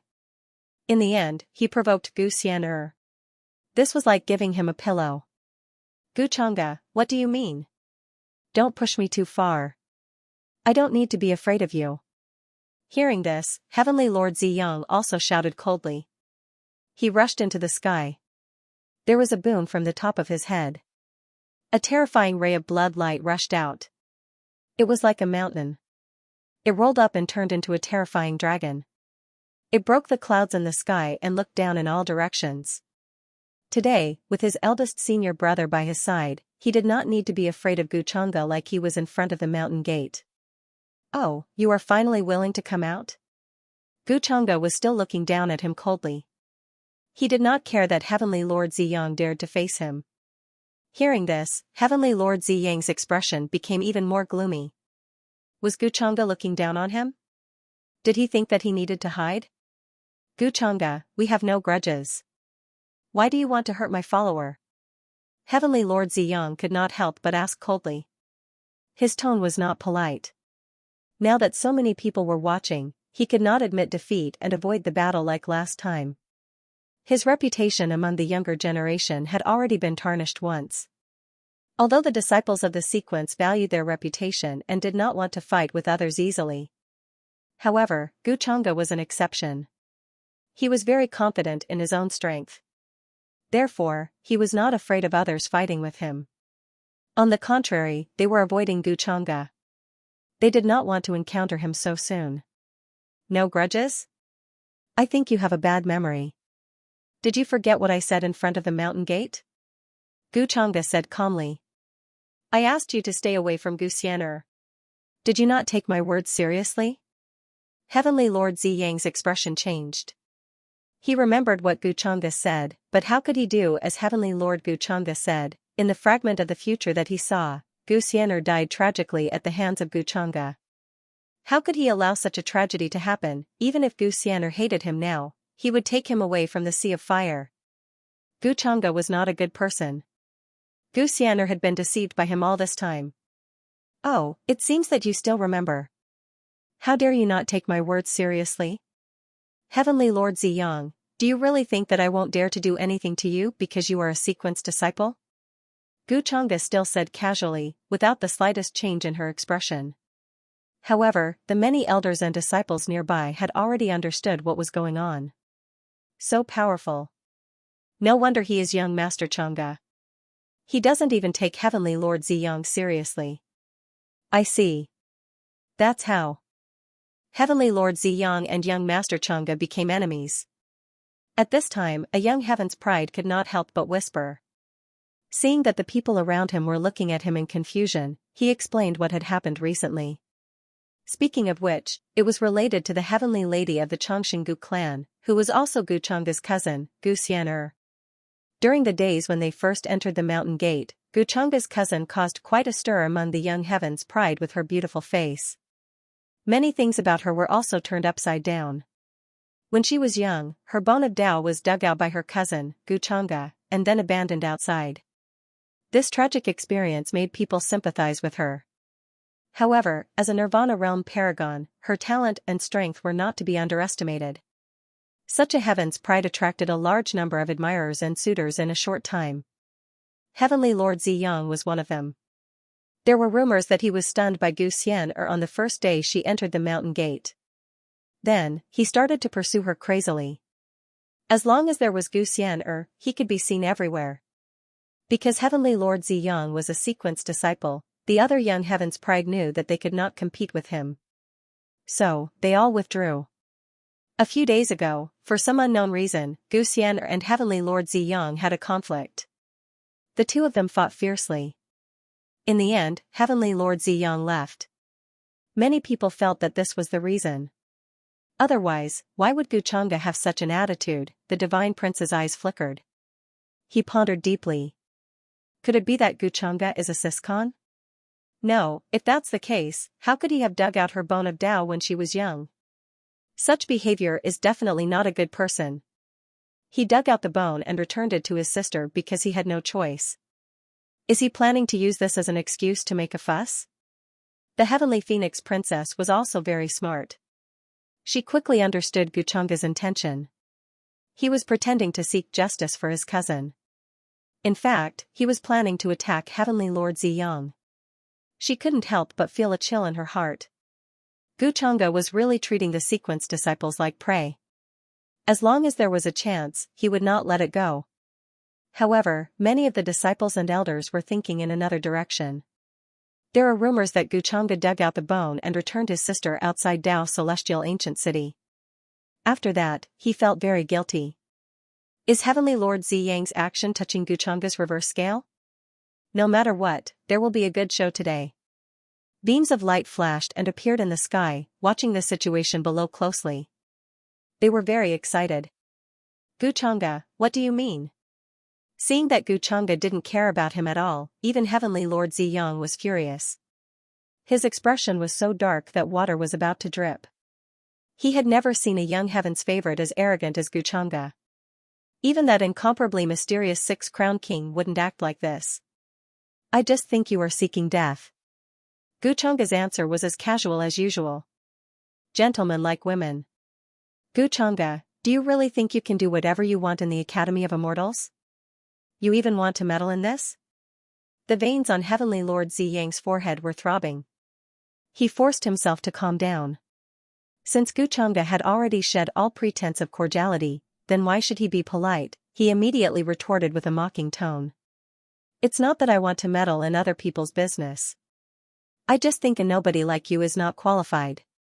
Chang'e said softly, today, I will teach you a lesson.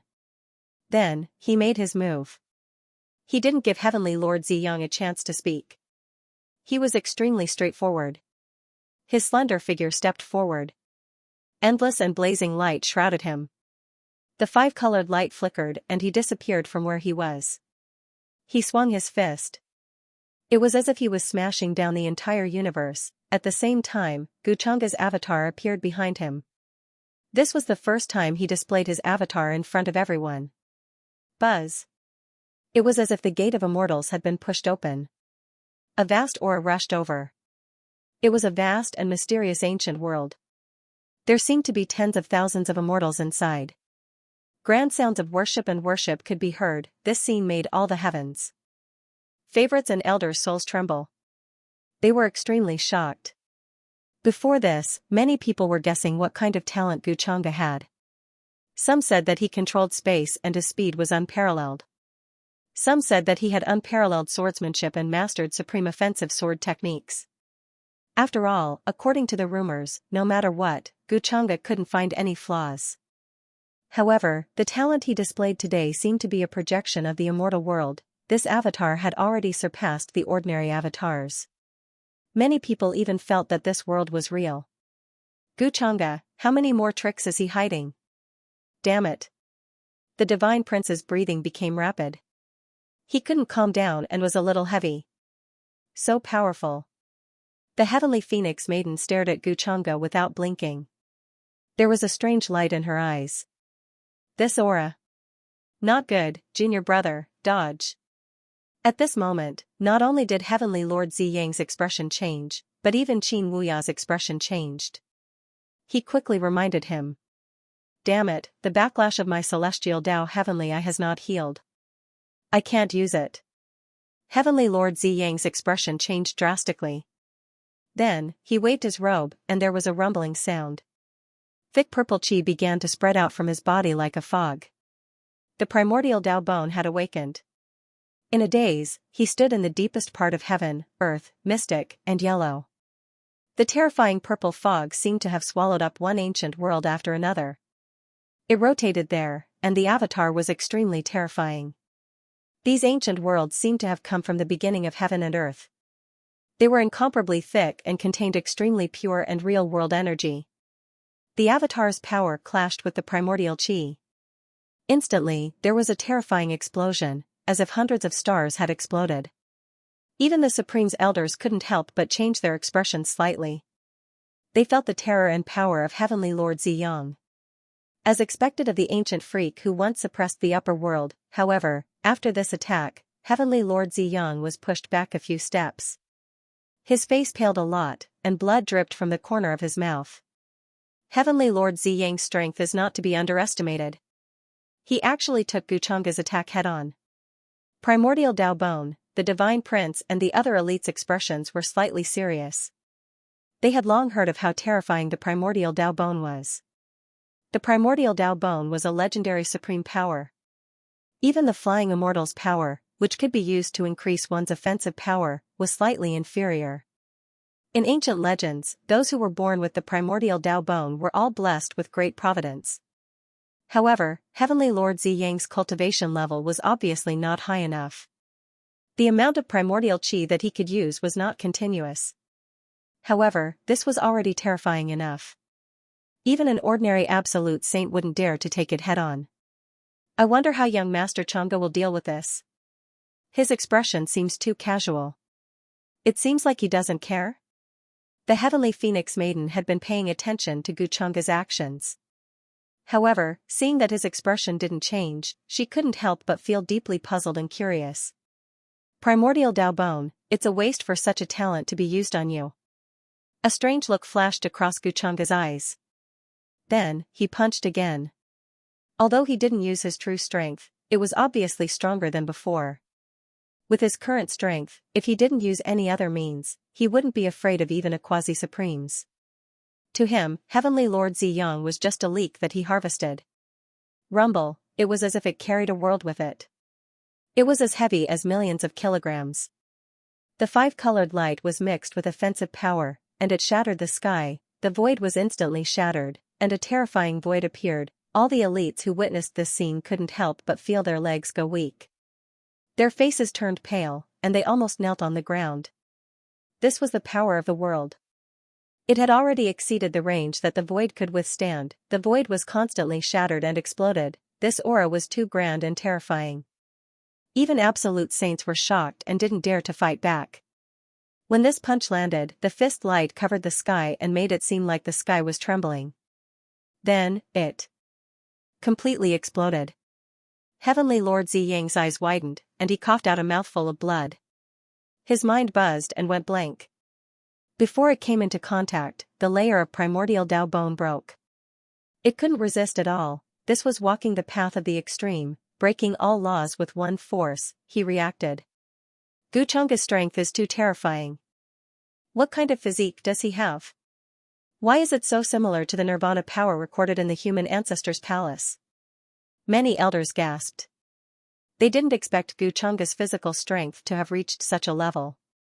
Needless to say, there was probably no one in the younger generation who could compare to him. What right do a nobody like you have? Gu Chang'e asked casually again. He didn't feel like he was bullying the weak at all. When this punch landed, Heavenly Lord Ziyang once again coughed out a mouthful of blood. Half of his body directly exploded. Many pieces of his internal organs were spat out. His expression was as ugly and gloomy as a pig's liver. He was defeated by Gu Chang'e in such a domineering manner in front of all the talents. This made him feel extremely indignant, aggrieved, angry, and humiliated. It wasn't that he wasn't strong, but the gap between the two of them was too big. If he was facing an elite of the same level, he would definitely win easily. However, the person in front of him was Gu Chang'e. This wasn't something talent could make up for. Your level is definitely not that of a sage. If we were at the same level. Heavenly Lord Ziyang's expression was gloomy. He gritted his teeth and appeared in the distance to quickly recover from his injuries. However, before he finished speaking, he was interrupted by Gu Chang'e. You can keep that to yourself. Trash will always be trash. Stay away from Gu Xian in the future. If I see you again, I'll personally destroy you. His expression was still as calm as ever, as if he had done something insignificant. If he wanted to kill Heavenly Lord Ziyang, he would definitely be stopped by the elders of the Immortal Academy. The gains wouldn't make up for the losses.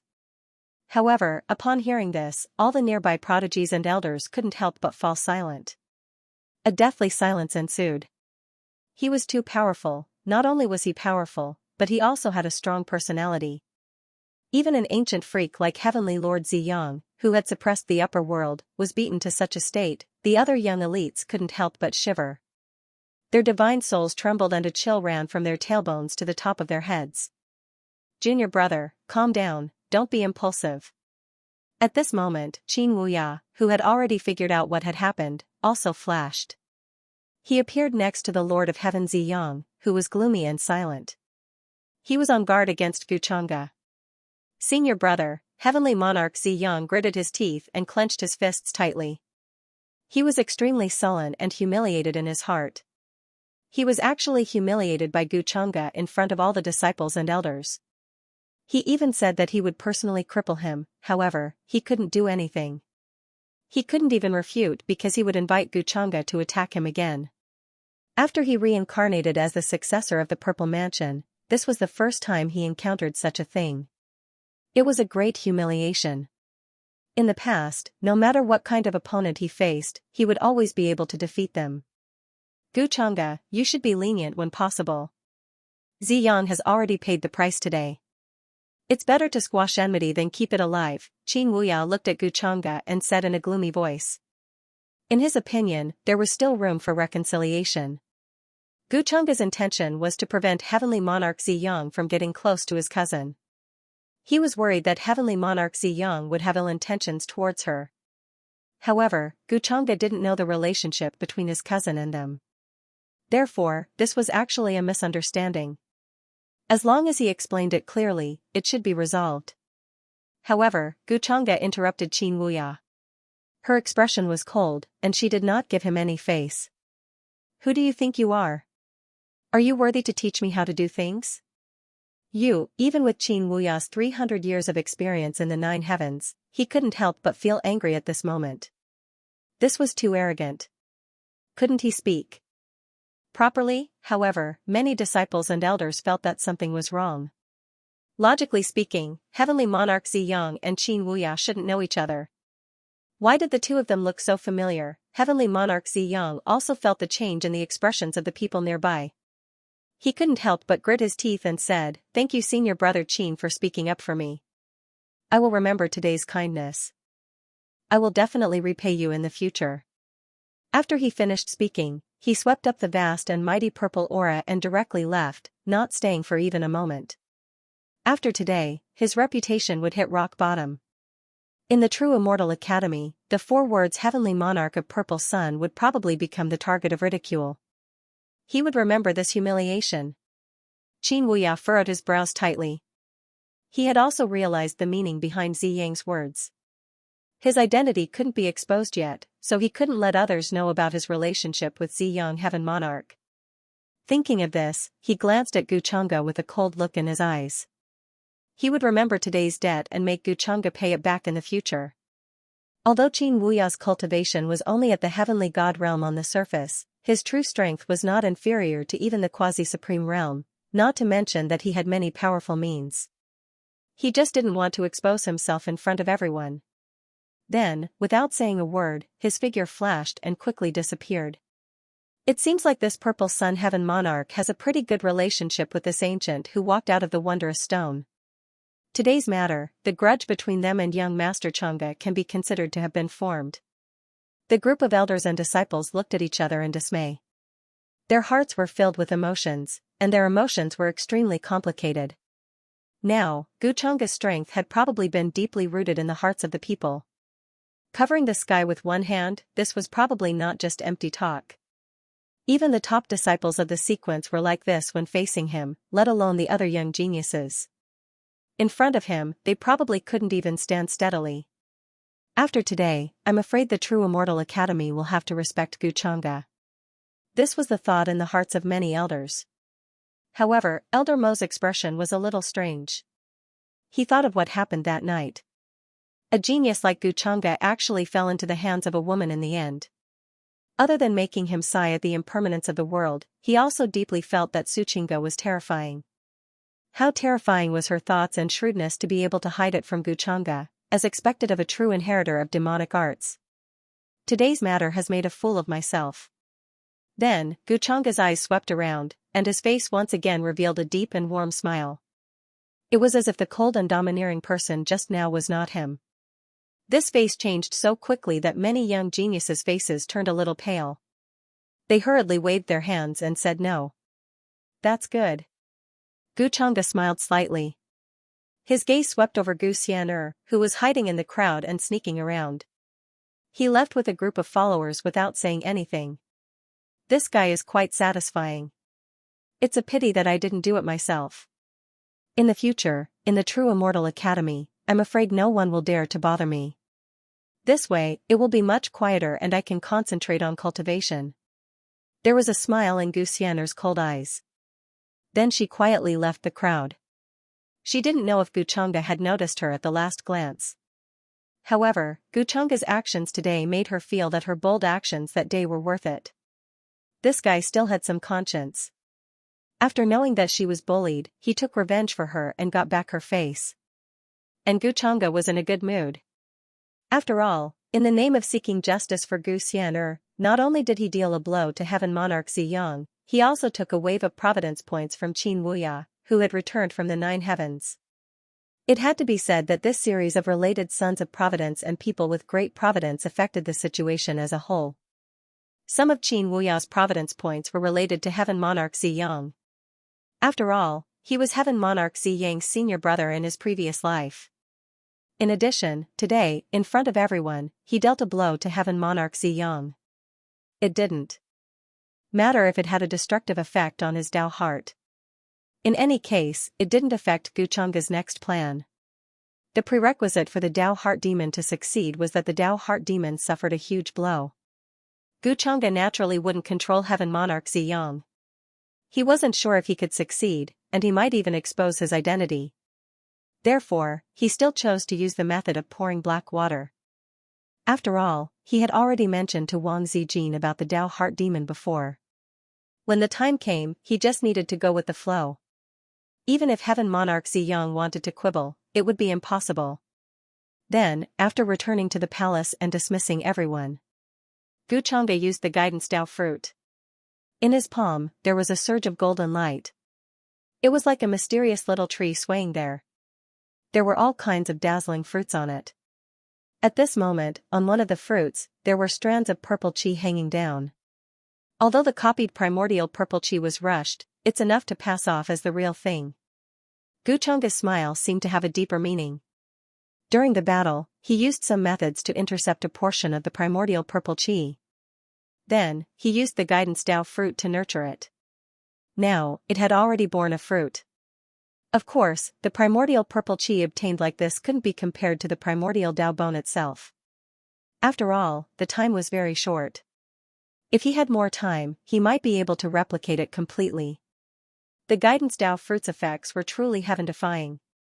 After all, it was dropped after killing the human ancestor.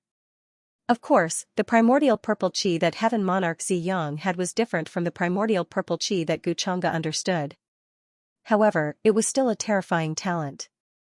The primordial purple qi evolved into chaos, primordial, Shenhuang, its power was indescribable. On the other side, the news of Guchanga suppressing and defeating Heaven Monarch Ziyang had spread throughout the Immortal Academy, causing a huge commotion. Inside the cave, Heaven Monarch Ziyang, as the person involved, had already fully recovered from his injuries. Eldest senior brother, that's the whole story. Guchanga's mind is vicious. Junior sister is so naive. She will suffer at his hands in the end. He slowly let out a sigh of relief. He had already recovered from the huge blow a few days ago.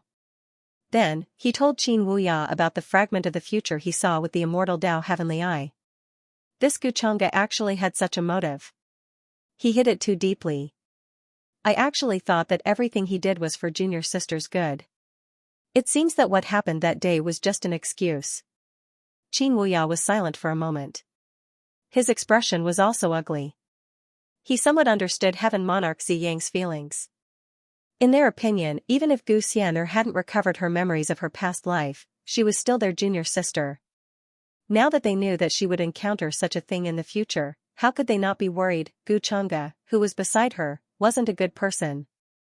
In my opinion, this Guchanga is much more terrifying than the inheritor of the demonic arts. The inheritor of the demonic arts wouldn't be like him, holding up the banner of justice but doing such a tyrannical thing. His evil is hidden under a layer of hypocrisy. Qin Wuya couldn't help but sigh. These days, he had already understood many young geniuses. He had a deep impression of Guchanga. Eldest senior brother, what should we do now? We can't just watch junior sister fall into a pit of fire and not do anything, right? Heaven Monarch Ziyang clenched his fists. When he thought of Gu Xian'er's disgust and cold attitude towards him, he felt a piercing pain in his heart. In his previous life, no matter how cold his junior sister was to him, she wouldn't be like this, not hiding her disgust at all. On the contrary, Gu Xian'er trusted and relied on Gu Chang'e, who was supposed to be her greatest enemy. How could he bear this? It was as if his heart was being cut by a knife. Junior brother, don't be anxious. I've been reading ancient books these days and found that the reincarnation lake in the eternal heaven can remind people of their past lives. Qin Wuya said slowly, be careful these days. Don't get into a conflict with Gu Chang'e. I'll go to the reincarnation lake and return in a month at most. Hearing this, Heaven Monarch Ziyang was stunned. Then, he nodded and said, okay, I'll listen to eldest senior brother.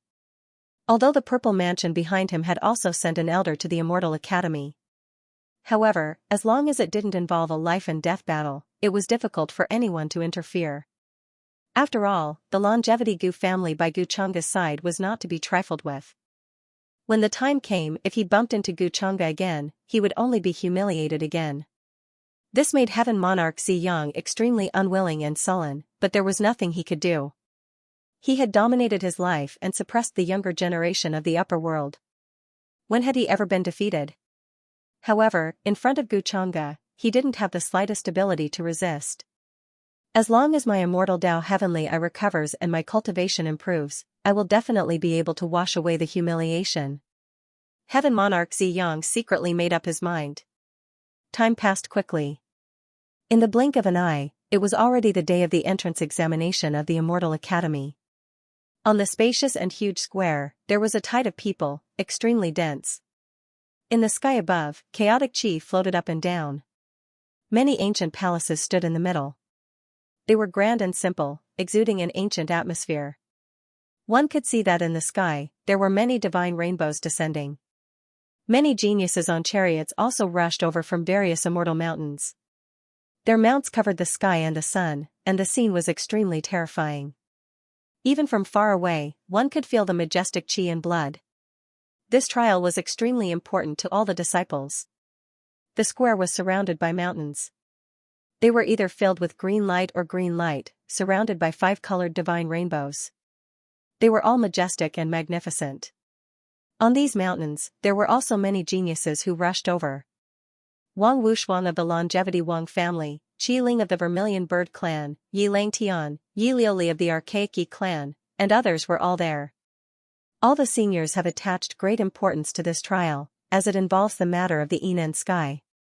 The Yin day has erupted again, and Yin spirits with intelligence have been born. This has never happened in the historical records of the past. The seniors said that it is very likely that the Emperor Ju Yin will be born in the Yin day this time. There might be existences above the Emperor Ju Yin, and they might establish the Yin nation. In the palace, a few elders were discussing matters with solemn expressions, discussing the content of this trial. The trial of the Immortal Academy was definitely not as simple as an ordinary competition. It would definitely be much more difficult. Let's still divide into groups. The 10 sequences will be divided into 5 groups, and then each of them will choose the disciples below. Then, they couldn't help but sigh. Although they had been in charge of many entrance trials, they more or less felt that the matter this time wouldn't be too simple. Asking for fresh flowers, the casualties might be very shocking, because the territory of each section was different, and they didn't know what dangers there were. Soon, a beam of divine light descended from the high platform. Gu Chang'e led a group of followers and arrived at the scene.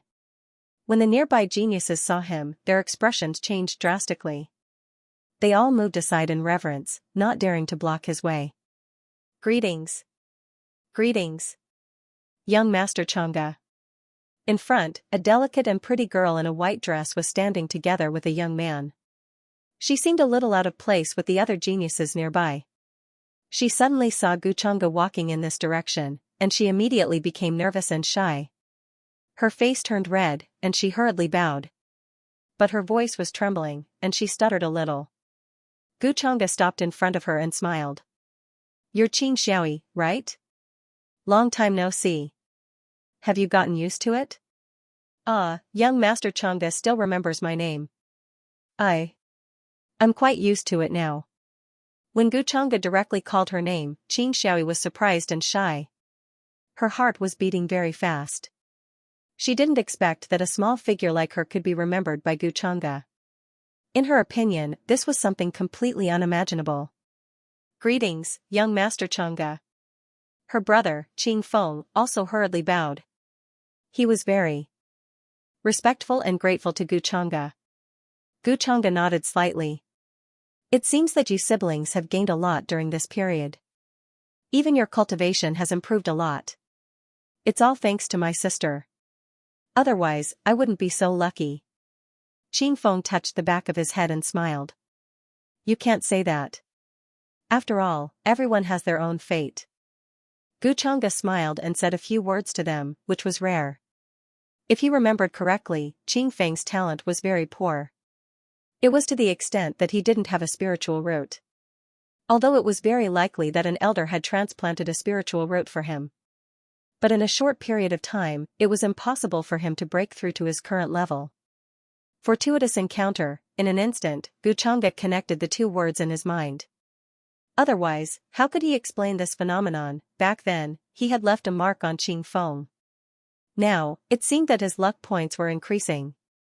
It seems that he has obtained some treasure. Many thoughts flashed through Guchanga's mind, but his expression didn't change. However, he didn't say anything more and walked past the two of them. Qin Xiao's eyes were filled with admiration. She said excitedly, "Brother, look, I told you that young Master Chang'e remembers my name, Sai, I know. Lower your voice. Now, you are the elder's favorite disciple. Watch your image."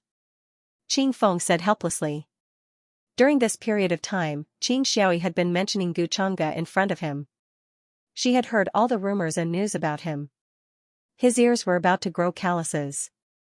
In the past, he might have felt inferior in front of Guchanga and didn't even dare to speak. But recently, his mentality had changed and he gradually became more confident. And Qing Feng knew that all this was because of that mysterious bottle. She can't continue like this. Xiaoi is very grateful to Guchanga, but in Guchanga's eyes, she is just an insignificant person. Qing Feng sighed in his heart. He felt that he couldn't let Qing Xiaoi continue like this. Otherwise, one day, she would be in pain and regret. Soon, all the young geniuses had gathered in the square. Even the gloomy-looking Lord of Heaven Ziyang had shown himself. In another direction, the mysterious Six-Crowned King appeared in front of everyone for the first time. His face was blurry and he had a medium build. He stood on a mountain and wore grey robes. It was as though he was in a different world from everyone else. His strength was unfathomable. Golden Cicada Buddha Child, Divine Prince, Heavenly Phoenix Maiden, Human Ancestor Hall's successor Wang Zijin, Jiang Chuchu, Gu Xianer, Peerless Immortal Dynasty's Crown Prince Yu Mingkong, the ancient Free King Shuang, the self-proclaimed Young Kings, the inheritors of the Forbidden Regions. Almost all the most dazzling geniuses of this generation appeared at this moment, wanting to participate in this entrance exam.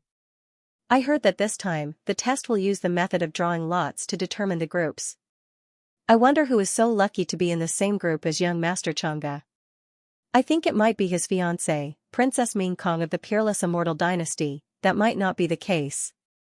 The drawing of lots this time is completely based on luck. Although Princess Mingkong is young Master Chang'e's fiancée, she doesn't have any luck at this time.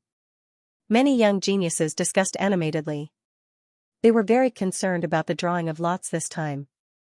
After all, this entrance exam would determine the distribution of resources and the guidance of various elders in the future. Of course, to Guchanga, this test was just a small step in his future plans. It was insignificant. He hoped to be in the same group as Yu Mingkong. After all, the two of them could be considered as an old married couple. It would be very convenient for them to work together. He didn't have to worry too much. Now, the disciples of the echelon will begin drawing lots. After that, I will explain the content of this test. Soon, an elder appeared on the high platform and swept his gaze across the geniuses below. Buzz, a squarish stone box appeared in the void. The material was very special. Even divine sense couldn't penetrate it, so there was no way to cheat. Immortal Academy couldn't afford to lose face like this. Soon, the disciples of the echelon began to draw lots. Echelon 1. Gu Chang'e raised his eyebrows and looked at the number on the jade stick he had drawn. He couldn't help but whisper softly. Just as he raised his head and swept his gaze across the rest of the echelon disciples, Jiang Chuchu, who was not far away, had a ripple in her calm expression. In her jade-like hand, she was also holding the jade stick with Echelon 1. Their gazes met in the void. She quickly lowered her head, unable to conceal the shock on her face. Why is it this guy? Gu Chang'e's expression didn't change, but in his heart, he felt that this luck was really poisonous. 1000. When Gu Chang'e announced that the jade lot in his hand was number 1, the expressions of the other disciples also changed. They all lowered their heads to look at the jade lot in their hands. Even the mysterious 6-crown king's eyes moved. He looked at the jade lot in his hand. It was sparkling like jade and had a very clear texture. His gaze changed a little. It was not as calm as before. No matter who was in the same team as Gu Chang'e, they would have a great advantage. This trial would also give them a chance of survival. After all, Gu Chang'e's strength was there for all to see. There were many young geniuses in True Immortal Academy who wanted to become his follower. The elders had also warned them about the difficulty of this trial, saying that there might be many casualties. What a pity. 6-crown king shook his head, his voice carrying an inexplicable charm. The jade lot in his hand showed that he was number 3. It is indeed a pity. On the other side, the heavenly phoenix maiden also retracted her gaze. She rubbed the number on her jade lot, feeling a little regretful. Fortunately, he is number 3. The instant he saw his number, Purple Sun Monarch let out a sigh of relief. The stone in his heart finally fell to the ground. He was worried that being in the same team as Gu Chang'e would be his greatest nightmare. After all, his eldest senior brother had gone to the reincarnation lake to get water. If he had a conflict with Gu Chang'e, no one would be able to help him. Number 2. Yu Mingkong glanced at Gu Chang'e and lightly shook her head. Her emotions didn't fluctuate much. Gu Chang'e couldn't help but laugh. What? Do the two of us not have any chemistry? Yu Mingkong lightly rolled her eyes at him, not saying anything. On the other side, Wang Zijin looked at Jiang Chuchu, who was pretending to be calm, with a smile. I am also number 2. Chuchu, why don't we switch places? Since this is the rule of True Immortal Academy, how can we casually switch places? Jiang Chuchu glanced at her casually, clenched the jade slip in his hand tightly, and said lightly, Princess Mingkong's strength is not as simple as you think. You can take care of each other if you are in the same team as her. Wang Zijin couldn't help but laugh. You didn't see her expression. She couldn't stand me. Jiang Chuchu did not speak. At this moment, she looked calm, but her heart was in turmoil. She did not expect that she would draw the same number as Gu Chang'e. Didn't that mean that he would follow him in this trial? What would happen? Would Gu Chang'e continue to treat her coldly, or would he continue to bully her like before? Jiang Chuchu didn't know what kind of emotions he was feeling now. Apprehension, uneasiness, nervousness, fear of loss, anticipation? Perhaps both. Soon after, a group of elders appeared on the high platform in a flash. A tall elder with red hair and beard waved his robe, signaling for everyone to quiet down. He then began to announce the content of this trial. The gazes of the disciples immediately shifted toward him. The trial this time is still related to the terminating sky. In the areas where the terminating sky erupts, there are suspected to be terminating nations. Among them, the terminating sovereign has gained sentience and is controlling the many terminating spirits under him to attack the various ancient cities and factions. So far, the ancient kingdom of Vermilion Bird has been invaded by the spirits. Many cultivators have died tragically, and large areas of land have fallen. In addition to the ancient kingdom of Vermilion Bird, the White Tiger, the Green Dragon, the Black Tortoise, the Crimson Blaze, and other ancient kingdoms have also been invaded, suffering heavy casualties. These ancient kingdoms were all affiliated with True Immortal Academy. They were closely related to the families and orthodoxies behind many of the geniuses present. When they heard that these ancient kingdoms were invaded by the spirits, many people were filled with righteous indignation. They clenched their fists, and their murderous intent soared.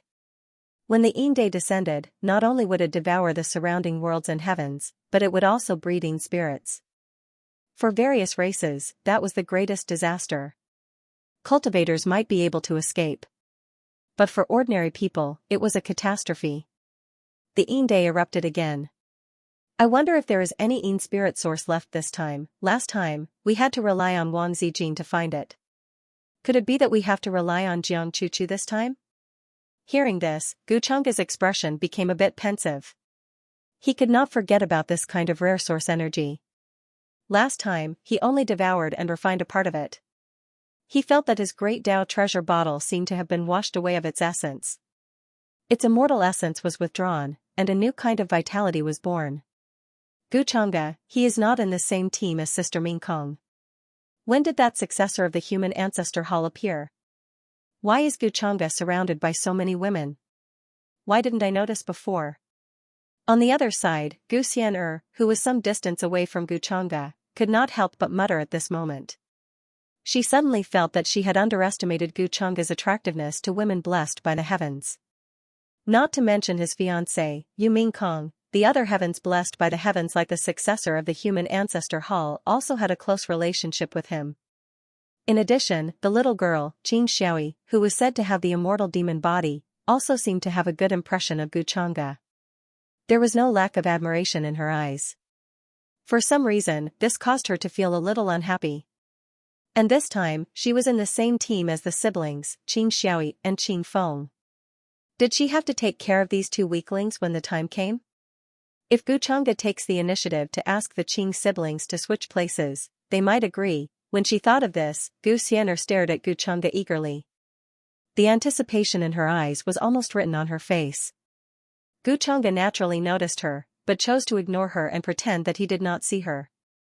Wouldn't bringing Gu Xian'er along with him cause trouble for himself? As a woman blessed by Providence, she had to learn to develop herself and find her own opportunities. Guchanga was still thinking about what surprises she could bring him, such as bringing back the 7 heaven-wielding artifacts from the trial outside. But this girl was actually waiting for him to bring her along. She was probably dreaming. Damn it, this guy saw me but ignored me. Gu Xian'er waved her fist at him angrily. Naturally, Purple Sun Heaven Monarch had noticed this.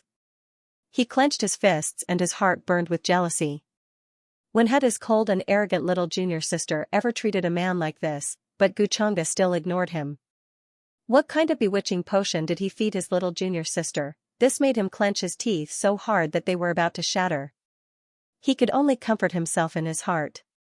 His little junior sister's memories of her previous life had not been awakened.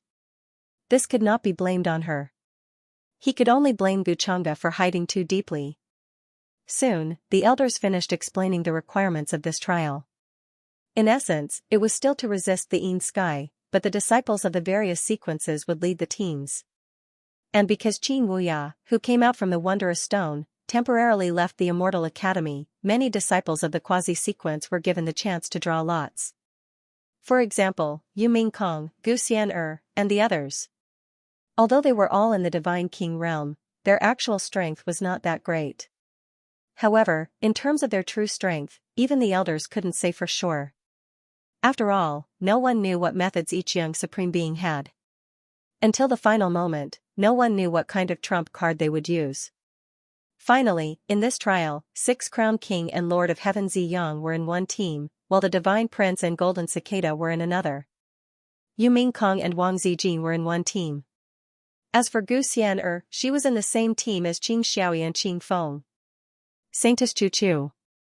Long time no see. How have you been?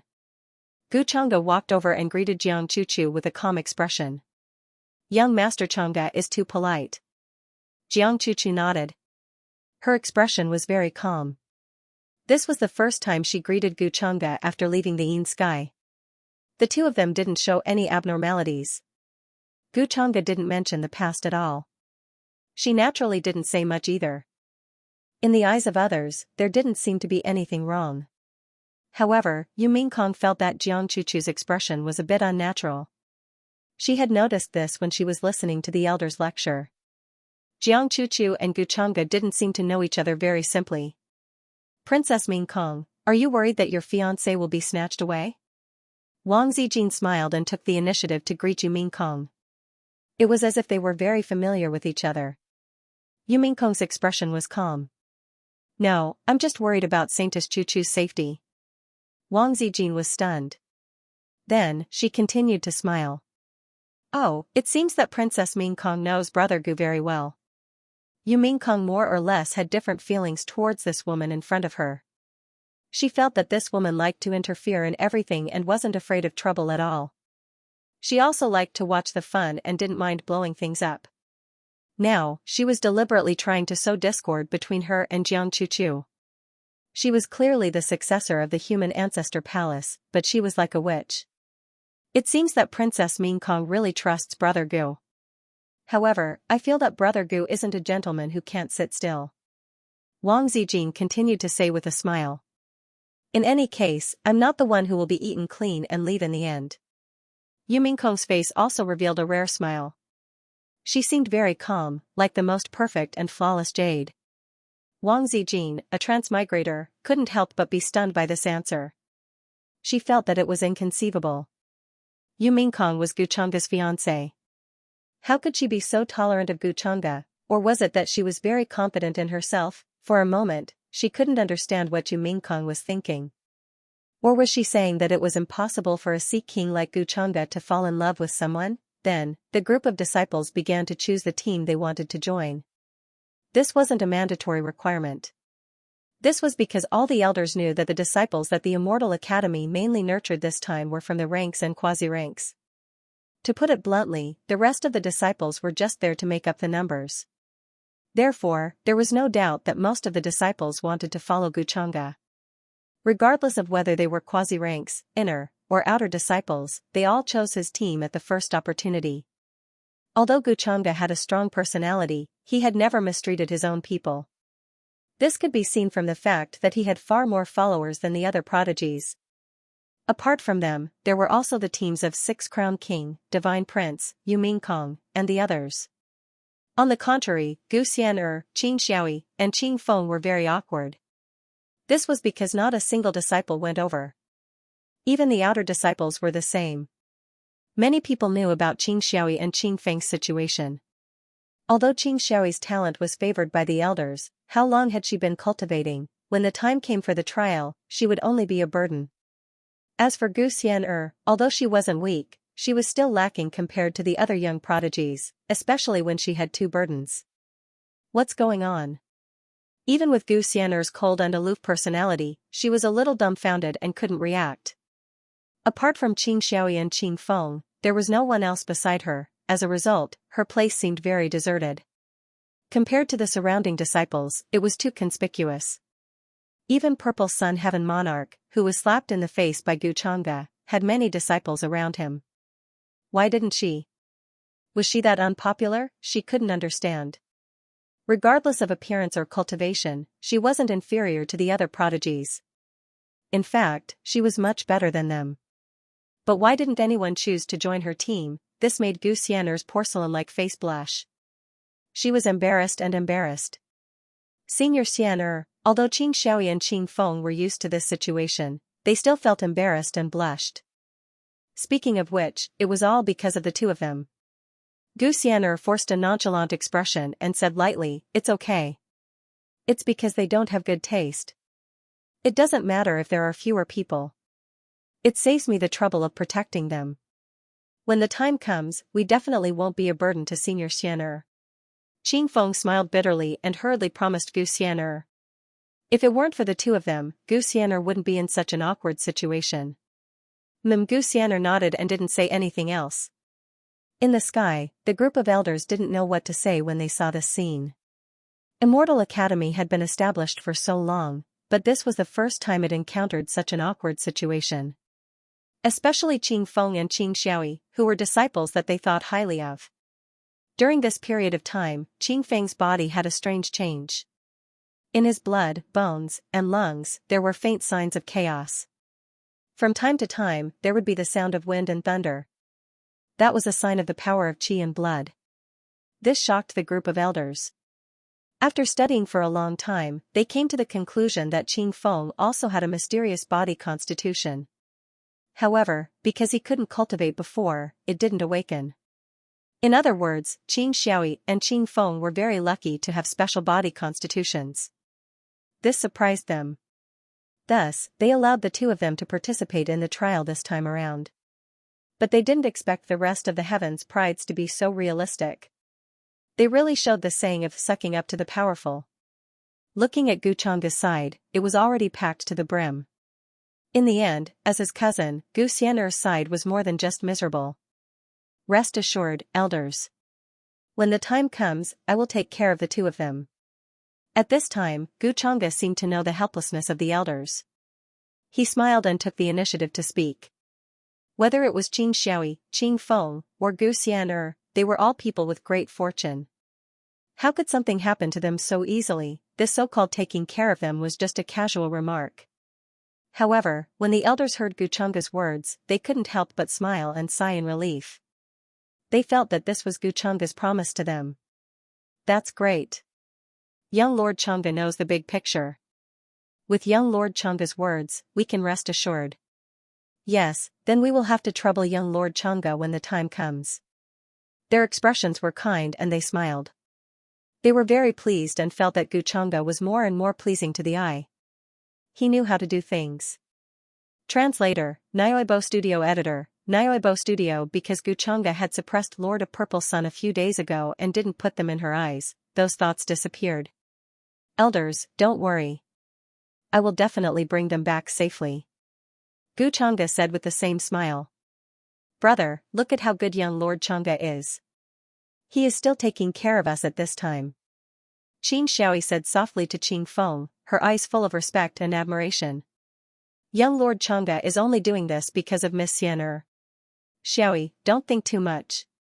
Qing Feng smiled bitterly and quickly corrected her wrong thoughts. I don't need Gu Chang'e's care.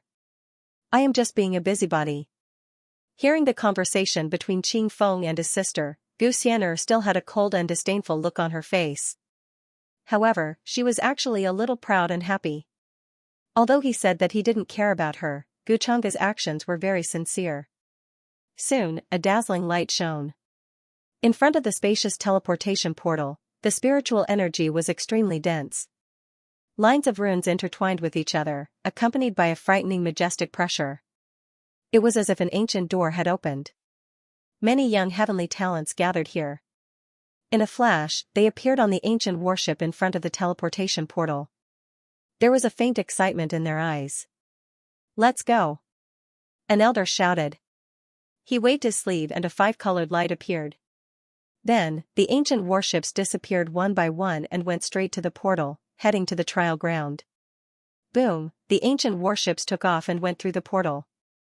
Soon, they disappeared. They traveled in the void and were hundreds of millions of miles away in an instant. I hope they can all come back this time. It's best if the casualties don't exceed 50%. An elder sighed with worry in his eyes. After all, the trial of the Immortal Academy was different from other orthodoxies. The so-called law of the jungle was more realistic and vivid than other places.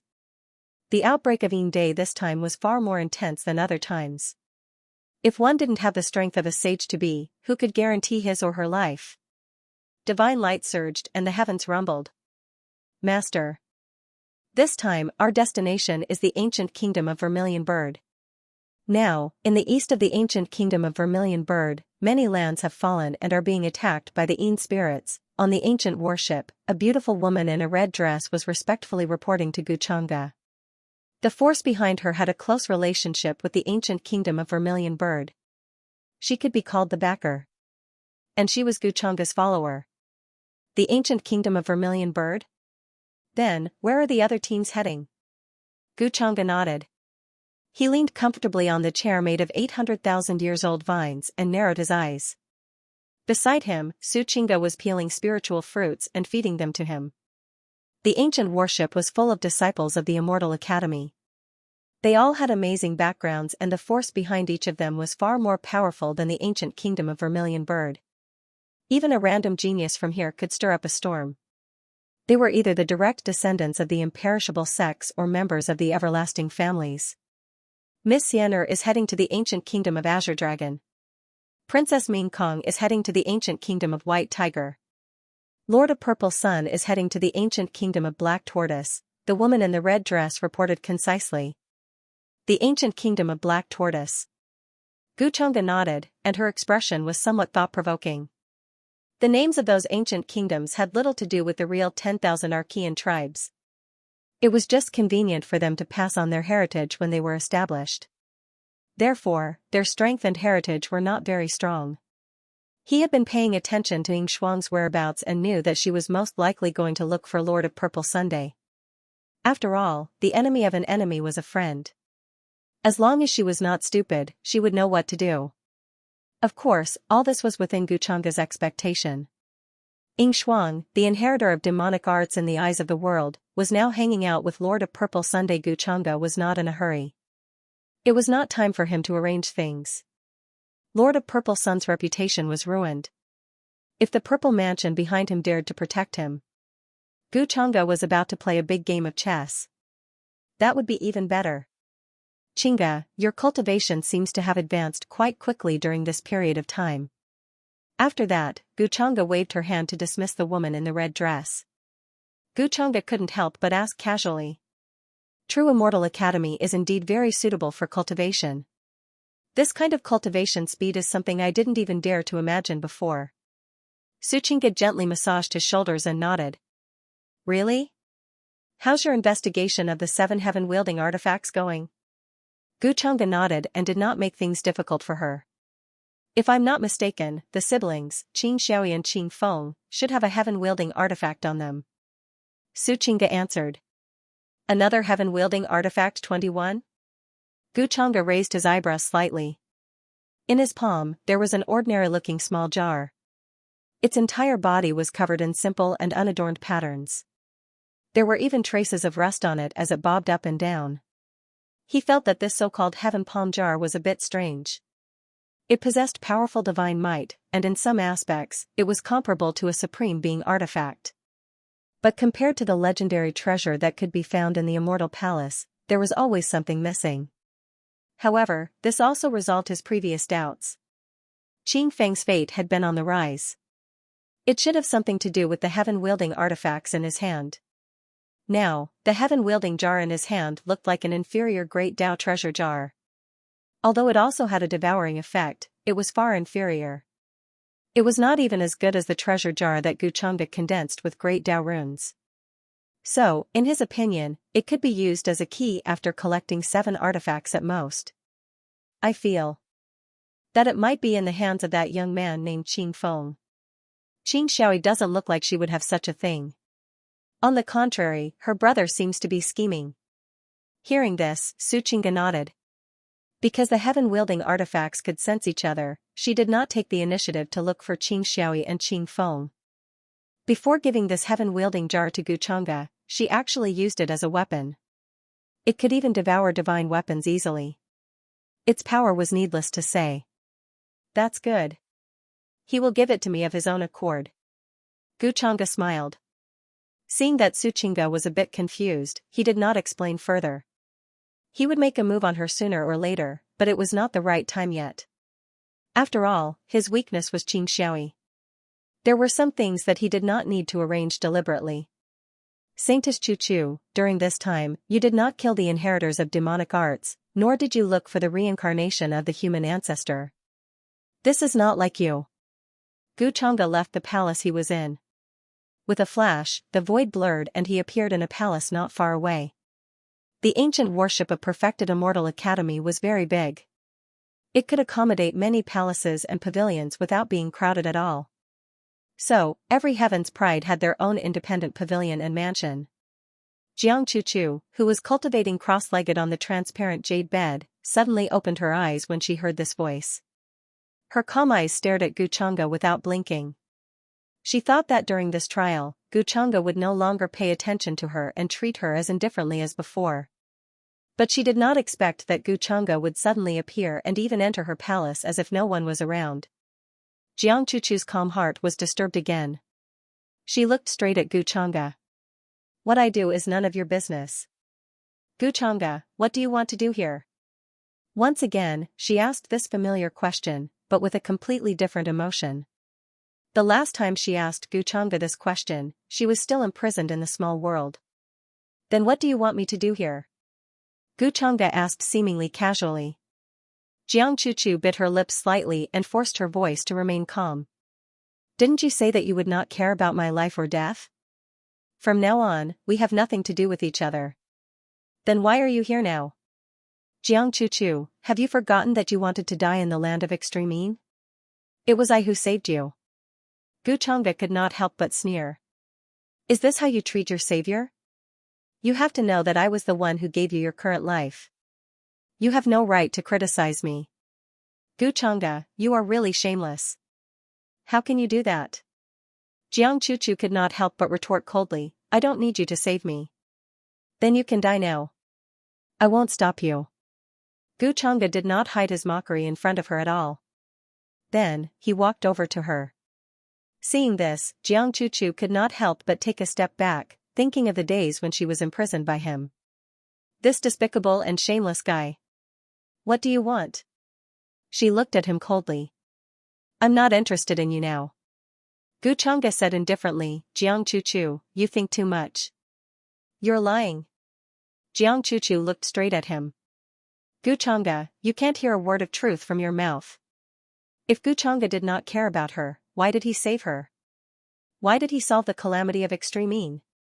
Why did he let her, who knew so many of Xianxia's secrets, live?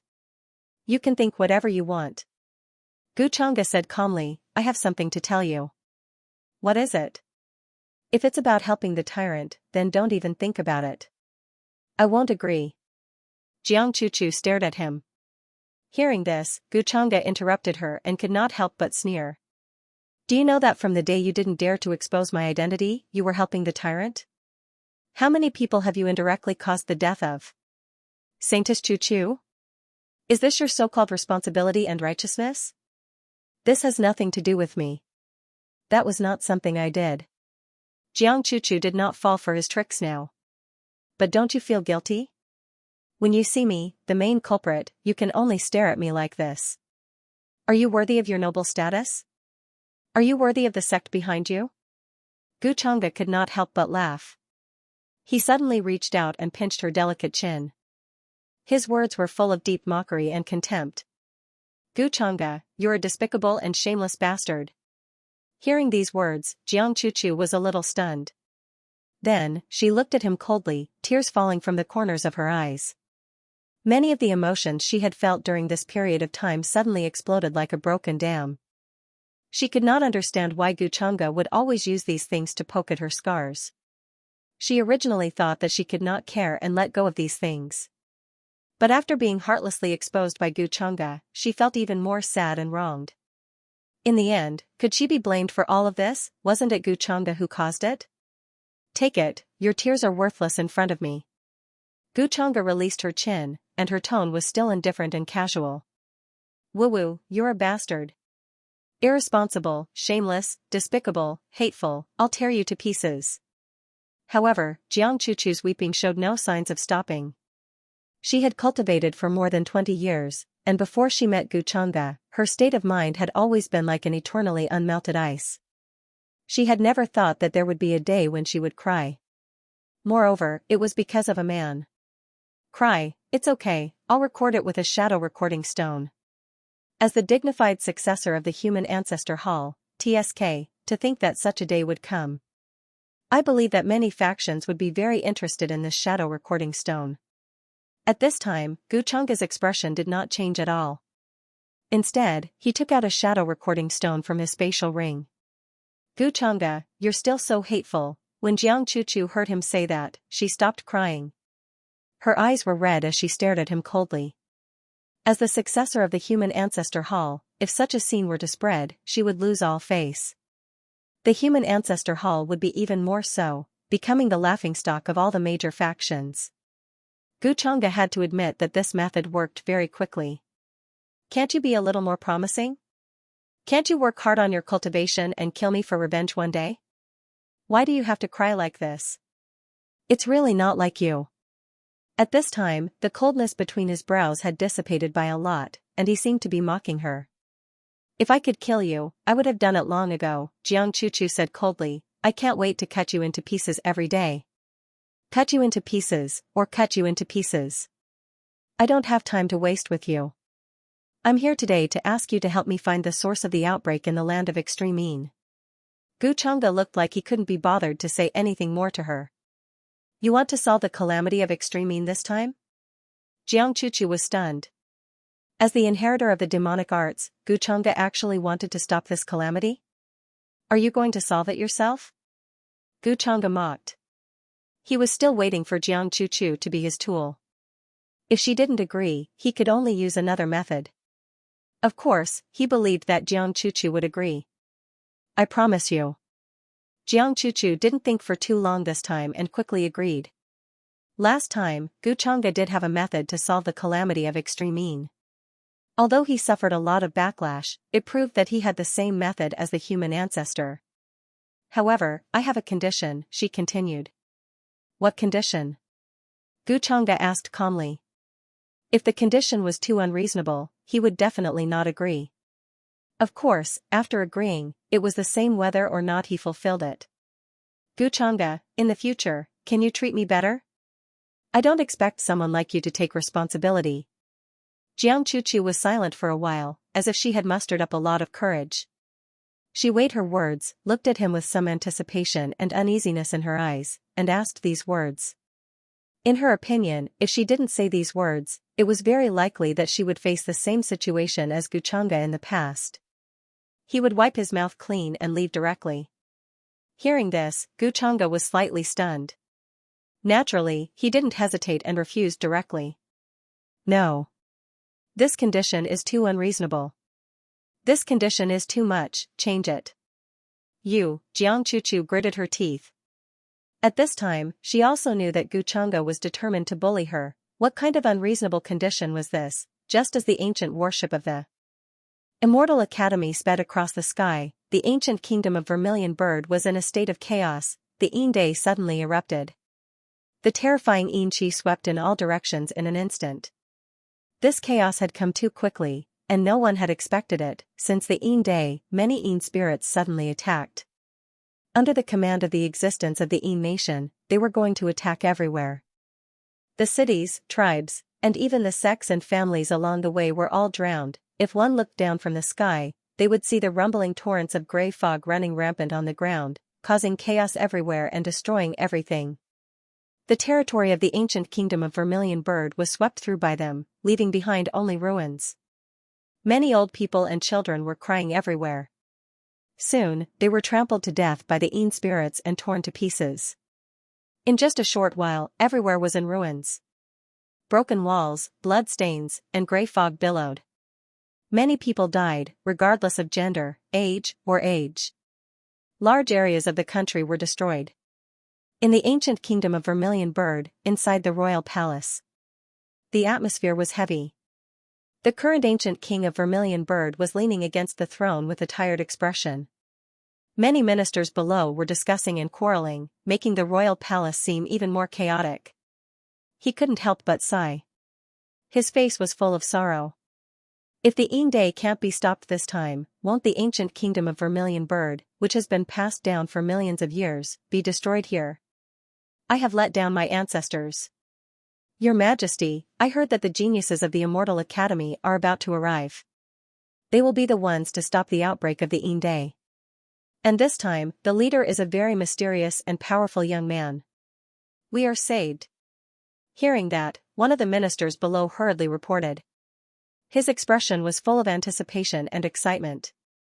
Although the ancient kingdom of Vermilion Bird had been passed down for more than 1,000,000 years, in front of those immortal forces, it was only a matter of a snap of the fingers. Which one of the geniuses of the Immortal Academy didn't have such a background? If they stepped in, the matter would be solved, right? Many of the ministers in the palace were overjoyed. This is just a trial by the Immortal Academy. To them, our lives are not important at all. Or rather, their purpose is just to train their disciples. 677. If they encounter danger, they can leave at any time, but we can't. If they really want to stop all this, why would they send their young disciples? However, the Vermilion Bird King's voice was still full of fatigue and helplessness, with a bitter smile. He didn't feel the slightest bit of optimism. The situation was very serious. Maybe this time will be the time when the ancient kingdom of Vermilion Bird is destroyed. Fortunately, Howard's not in the palace now. Otherwise, as a prince, he can't escape the responsibility of going to the front line. Against the Een spirit, even he wouldn't be able to do anything. The Vermilion Bird King couldn't help but smile at that thought. It was the only thing that made him feel relieved. His most outstanding child, the third Prince Chu Hao. There was no need to talk about his talent. At a very young age, he had displayed a terrifying cultivation level that far surpassed his peers. However, due to the ancient kingdom of Vermilion Bird's lack of power, they couldn't provide him with the best cultivation environment. After that, the third Prince Chu Hao left the ancient kingdom of Vermilion Bird and traveled the upper realm to cultivate. From time to time, letters would be sent back, telling him what he had experienced, which made the Vermilion Bird King very happy. In the blink of an eye, hundreds of years had passed. The Vermilion Bird King didn't know what level the third prince's cultivation level was, but he didn't want him to return and be destroyed by the Een spirit together with the ancient kingdom of Vermilion Bird. Your Majesty, outside the imperial city, someone saw the third prince. At this moment, the third prince has returned. However, at that moment, outside the palace, a guard came to report excitedly. What? Howard is back. The Vermilion Bird King was stunned. He couldn't believe it and almost fell off his throne. Then, the smile on his face became even more bitter. The thing that he was most worried about had happened. How could Howard be so stupid? Shouldn't he have left as soon as he found out about this? Quick, quick, quick. Come with me to see Howard. However, the Vermilion Bird King quickly calmed down. He knew that it was useless to blame him at that moment. What had already happened, and everything was a foregone conclusion. As such, he gathered a group of ministers and went to welcome the third prince. Senior brother, this is the country you were born in? Isn't it too shabby and weak? I don't think there's even a supreme being here. Sigh, it seems like it only has a heritage of 1,000,000 years. At that moment, outside the gates of the ancient kingdom of Vermilion Bird, 3 people were standing upright. The one in the lead was a young man who looked to be in his 20s. He had a handsome face and a tall figure, exuding a sense of peace. When he heard those words, he didn't care at all. He just shook his head gently and said, a son doesn't despise his mother for being ugly, and a dog doesn't despise his family for being poor. A gentleman shouldn't forget his roots. The ancient kingdom of Vermilion Bird raised me. When something like this happened, I naturally had to come back and have a look. That was the third prince of the ancient kingdom of Vermilion Bird, Chu Hao. Although he looked to be in his 20s, his actual age was hundreds of years old. There were 2 people next to Chu Hao, a man and a woman. Both of them didn't look very old. The man looked to be in his 20s. He was shrouded in a silver glow and wore clothes that were not simple. The patterns on his clothes looked very ancient, unlike those of the current era. However, his bone age was very young. The one who spoke was the young man. His skin was slightly pale, and he looked a little frivolous. There were fine scales between his eyebrows. As for that woman, she was slightly younger than him. She looked to be about 16 or 17 years old. Her skin was like fine jade, glowing with a white luster. She was very beautiful. If Xianxia was there, she would be extremely shocked. She felt that the woman looked 70% similar to her. However, she was much younger. What's wrong? Are you not feeling well? On the ancient warship that was speeding toward the ancient kingdom of Vermilion Bird, the palace was filled with spiritual qi and light. Xianxia asked casually, seeming to be in a good mood. No. I don't know why, but I suddenly have a strange feeling. Xianxia leaned into his arms and found a more comfortable position. She shook her head gently. Do you still remember what happened in the lower realm? What happened in the lower realm? Xianxia raised his eyebrows slightly. He recalled that when he asked Yanji to inquire about Xianxia's whereabouts, she said that she was going to look for her mother. Was it because of this matter that she was suddenly asking about it? Are you talking about your background? Although it was a long time ago, Xianxia still remembered it. Xianxia's mother seemed to be a noble lady from the upper realm who came to the lower realm by accident. After giving birth to her, she was brought back to the upper realm. Xianxia's father had been thinking that he could find her mother after she came to the upper realm. So you still remember? Hearing that, Xianxia was a little happy. I thought you'd forgotten. If you didn't remind me, I might have forgotten. Xianxia said casually with a puzzled expression. He remembered the sudden notification from the system in his mind. Triggered the mission line of Xianxia's fate? This kind of random mission was usually encountered when one encountered a son of fate. Could it be that this trip to the ancient kingdom of Vermilion Bird would lead to a son of fate, and it was related to Xianxia? Or was it her background, two souls in one body, but the body was not dominated by the other soul? This showed that Xianxia's willpower was amazing. However, the system did not mention it, so Xianxia could not make a judgment. Now Xianxia was worthy of the title of Daughter of Fate. Her fate points increased by a lot with each passing day. Xianxia observed step by step. When she was in the lower realm, her fate points increased from more than 300 to more than 10,000 in the blink of an eye. Who would have thought that the first beauty of the Eastern Barren Territory would become the inheritor of the demonic arts that was feared by the upper realm? What a blessed girl. Xianxia could not help but smile. Young master, what are you laughing about? Xianxia stared at him. She felt that he was much more human than usual at this moment. It seemed that they were no longer separated by a distance that could never be touched. We've arrived at the ancient kingdom of Phoenix. Xianxia did not answer.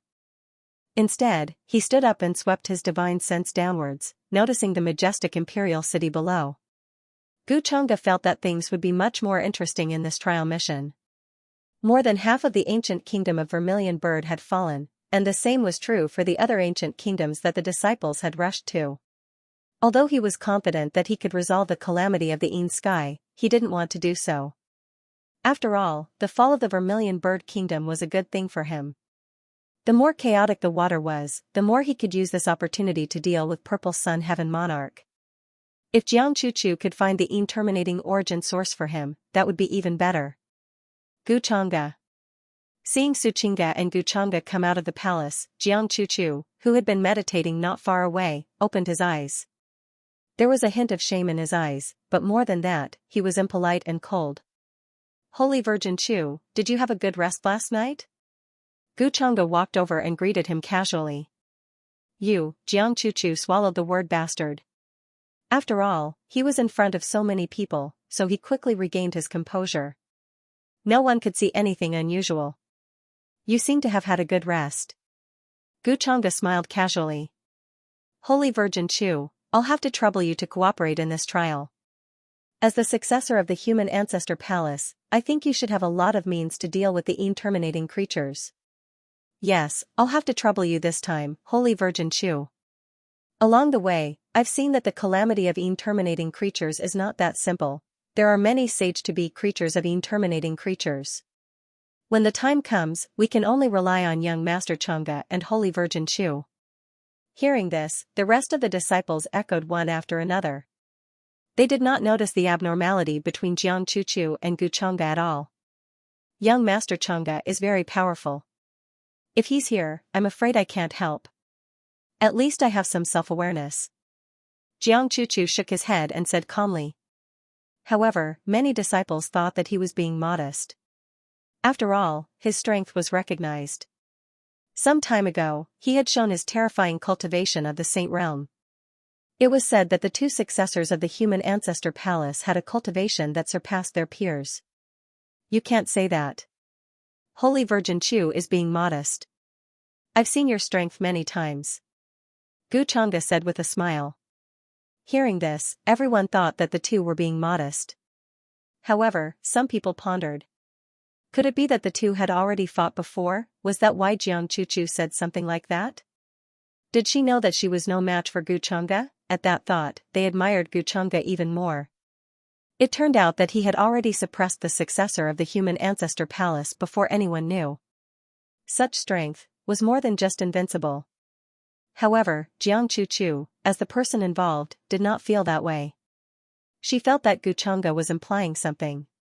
She could not help but grit her teeth. Test my strength. Did he really have the guts to say these words in front of everyone? How shameless, in the ancient kingdom of Vermilion Bird. In front of the imperial city gate, many cultivators and creatures had already heard the news. They were all from the various clans of the ancient kingdom of Vermilion Bird. Now that they knew that the terminating heaven was a disaster, they were discussing how to deal with it. They did not expect to hear about the third prince's return. It's the third prince. It's really the third prince. That's great. The third prince suddenly appeared in a time of crisis. Maybe we can be saved and don't have to flee our homeland. In an instant, everyone came to welcome him. At that moment, seeing the handsome man in front of the imperial city gate, everyone was very excited and emotional. Anyone who had lived in the ancient kingdom of Vermilion Bird would have heard of the extraordinarily talented third prince, Chu Hao. It was said that on the day of his birth, there were sounds of Tao, golden lotuses, clear springs, blooming celestial flowers, and the shadow of an ancient grotto heaven appeared above the imperial palace. Following that, celestial cranes flew in from all directions. Although there were no celestials on them, they carried a celestial mushroom that was more than 1,000,000 years old as a congratulatory gift. This event caused a lot of commotion back then and caused a lot of commotion in the ancient kingdom of Vermilion Bird. Many cultivators thought that the third prince was the reincarnation of a celestial and was destined to become an immortal in the future. Even the heaven's favorites who were born at the same time as him were overshadowed by his brilliance. I really can't imagine that first brother was born in such a remote place. Even the destiny of the ancient kingdom is constantly declining. It's hard to imagine how such a character like first brother could be nurtured and supported here. The girl was tall and had skin as white as snow. Her facial features were delicate and beautiful, and her temperament was cold and quiet. She wore a long dress made from the silk of a fire silkworm that was more than 1,000,000 years old. All kinds of rules and patterns were intertwined, making her look mysterious and ancient. When she spoke, there was some disbelief and shock in her voice. She did not believe that the big brother with such great talent would be born in such a place. From what they could see, the big brother's talent could only be raised by forces like the imperishable sex or everlasting families. However, Chu Hao did not mind at all. He only smiled and said, "I told you before that you shouldn't be too surprised when you came with me because the force behind me is not that strong. However, I am still very grateful to the ancient kingdom of Vermilion Bird who raised me. Father still provided me with a lot of cultivation resources even when the national treasury was in deficit. However, at that time, it was still far from enough for me. That was why I left the ancient kingdom of Vermilion Bird and traveled around.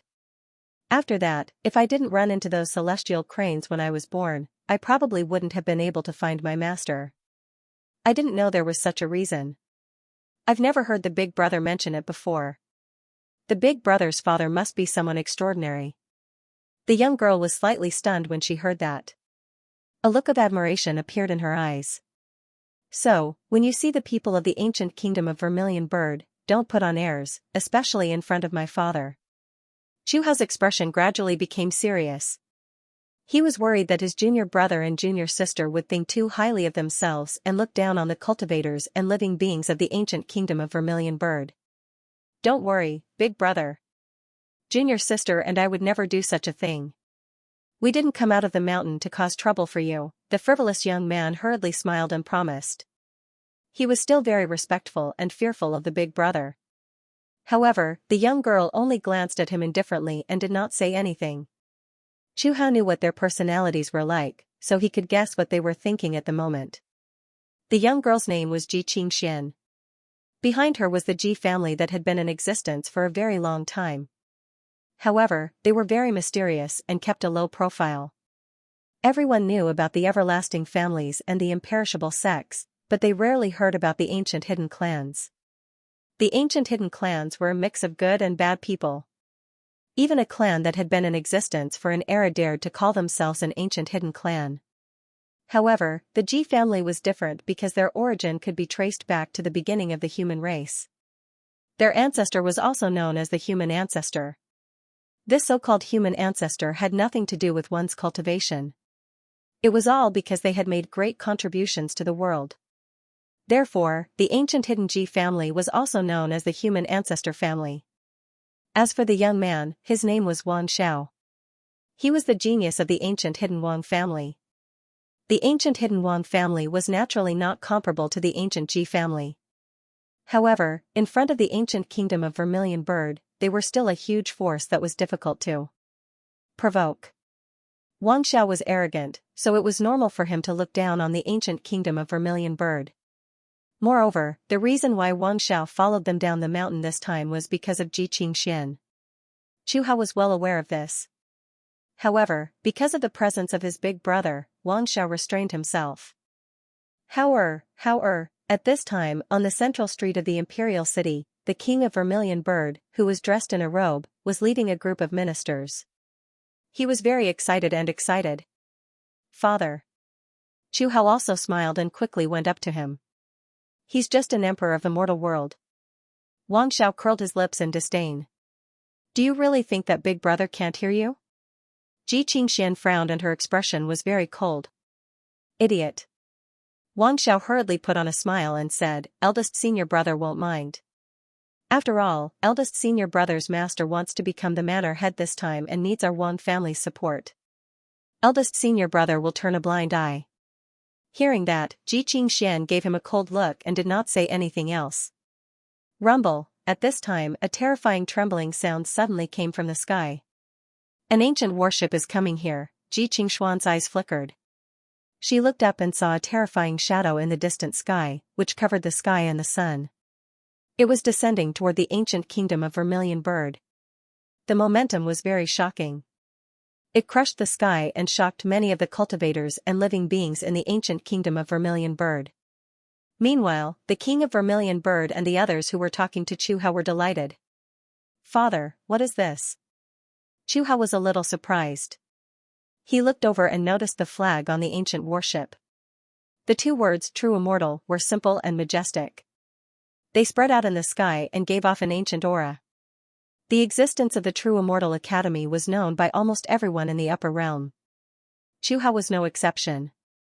Therefore, he could not help but be curious. Logically speaking, why would the True Immortal Academy notice a place like the ancient kingdom of Vermilion Bird? It should be because the geniuses of the True Immortal Academy have all arrived. The king of Vermilion Bird explained, when the True Immortal Academy heard about the calamity of Absolute Een, they sent their disciples here, saying that they want to stop this calamity. So that was the case. So this was actually a trial by the True Immortal Academy?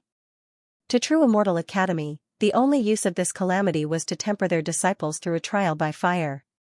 The life and death of the ancient kingdom of Vermilion Bird was insignificant to them. Chu Hao could not help but frown. He was curious at first, but at this moment, only disgust was left. After all, the True Immortal Academy was high above and beyond the mortal world. The geniuses who cultivated there all had extraordinary backgrounds. Even a random outer sect disciple from there was definitely not someone the ancient kingdom of Vermilion Bird could afford to offend. Therefore, although the trial this time sounded like it was for the sake of the ancient kingdom of Vermilion Bird, to help them solve the calamity of Absolute Een. However, if something were to happen to those geniuses here, the forces behind them would not dare to say anything to the True Immortal Academy. In the end, they would only blame the ancient kingdom of Vermilion Bird. Even if the calamity of Absolute Een was solved, the ancient kingdom of Vermilion Bird would not have an easy time. It would also be said that those geniuses could leave at any time if they were in danger, but the ancient kingdom of Vermilion Bird could not. Instead, they would have to allocate some of their forces and manpower to protect them. Considering all these reasons, Chu Hao felt that those geniuses were here to cause trouble. They were of noble status, and the ancient kingdom of Vermilion Bird had to be careful. It's really hard to explain. Chu Hao sighed softly. Looking at the helpless expression on his father's face, he understood that all of this was not something the ancient kingdom of Vermilion Bird could decide. The True Immortal, that's strange. Ji Qingxian frowned. She didn't know why, but when she saw the ancient warship, she had a strange feeling. An inexplicably familiar feeling came from her bloodline. It was as if there was someone very important to her there. Could it be that this generation's geniuses from the True Immortal Academy would come to a place like the ancient kingdom of Vermilion Bird to train? Wang Xiao also noticed that incomparably ancient and huge ancient warship that was covered in chaotic aura. He was very shocked. With his status, it was not difficult for him to enter the true Immortal Academy. However, the place where he cultivated was an ancient orthodoxy called the Taishang Grotto Heaven. The Taishang Grotto Heaven was very mysterious. It almost never accepted outsiders as disciples, and only those who were fated to go there. Even the location of the Grotto Heaven was very mysterious, and very few people could find it. Wang Xiao originally did not have the right to enter the Taishang Grotto Heaven. However, he was once a member of the reclusive Wang family who made a big mistake and was exiled. For some unknown reason, he suddenly changed and became an extremely powerful elder in the Taishang Grotto Heaven. That member's biggest wish was to be able to return to the Wang family. Because of this, the reclusive Wang family agreed to let him return to the family tree. Naturally, Wang Xiao was able to join. I heard that this generation's true Immortal Academy is full of talents and geniuses. It can be said to be a golden age. Many ancient freaks have appeared, every single one of them powerful beyond compare. Wind and clouds converged, dragons soared and tigers leapt. Xianxia said softly, and there was a look of longing in her eyes. Although the Taishang Grotto Heaven that she joined was not weak, there were too few disciples. The geniuses that she met, apart from the reclusive Ji family members, were the disciples of the Taishang Grotto Heaven. Wang Zhao's strength was not considered weak among the disciples of the Taishang Grotto Heaven. However, in Ji Qingshuan's opinion, compared to those famous geniuses, he was far inferior. The only one that was worthy of her respect was her eldest senior brother Chu Hao. Although Chu Hao's personality seemed normal, there was one thing that was especially strange. He always felt that his strength was not strong enough. However, he still had to cultivate in seclusion even though he had already crushed many of his peers. Moreover, he was the kind of person who cultivated in seclusion all year round, and it was rare to see him. An elder once said that unless the Taishang Grotto Heaven was in danger, eldest senior brother Chu Hao would not come out of seclusion easily. This time, if the ancient kingdom of Phoenix was not in danger, Ji Qingshuan reckoned that eldest senior brother Chu Hao would choose to continue his seclusion. However, thanks to this opportunity, she could leave the mountain gate and come to the outside world to meet many young geniuses. It was not unreasonable for the reclusive Ji family to keep a low profile. It was rare to see members of the Ji family in the outside world. Since Ji Qingshuan could remember, the number of times she left the mountain gate could be counted on one hand. Eldest senior brother, don't you like those geniuses? However, Ji Qingshuan soon noticed Chu Hao's expression and was a little confused. Eldest senior brother seems humble, but he is actually proud. He definitely doesn't like those geniuses. Wang Xiao looked as if he had seen through Ji Qingshuan and said with interest. Shut up. Ji Qingshuan glanced at him coldly. She did not hide her disgust at all. Her voice was as if it had been tempered by thousands of years of ice and frost. It was bone-chilling. Although Wang Xiao knew that Ji Qingshuan's character was like that, he was still a little unhappy that he was scolded by her time and time again. Ji Qingshuan, don't forget that the patriarch of your Ji family has reached the last stage of the 5 decay of the heavenly being. When he passes away, your family's enemies. Humph, he smiled proudly. You're courting death. Ji Qingshuan's killing intent rose to the peak. However, she forced herself to hold it in. Wang Xiao smiled proudly. He was not surprised at all. However, you don't have to welcome those geniuses with me. I know your temper. There might be some conflict later. On the other hand, the Emperor of Phoenix had seen through it and smiled calmly. After all, he would have to be humble and please those geniuses when he met them. Later. As a son, how could Chu Hao stand such a situation? If there was a conflict, they would be the ones to suffer in the end. I understand, father. Chu Hao said in a deep voice and clenched his fists. He hated his own helplessness. If he was strong enough, the ancient kingdom of Phoenix would not need the Immortal Academy to treat them like charity. He would not need his father to grovel and flatter the other geniuses. As expected, he still needed to go into seclusion. After breaking through to the supreme stage, no one dared to look down on the ancient kingdom of Phoenix. I'll be able to reach that level soon. At this moment, if anyone knew Chu Hao's true thoughts, they would be shocked speechless. Supreme stage, That was a stage that even old monsters who had cultivated for millions of years could not break through. And he was about to reach that stage. How old was Chu Hao? He was only a few hundred years old. This kind of talent could no longer be described as shocking. Let's go to the palace first. After that, Chu Hao led Ji Qingxian and Wang Xiao in another direction, deliberately avoiding the ancient warship that was descending toward the ancient kingdom of Vermilion Bird. I thought this ancient kingdom of Phoenix was related to the Phoenix clan. I didn't expect it to be a small country. I thought something big was going to happen when I came here. This ancient kingdom of Phoenix doesn't even have a quasi-supreme. The most powerful one is a great saint at most. No wonder more than half of the country has fallen. On the ancient warship, a group of geniuses looked at the scene below and could not help but feel disappointed. Compared to the ancient kingdom of Phoenix in front of them, their background was like an emperor suddenly arriving at a small mountain village. Naturally, they were as disappointed as they could be. This fate, it didn't look like this when we saw it from the sky. Could it be that the so-called child of fate is closely related to the ancient kingdom of Phoenix? Guchanga could not help but narrow his eyes. Greetings, geniuses of the Immortal Academy. I'm the current king of the ancient kingdom of Phoenix. Below the ancient warship, the king of Phoenix led a group of ministers and several young and beautiful princesses. They were waiting anxiously and uneasily. Many people had their heads lowered, looking cautious and fearful. There was not a trace of surprise or joy on their faces. Even the powerful ministers and generals of the ancient kingdom of Phoenix were trembling in fear at this moment. They looked as if they were walking on thin ice, not daring to breathe too loudly. They did not know who the leader of this expedition to the ancient kingdom of Phoenix was, so they did not know what his temperament was like. If they offended him because of disrespect, then they deserved to die. Don't worry, Vermilion Bird King. We're not some scourge. This time, we'll be leading the way to the ancient kingdom of Vermilion Bird, so you don't have to worry. Don't worry about the character of the successor of the human ancestor palace. That was accompanied by a chuckle.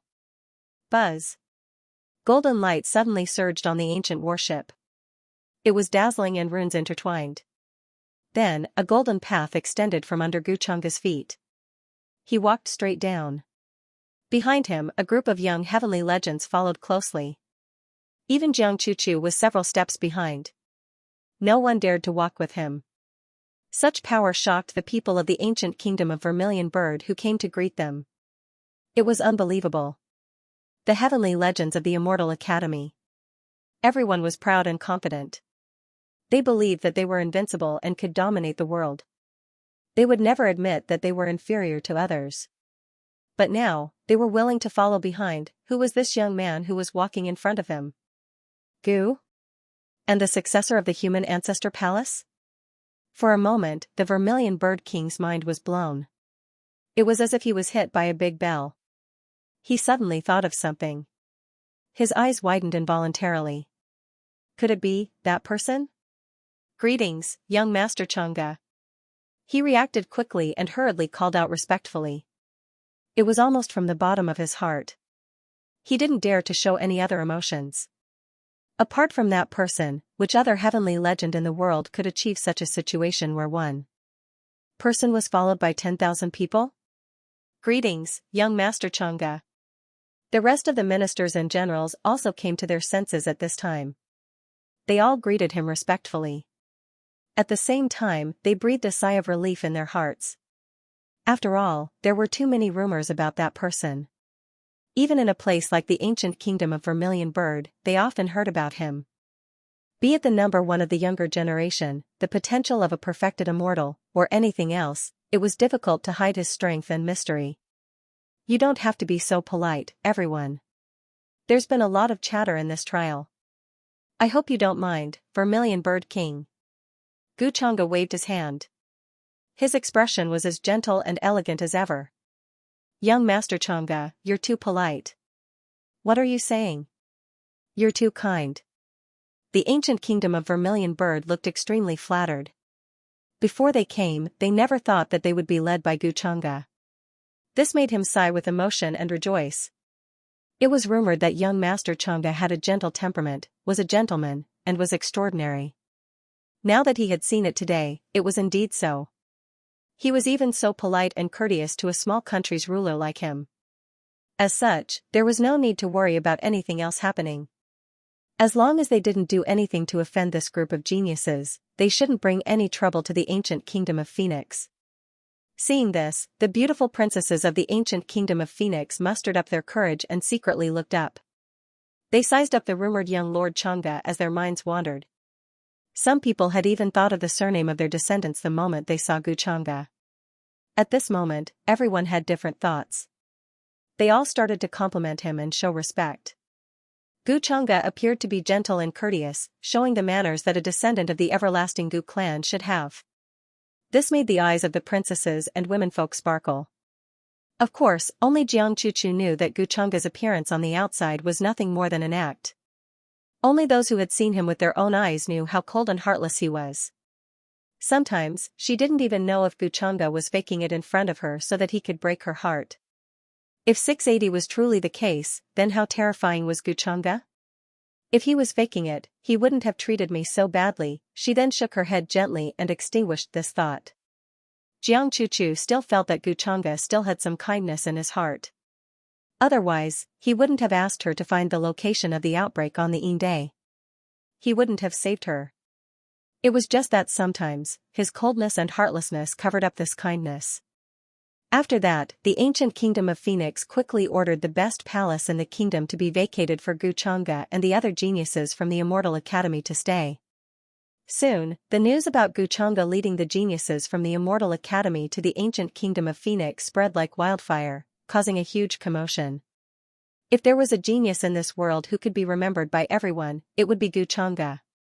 Even the children who had just started cultivating had heard of this name. Among the younger generation, the name Xianxia was like a legend with different meanings. Therefore, after hearing that Xianxia had come to the ancient kingdom of Phoenix, the originally chaotic and panicked ancient kingdom of Phoenix seemed to have taken a calming pill.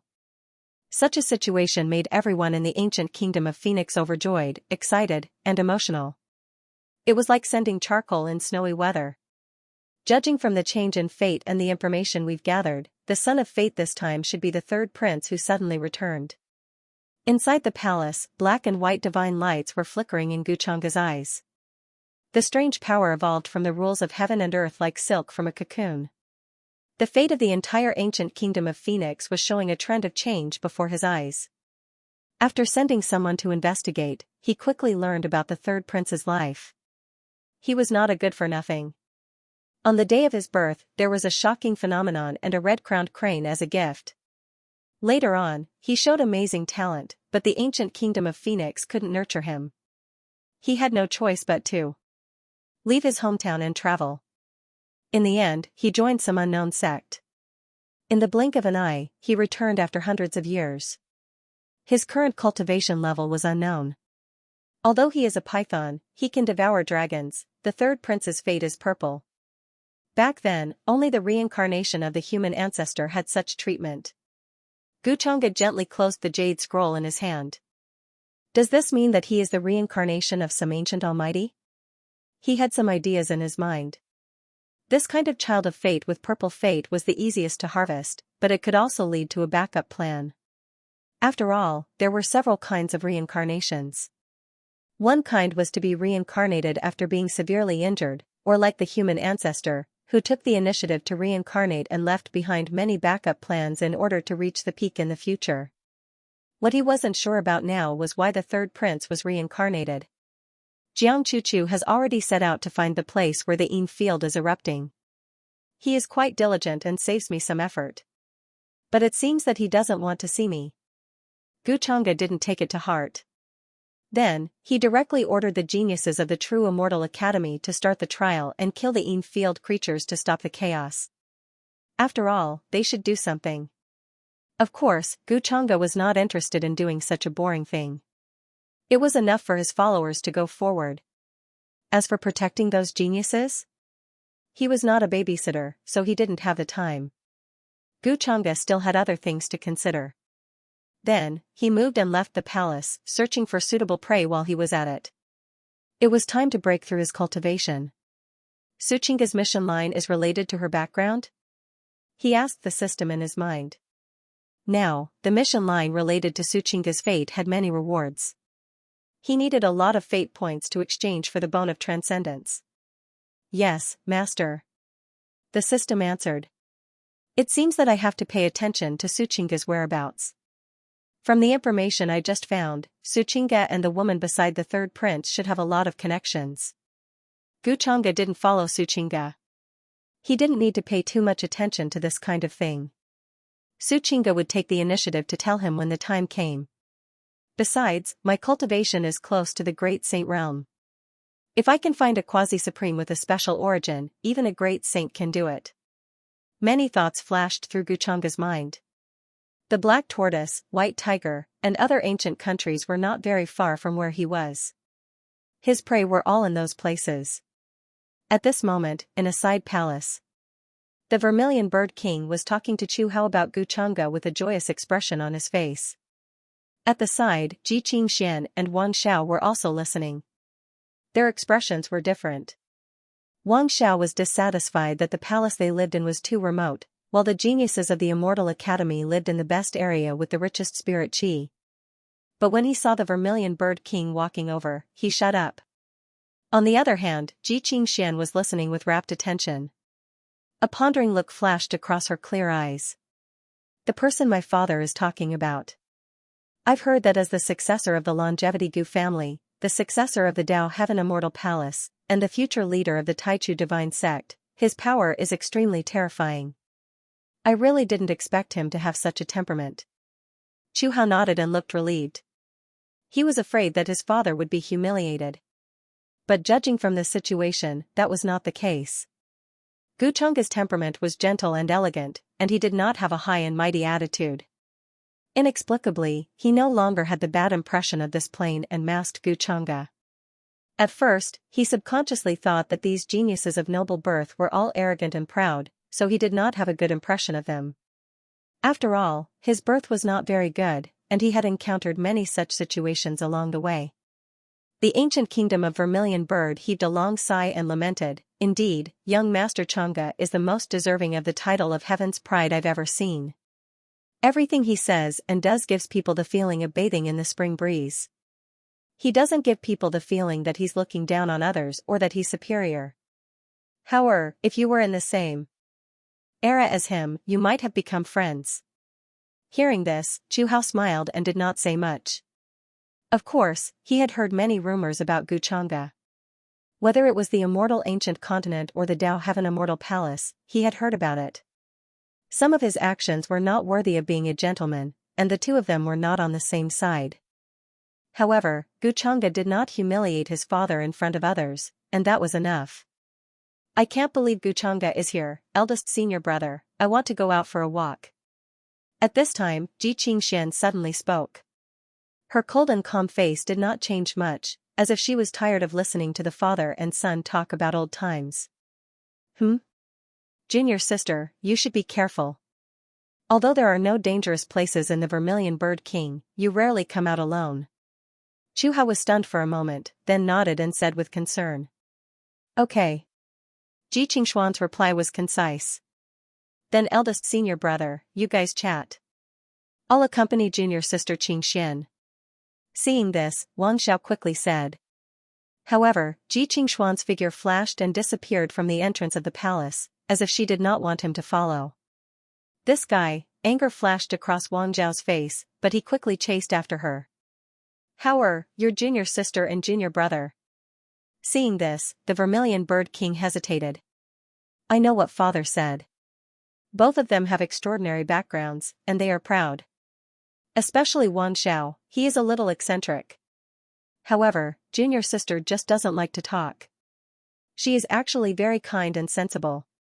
Chu Hao smiled faintly, appearing very steady and indifferent as he explained. Let them be. In my opinion, the most important thing is to solve the problem of the outbreak of Yin Day. The Vermilion Bird King nodded, and the two of them started to discuss again. Why did Ji Qingxian run so fast? She disappeared in the blink of an eye. I felt that she was weird when she came here. What is she hiding from us? On the other hand, after chasing out of the palace, Wang Zhao's face was a little gloomy, as he did not see Ji Qingxian. Although his strength was not bad, compared to Xianxia, he was still a lot weaker. If Xianxia did not want to be tracked by him, it would be easy for her to shake him off. Elder Xian, do you see Xianxia? Wang Xiao had no choice but to summon his guardian. When they left the mountain gate, the Taisheng grotto heaven sent a guardian, as they were afraid that something would happen to them. However, most of the time, the guardian would be very far away in the void. They would only appear when they sensed danger. After all, no one wanted to have no secrets. I don't see her. However, Elder Xian's voice soon entered Wang Zhao's ears, and his expression became even more gloomy. That's Xianxia? Suddenly, Wang Zhao's eyes trembled as he saw a familiar figure disappear into a mansion on the street not far away. However, he remembered that Xianxia was wearing a different dress. Could it be that she had specially found a place to change into a new set of clothes? She's so mysterious. Who is she going to meet? When I mentioned the Gu clan's successor, her expression was not right. Could it be that she has seen the Gu clan's successor before? However, isn't the Gu clan's successor in another direction? Wang Xiao felt uncomfortable as he thought of this. He could not help but clench his fists. Could it be that Xianxia had met someone without him knowing? However, Xianxia had never left the mountain gate before this. If I go there rashly, she will definitely notice me. I have to see who Xianxia is meeting first. After making up his mind, Wang Zhao's figure flashed. His expression was unusually gloomy as he arrived at a pavilion. From this place, he could see the mansion that Xianxia had just entered. At this moment, in the mansion that Wang Xiao was staring at, a voice rang out. The environment was quiet, and a stream flowed slowly. A few green bamboos were mottled with ink, and they looked very elegant.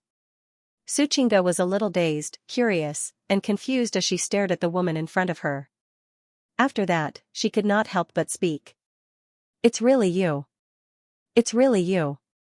The woman in front of her, who was Xianxia, also spoke. Her voice was very cold and calm, but there were huge waves in her heart. She had never expected that her sister, who lived in the lower realm, would appear in front of her in such a way one day. All of this was too unexpected. She had heard from her mother that she had a sister, but she lived in the lower realm and was just a little over a year older than her. At this time, Xianxia finally understood what that strange feeling from before was. It was something that had guided her here. She could not help but murmur softly, I was wondering why I had such a strange feeling. It seems that your feelings are the same as mine. Then should I call you little sister? Or what? Hearing this, Xianxia smiled and appeared to be calm and at ease. If one looked closely, they would find that the girl in front of her was more than 70% similar to her in both height and appearance. If she dressed up a little, even the people who were the most familiar with her would not be able to tell the difference. This made her feel as if there was another her standing in front of her, and there was some kind of connection between their souls. She just did not know if the other party was also in the state of having two souls in one body. Sister, I'm Xianxia. I know your name is Xianxia. Mother told me before. At this moment, Xianxia took the initiative to introduce herself. Her voice was cold and calm. If one listened carefully, there was no difference at all between her and Xianxia. If they were twins, no one would doubt it. Xianxia, what a nice name, Mother, how is she now? After a moment of silence, Xianxia could not help but ask. Her mother had always been her biggest weakness. Although she did not remember much, there was always an irreplaceable meaning. Mother actually misses you very much, but because she violated the family's ban, she has never left the courtyard all these years. Other than me, only uncle has visited her. After all, Mother had embarrassed the Ji family when she ran away from the marriage. Xianxuan's voice was cold and calm as she explained, when they took Mother back, she was already pregnant with me. If Mother had not begged for mercy, I would have been aborted at that time. She seemed to be very calm as she introduced these things. It was as if it was not her business. After that, after I was born, I was noticed by the family because my talent was not bad. It's not easy for you either. Hearing Xianxuan's calm narration, Xianxia could not help but feel a lump in her throat. Xianxia could not help but feel a lump in her throat. She knew that although she lived in the upper realm, it was not easy for her either. Because she did not have a father, her mother made a mistake and was imprisoned. Therefore, what she had to bear was far more than her peers. Although she lived in the lower realm, her father was the holy lord of the Taishan sacred land. He had given her the best since she was young. What about you, sister? How did you come to the upper realm? With your cultivation base, it's probably very difficult to come to the upper realm. Xianxia asked curiously. I was just lucky to meet you, sir. Xianxia smiled. There was nothing to hide about this. Sir? Could it be? Xianxia's murderous aura suddenly rose. It was bone-chilling and terrifying. She knew some things. Some beautiful women in the lower realm were often brought up by cultivators who had forbidden realm-breaking weapons. They were sent to various auction houses and sold as slaves. With her sister's appearance even in the upper realm, it was enough for countless geniuses to worship her as a fairy. You've misunderstood, Xianxia explained. I was really lucky. When I was in the Taishan sacred land, I met young Lord Xianxia, who came to the lower realm to look for something. Sister, you know young Lord Xianxia? Xianxia's calm eyes suddenly showed a hint of surprise. This was completely out of her expectations. Yes. Xianxia explained everything. During this time, she ignored some unimportant things, including the fact that she had become the inheritor of demonic skills. Sister, I'm suddenly a little envious of you. It's good that you have such a life. After hearing this, Xianxia's eyes showed a yearning and envy. I've been living for my family since I was young. No matter what I do, I just want to be valued by my family so that I can save my mother. Sigh. Xianxia looked at her with pity. I actually want to have a life like yours too. Gee. Xianxia's voice sounded a little sad. Xianxia was stunned. Her eyes were a little sad. As her sister, what could she do for her? Rebel against her family and save her mother, with her current strength, she couldn't do that at all. Xianxian, I'll be in the ancient kingdom of Vermilion Bird during this time. How about this? You can be me for a while. You can do whatever you want without thinking about the consequences. And I'll be you for a while. Anyway, we look exactly the same. You can't see anything wrong. As for cultivation, as long as we don't expose it, there shouldn't be a problem. Suddenly, she thought of a way and said so. This was the only way she could let Xianxia feel free as her sister. Is this okay? Sister, what if there's a flaw? Xianxia was stunned. She didn't expect Xianxia to say so. Then, she gently shook her head and said, no. It's okay. You just need to be careful not to let young master notice anything unusual. Because he's very smart. Nothing can be hidden from him. I'll tell you everything that needs to be told. You can even leave at any time. No one will blame you. Xianxia smiled helplessly and explained. Young Master Xianxia, Xianxia softly repeated these words. There seemed to be a strange look in her eyes. Finally, she softly hummed in agreement. Looks like I'll have to make some plans. There's a supreme saint hiding in the dark who came back with the third prince of the ancient kingdom of Vermilion Bird. It seems like he's a protector.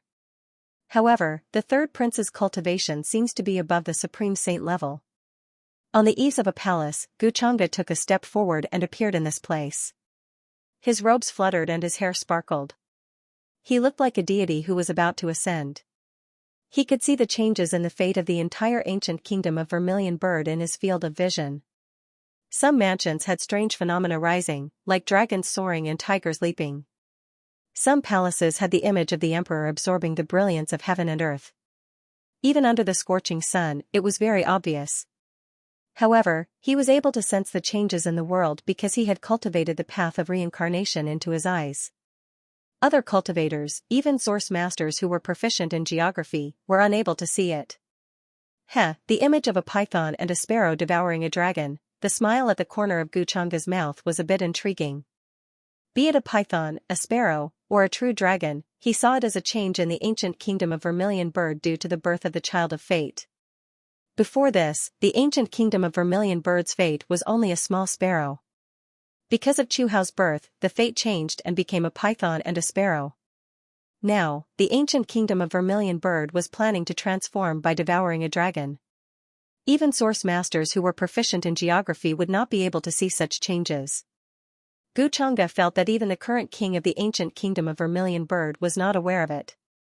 If it were in other imperishable sects or supreme celestial dynasties, there would be specialized cultivators in charge of watching and guarding the changes in the fate of the dragon vein.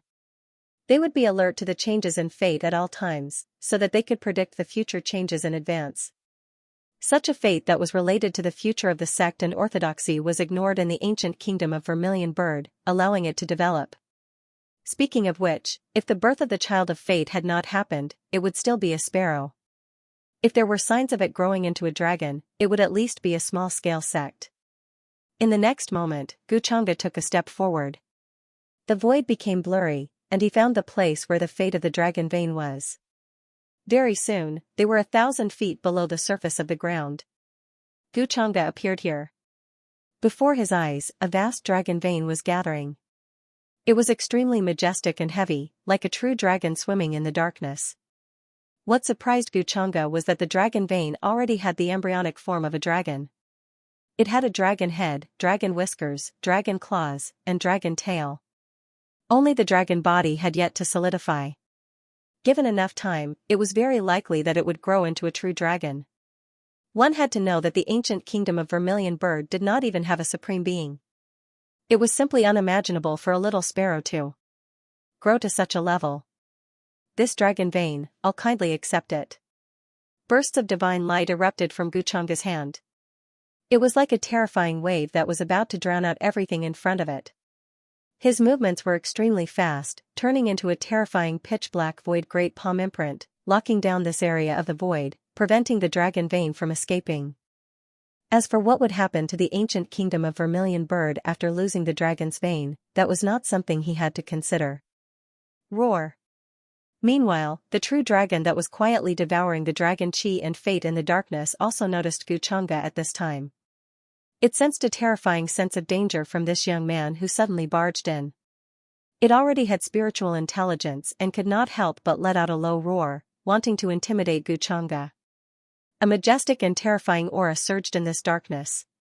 If Xianxia had not locked down all directions with the great void palm imprint, it would have been detected by the cultivators outside.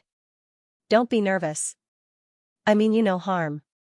Xianxia smiled and stepped in the void, walking over and getting closer to it. Look at what I'm holding. Do you want it? He opened a jade bottle in his hand. Immediately, green light appeared, and the aura was extremely dense. The chi of immortals drifted in the darkness. This was the immortal essence that he found on the immortal path back then, and he had not finished refining it until now. This kind of thing was no different from poison to beings like the dragon vein. It had an indescribable temptation and attraction. I just want to be friends with you. Xianxia was still smiling. Seeing that the dragon vein's attention was all on the jade bottle in his hand, he said, I'm not a bad person. At the same time, the great Dao treasure bottle appeared and floated behind Xianxia, emitting wisps of black light. Faintly, a terrifying devouring intent could be sensed from it. You don't believe me? Seeing the disbelief in the dragon vein's eyes, Xianxia could not help but shake his head and sigh. Actually, I don't believe you either. Buzz, as soon as he finished speaking, a terrifying and vast gray fog swept from behind him, covering the sky and the sun, instantly drowning the dark underground. The dragon vein was terrified and wanted to escape from this place. But in the sky, Xianxia's palm had already reached down and covered it. At this moment, the great Dao treasure bottle seemed to have turned into an endless black hole, swallowing the dragon vein in an instant. What a pity, you're destined to become a true dragon in the future, but the taste is not bad. Xianxia sat down cross-legged. He had already reached the peak of the absolute saint realm, but at this moment, after swallowing the dragon vein, he suddenly broke through to the supreme saint realm. In the courtyard, it was very quiet. The mottled bamboos swayed and rustled. What Xianxia wanted to tell him was actually not very important. To her, it was only about Xianxia's personality, preferences, habits, and so on in daily cultivation. Of course, it involved the way she interacted with Xianxia. For example, Xianxia liked to drink tea with million-year-old tree heart spring water. Each tea leaf had to be picked from an ancient divine mountain, and the tea could not be brewed for too long. The flame needed was 30% heavenly frost flame. The spirit fruits he ate had to be at least 800,000 years old, and he did not eat those with more seeds. In short, Guchanga's requirements in these aspects were very strict. In his words, it was enjoyment. Xianxia listened very carefully, almost not missing a single word. It was obvious that she put a lot of effort into this. Do you remember? After Xianxia finished speaking, she smiled slightly and looked at Xianxia, who seemed to be thinking about something. Yes, sister. Don't worry, I won't let young Lord Chang'e notice anything unusual. Xianxia nodded as if she had accepted a very serious task. Xianxia smiled, that's good. Then I'll tell you about the situation on my side. Except for senior brother Chu Hao, you need to pay attention to the others, especially that Wang Xiao. He's not a good person. Sister, you need to be careful. This time, the protector I followed down the mountain is actually from the Wang family, not the Ji family. Xianxia said. When she mentioned Wang Xiao, there was obvious disgust in her eyes. Even the protector is not from the Ji family. Xianxia was stunned, and there was pity in her eyes. What did this mean? It meant that even though Xianxia had good talent now, she was still not valued by the Ji family. Even the protector was sent by the Wang family this time. This situation could be described as terrible. Moreover, from Xianxia's words, she could tell that the disciple named Wang Xiao was interested in Xianxia. That was why he followed her here, and it was very likely that he would use his background to bully Xianxia. I know, I'll be careful. Xianxia smiled slightly and comforted her, don't worry, I'm here for everything. That so-called Wang Xiao can't bully you.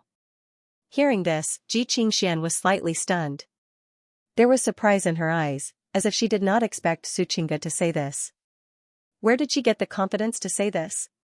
Was it because she was Guchanga's follower? I know, sister. However, she still nodded and did not ask more. After all, everyone had their own secrets. This ancient talisman can hide your aura. I usually use this to hide my aura, so you don't need to worry about being noticed. Then, Xianxia took out a simple ancient talisman and gave it to Xianxia, saying. Although the two of them looked the same, there was still a big difference in their aura. Xianxia usually relied on this thing to hide her aura. After all, she was the inheritor of demonic arts. She had made a lot of preparations just in case. Okay, I know, sister. Xianxia took it. She could not understand why Xianxia had so many tricks up her sleeve. She seemed to have more than one instrument that could hide her aura. As Guchanga's follower, did she still need to hide her aura? Did anyone in this world dare to bully her? Of course, Xianxia did not say this out loud. She was more and more curious about Xianxia's identity. It seemed that she was not the kind of person who only relied on Guchanga. Then, the two changed their clothes and hair accessories. In order to look the same, Xianxia asked Xianxia to put on some light makeup. This way, even the people closest to them would not notice the difference. Now we look exactly the same. Xianxia sighed slightly and touched Xianxia's face. Okay. Xianxia nodded slightly, sister, I'll leave first. Xianxia nodded and watched Xianxia leave the courtyard and disappear in the direction of the Vermilion Bird Palace. Then, she sighed softly with a complicated expression. Xianxia, don't play tricks. Young master is not someone you can control. As the elder sister, she could vaguely guess Xianxia's thoughts, but she did not stop her. In fact, she also had her own thoughts. She did not purely want to help her sister. She also felt that Xianxia seemed to have a special interest in Guchanga. As the elder sister, Xianxia just did not expose it. Moreover, she also wanted to know what Xianxia was planning. She was not a naive girl. No matter when she was in the lower realm or after she became the inheritor of demonic arts in the upper realm, she had her own thoughts and plans. Although the two of them were sisters, they had never met each other before. If it was said that the two of them could open their hearts and trust each other just because of their blood relationship, that would be too dreamy and unrealistic. Xianxia did not expect Xianxia to trust her completely. Her younger sister had experienced more than her since she was young. the depth of her thoughts was far beyond her. She was not as simple as she looked. Xianxia took the initiative to mention that she envied her life. It was very likely that she had guessed the relationship between her and Xianxia, so she said that. She was so proficient in using retreating in order to advance. If Xianxia had not been influenced by Xianxia and had seen and heard about all kinds of tricks, she probably would not have seen through Xianxia's little scheme. You're even scheming against your own sister? At this moment, the other soul in Xianxia's mind could not help but sneer with a hint of sarcasm. Xianxia just shook her head calmly. You can't say that I'm scheming. She and I are just taking what we need. It just so happens that I've been staying with the young master recently. I really can't get away. She was the inheritor of demonic arts. She would not be like those ordinary skyprides who would kill spirits to save the ancient kingdom of Phoenix. Xianxia had her own matters to attend to. Moreover, she had been in contact with Elder Mo several times recently. She already knew that there was an organization of inheritors of demonic arts in the dark. Each of the ancient existences came from various orthodoxies in the upper realm. Although they did not know each other's identity, asking for fresh flowers, but at critical moments, they could provide her with help. Elder Mo also told her that there were other members of the inheritors of demonic arts hidden in the Immortal Academy. Therefore, Xianxia subconsciously thought that the inheritors of demonic arts incident that had caused a stir before were all part of the plan. In fact, it was all planned by this organization. They wanted to confuse the public and give her a chance to develop. This trial is a good opportunity for me to fish in troubled waters. Also, I can take advantage of the fact that Xianxia is pretending to be me to clear my name in front of the young master, that Lord of Purple Sun has a grudge against the young master. Then, I'll make him my target first. Thinking of this, Xianxia could not help but smile. However, this smile was a little cold. On the other hand, Wang Xiao, who had been watching Xianxia enter the mansion in the pavilion, seemed to be a little impatient. After waiting for so long, no one came out of the mansion. Who knew what would happen during this period of time, therefore, he planned to go and ask who Xianxia was secretly meeting with. In his eyes, Xianxia would be his sooner or later, even if she was cold and disgusted with him now. But one day, he would make her kneel on the ground and beg for his mercy. Not to mention that Xianxia's situation in the reclusive Ji family was not good. Sooner or later, she would become a chess piece for a marriage alliance. At that time, he only needed to inform the family behind him, and the reclusive Ji family would obediently send Xianxia to him. At this moment, Wang Xiao suddenly saw a familiar figure walking out of the mansion. She was tall and wore a snow-white robe. Her face was cold and beautiful. Her skin was fair and delicate, and her face was fair as if it was carved out of the most flawless jade. It was Xianxia, who had changed her clothes in Wang Xiao's eyes. 0-inch you still know to come out. I'd like to ask who Xianxia is meeting. Wang Xiao's expression was very ugly. He moved and disappeared from the pavilion. He took a step forward and appeared in front of Xianxia. Junior sister Ji, who are you meeting? Wang Xiao took the initiative to speak. His voice was very gloomy as he asked with dissatisfaction. However, Xianxia was currently pretending to be Xianxia. Therefore, although she was shocked when she saw Wang Xiao, she immediately frowned and asked in a cold voice, "Who are you?" "Very well. You're pretending not to know me." Xianxia, Wang Xiao did not expect Xianxia to say that and was stunned for a moment. He then reacted and could not help but laugh out of anger. He felt that Xianxia was pretending not to know him. After all, it was indeed impossible to say when it came to stalking. However, wasn't her behavior showing that she had a guilty conscience? Where did this lecher come from? You must have eaten a leopard's gall. Do you know who I am? Xianxia's brows furrowed even tighter. Her voice was as cold as ice. Normally, he loathed Wang Xiao to the core and wished he could kill him. Now that there was such an opportunity, she would not let it go. After all, she was her sister, Xianxia, and the one standing behind her was Xianxia. Even if Wang Xiao was given 100 guts, would he dare to touch her? Xianxia, how dare you? Don't forget that the old ancestor of your Ji family is. Wang Xiao was stunned again. Xianxia was still pretending not to know him. Moreover, the more she pretended, the more they were alike. Who was she? The Ji family behind her was not as good as before. Not to mention that Ji Qingxian was not valued in the Ji family at all. Other than her beauty and cultivation talent, what else did she have? He immediately sneered, I called you junior sister Ji out of respect for eldest senior brother. In the end, you really think you're something? Who's behind you? The Ji family? Can the Ji family protect you? Seeing that Wang Xiao had revealed his true colors and was no longer concealing his true colors, Ji Qingshuan's eyes became even colder. She could not help but clench her fists tightly.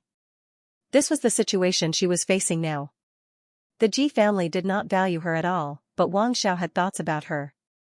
However, with her personality, it was impossible for her to compromise with Wang Xiao.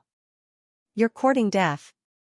However, at this moment, she was Su Qingge and not the previous Ji Qingxian. Therefore, she did not need to worry about the consequences. Almost as soon as she finished speaking, the long sword in Ji Qingshuan's hand was unsheathed. It turned into a terrifying sword-like rainbow that was about to tear the sky apart. Its sharpness was shocking and its momentum was huge. Ji Qingxian, you dare to attack me? This scene caused Wang Zhao's expression to change immediately. He turned pale and was in disbelief. He never thought that Ji Qingxian would suddenly explode and kill him.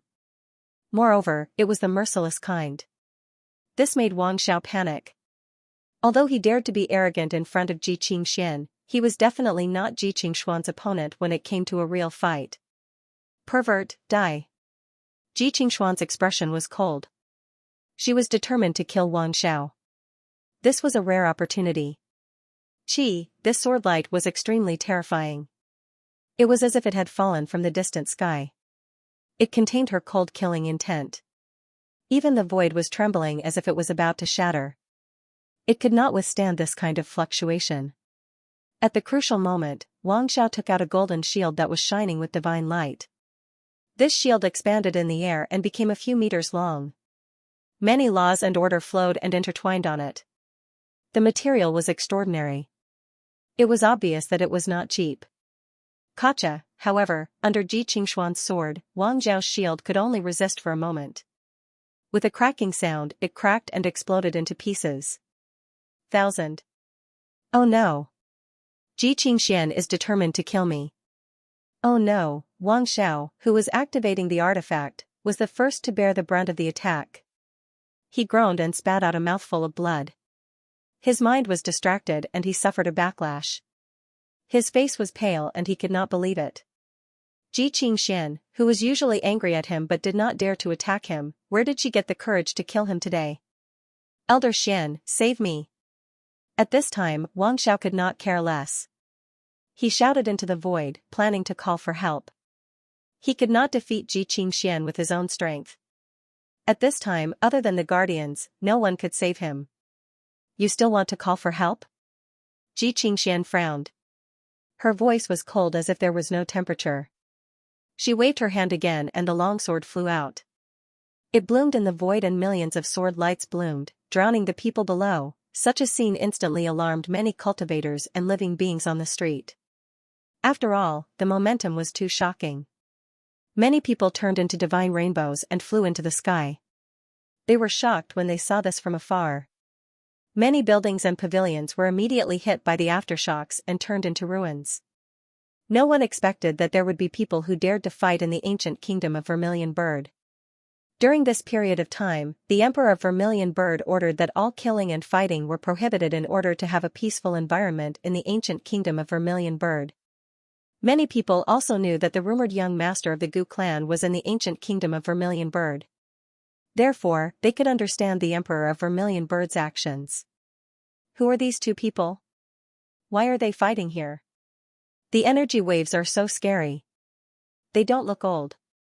Could they be the geniuses of the Immortal Academy? Compared to them, we've cultivated for so many years, but it's like we've cultivated for nothing. These are the so-called geniuses.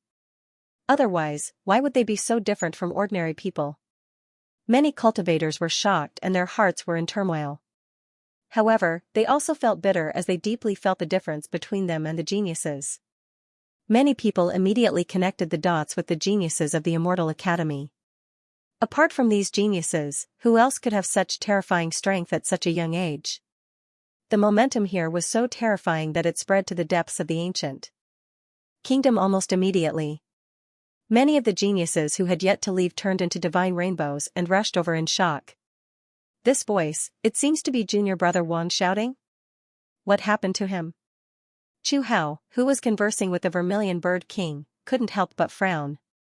After all, his cultivation had already reached the level of a quasi-supreme. He had heard Wang Zhao's cry for help almost immediately. Although he was not very fond of this somewhat eccentric and conceited junior brother.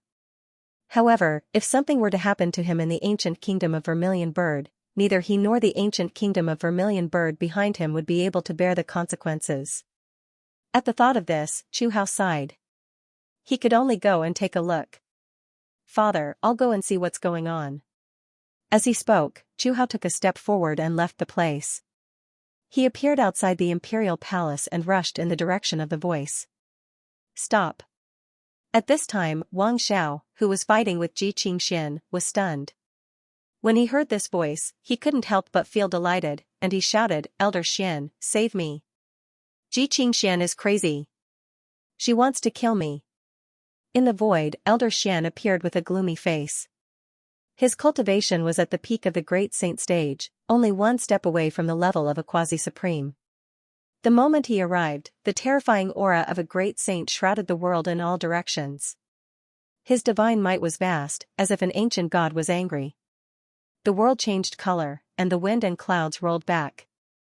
Above the ancient kingdom of Vermilion Bird, a terrifying phenomenon suddenly appeared. In a small country like the ancient kingdom of Vermilion Bird, the existence of a great saint stage was considered a grand ancestor. They would only appear in the face of the greatest danger.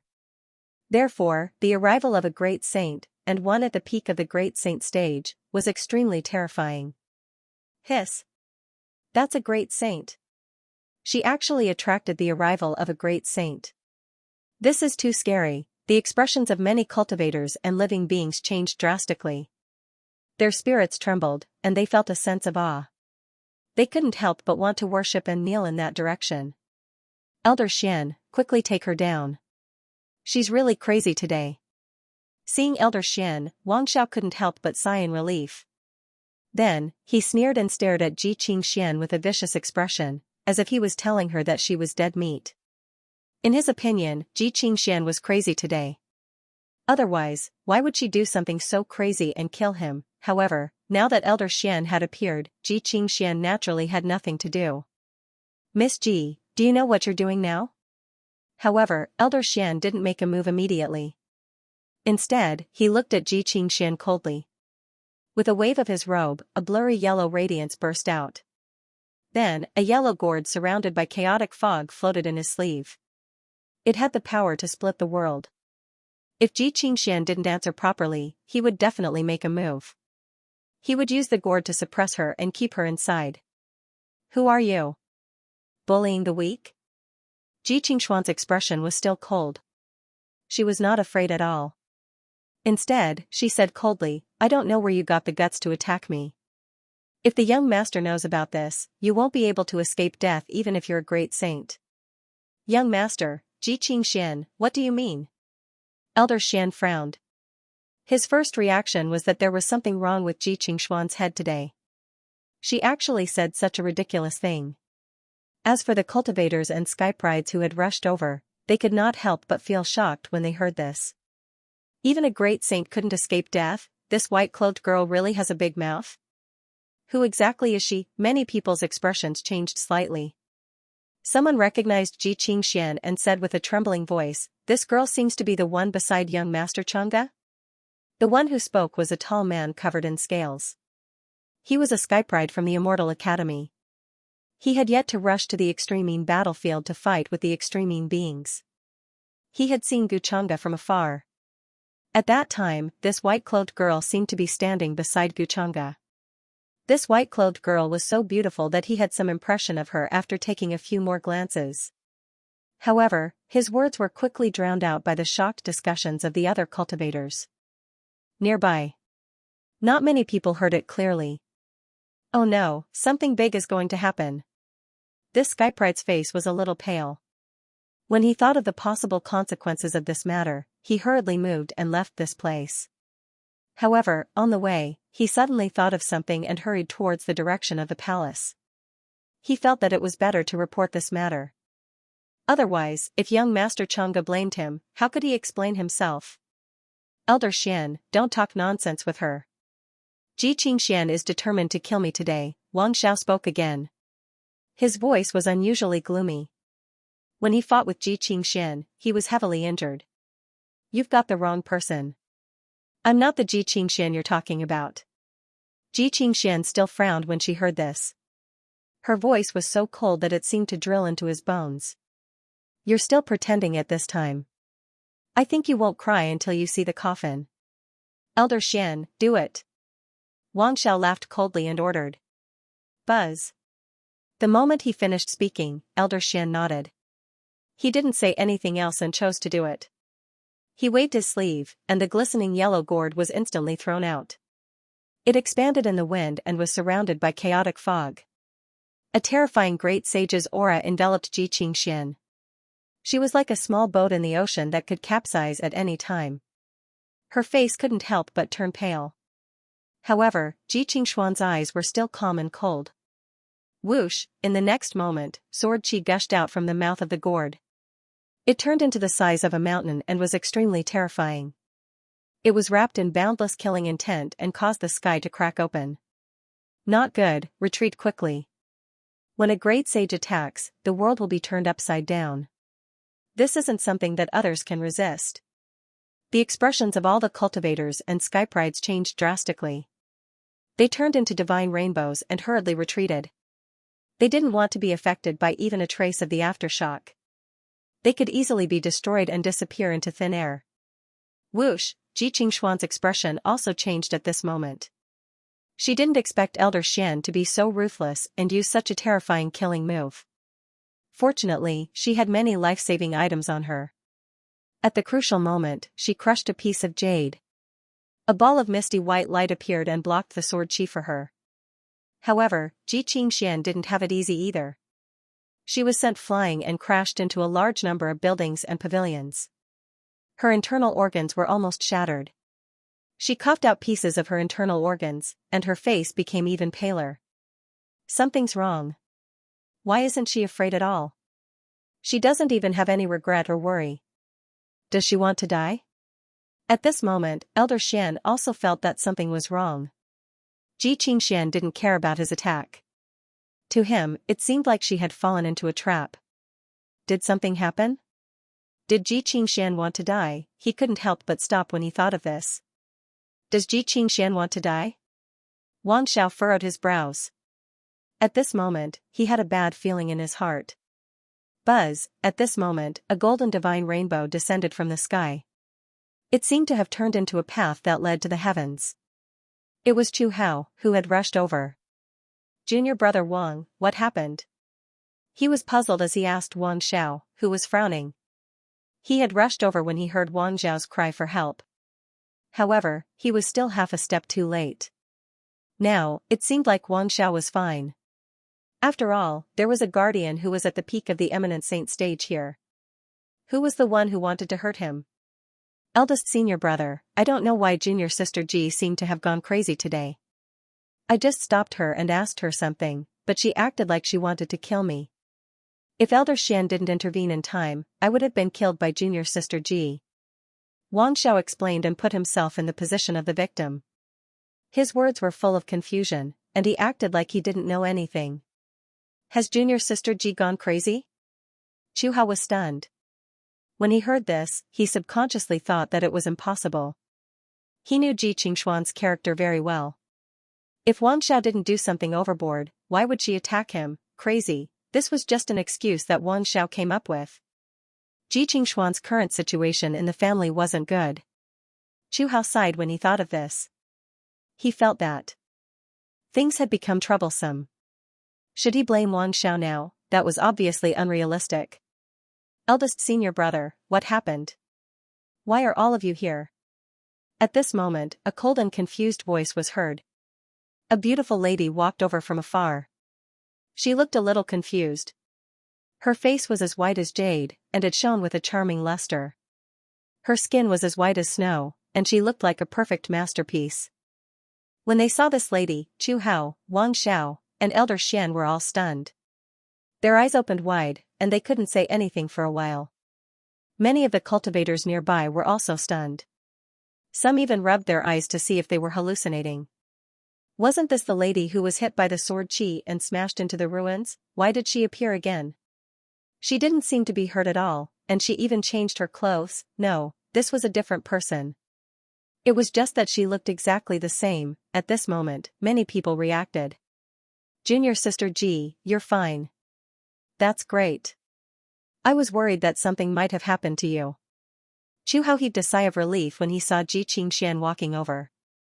It was good that she was fine. He didn't notice Wang Xiao and Elder Xian's shocked expressions. He thought that it was just the momentum, and nothing happened to Ji Qingxian. Junior sister Ji, then who is that woman who looks exactly like you? Wang Xiao was also completely stunned at this moment. He couldn't help but mumble to himself. He couldn't even wrap his head around it. How could there be two identical Ji Qingxian, who was the lady who tried to kill him just now? He had never heard that Ji Qingxian had a twin sister or elder sister. A lady who looked exactly like me? Ji Qingxian was also shocked when she heard this. She asked, "How did you know that I was looking for someone like that?" Wang Zhao's expression froze when he heard this. He suddenly felt that things were not going well, and combined this with what the lady in white said just now. This ominous and uneasy feeling shrouded his heart once again. It wasn't Ji Qingxian who changed her clothes. It was another person who looked exactly like her, and he mistook her for Ji Qingxian. Very soon, Wang Xiao came to his senses and instantly understood the ins and outs of the matter. "Young master, something doesn't seem right. We seem to have mistaken you for someone else." Elder Xian's voice became heavy. Currently, the ancient kingdom of Vermilion Bird was filled with geniuses from the Immortal Academy. She was so young and yet so powerful. Her background must not be too low. What's going on? Chu Hao frowned and couldn't help but ask. At this moment, he understood that Wang Xiao and Elder Xian had mistaken an unfamiliar lady for Ji Qingxian. Where is that lady? Ji Qingxian, who was also Suqingga, asked with a shocked expression. She seemed very anxious. In fact, she had seen everything that Ji Qingxian did just now. This made her feel very complicated. She didn't expect Ji Qingxian to be so ruthless.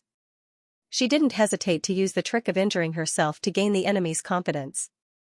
This also showed how much Ji Qingxian hated Wang Xiao. She would use such a method. Boom.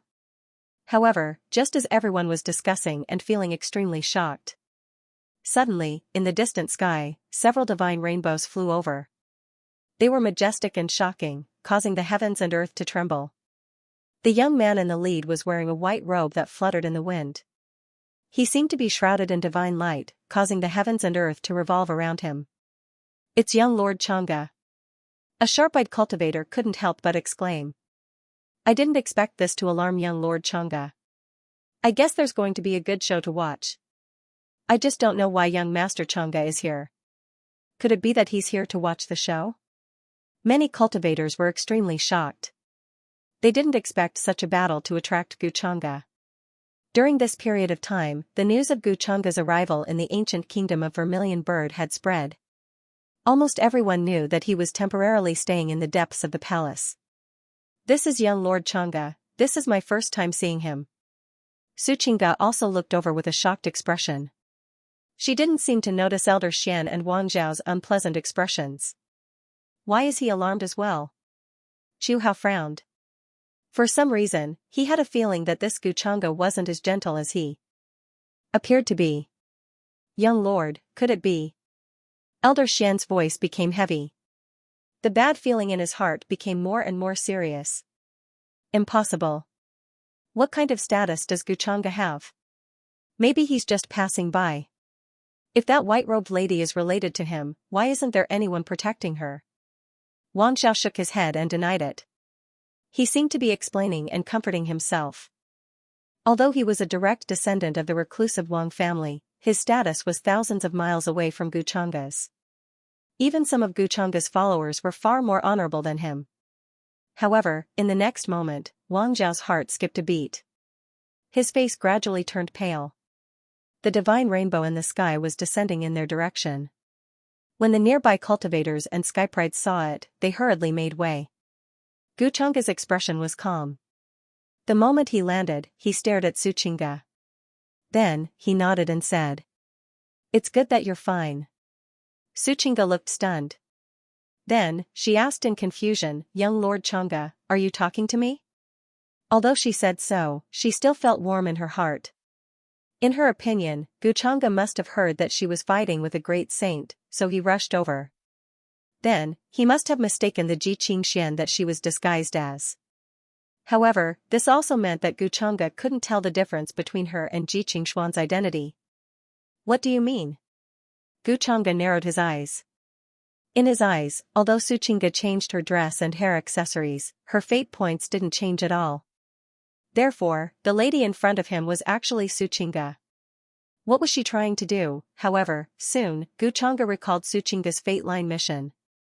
It seemed to be related to her background. Since it was about her background, it must be related to her family. In other words, Xianxia was trying to get away by swapping her for someone else. It seemed that she had met a younger sister who looked like her in the ancient kingdom of Phoenix. Was that why she came up with such a plan to get away? Almost instantly, Guchang'e guessed Xianxia's purpose. However, he didn't point it out. Since Xianxia had her own plans, Guchang'e couldn't be bothered. After all, she was an inheritor of demonic arts. She couldn't be by his side all the time. That way, she wouldn't be able to make the most of her value. "I didn't expect you to look like my maidservant. Seems like you got the wrong person." Then, Guchang'e smiled. Without saying anything, he turned around and walked in another direction. However, after hearing this, Wang Xiao and Elder Xian's faces suddenly turned pale. There was no trace of blood. Cold sweat drenched their bodies. They didn't hear it wrong. Guchang'e said it himself. Xianxia looked like his maidservant. "It's over, we're in big trouble this time." Even though Elder Xian was a great saint who looked down on countless cultivators, he felt a chill run down his back. His limbs went soft, and a chill rushed from his tailbone to the top of his head. More and more cultivators and skyprides gathered at the scene and appeared in various places. When Guchang'e appeared, it was destined that this matter would not be simple. Hence, many skyprides who were not interested before rushed over, thinking that this was a good show that they could not miss. Who in this world would be so bold as to offend Guchang'e? This was not courting death. There was something wrong with their heads and they were courting death. For a moment, many people had mocking and ridiculing expressions on their faces, and they looked at Wang Xiao and Elder Xian as if they were watching a show. Their gazes were filled with undisguised mockery, as if they were looking at two monkeys. That lady just now seemed to be young Master Chang'e's maidservant. This means that the two of them not only mistook her for someone else, but also seriously injured her. There's going to be a good show today. However, I never thought that there would be two people who are so similar in this world. It's as if they were carved from the same mold. If they were twins, I don't think anyone would doubt it. Many of the geniuses began to speak with mixed emotions. In just a few words, they had already explained what had just happened. Even a passerby knew what had happened. In other words, Wang Xiao, you actually mistook the other lady for junior sister Ji and spoke rudely to her. After that, you called Elder Xian over and seriously injured him? Hearing the discussions of the cultivators nearby, Chu Hao frowned. He finally understood the ins and outs of the matter. His expression turned solemn as he felt that things were not going well. If he wanted to solve this matter today, it would not be so simple.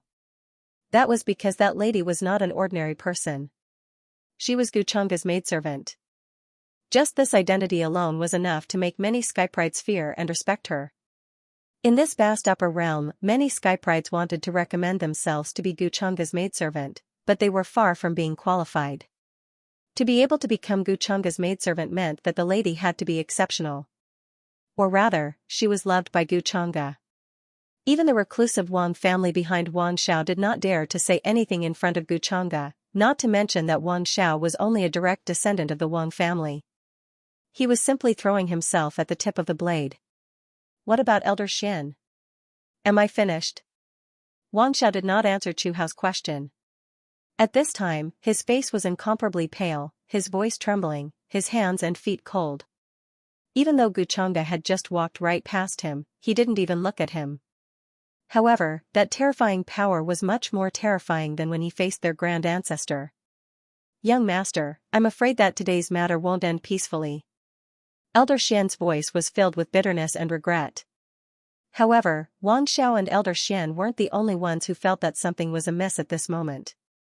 Even Su Qingge felt something was wrong because the way Guchanga looked at her just now seemed to have some inexplicable meaning.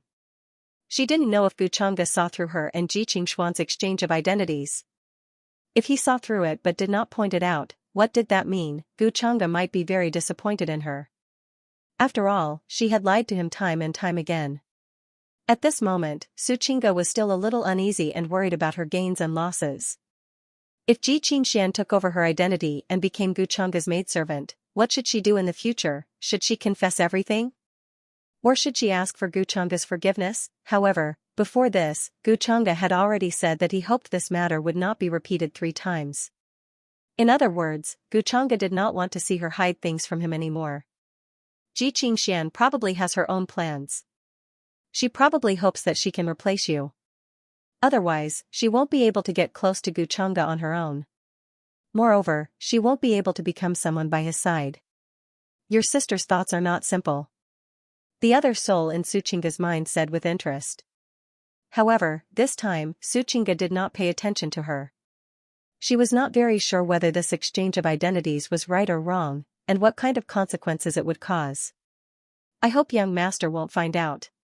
Su Qingge thought to herself, things must not develop in the worst direction. At this moment, Guchanga also walked to the ruins of the collapsed pavilion. His expression was very calm, without the slightest fluctuation, let alone joy or anger. The group of followers behind him also kept quiet out of fear, not daring to make a sound. For a moment, the entire area was quiet. Many of the heavenly talents and cultivators who were discussing felt that the atmosphere was not right. Their expressions changed, and they hurriedly shut up, afraid that Guchanga would vent his anger on them. Although it was rumored that Guchanga had a gentle temperament, that was only the case when he was not provoked. I want to know what happened. At this moment, Guchanga's indifferent voice sounded, without any fluctuation. However, many people felt a chill in their hearts for some reason, and they could not help but shudder. Guchanga did not ask much, but only said that he wanted to know what happened. However, the crowd knew that this matter had already angered Guchanga. A terrible atmosphere suddenly shrouded the surrounding area, as if a storm was about to come. Wang Zhao's legs went soft, and he almost fell to the ground. If Chu Hao, who was beside him, had not frowned and pulled him, he would have fallen to the ground. Young Lord Chang'e, this is what happened. At this moment, a cultivator who had witnessed everything with his own eyes spoke to Guchanga with a respectful expression, and explained the ins and outs of the matter to him, without daring to hide anything. This included how arrogant Wang Xiao was at that time, and how he still did not know to restrain himself after the woman in white said that the young master was behind her. In a few words, they had already described what happened. After the woman in white said that Wang Xiao had mistaken her for someone else, he still did not care, and let the Taoist protector behind him attack and severely injure the woman in white. After hearing these words, Guchanga did not say much. His face was still very calm, as if he did not care. His footsteps did not stop, and he continued to walk into the ruins. Many people also saw that the woman in white was hit by the sword qi, and was severely injured. Then, she fell into the pavilion, turning it into a pile of ruins. However, after a period of time had passed, the white-clothed woman still hadn't come out. Many people guessed that she had suffered heavy injuries, or perhaps she had died. When they thought of this possibility, many people's faces turned a little pale. Could the small ancient kingdom of Vermilion Bird withstand Guchanga's anger? Young master, however, just as the crowd was speculating, they saw a woman covered in blood stagger out from the ruins. Her beautiful face could be vaguely seen. However, she was very weak, and even her white clothes were stained with blood. Even walking seemed to be very strenuous. Are you okay? Guchanga looked at her and did not care that her clothes were still stained with blood. He gently picked her up. Why were you so careless? There was not a trace of abnormality in his expression. It was pure concern and worry. I'm fine, young master. I'm sorry to have made you worry, Xianxia gently shook her head.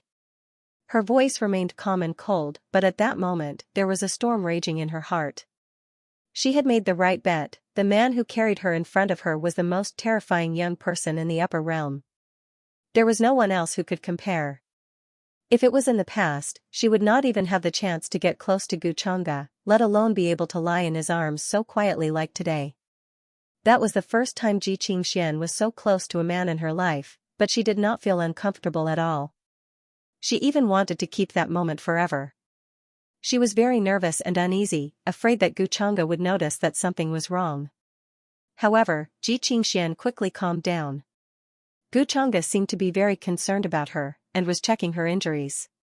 His attention was on her, and he did not think much of it. This caused Xianxia to feel a strong sense of envy. That was the first time someone was so concerned about her since she was young, even though she knew that Xianxia was treating her as his sister. Sister is so lucky, Xianxia thought so in her heart, but she did not show any abnormality on her face. Young master, am I seriously injured? She asked Xianxia softly. Yes, your internal organs are all crushed. Xianxia nodded. His voice was as calm as usual. But you don't have to worry, it's not fatal. Okay. Xianxia nodded and quietly leaned in his arms. Seeing this scene, Xianxia did not know why, but she felt sour in her heart. She knew that this person was her sister, and they were willing to exchange all of this. However, she could not stop her emotions. Tell me, how do you want to die? At this moment, Xianxia finally looked at Wang Xiao and Elder Xian, whose faces were completely drained of blood. He did not waste any time and directly asked them how they wanted to die. Such a domineering and indifferent attitude made Xianxia unable to help but hold her breath. She felt a sense of power. This was what she had always yearned for. If she had power, her mother would not have been locked up, and she would not have been reduced to being a chess piece in a marriage alliance. Wang Xiao and Elder Xian would not have dared to treat her so casually, injure her severely, and decide her life and death so easily. All of this was brought about by the thing called power. Young Master Xianxia, please spare my life. I was wrong. I was blind back then to treat this lady as my junior sister. I did not do it on purpose. I hope young Master Xianxia can be magnanimous and forgive me this time. I did not do it on purpose. Young Master Xianxia, you saw it too. This lady looks exactly like my junior sister. How would I know this at that time? Hearing this, Wang Xiao was scared out of his wits. His face turned pale as he hurriedly said, almost kneeling on the ground and kowtowing to beg for mercy. I asked how you want to die, not the reason. Xianxia's voice was still calm, but it was very cold.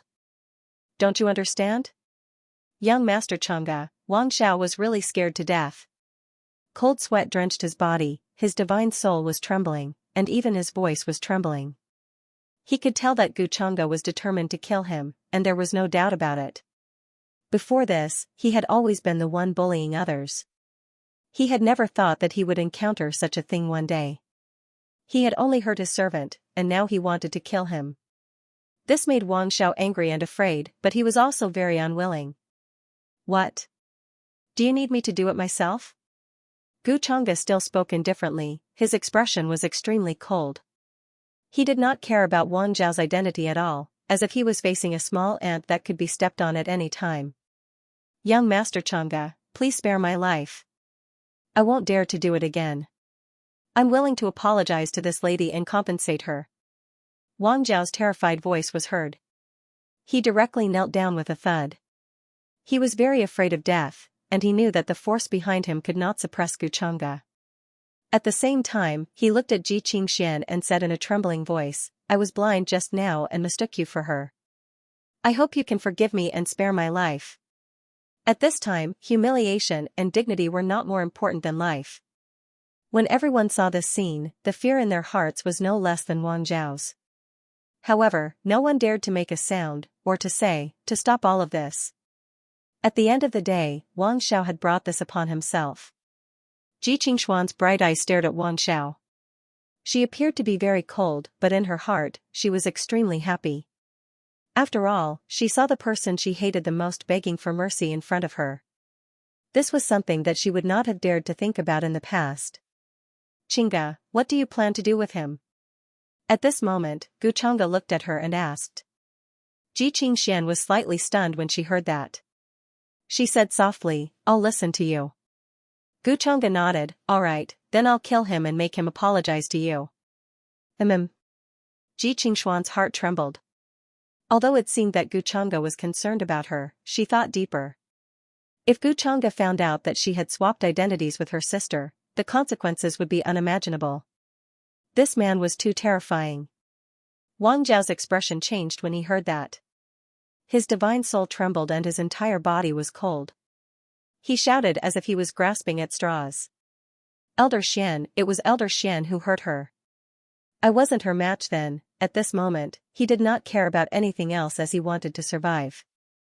Elder Xian's expression also changed. He did not expect Wang Xiao to say that.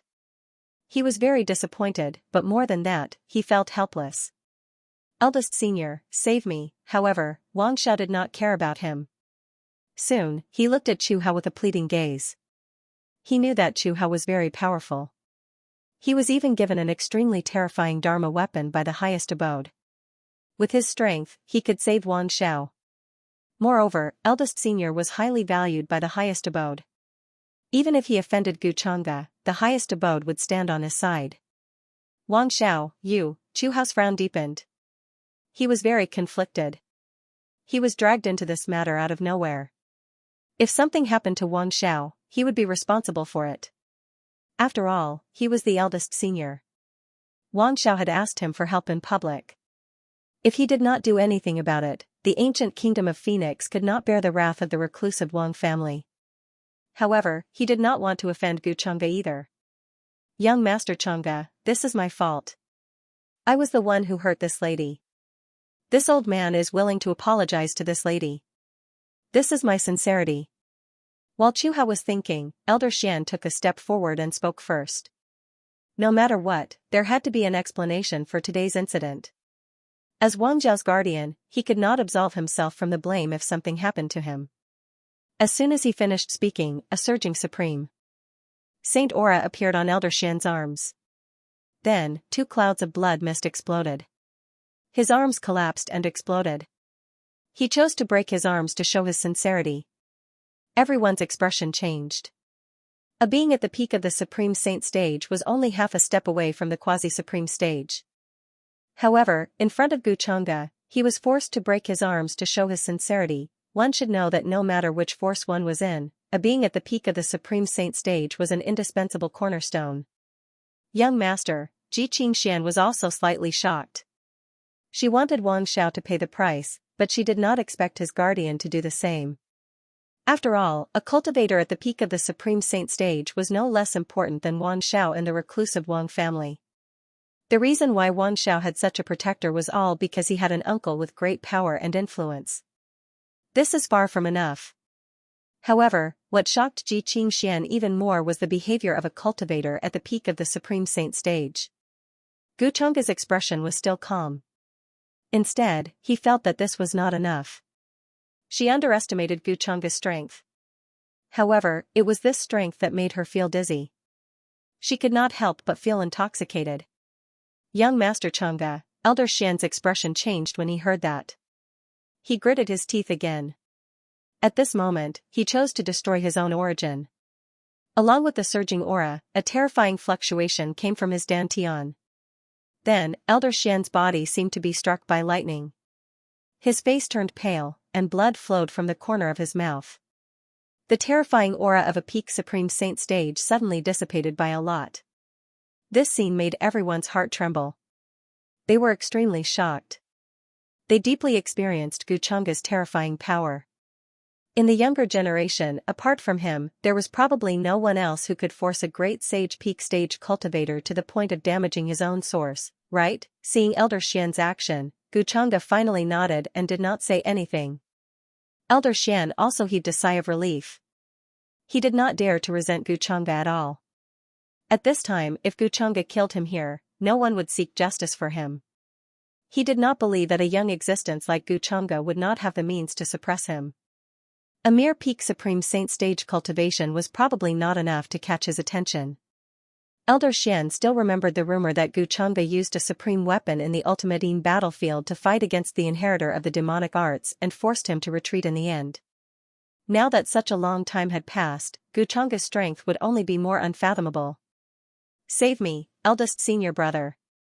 I really don't want to die." Seeing that his protector did not care about him and had already gone to apologize, Wang Zhao's face turned pale.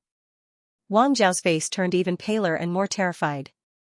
He looked at Chu Hao, treating him as his last hope. Chu Hao felt extremely helpless and conflicted. At this point, could he still retreat in one piece? In the end, he would only offend both parties. This made him sigh in his heart. "Young Lord Chang'e, could you please forgive Wang Zhao this time for my sake? I'm the eldest senior brother of the highest abode. At the same time, I'm also the third prince of the ancient kingdom of Vermilion Bird." At that moment, Chu Hao finally stepped forward and stood in front of Wang Zhao as he said so. His stepping forward immediately caused quite a commotion nearby. Many cultivators of the ancient kingdom of Vermilion Bird recognized him. The third prince of the ancient kingdom of Vermilion Bird, he had left many legends in the ancient kingdom of Vermilion Bird. Many of the younger generation imitated him and worshipped him. Many people did not know that Chu Hao had already returned. They were all shocked at once. "Brother Chu Hao, you're finally back," in a pavilion at the side. A graceful and gentle woman was watching all of this closely. She was very surprised, and her beautiful eyes revealed a strong sense of surprise and longing. Oh, the Son of Destiny finally could not hold it in anymore. Guchunga's heart skipped a beat. He had been waiting for this moment.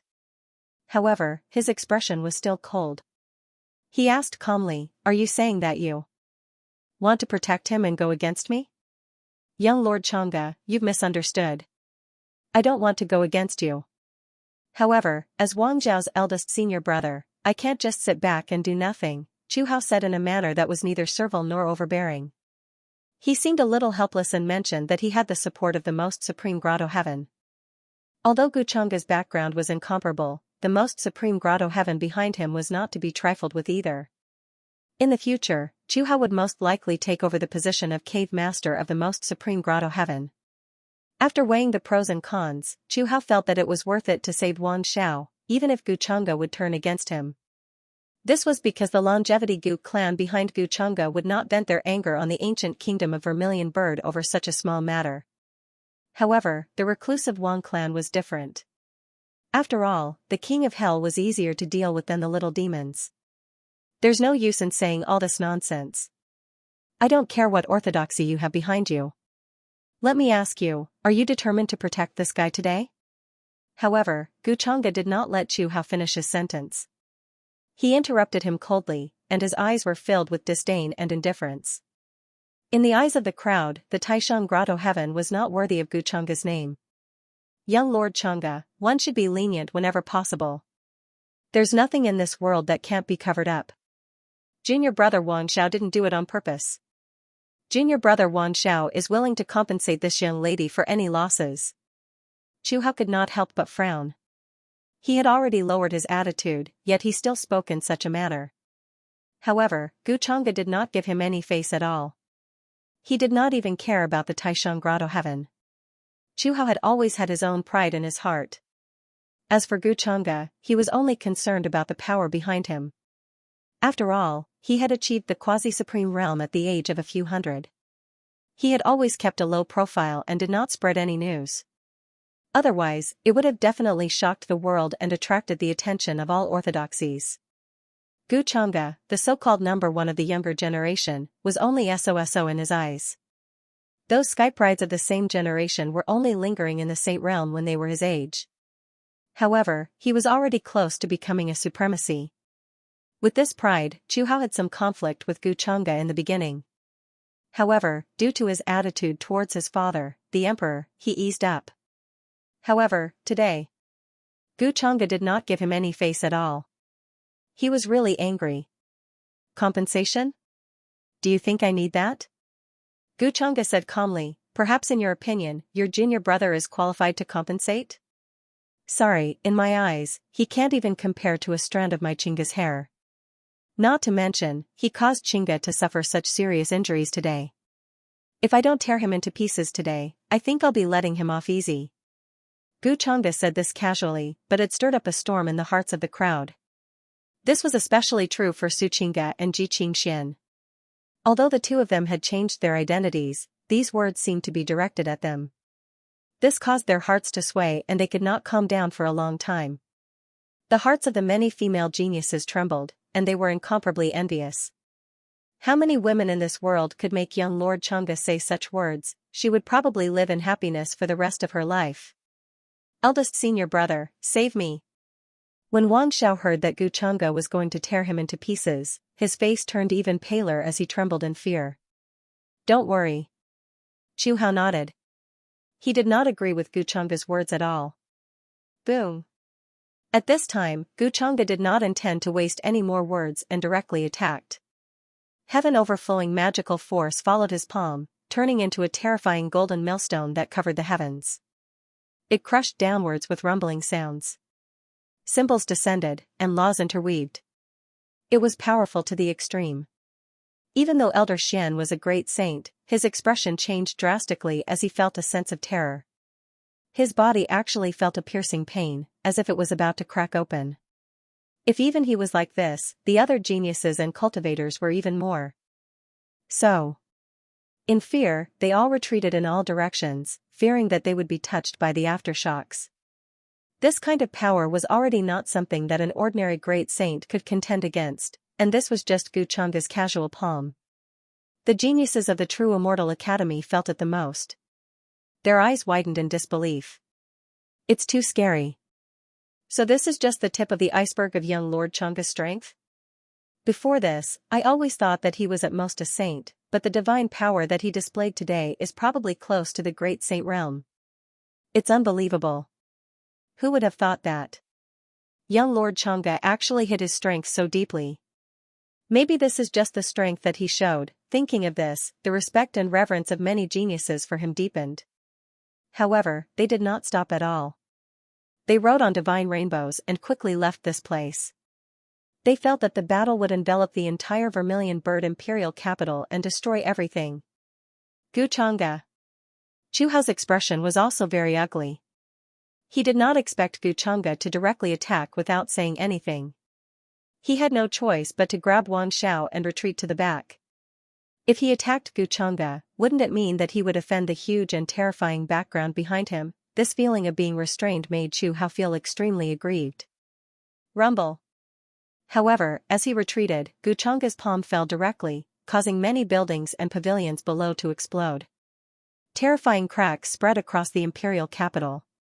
Large areas of palaces and mansions were turned into dust. Many cultivators who could not retreat in time were also destroyed in body and soul amidst screams. Such a scene made Chu Hao's heart turn cold, and anger rose in him. After all, this was the place where he was born, and he had deep feelings for it. Gu Chang'e could ignore it, but he could not. Especially those cultivators, there were many familiar faces. Gu Chang'e let go of Ji Qingxian and walked over in the void. He said calmly, "At this time, are you still going to protect him?" Gu Chang'e, as the successor of the Longevity Gu clan and the disciple of the True Immortal Academy, is this how you bully others and disregard their lives? Chu Hao was burning with anger and could not help but shout. What did I do wrong? Gu Chang'e's tone was still as casual as ever.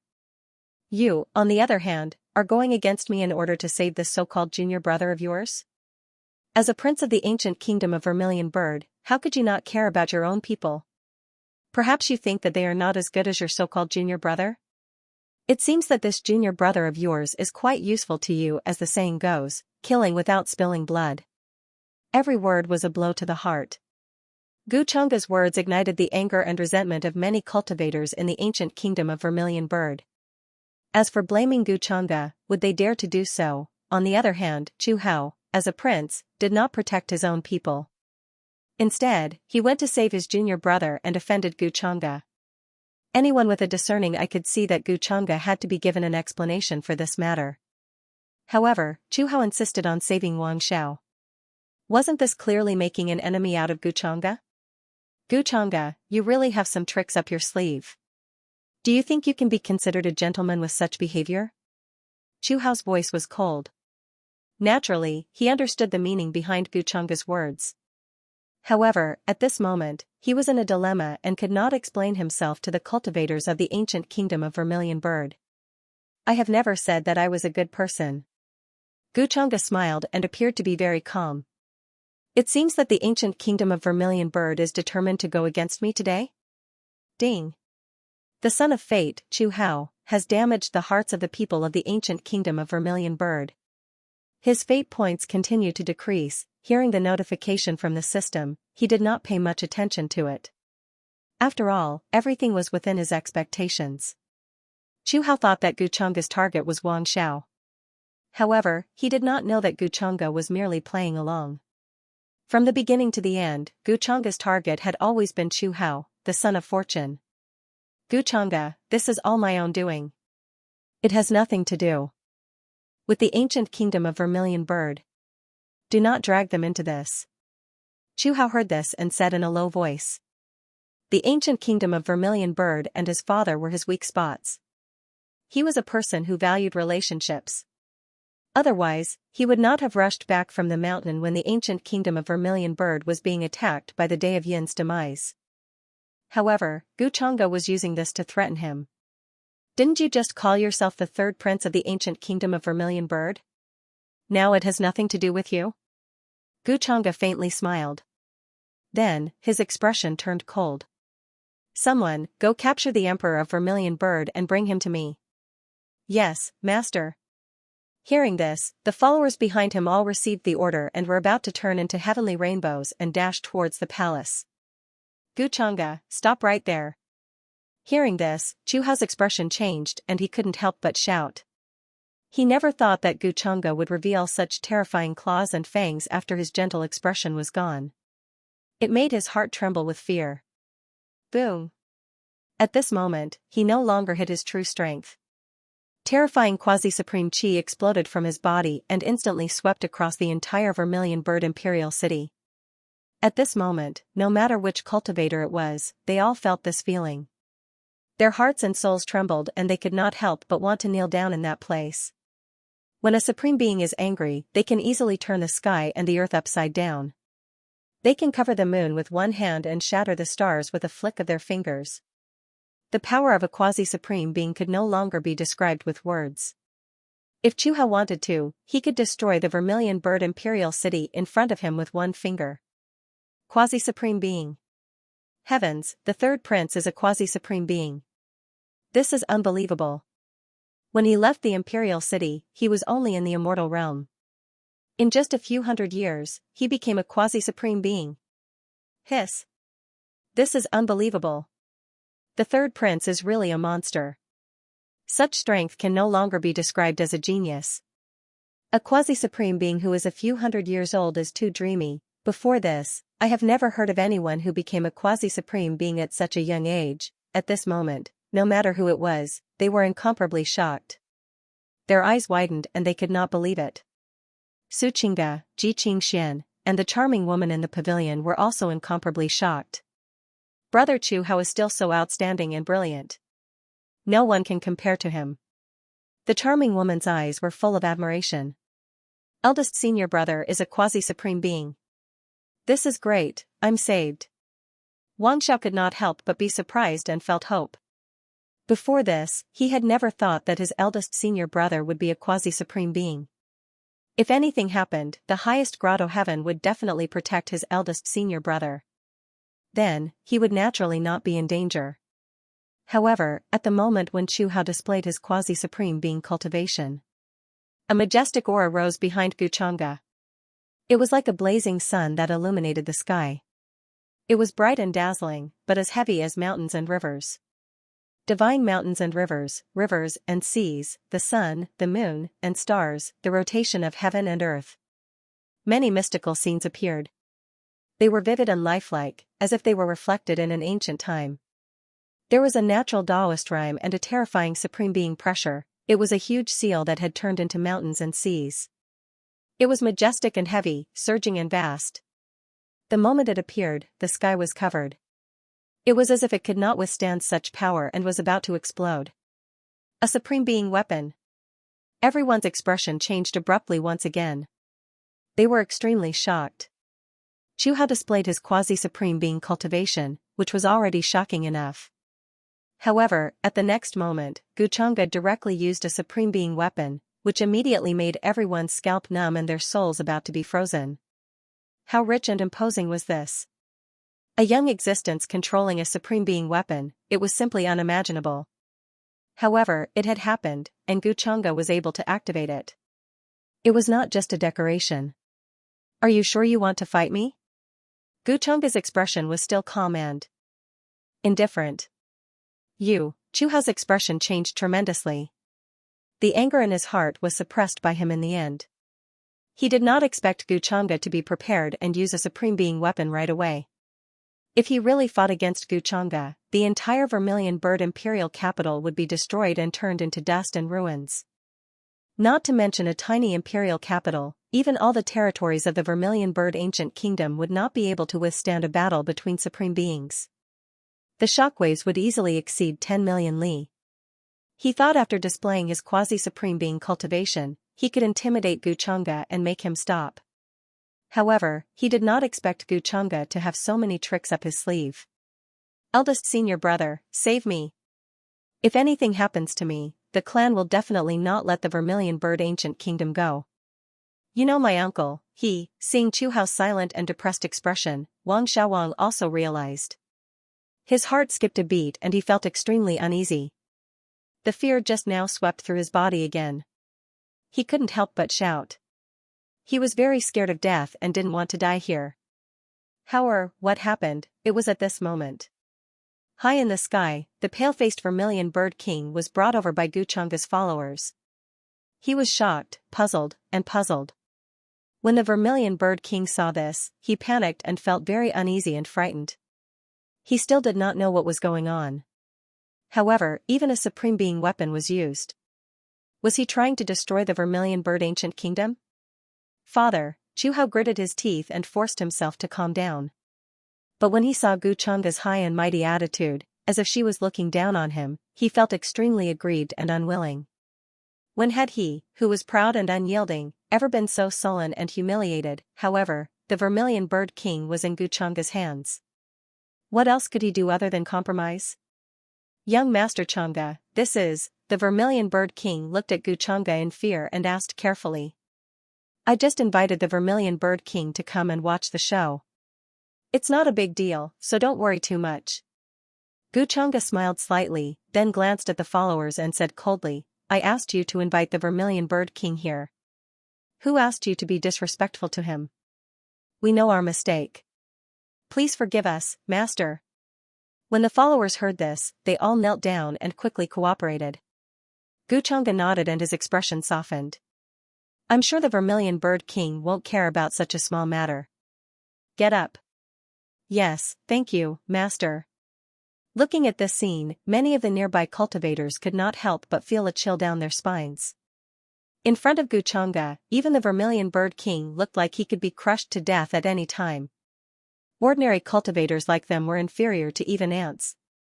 However, at this time, the Vermilion Bird King roughly guessed what had happened and sighed in his heart. Father, it's fine now. Chu Hao shook his head and unclenched his fists. He had chosen to surrender. Then, the terrifying quasi-supreme aura dissipated. This action had shown Chu Hao's choice. Eldest senior brother, you can't give up on me. Seeing this scene, Wang Xiao could not help but feel despair. The third prince is a man who understands the situation. Guchanga smiled slightly and did not say anything. Then, the great seal of the mountains and seas floating behind him trembled slightly, and a strand of paragon law descended. With a poof, the terrified Wang Xiao was unable to resist, and he exploded, his body and soul destroyed on the spot. It was as the saying went, torn into pieces. Wang Xiao is dead. Standing behind Guchanga, Xianxia, who was covered in blood, looked at this scene with mixed feelings. There was joy, relief, pleasure. In short, it was hard to describe. In the past, she had to be wary of people and did not dare to provoke easily. In front of Xianxia, he was like an ant that was easily crushed to death. She couldn't get used to this huge difference in power for a while. After all, before this, she had reminded her sister Xianxia to be wary of Wang Xiao. But she did not expect Wang Xiao to be destroyed in body and soul. Ji Qingshuan's initial plan was to use Xianxia's power to teach Wang Xiao a lesson. She did not expect that he would die here. So this is my sister's life. Suddenly, she had a thought that she should not have. How good would it be if this continued and her identity was not changed? Young master, in the distance, Xianxia was also watching all this with mixed feelings in her heart. You've vented your anger. You should feel better now, right? After that, Xianxia did not pay attention to Chu Hao, the Vermilion Bird King, and the others. He walked toward Ji Qingshan and asked casually. At this time, many notifications from the system rang in his heart. As for the fate points he obtained from attacking the Child of Destiny, it was not a small harvest. As for Chu Hao's matter, he was not in a hurry. Only by slowly harvesting leaks and plotting could he obtain the most benefits. Yes, thank you, young master. You're so nice. Ji Qingshan smiled happily and sweetly. These words came from the bottom of her heart. She thought that Xianxia would carry her like before, and she was a little expectant. But she did not expect Xianxia to walk past her after saying this. He did not say anything else. Ji Qingshan thought that Xianxia had noticed something unusual and panicked. But when she remembered what her sister had told her, she knew that Xianxia's character was like this. He would not do anything meaningless. Did that mean that his previous actions were not entirely because of her? This made Ji Qingshan more or less relieved. She realized that Xianxia was really hard to fathom. She was not sure if he had noticed anything. Then, Ji Qingshan did not care about her injuries and quickly chased after Xianxia. From the beginning to the end, she did not look at her sister, Xianxia, who was on the other side. She was afraid that Xianxia would notice something unusual. I'm afraid that Qingshan will fall into his trap. I don't know what to do when the time comes, Xianxia sighed in her heart, but she still remembered her current identity. Eldest senior brother, what should we do? We offended Xianxia, and now even junior brother Wang Xiao. Then, she could not help but ask, looking a little worried. Chu Hao squeezed out a smile and waved his hand. It's fine. I'll report this to the sect first. Then, he looked at the worried Elder Xian and said, as for junior brother Wang Xiao, I hope that Elder Xian will inform the Wang clan. I've tried my best, but Xianxia is so overbearing. I can't do anything. I've seen everything, and I know that I can't blame Elder Xian. When the Wang clan blames me, I'll tell them the whole story. Elder Xian, don't worry. Hearing this, Elder Xian nodded and heaved a sigh of relief. Then, he said, Young Master Chu, don't worry. Leave this to me. The Wang clan knows how to deal with this, and they won't make things difficult for you. Both of them heaved a sigh of relief after hearing this, but they had their own worries. They did not know how the Wang clan would react to Wang Zhao's death in the ancient kingdom of Vermilion Bird. After all, the person who killed him was Xianxia. By the way, junior sister Qingshan, what's your relationship with that lady? Do you know? At this moment, Chu Hao suddenly realized why Ji Qingshan was so similar to the lady in white. It was as if they were made from the same mold. Hearing this, Xianxia also looked a little puzzled and asked in confusion. I don't know what's going on either. I felt that something was strange before, so I left the palace and came to the outside world to take a look. Chu Hao pondered for a moment. Could it be that you have an elder sister or younger sister, but your mother never told you? He vaguely heard about Ji Qingshuan's background. He knew that her mother went to the lower realm to escape from her marriage, but was caught and brought back. That was why he asked. I'll go back and ask mother when I have time. Xianxia nodded. Only then did Chu Hao stop. End of chapter 294. Don't forget to subscribe, like, and share the video to support the channel.